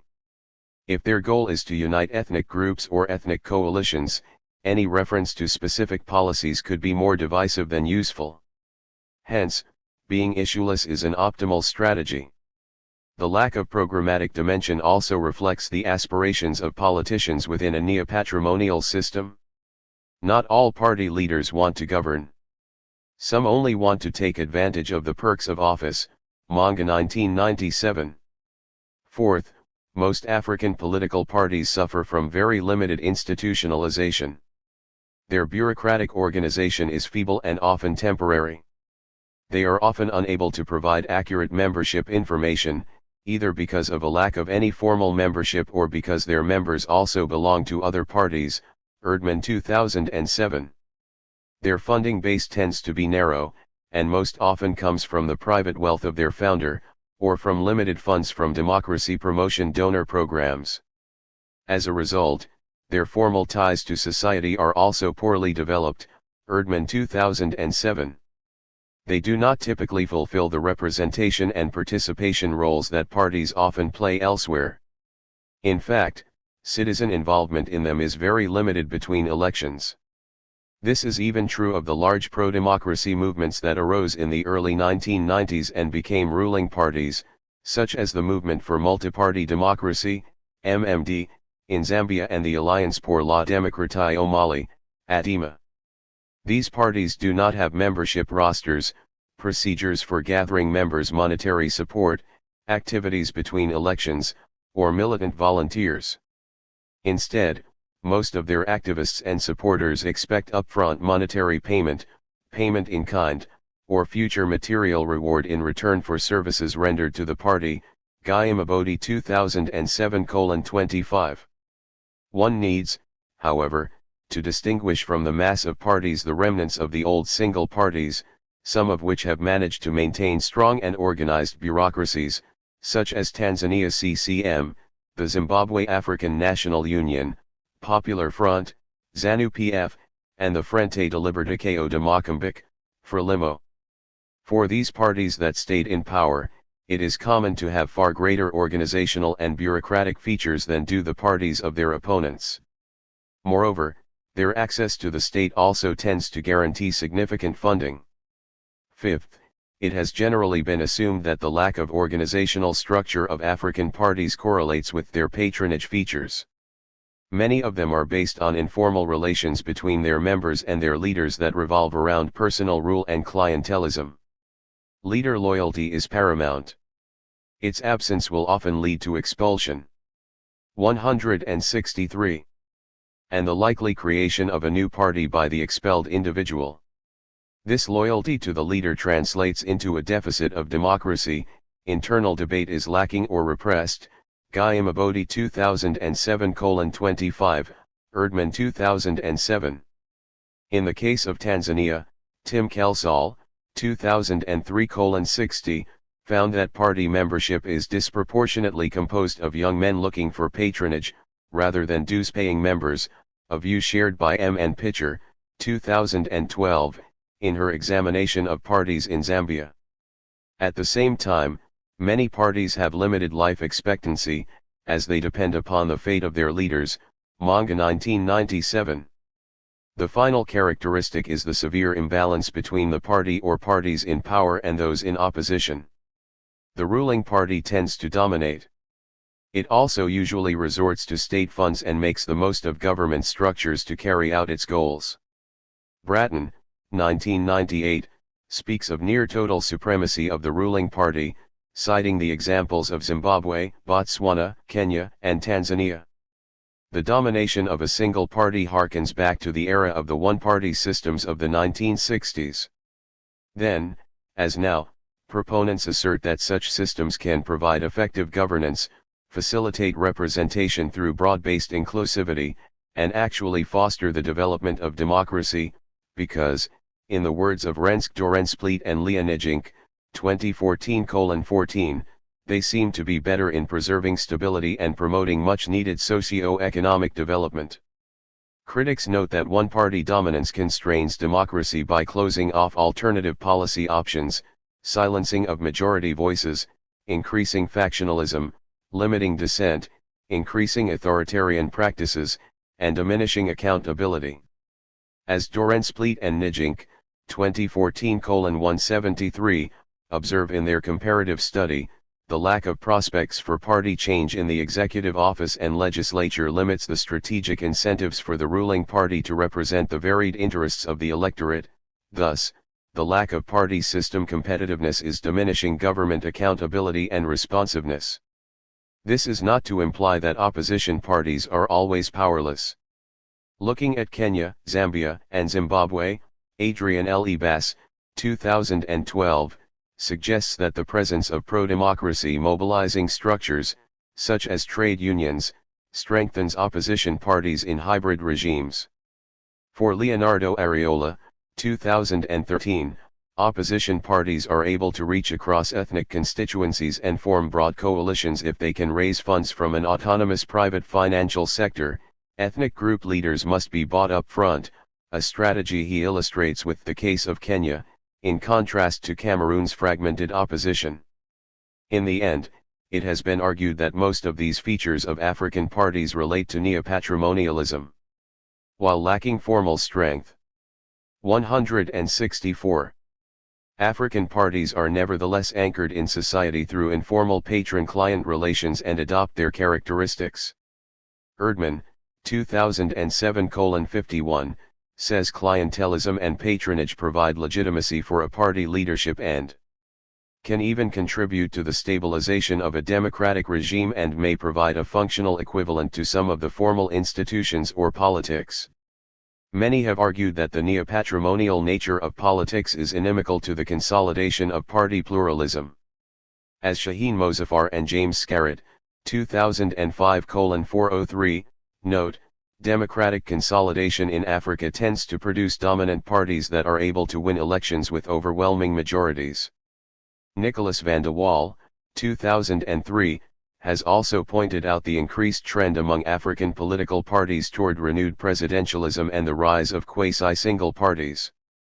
The neopatrimonial logic of politics encourages parties in power to grow larger and drag in co-opted competing elites, while the personal clientelistic nature of politics promotes the existence of numerous tiny parties with no long-term hope aside from rallying to those in power. As should be clear from this brief discussion, most scholars of African political parties have tended to view them through the prism of neopatrimonialism, assuming them to be secondary to the politics of personal rule. But recent scholarship and events in a handful of African countries have provided interesting developments.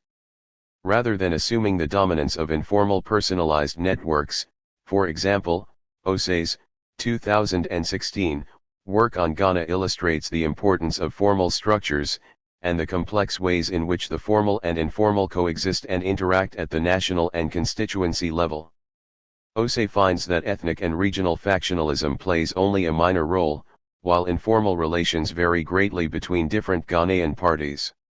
It is important to note that several months after the publication of Osei's work, Ghana experienced a peaceful transfer of power when the presidential incumbent, John Mahama of the National Democratic Congress, was defeated by Nana Akufo-Addo of the New Patriotic Party, the first time a sitting president had failed to win a second term in Ghana.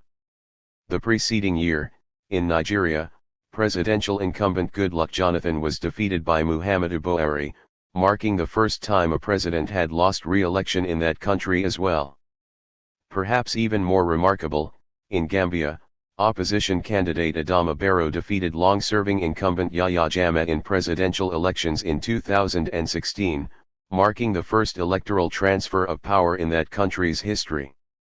These events challenge a number of the dominant assumptions about African political parties and electoral competition, furthering the need for a nuanced understanding of the complicated and diverse ways in which 165 party politics are practiced across the continent.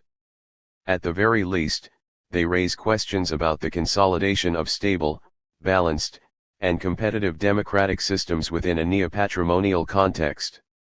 We return at length to this issue in our discussion of regime hybridity in Chapter 5. Militaries. Although African states wage war against each other relatively rarely, militaries have been ubiquitous actors in African societies since independence.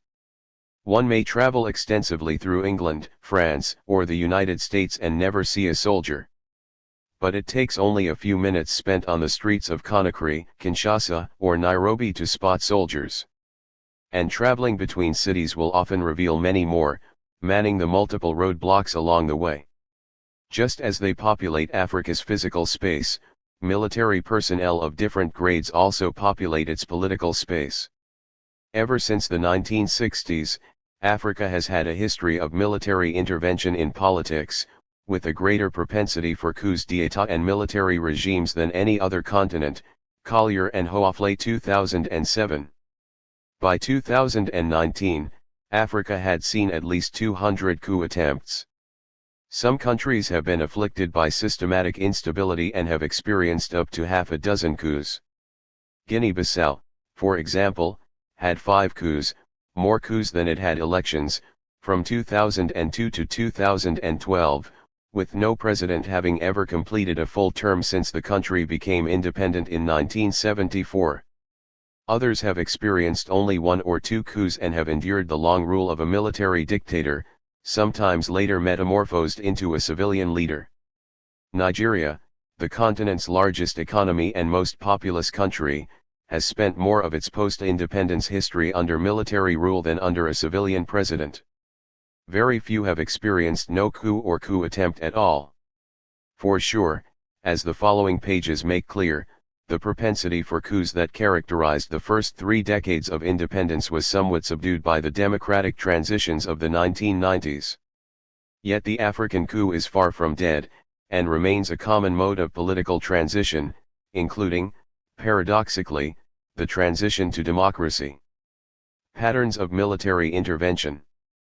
Pat McGowan and Thomas Johnson, 1984:634, who have studied the question of African military coups at great length, regard a coup as an event in which the existing regime is illegally removed from power by 166 groups in which members of the military, police, or security forces of the state play a key role, either on their own or in conjunction with a number of civil servants or politicians.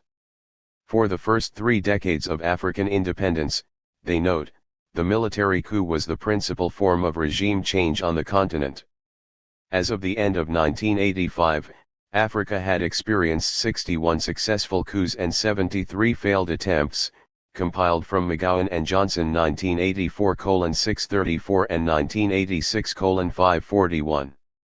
By December 2001, when McGowan updated their study, the numbers of successful and failed coups had risen respectively to 80 and 108, with an additional 139 reported coup plots, McGowan 2003.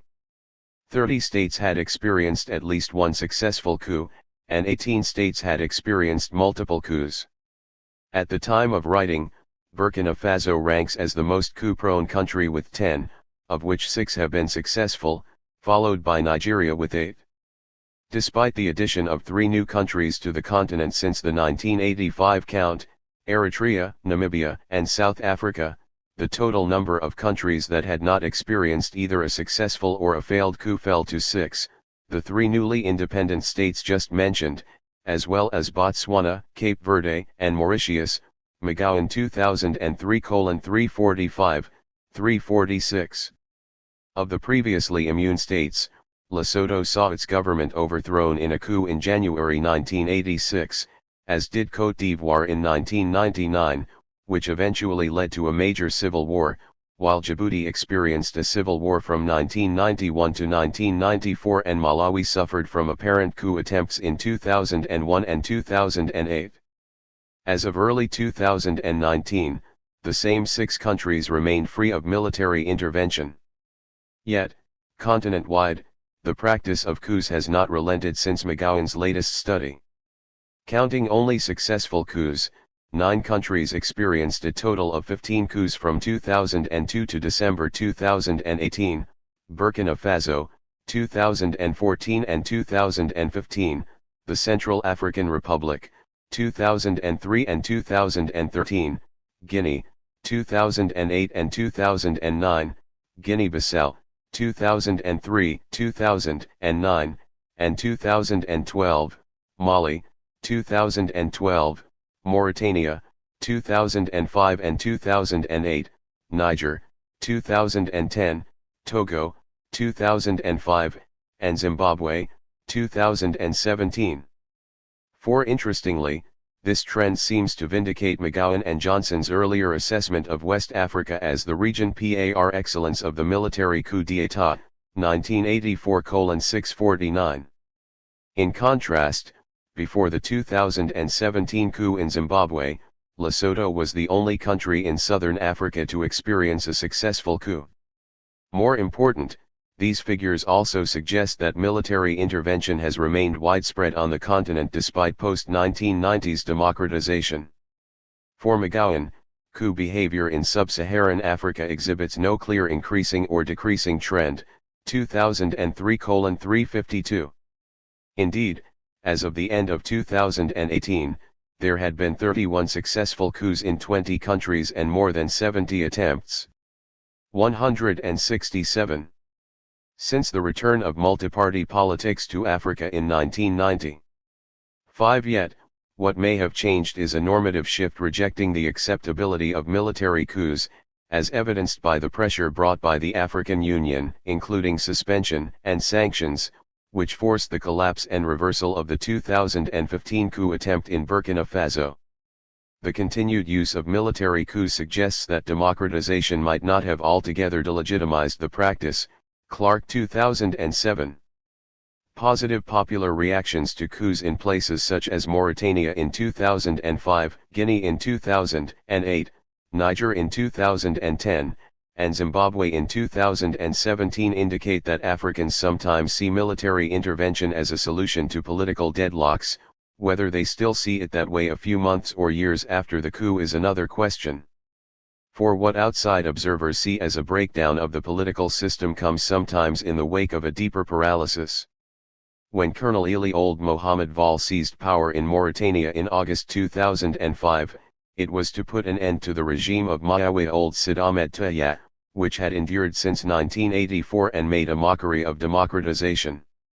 Captain Dadis Camara in Guinea similarly seized power after 24 years under the oppressive regime of Lansana Conté. In Niger, Salo Jibo and the army stepped in, on February 18, 2010, after incumbent Mamadou Tanja, in power for 10 years, had embarked upon a forceful attempt to manipulate the constitution and state institutions in order to maintain himself in power indefinitely. And in Zimbabwe, the military placed Robert Mugabe under house arrest, ending his almost 4 decades in power, and definitively resolving a power struggle between his wife, Grace, and the recently deposed vice president, Emerson Mnangagwa. In their analysis of military coups in Africa, Paul Collier and Ank Hoafle, 2007:15, found that, if the president's term has a time limit, the risk of a coup is about 1.4%, whereas it rises to 3.2% in the absence of a finite term.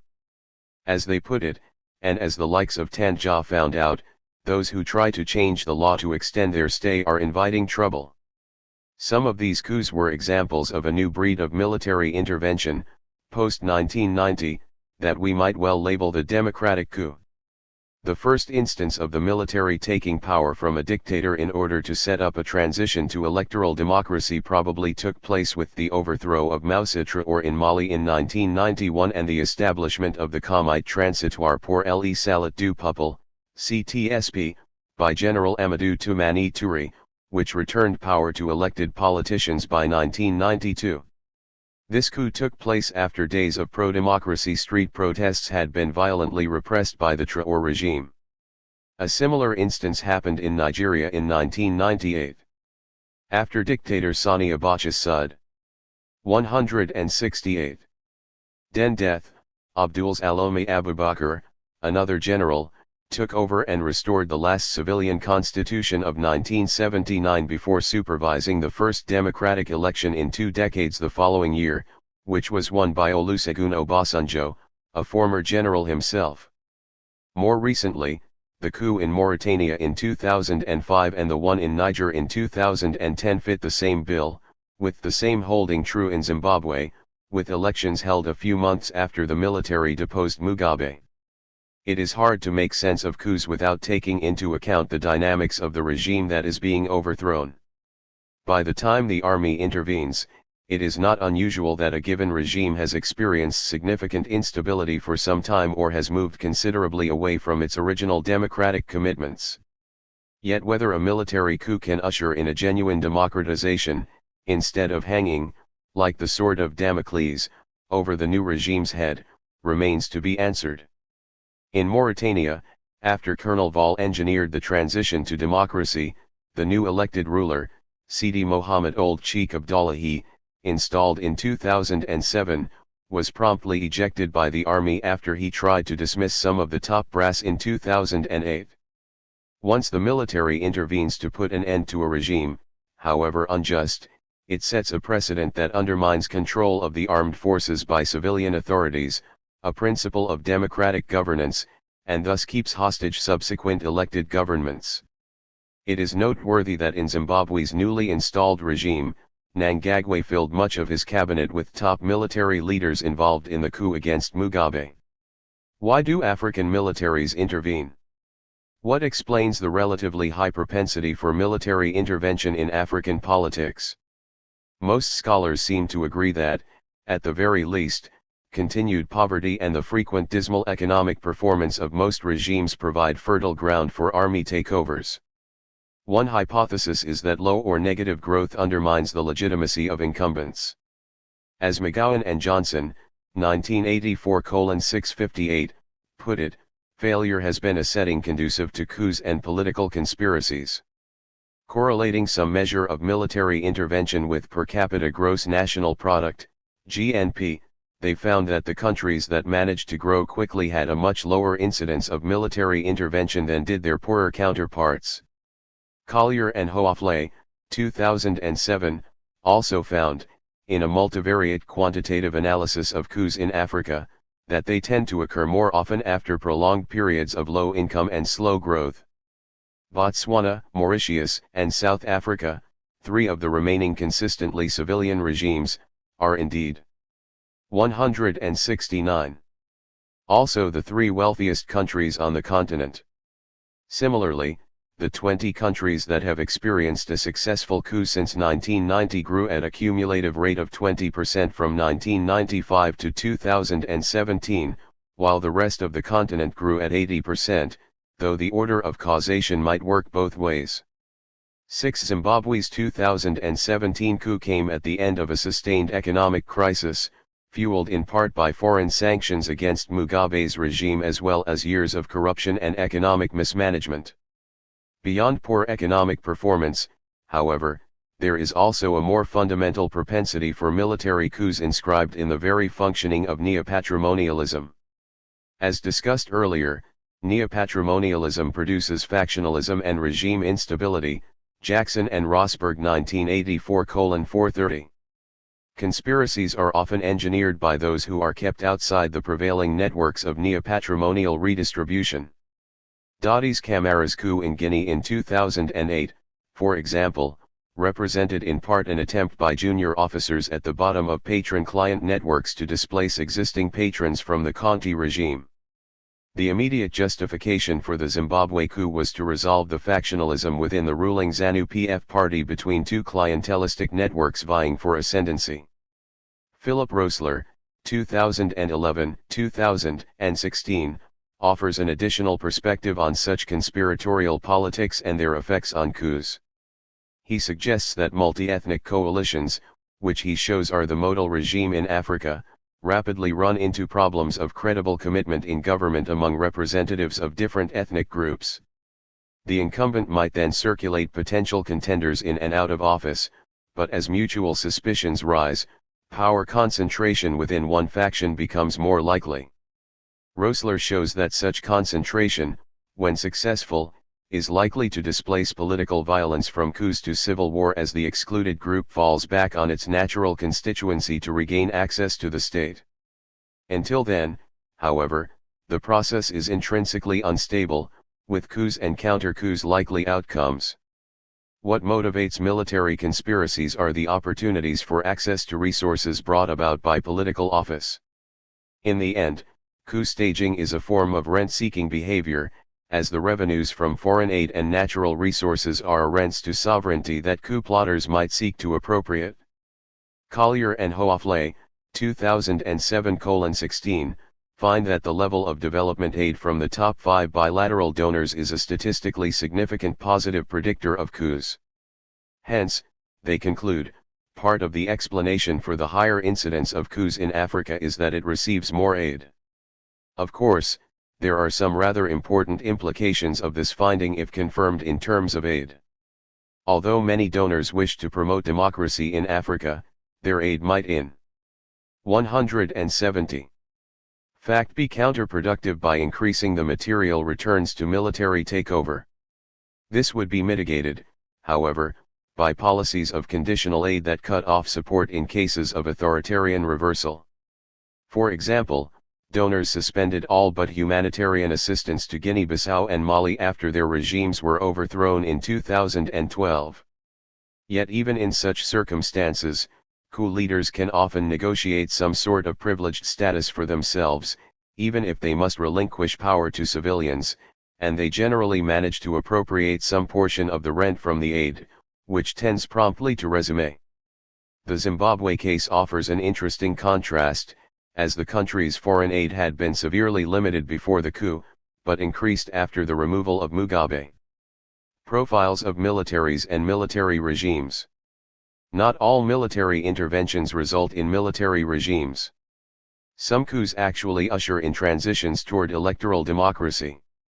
Others bring in a military ruler who later runs for office himself, in sham or honest elections, or merely civilianizes his regime over time. In other countries, praetorianism, excessive or abusive military rule, prevails, and soldiers run the country, occasionally replaced by other factions from within the ranks. This kind of military rule is often characterized by high degrees of authoritarianism, arbitrariness, and corruption, McGowan 2003:340. The regimes of Major General Ibrahim Babangida in Nigeria from 1985 to 1993 and of his ruthless successor, Sani Abacha, from 1993 to 1997 provide salient illustrations. Apart from bullying people and stealing from them, African military regimes are rarely good at anything. They do not in general have a better governance record than their civilian counterparts, nor are they able to create order, despite their theoretical comparative advantage in this domain. The words of Samuel Dekolo, 1976:14, 15, seem to hold largely true to this day. Many African armies bear little resemblance to a modern complex organizational model and are instead a coterie of armed camps owing primary clientelist allegiance to a handful of mutually competitive officers of different ranks seething with a variety of corporate, ethnic, and personal grievances. One direct corollary is that when the military assumes power, it is frequently not able to provide an efficient, nationally oriented and stable administration. The weakness of military regimes is largely due to the character of the militaries themselves. In the words of Herbert Howe, 2001, African militaries are typified by unprofessionalism. Because rulers are more worried about their political loyalty than about their capacity. African 171. Militaries tend to lack skills, technical expertise, and combat readiness, and often put their interests and those of their patrons ahead of those of the state. As Howe suggests, however, such weakness rarely turns into significant liability, for an African military only needs to be mediocre by first world standards when facing manifestly incompetent opponents. 3. Since 2001, however, the rise of competent opponents, such as Al-Qaeda in the Maghreb, Al-Shabaab in Somalia, and powerful militias in places such as Eastern Congo, has significantly increased the cost of incompetence for African militaries. While foreign actors, such as the United States, have spent considerably on attempts to professionalize numerous African militaries, there has been little to show for their efforts. Undoubtedly, the pervasiveness of personal rule has largely contributed to weakening military professionalism and has eroded the division between the civilian and military spheres, just as it has eroded other dimensions of governance. Military mercantilism, or the use of the military for financial gains, has become common. 5. Decalo, 1990:24, goes so far as to suggest that the prime characteristic of African armies is their pursuit of their own corporate interests. This point is illustrated by the extraction of considerable resources in the Democratic Republic of Congo by occupying African militaries from Uganda and Rwanda to Angola and Zimbabwe during that country's civil war.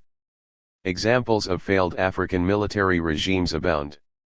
In Nigeria, military regimes from 1983 to 1998 brought about unprecedented mismanagement, theft, and squandering of oil resources. Peter Lewis, 1996, argues that, under Babangida and Abacha, the regime went from prebendalism to sheer predation. In Mali in the 1970s, the military regime stole drought relief aid.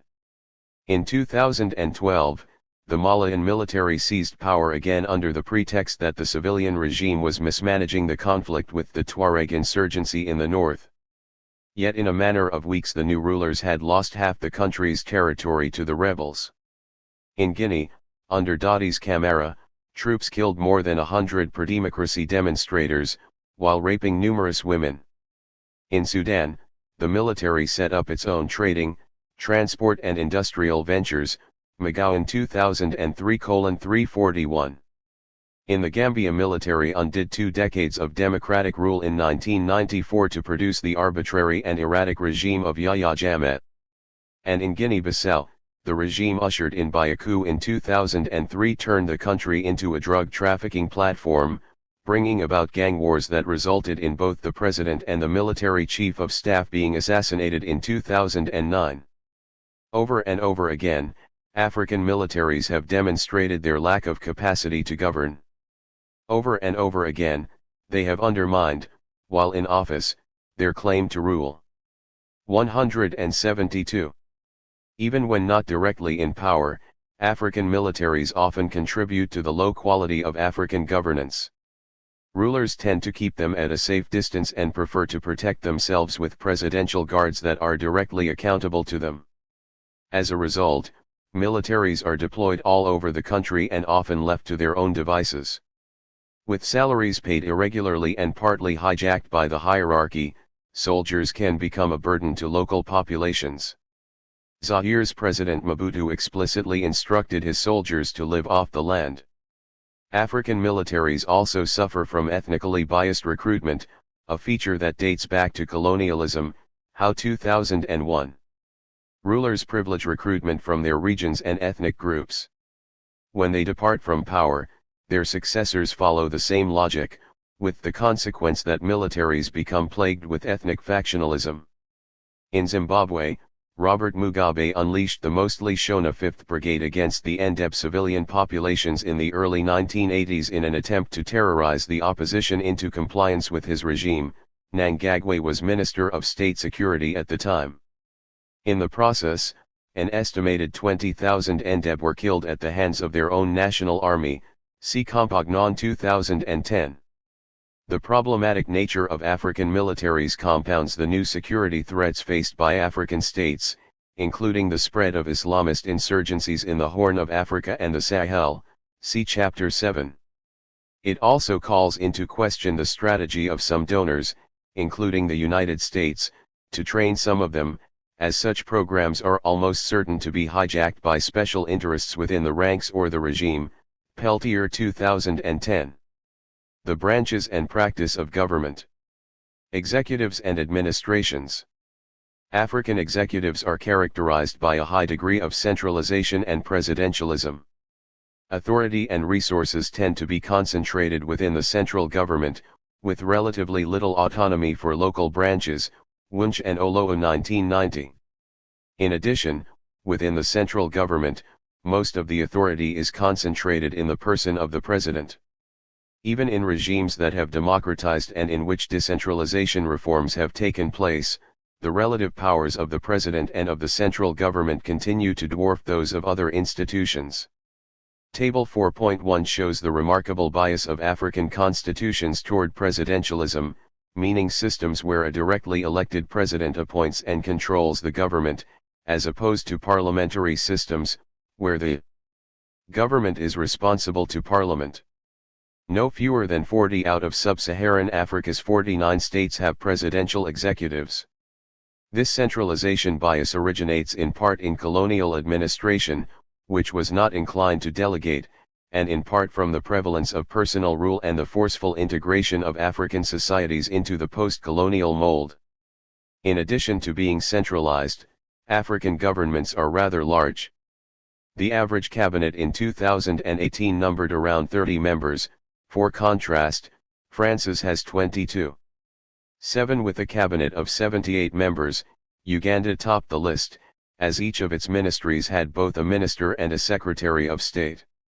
Its government included ministers for microfinance and national guidance, and some without portfolio.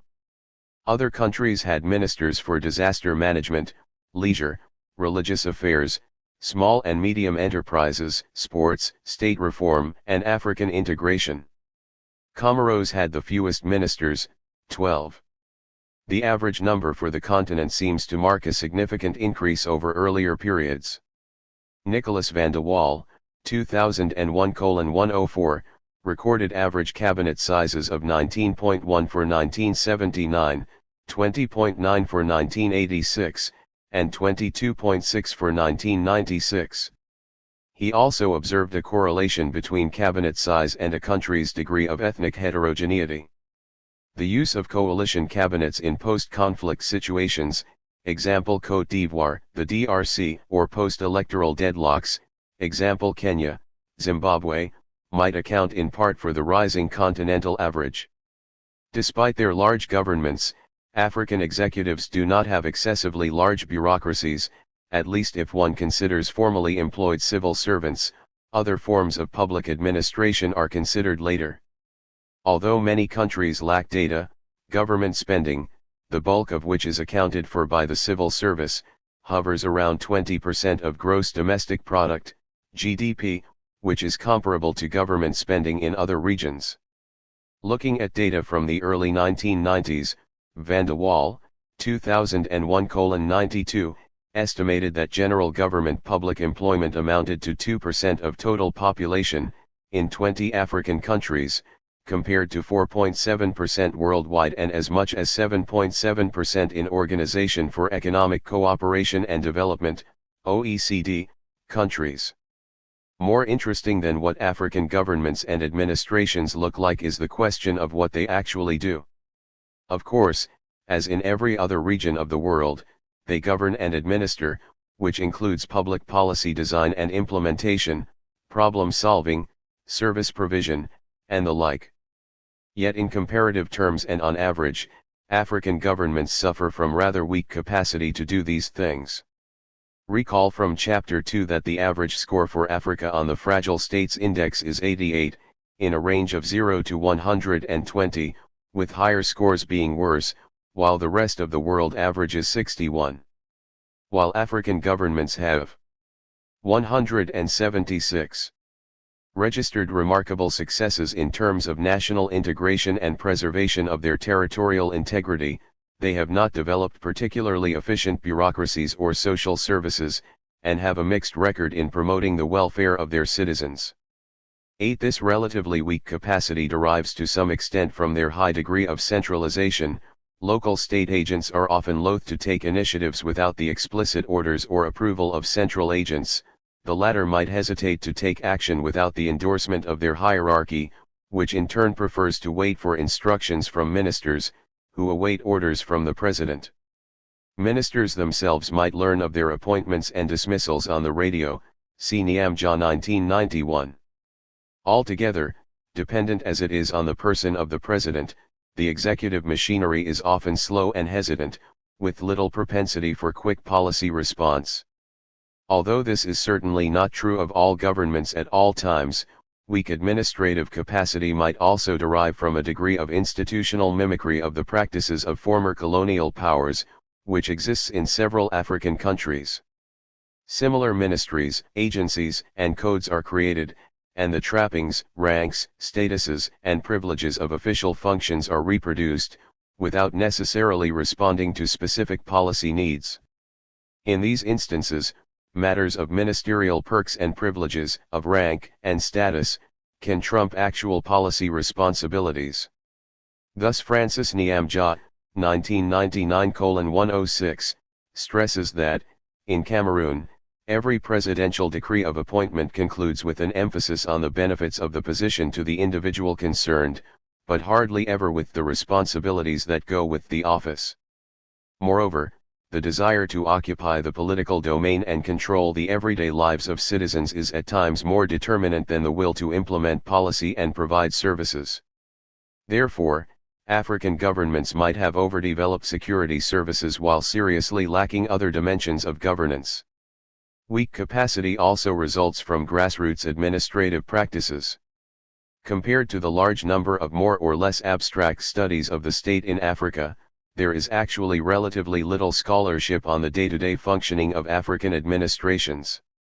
9. Dominique Darbin and Ivan Krausel, 2009:73, note the irony that African administration is an understudied topic while every reform since the 1970s put administration at the heart of development.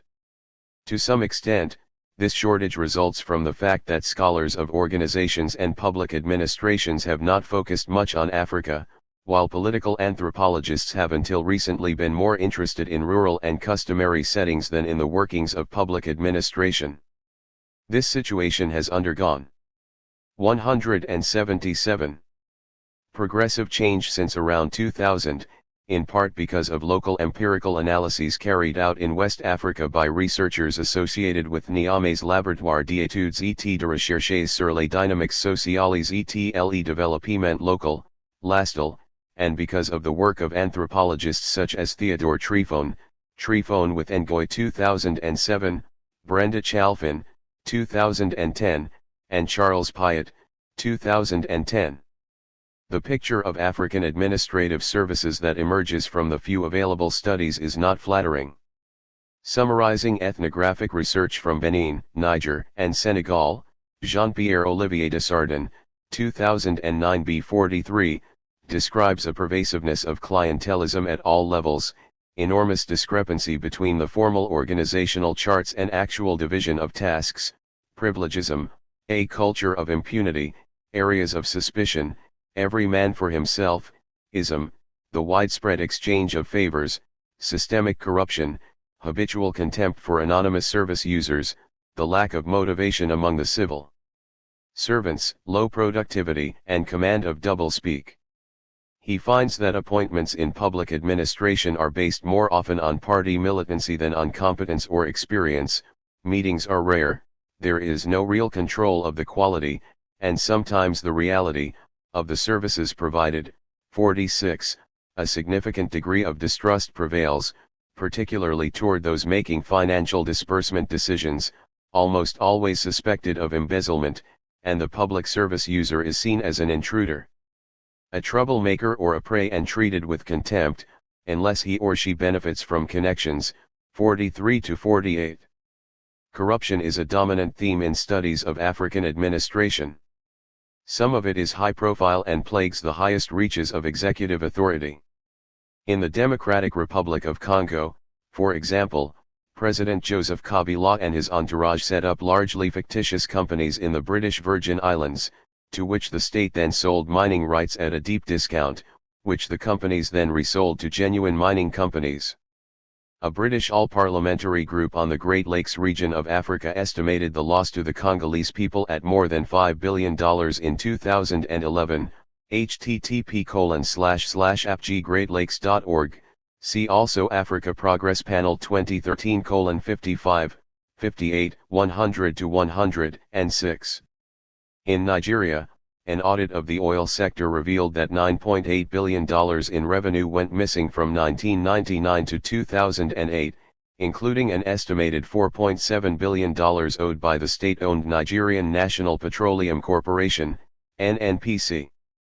Similar unpunished corruption scandals have taken place in many other African countries over the years, such as the Clearstream affair in Kenya, wrong 2010, the $900 million the IMF found missing from the Angolan budget in 2002, Pierre's 2002, the $1 billion the late Nigerian dictator Sani Abacha left behind in Swiss banks, Pallister 2000, the millions siphoned from 178.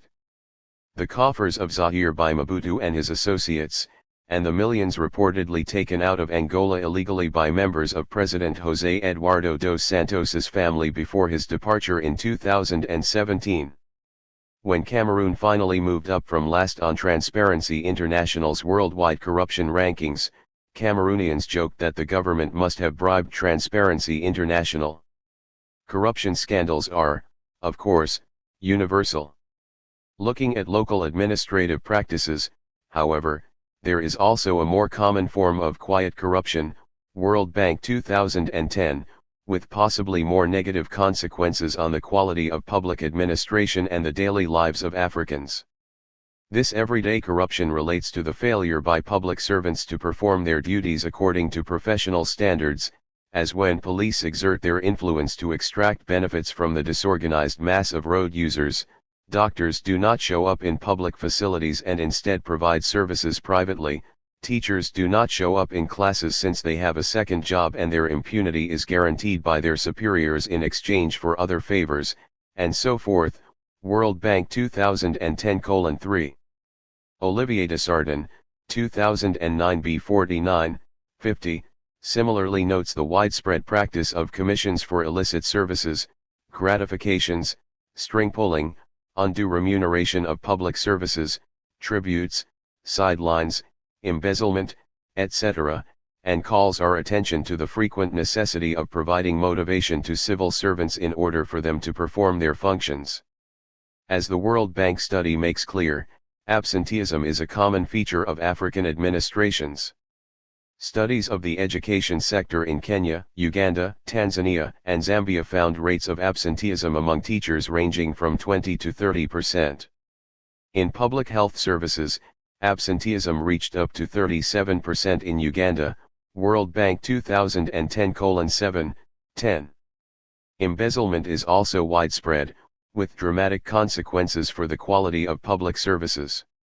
A study found that only 13% of supplies intended for Ugandan schools actually reached them because of diversion by education authorities, World Bank 2010:8, 9.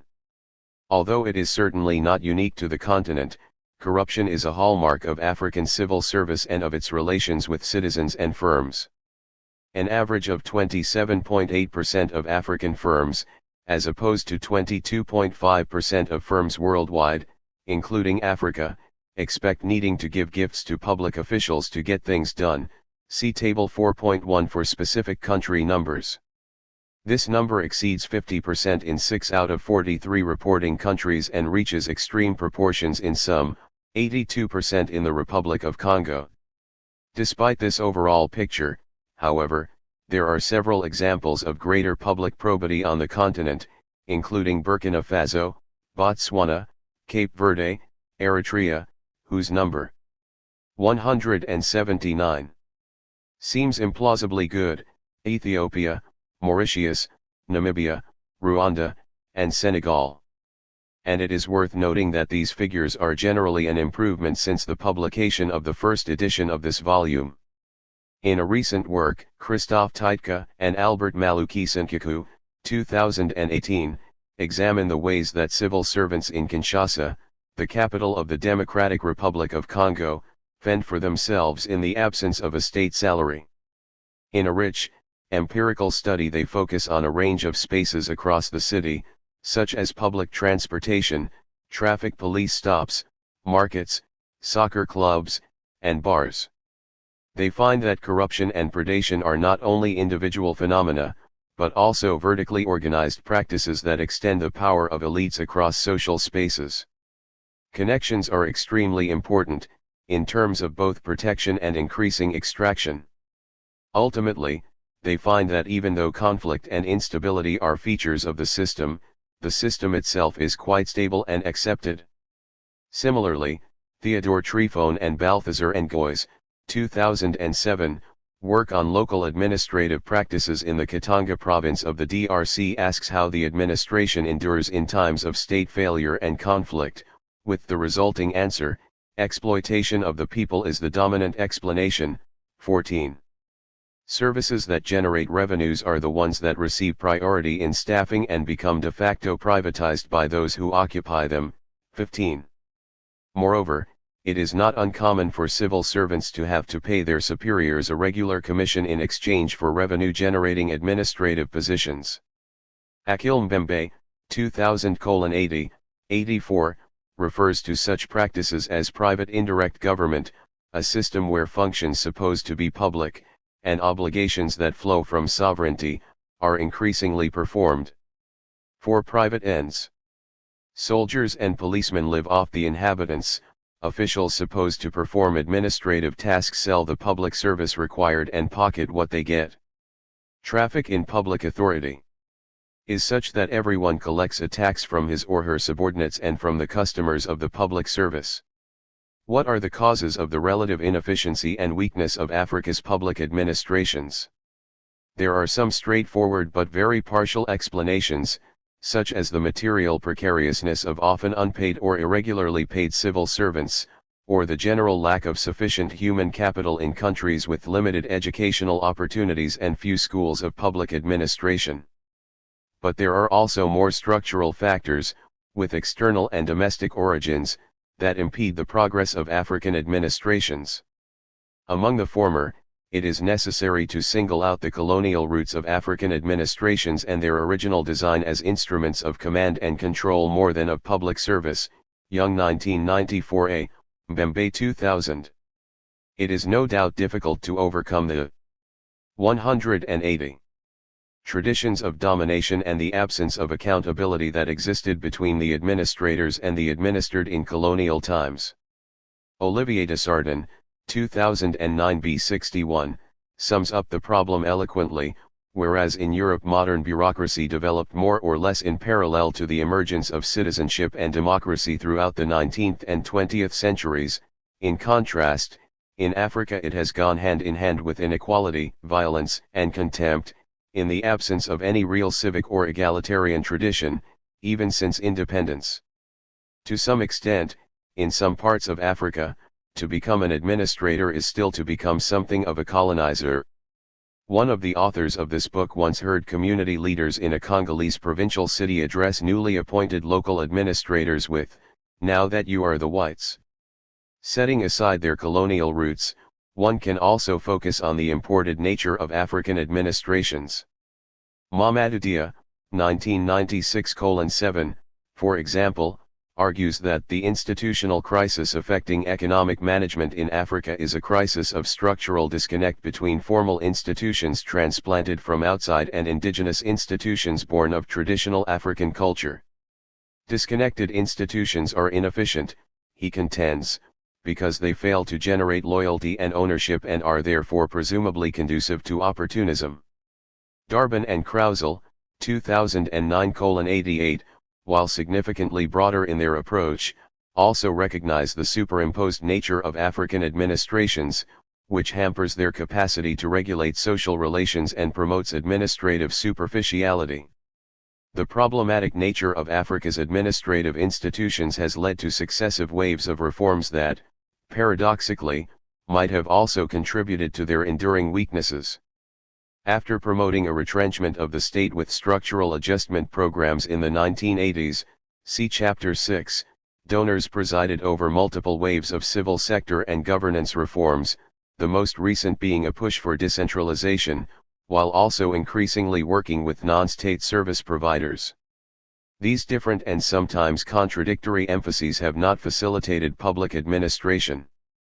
They have led to a sedimentation of institutions and policies that undermines consistency, Dunn and Krausel 2009:87. Beyond the reforms themselves, foreign assistance to improve Africa's institutional capacity might have had unintended negative consequences. Todd Moss, Gunilla Pettersson, and Nicholas van de Waal, 2006, articulate several of these.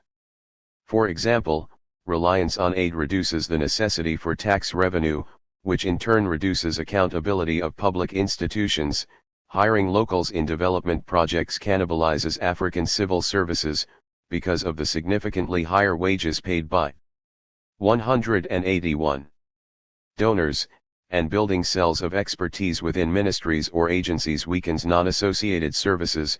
See also Van de Waal 2005. Authors focusing on domestic variables have also pointed to Africa's propensity for normative pluralism as an explanatory factor, Dunn and Krausel 2009. To an extent, the behavior of civil servants falls under norms of rational legal administration, of efficiency, accountability, and process. Yet African civil servants also face other normative expectations. Reciprocity, for example, and solidarity with their community might be powerful norms dictating behaviors that are antithetical to bureaucratic expectations, Hayden 1995.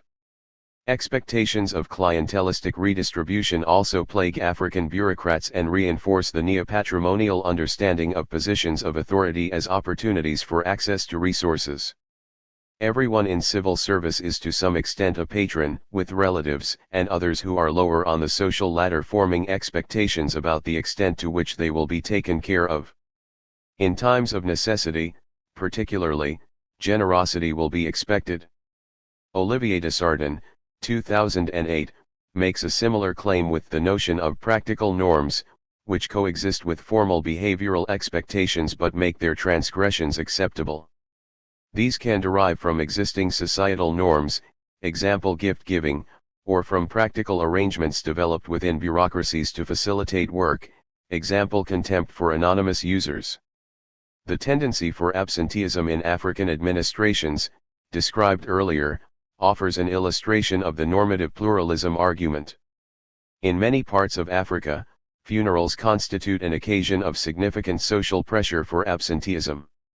The death of a family member, even a loosely related family member, often requires traveling back to the deceased's village of origin for burial ceremonies, which can last several days. Because such occasions also require the family of the deceased to look after multiple guests, they can be very costly, with the consequence that people with limited income might look for alternative ways to help pay for burial expenses, including calling upon relations of patronage in public service and requesting the requisitioning of public assets. See Anders 2009 for an example from Malawi. A survey of Zambian civil service in the 1990s made very clear the power of these societal norms. Slightly under 30% of surveyed civil servants in half a dozen ministries expected a 3-week leave, outside regular leave time, and thus effectively constituting absenteeism, for funerals of family members. Another 30% expected a leave of 2 weeks, and yet another 30% 1 week. The author notes that social obligations are widely viewed as an acceptable excuse for absenteeism in Zambia, DIA 1996:70. The survey also showed strong resentment of those interested in rapidly ascend. 182.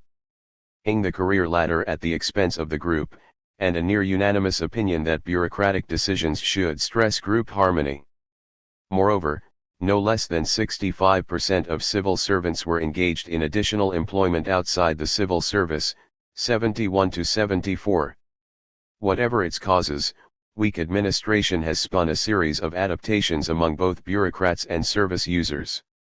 Specifically, a class of intermediaries has developed in many African countries who either substitute for absentee workers or facilitate the interaction between the public and largely unresponsive and arbitrary services. 10. These intermediaries often allow services to go on and adapt them to local norms. The use of substitutes is particularly prevalent in education sectors with volunteer teachers, see TAMA 2009 for examples from Benin, and Poncelet, André, and THIRD 2010 for some from the DRC. Substitutes have also been identified in public health, wildlife management, justice, and even the police. These volunteers allow the official office holders to engage in other occupations. In exchange, while lacking status, the substitutes tend to receive direct payments from service users or to help themselves to opportunities that may occur. Moreover, many substitutes hope that their work situation might one day be officialized and thus consider their volunteer activities at least partly an investment in the future. Facilitators constitute a different category. This type of intermediation is a common entrepreneurial activity in countries characterized by arbitrariness and predation. The goal of the intermediary is to offer their customers an escape from bureaucratic unresponsiveness and a reduction in the transaction costs of dealing with state authority in exchange for payment. Facilitators may arise through personal connections or because of the comparative advantage of their social or geographical position. In the DRC, where facilitators are ubiquitous, such services are usually referred to as protocol, Englebert 2009:89, 91. In Cameroon, as Dixon I.O., 1998:272, describes, a private administration made up of hordes of document merchants and providers of clerical services is found in front of ministerial and other government buildings. Daniel Smith, 2007:60, notes that because many Nigerians find navigating government bureaucracies frustrating, people frequently rely on the aid of intermediaries. Indeed, at almost every major bureaucracy that provides essential services, one finds a small army of intermediaries to expedite one's business. Similarly, Giorgio Blundo, 2001:82, imputes the omnipresence of administrative brokers in Senegal to the opaque nature and exceedingly large discretionary powers of public administration. Armed with a briefcase and rubber stamps of occasionally dubious origins, the broker stakes out the entrance of the Justice Palace or 183 of the administrative building to intercept the user upon his arrival. He offers him either to facilitate acquisition of an act delivered by public authority, or to speed up some procedure, see also Tijani Alu 2006. Most of these brokers play a facilitating role between the administration and the citizen. Intermediation extends the benefits of public employment to non-state actors, acting as a multiplier of the rents derived from positions of sovereignty, Englebert 2009.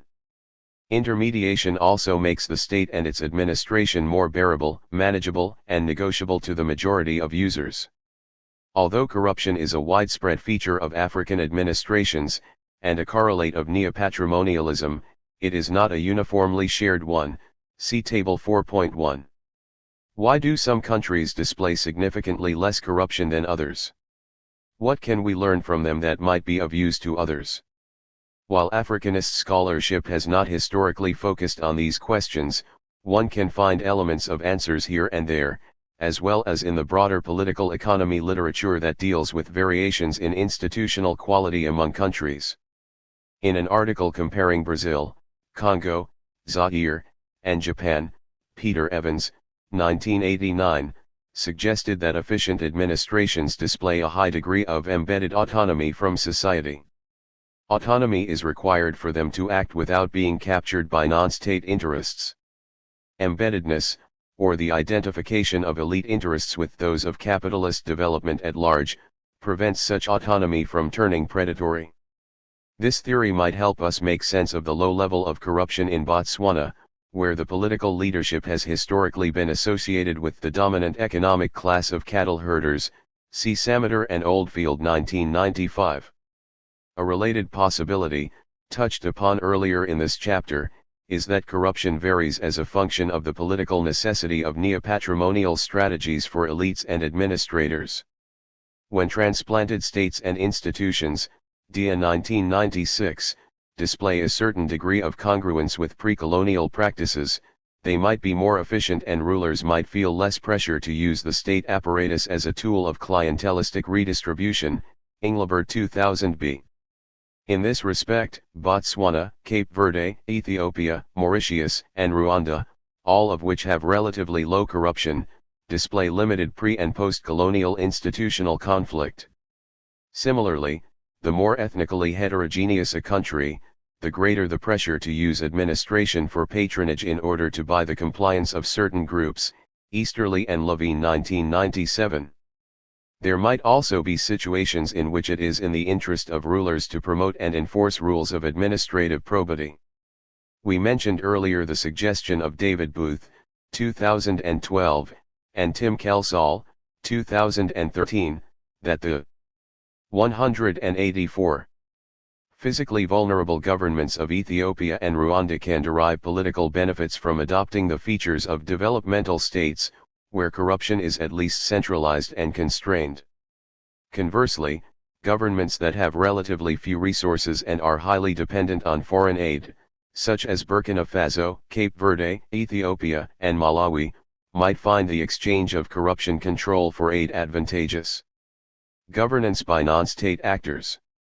With African administrations generally weak and not always inclined to provide public services, it comes as no surprise that an increasing number of non-state actors have become involved in the provision of these services on the continent, sometimes on their own, sometimes in partnership with the state. Thus, a research agenda focused on effective governance has developed that studies how public services and collective action are organized for real at the local level. This literature stresses the hybridity of governance and its negotiated nature among different state and non-state actors. A consequence of shared governance has been the blurring of the public-private divide among African institutions and the rise of more ambiguous twilight institutions, Lund 2007. Aid donors, particularly donor-sponsored development projects, often provide their own measure of local governance and public service delivery. Although their time horizons are finite, they typically have some staff and equipment, and deliver specific services.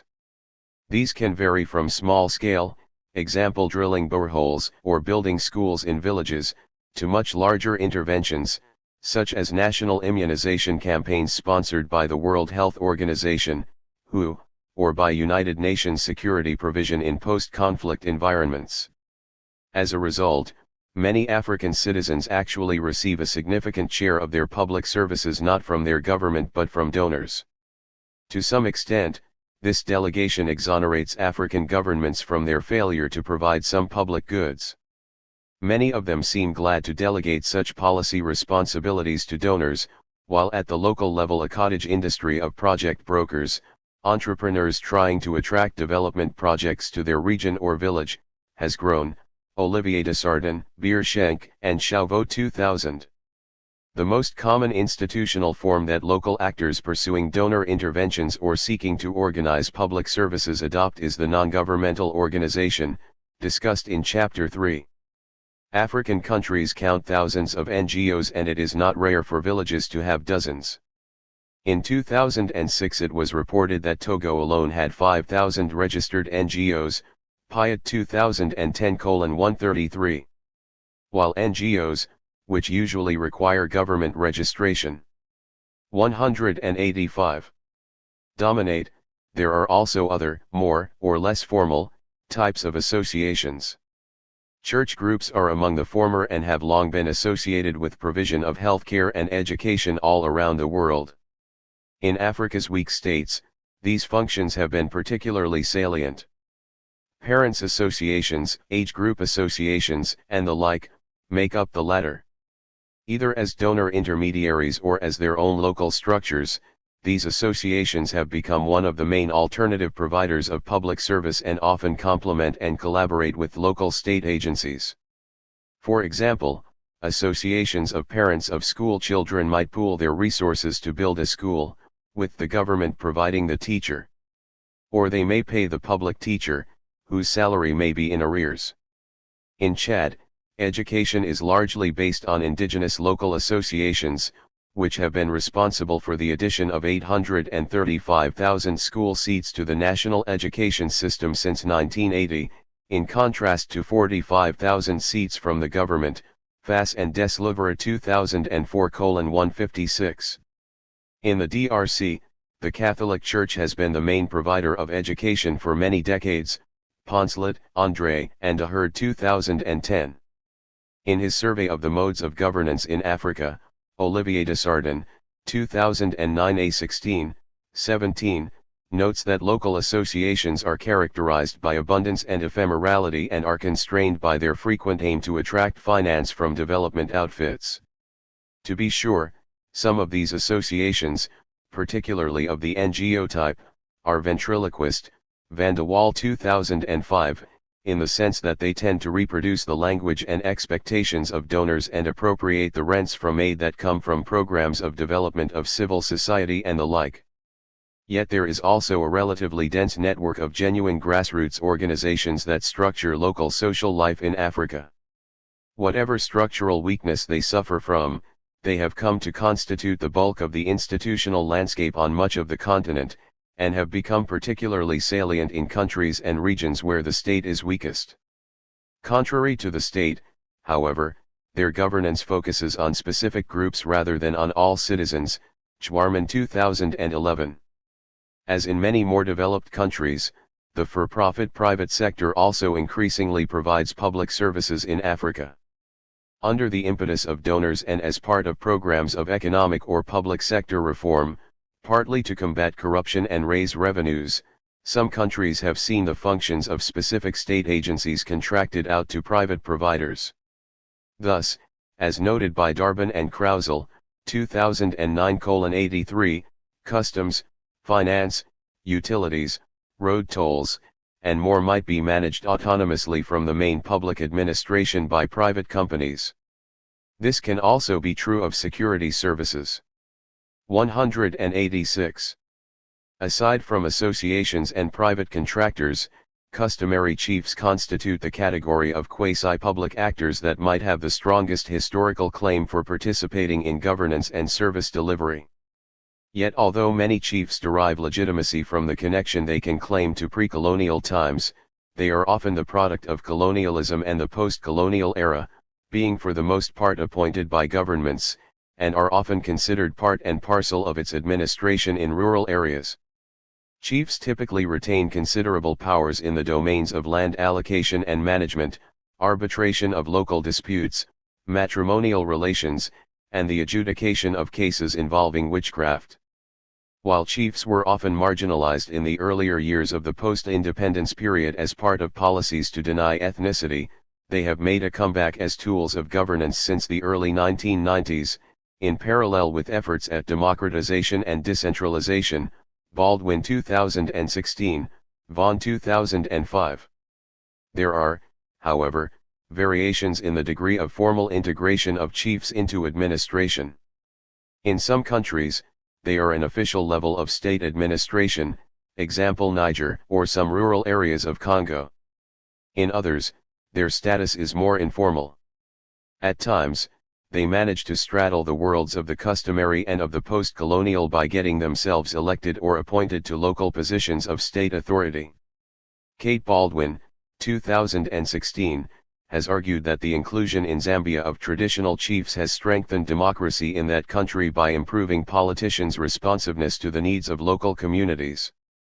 Likewise, Richard Sklar, 1999, finds that the integration of chiefs into effective governance, in what he calls mixed polities or mixed government, provides increased legitimacy and stability to African states. In contrast, Olivier Desardin, 2009 A10, 15, notes that chiefly power tends to be characterized by patrimonialism, confusion of powers, predation and corruption, clientelism, lack of accountability. Chiefs, being generally appointed for life, are not accountable to their subjects, aristocratic and ostentatious behavior, and rivalry. Mahmoud Mamdani, 1996, also singles out the despotic tendencies of chiefs, and Sandra Jwarman, 2011, notes that customary authority and law can be detrimental to women and migrants in matters of land rights. These studies call for caution in perceiving chiefs as the necessary legitimate agents of local communities and grassroots interests, and question their potential role in democratic and decentralization reforms. Finally, a word about rebel governance, which can be relevant in failed and collapsed states. While rebel organizations are usually effective at controlling territory and raising revenue from the populations they control, their record of administration is more mixed. Most of the time. 187. Rebels do not provide any significant governance and tend to maintain in place the local agencies of the state they combat. Tull 2004. Zachariah Mampili, 2010, suggests that the degree to which rebels provide governance is a function of previous state penetration in the area, which conditions the public demand for state services, the nature of the rebel population rapport, mediated by ethnic homogeneity, and the degree of penetration by international NGOs, which may relieve insurgents of some duties and affect their institutional dynamism. Yet there are examples of limited rebel governance. In Liberia in the early 1990s, Charles Taylor's insurgency developed a currency and banking system, managed an international airport, and ran a radio and television network.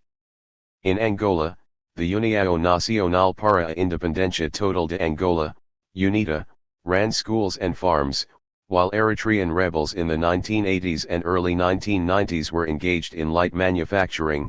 Spears 2004:26, 27. In Uganda, Yoweri Museveni's National Resistance Army organized resistance councils in liberated villages in the 1980s, which took over local administration with some degree of direct democracy. Yet these tend to be the exceptions, with rebels typically more intent on controlling civilians than on providing them with governance. In South Sudan, for example, the Sudan People's Liberation Movement, SPLM, did little beyond initiating what would remain a largely embryonic justice system. Its administrative structures existed largely in name only. Crossley 2004:143, see also Rolandson 2005. Adam Branch and Zachariah Mampili, 2005, concur and argue that building a government was not a goal of the SPLM, a rather paradoxical situation for a movement intent on gaining its own sovereignty. This survey of non-state governance actors illustrates the actual hybridity of African governance and administration. While the formal state might be all-powerful in law, its real nature is much more negotiated than imposed, with multiple other institutional partners. Lund 2007. While studies of formal African bureaucracies might lament their ineffectiveness, real governance is probably better understood in this shared, hybrid sense. In this respect, not only does it represent a testimony to the adaptive power of Africans and their institutions, but it also contributes to the evolution of the post-colonial state and to the creation of a new, syncretistic institutional landscape. This is therefore a very fruitful area of research for the study of the African state as it exists. Decentralization. Although personal rule and neopatrimonialism are conducive to centralized political systems, there have been widespread decentralization reforms across Africa since the early 1990s.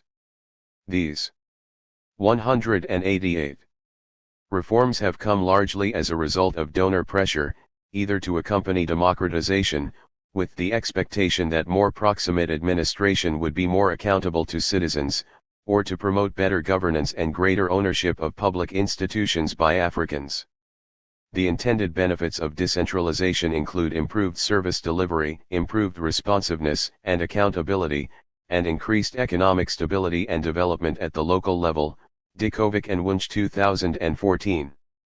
Although a few countries were already decentralized, example Botswana and Senegal, or federal, Nigeria, before the 1990s, most others only began to decentralize in that decade or later.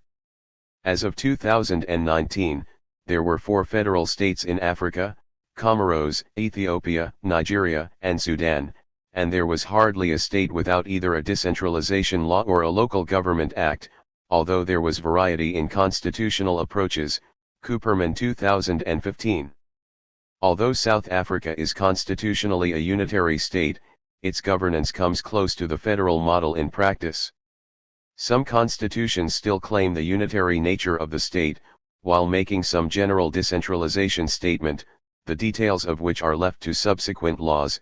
Example Burkina Faso, Burundi, the Central African Republic, Congo, Gabon, Rwanda, Senegal, and Mozambique.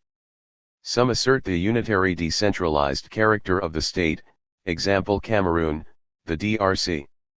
Others provide more detailed decentralization blueprints, example Madagascar, Ghana, Chad, Cape Verde, Uganda, while a few articulate explicit distributions of power between the central and local states, example the DRC and federal countries.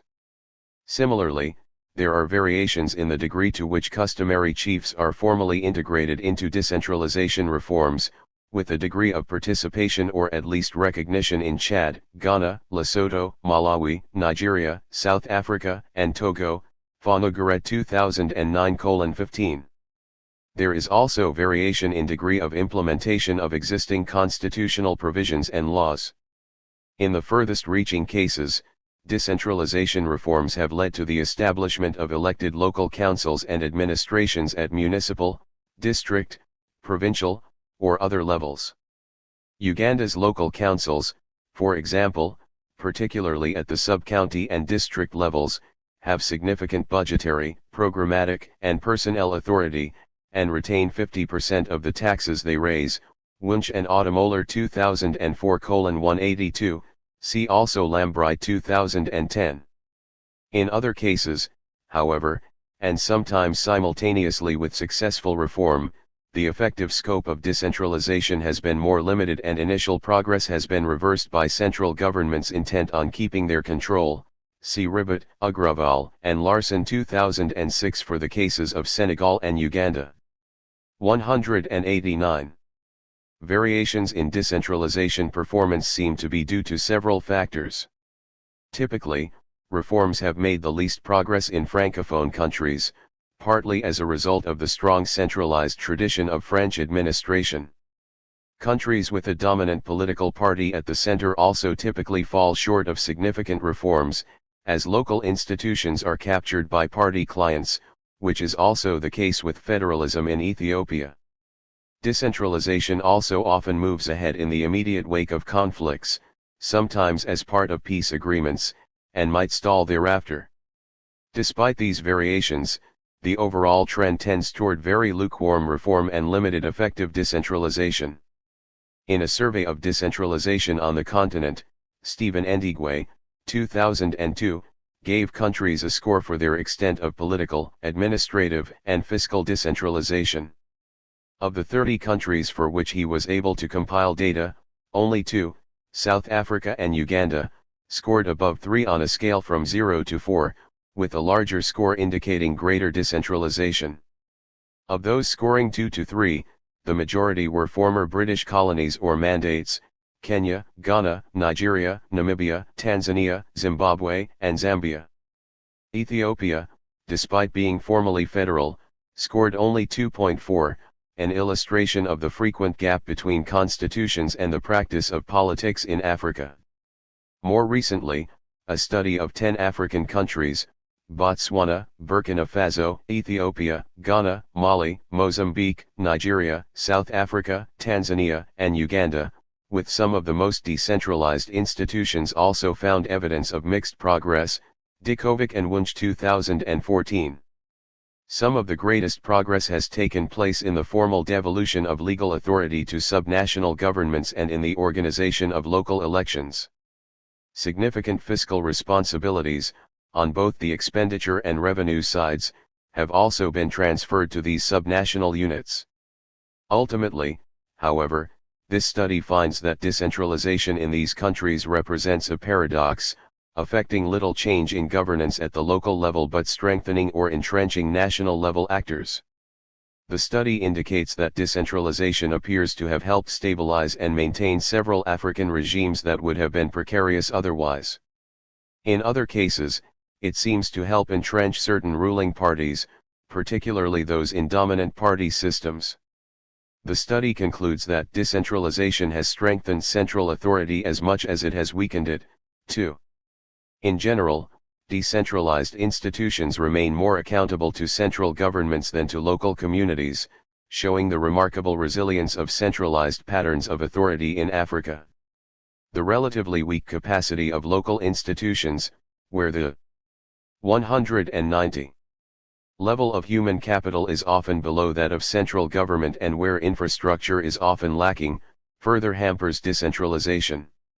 In addition, whatever the actual advances of decentralization in Africa, it is empirically unclear whether local government agents are any more responsive to citizen demands than their central counterparts. Bratton 2010:6, 7.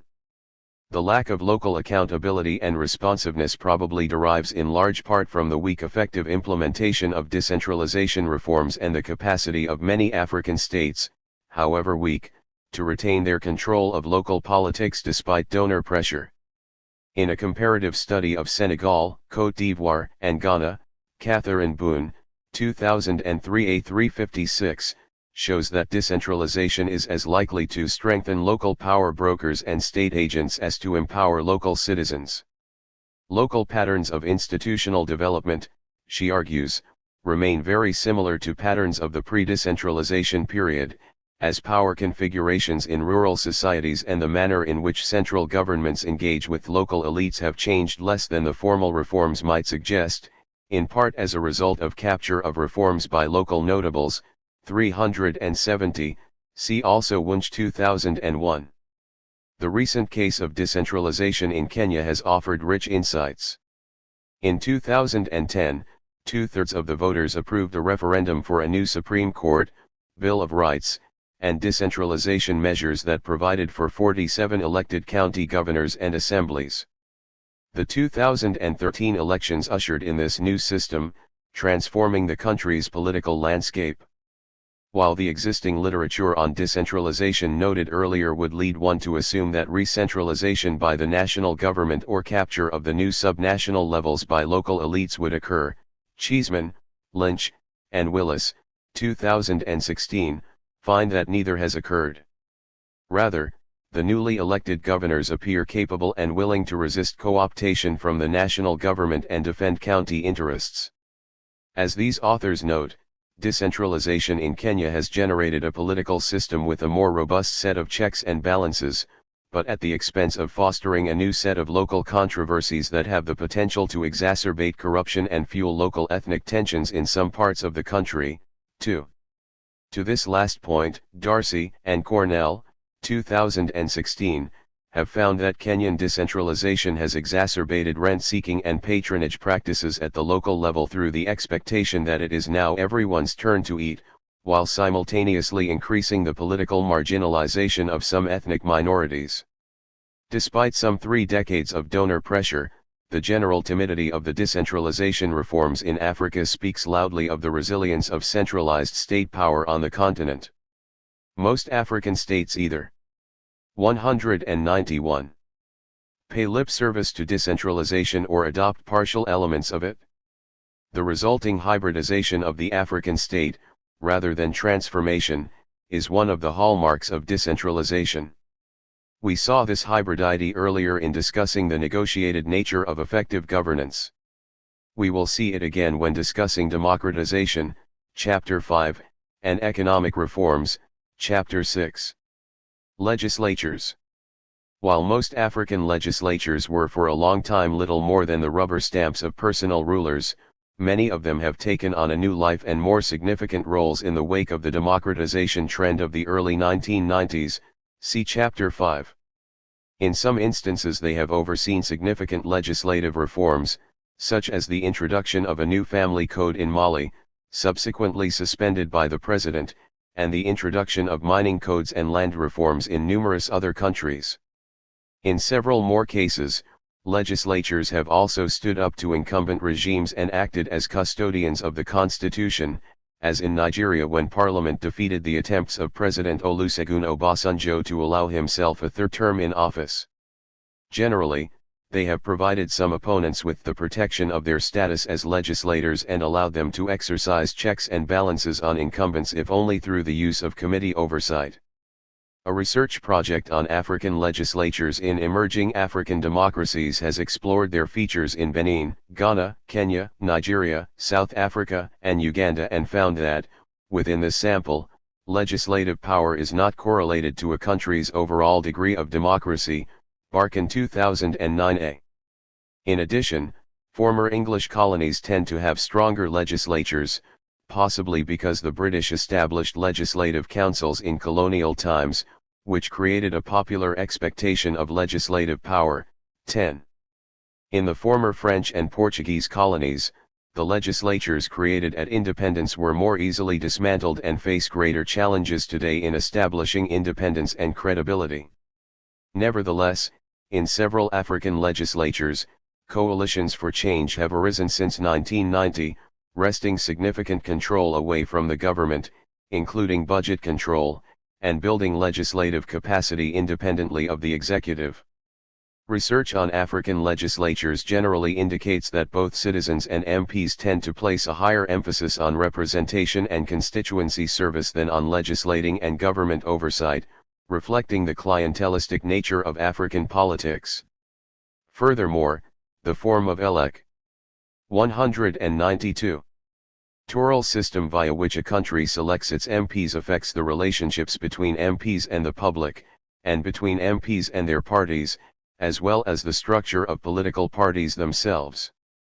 By and large, proportional representation strengthens political parties and allows MPs to spend more time in the capital, potentially legislating, while single-member districts allow MPs the chance to build a geographically determined political base, weakening the role of political parties and requiring more visits to one's base, potentially reducing the time available for legislating.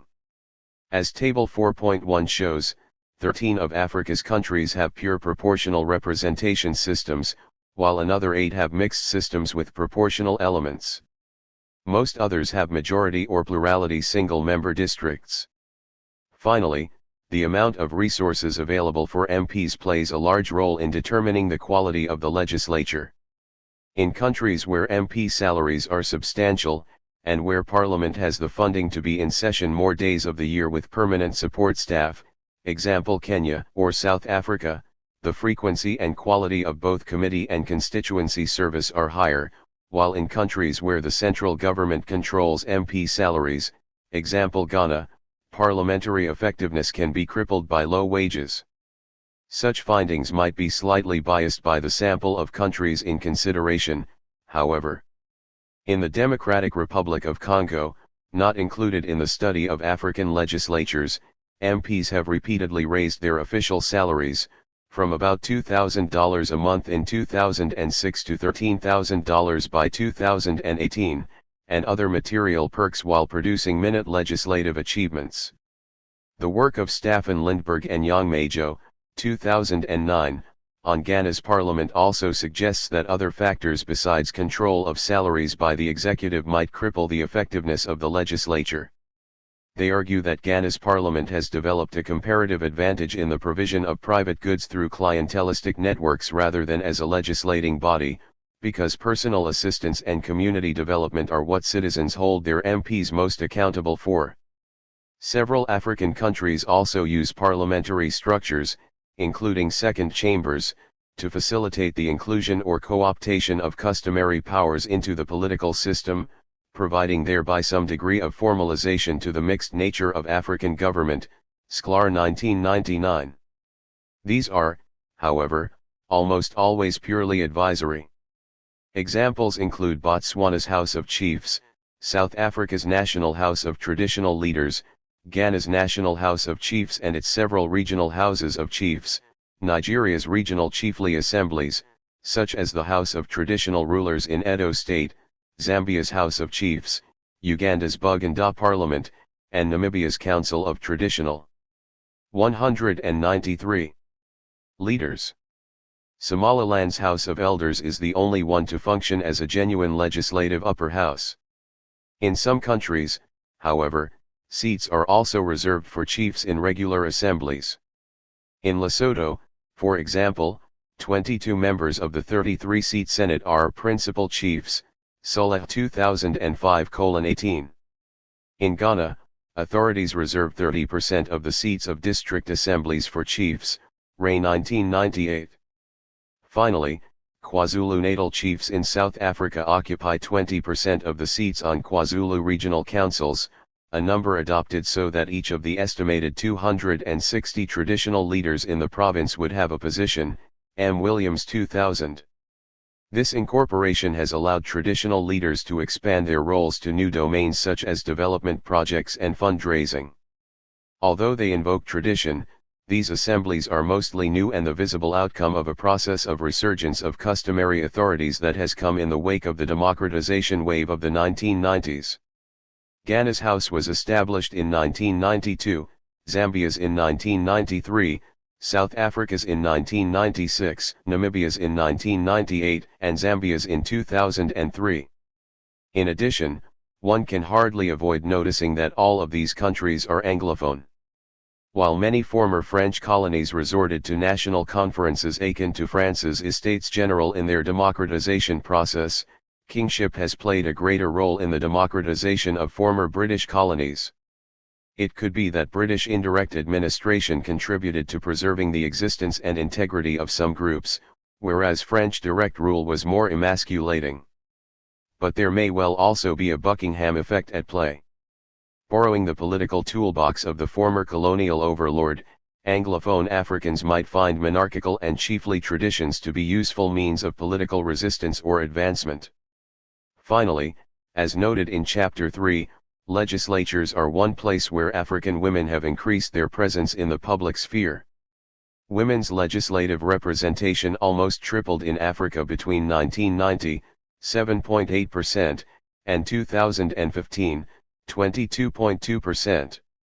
By 2016, 12 African state legislatures had women speakers of the House. These trends have been accompanied by the increased presence of women in local governments, as well as in the executive, judiciary, and bureaucracy. These changes have been accomplished by the introduction of electoral quotas in over 65% of African countries, as well as collective women's mobilization across the continent, TRIP 2016. Judiciaries. While it would be hard to imagine a textbook on U.S. politics that would not include at least a significant chapter on the role of courts, and Par. 194. Particularly of the Supreme Court, the judiciary branch of government tends to be much less significant in African politics. This is partly because of the more informal nature of power in Africa, the degree of presidential centralization, and the prevalence of personal rule, all of which reduce the influence and autonomy of judicial institutions. Neopatrimonialism is largely inimical to the rule of law. As a result, African courts have not typically evolved as checks and balances on executive power. Even when constitutions give them powers such as judicial review, as in most Anglophone countries, they have typically refrained from using them, Mingst 1988:141. It comes as no surprise, therefore, that there has been relatively little scholarship on African judiciaries, particularly before 1990. As Karen Mingst, 1988:136, put it, neglect of judicial research stems not only from the parochialism of the research community, but also reflects the relative insignificance of the topic in modern African societies. Post-1990 democratization increased to some extent the salience of the rule of law and brought judicial systems more to the forefront. By and large, however, African judiciaries still often lack power and autonomy, and rarely challenge governments. Although constitutional and other high courts might have heard more frequent cases as they occasionally became involved in challenges to electoral results, more often than not they have sided with the incumbents who appointed their judges in the first place. For example, the Constitutional Court of Zimbabwe upheld the controversial 2013 election, offering further evidence of the ruling party's manipulation of the judiciary, Southall 2013.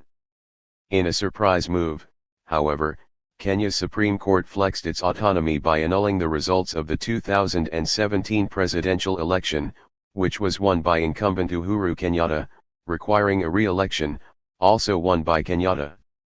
Nevertheless, there is more variation in judicial autonomy among African regimes today than there was before 1990. Peter van Doip, 2009, found, for example, less judicial autonomy in Malawi and Zambia than in Namibia. He suggests that the legacy of the pre-democratic period matters. In Namibia, under the South African, controlled apartheid regime, the judiciary was somewhat independent from the regime. In Zambia, under Kenneth Kaunda, it occasionally checked the excesses of the regime. In Malawi, however, under Hastings Banda, the courts were removed from any meaningful role in the political system. 7. The degree of party dominance also matters. The de facto single-party system in Namibia gives few opportunities for challenges, unlike the more fractured party systems of Malawi and Zambia. Finally, the extent of neopatrimonialism also has an impact. Neopatrimonial regimes are 195. Willing to weaken state institutions, including the judiciary, to maximize power. Yet their own weak capacity prevents them from doing so directly. As a result, they tend to use bribery and informal pressure, which allows judicial institutions to retain some potential influence to eventually challenge rulers. The continued prevalence of neopatrimonialism across most African states, despite democratic reforms, hints at the extent to which African judiciaries might suffer from corruption.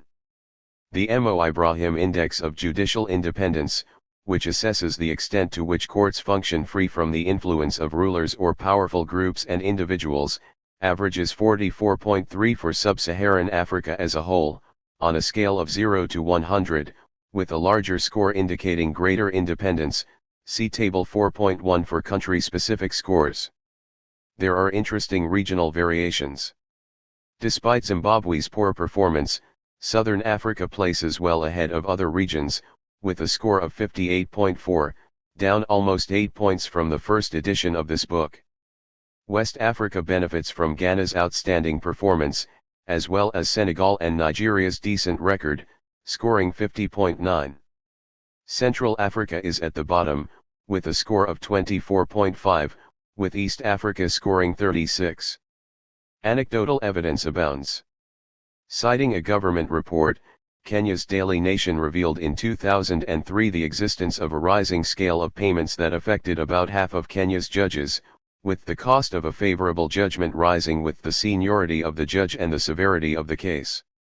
While a magistrate's decision could be bought for as little as $50 or as much as $1,900, it cost from $636 to $20,356 for favorable sentencing at the High Court level, and $19,800 at the Appellate Court level, BBC News 2003. In Niger, where bribing judges is also common practice, Mohamed Tijani Alu, 2006:147, recalls the words of a user of the Court of Kundi according to whom the person who has spent the most money is right. There is no justice, it's like a public auction. In Zimbabwe, both the Chief Justice and the Minister of Justice acknowledged in 2012 that corruption in the judiciary was a problem. The minister mentioned constituents' complaints about rampant corruption in the courts involving all key players in the justice delivery system, including judicial officers and support staff, clerks, interpreters and police investigating officers, prosecutors, lawyers in the private sector, not to mention touts who impersonate lawyers, prison officers, and the like, Matava 2012. Partly as a result of their weak capacity and lack of autonomy, and because of an absence of commitment from their rulers, African courts have not generally become important actors in the worldwide struggle to 196. Promote and defend human rights, even though many victims of human rights abuses are Africans. It is certainly a positive development that, as of 2018, 33 African countries, more countries than in any other region, were parties to the Rome Statute, which established the International Criminal Court, ICC, and permits African domestic courts to hear of ICC indictments for war crimes and other crimes against humanity. But in 2016, 3 countries, Burundi, Gambia, and South Africa, announced their intent to withdraw, though the latter 2 later rescinded. By 2018, Kenya, Namibia, and Uganda were also debating withdrawal from the ICC, criticizing the fact that the overwhelming majority of its investigations and indictments have been in African countries. In domestic cases, African courts are more likely to side with the regime than with opponents or human rights activists. Many governments still see such activism as opposition. When it comes to the prosecution of international crimes, diplomatic considerations and lack of financial means often represent considerable obstacles to the administration of justice. The case of Hissène Habre, former president of Chad, provides a fitting illustration. Habre, who ruled Chad from 1982 to 1990, was indicted by a Belgian court, endowed with universal jurisdiction, the capacity to judge people anywhere in cases of war crimes or crimes against humanity, in 2005 for the killing of some 40,000 individuals by his regime and multiple cases of torture. He was then put under house arrest by the authorities of Senegal, where he had lived in exile since 1990. Despite repeated demands from Belgium and the European Parliament, Senegal refused to extradite Habre to Belgium. Instead, it set up an ad hoc war crimes tribunal under Senegalese law in 2008, which required amending the constitution. The Senegalese government then demanded €27 million from donors in order to proceed with the trial. In 2012, the Senegalese parliament finally passed a law for the creation of an international tribunal to try Habre, with judges to be appointed by the African Union. In July 2013, 23 years after being kicked out of office, Habre was finally arrested in Dakar ahead of his trial. In May 2016, he was found guilty and sentenced to life imprisonment, making him the first former head of state to be convicted for human rights abuses in the court of another nation. Habre's trial and conviction challenges the established precedent in which African rulers enjoyed impunity for actions performed while in office. Ethiopian dictator Mengistu Haile Mariam, for example, has been living in exile in Zimbabwe since his overthrow in 1991. In 1997, Congo's Mobutu Sese Seko fled to Togo and then on to Morocco, where he died a few months later. And several high-ranking officials of the 197 criminal Ivorian regime of Laurent Gbagbo, himself detained at the ICC, live across the border in Ghana. Yet there have been a few exceptions, such as the arrest of former Liberian President Charles Taylor in 2006 in Nigeria, where he had originally been granted exile, followed by his subsequent extradition to Liberia. Although it is less dramatic than the indictment of former heads of state, one must also single out the South African judicial system for its autonomy toward political authorities and its consistent defense of human rights. In 2012, for example, a South African court held Zimbabwean politicians liable for arrest in South Africa for crimes against humanity, including torture, perpetrated against opponents in Zimbabwe. On March 2018, South Africa's Director of Public Prosecutions announced that former President Jacob Zuma would face 18 charges of corruption, including more than 700 counts of fraud and money laundering. To what degree are African states democratic? What explains why some states are more democratic than others? Why have some African states managed to transition to multi-party democracies, while others have slipped back into authoritarianism? Are there variations in the types of authoritarian regimes across Africa? What accounts for changes in the nature of regimes over time? What role have elections played in the transition to democracy and its consolidation? What motivates African voters? Do they make calculations different than voters in other parts of the world? This chapter begins with a continent-wide democracy report of sorts, providing a largely descriptive overview of the main trends and distribution in African democracy over time and in the most recent period. By and large, the main pattern is one of stable authoritarian regimes for the first 3 decades of independence, followed by rapid, widespread, but uneven improvements in democracy in the first half of the 1990s, leading to a new apparent equilibrium with a handful of democratic regimes and a vast majority of hybrid, semi-democratic, or semi-authoritarian ones since about 1995, trip 2010. In recent years, there has been a slight deterioration of political freedoms across Africa, reflecting the broader trend in their erosion globally, Freedom House 2018. The chapter then takes a more analytical approach and asks what accounted for regime change over time in the aggregate and what explains current variations in democratic performance. Studying democracy in Africa is useful not just for making sense of African regimes, but also because African experience is rich in general theoretical insights and challenges much of the received wisdom about democracy, democratization, and democracy consolidation. For example, how can countries as poor as Benin or Cape Verde, without genuine middle classes and with relatively low levels of 199. 5. Regime types. Across the spectrum, literacy and urbanization, not only have democratized but also have sustained their democratic performance over time.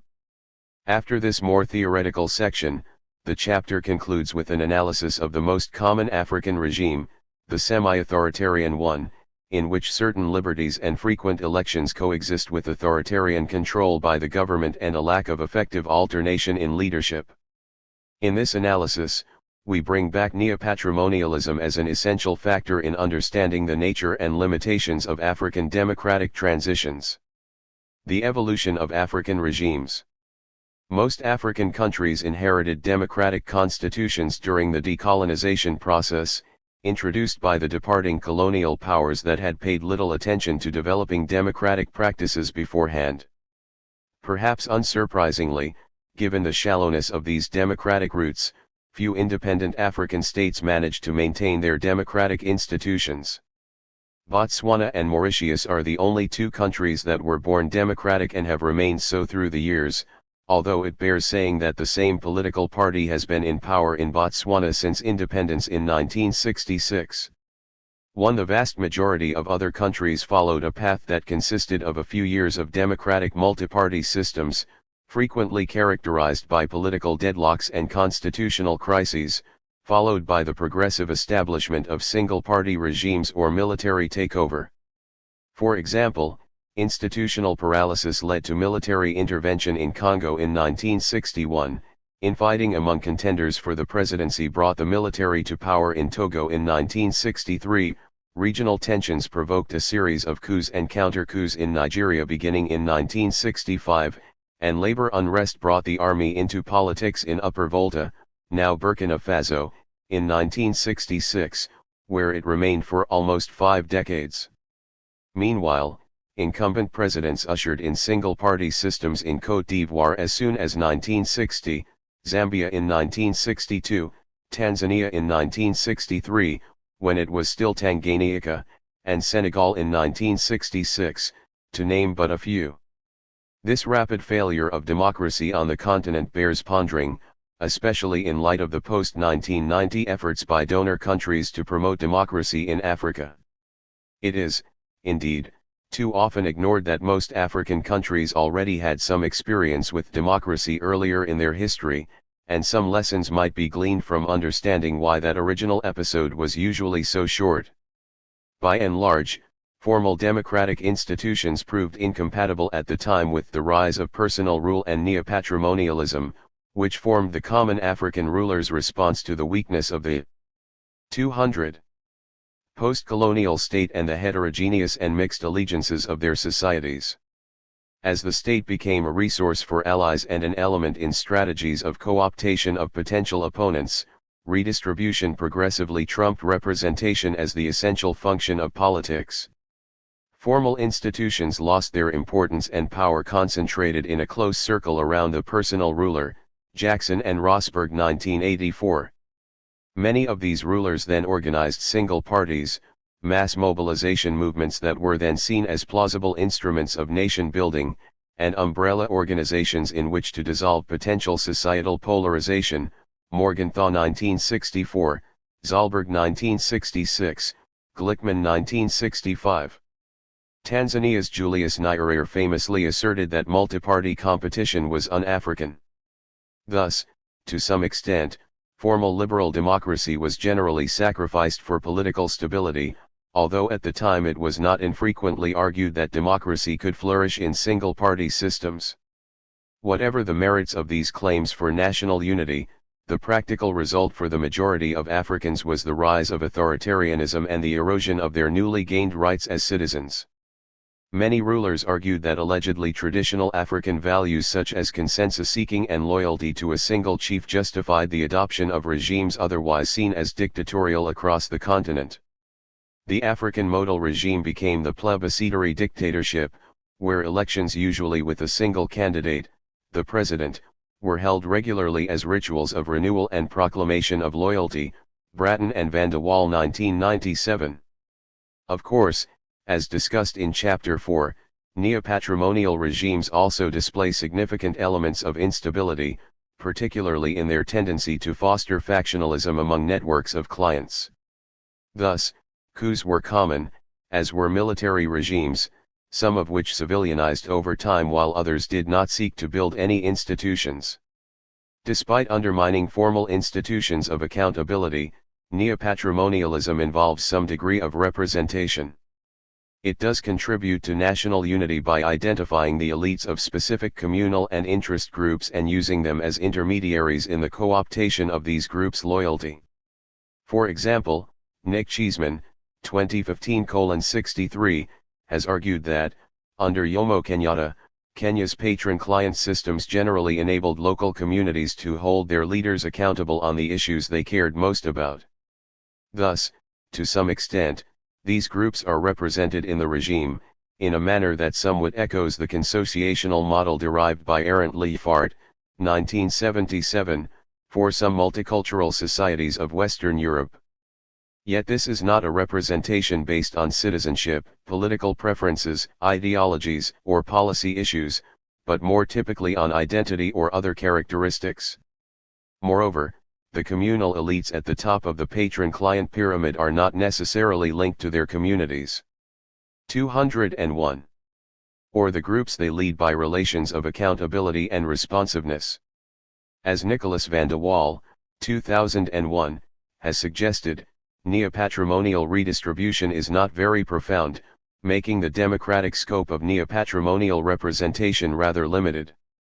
Within a few years of independence, most continental democratic aspirations had thus been stifled. When Freedom House began measuring political rights and civil liberties in countries around the world in 1972, African countries averaged around 6 on a scale from 1, perfectly democratic, to 7, completely authoritarian, well above the average of about 4 for the rest of the world and of nearly 5 for other developing countries, see figures 5.1 and 5.2. This authoritarian performance continued largely unabated throughout the 1970s and 1980s. There were a few exceptions, of course. Senegal, for example, returned to a limited multi-party system in 1974.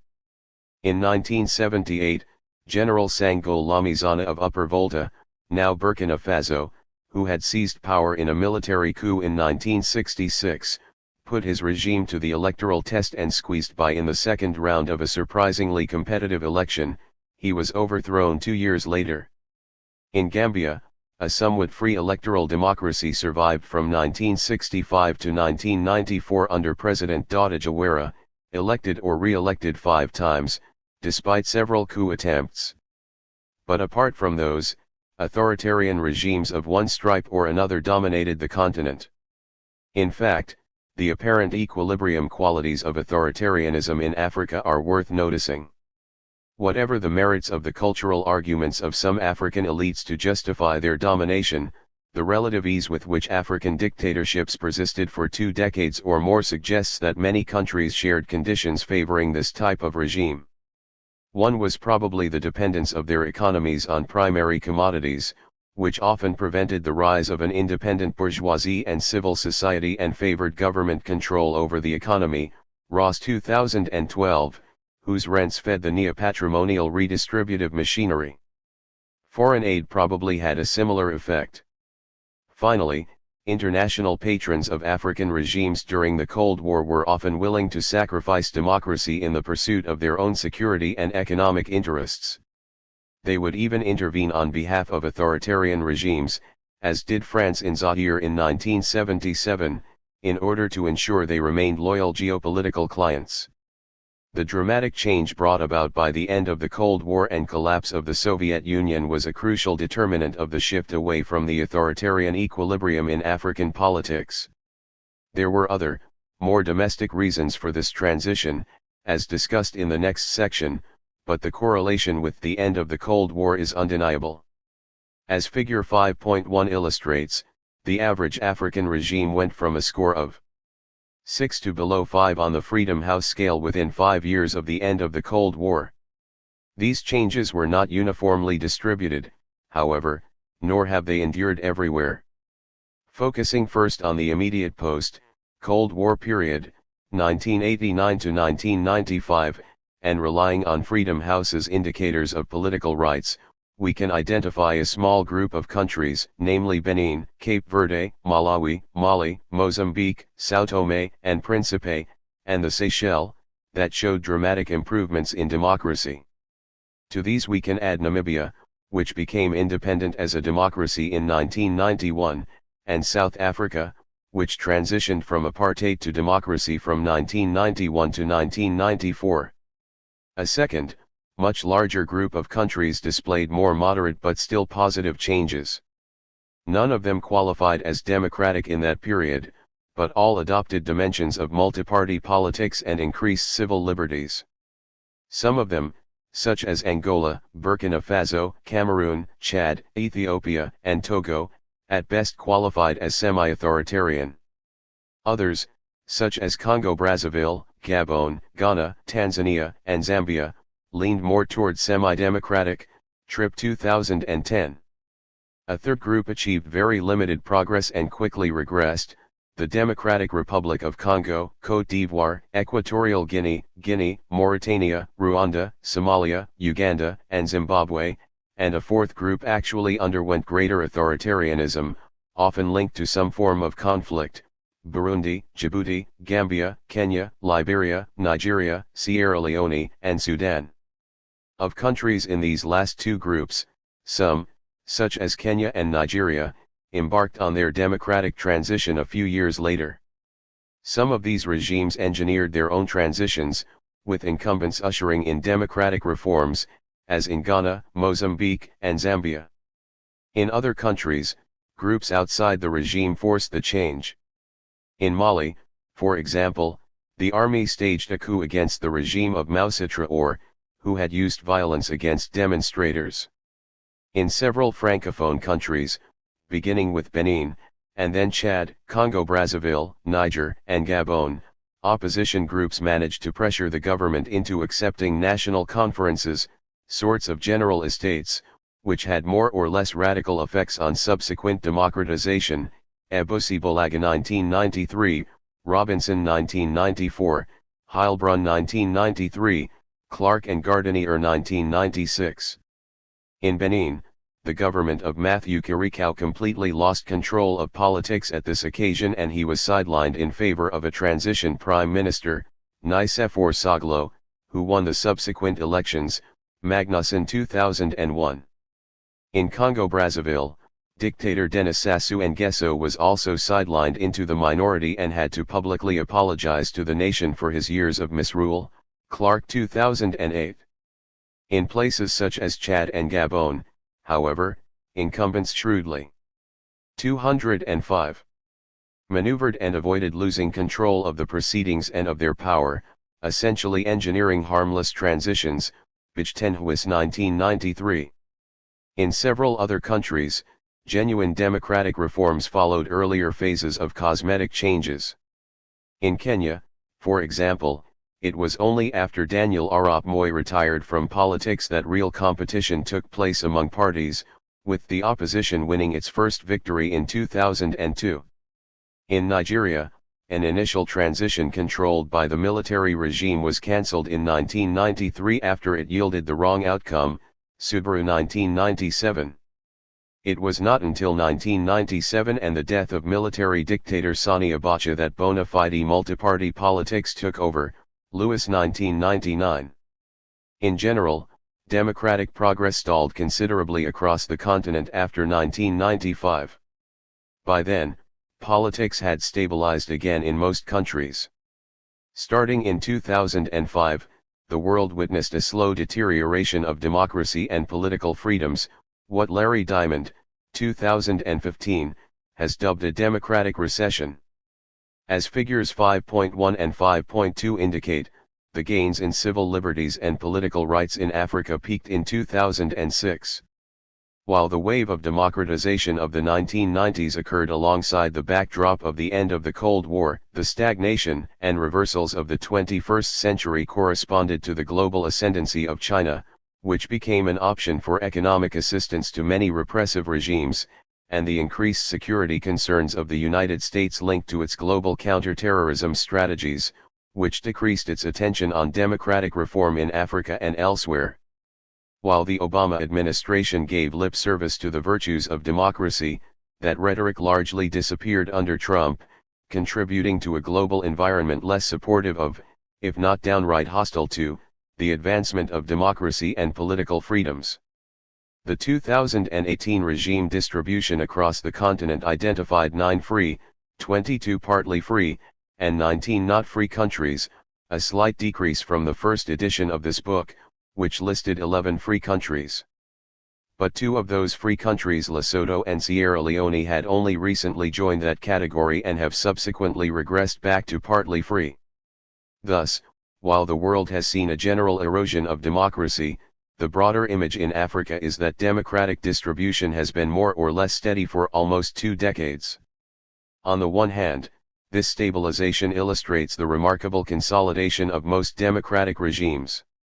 About 90% of the countries that were or had become democratic by 1995 were still democratic in 2018, Benin, Botswana, Cape Verde, Ghana, Mauritius, Namibia, São Tomé and Príncipe, Senegal, and South Africa. Only Malawi slipped back, and Mali suffered a brief coup, amid a civil war, in 2012. Though, in keeping with global trends, there were notable decreases in political freedoms between 2008 and 2018 in the Central African Republic, Mali, Burundi. 206. Ethiopia, Mauritania, Gabon, Congo-Brazzaville, Niger, Rwanda, Eritrea, Guinea-Bissau, and Kenya, Freedom House 2018:10. On the other hand, the overall stability of the rankings suggests that few other countries have made sustained democratic progress over the past 2 decades. With the notable exception of Ghana, the majority of the initially timid reformers have remained at best partial democracies, better qualified as semi-democratic, semi-authoritarian, or hybrid, Joseph 1998, Diamond 2002, Van de Waal 2003, Tripp 2010. They hold regular multi-party elections and grant their citizens some political and civil rights, yet they often keep effective control, make sure they win elections, and do not shy away from repression. Similarly, none of the countries that failed to transition in the first period subsequently democratized, with the precarious exception of Sierra Leone. Some, such as Liberia and Uganda, made some limited subsequent progress.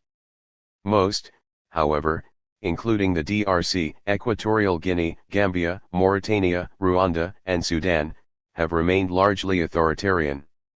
Côte d'Ivoire became increasingly repressive until its government was overthrown with French support in 2011, ushering in a partly democratic regime that has still to demonstrate its sustainability. Burundi's tentative drive toward democracy was undercut by President Pierre Nkurunziza's unconstitutional decision to run for a third term in 2015, further entrenching his increasingly repressive rule, Van Acker 2018. In contrast, recent developments in Gambia, where the 2000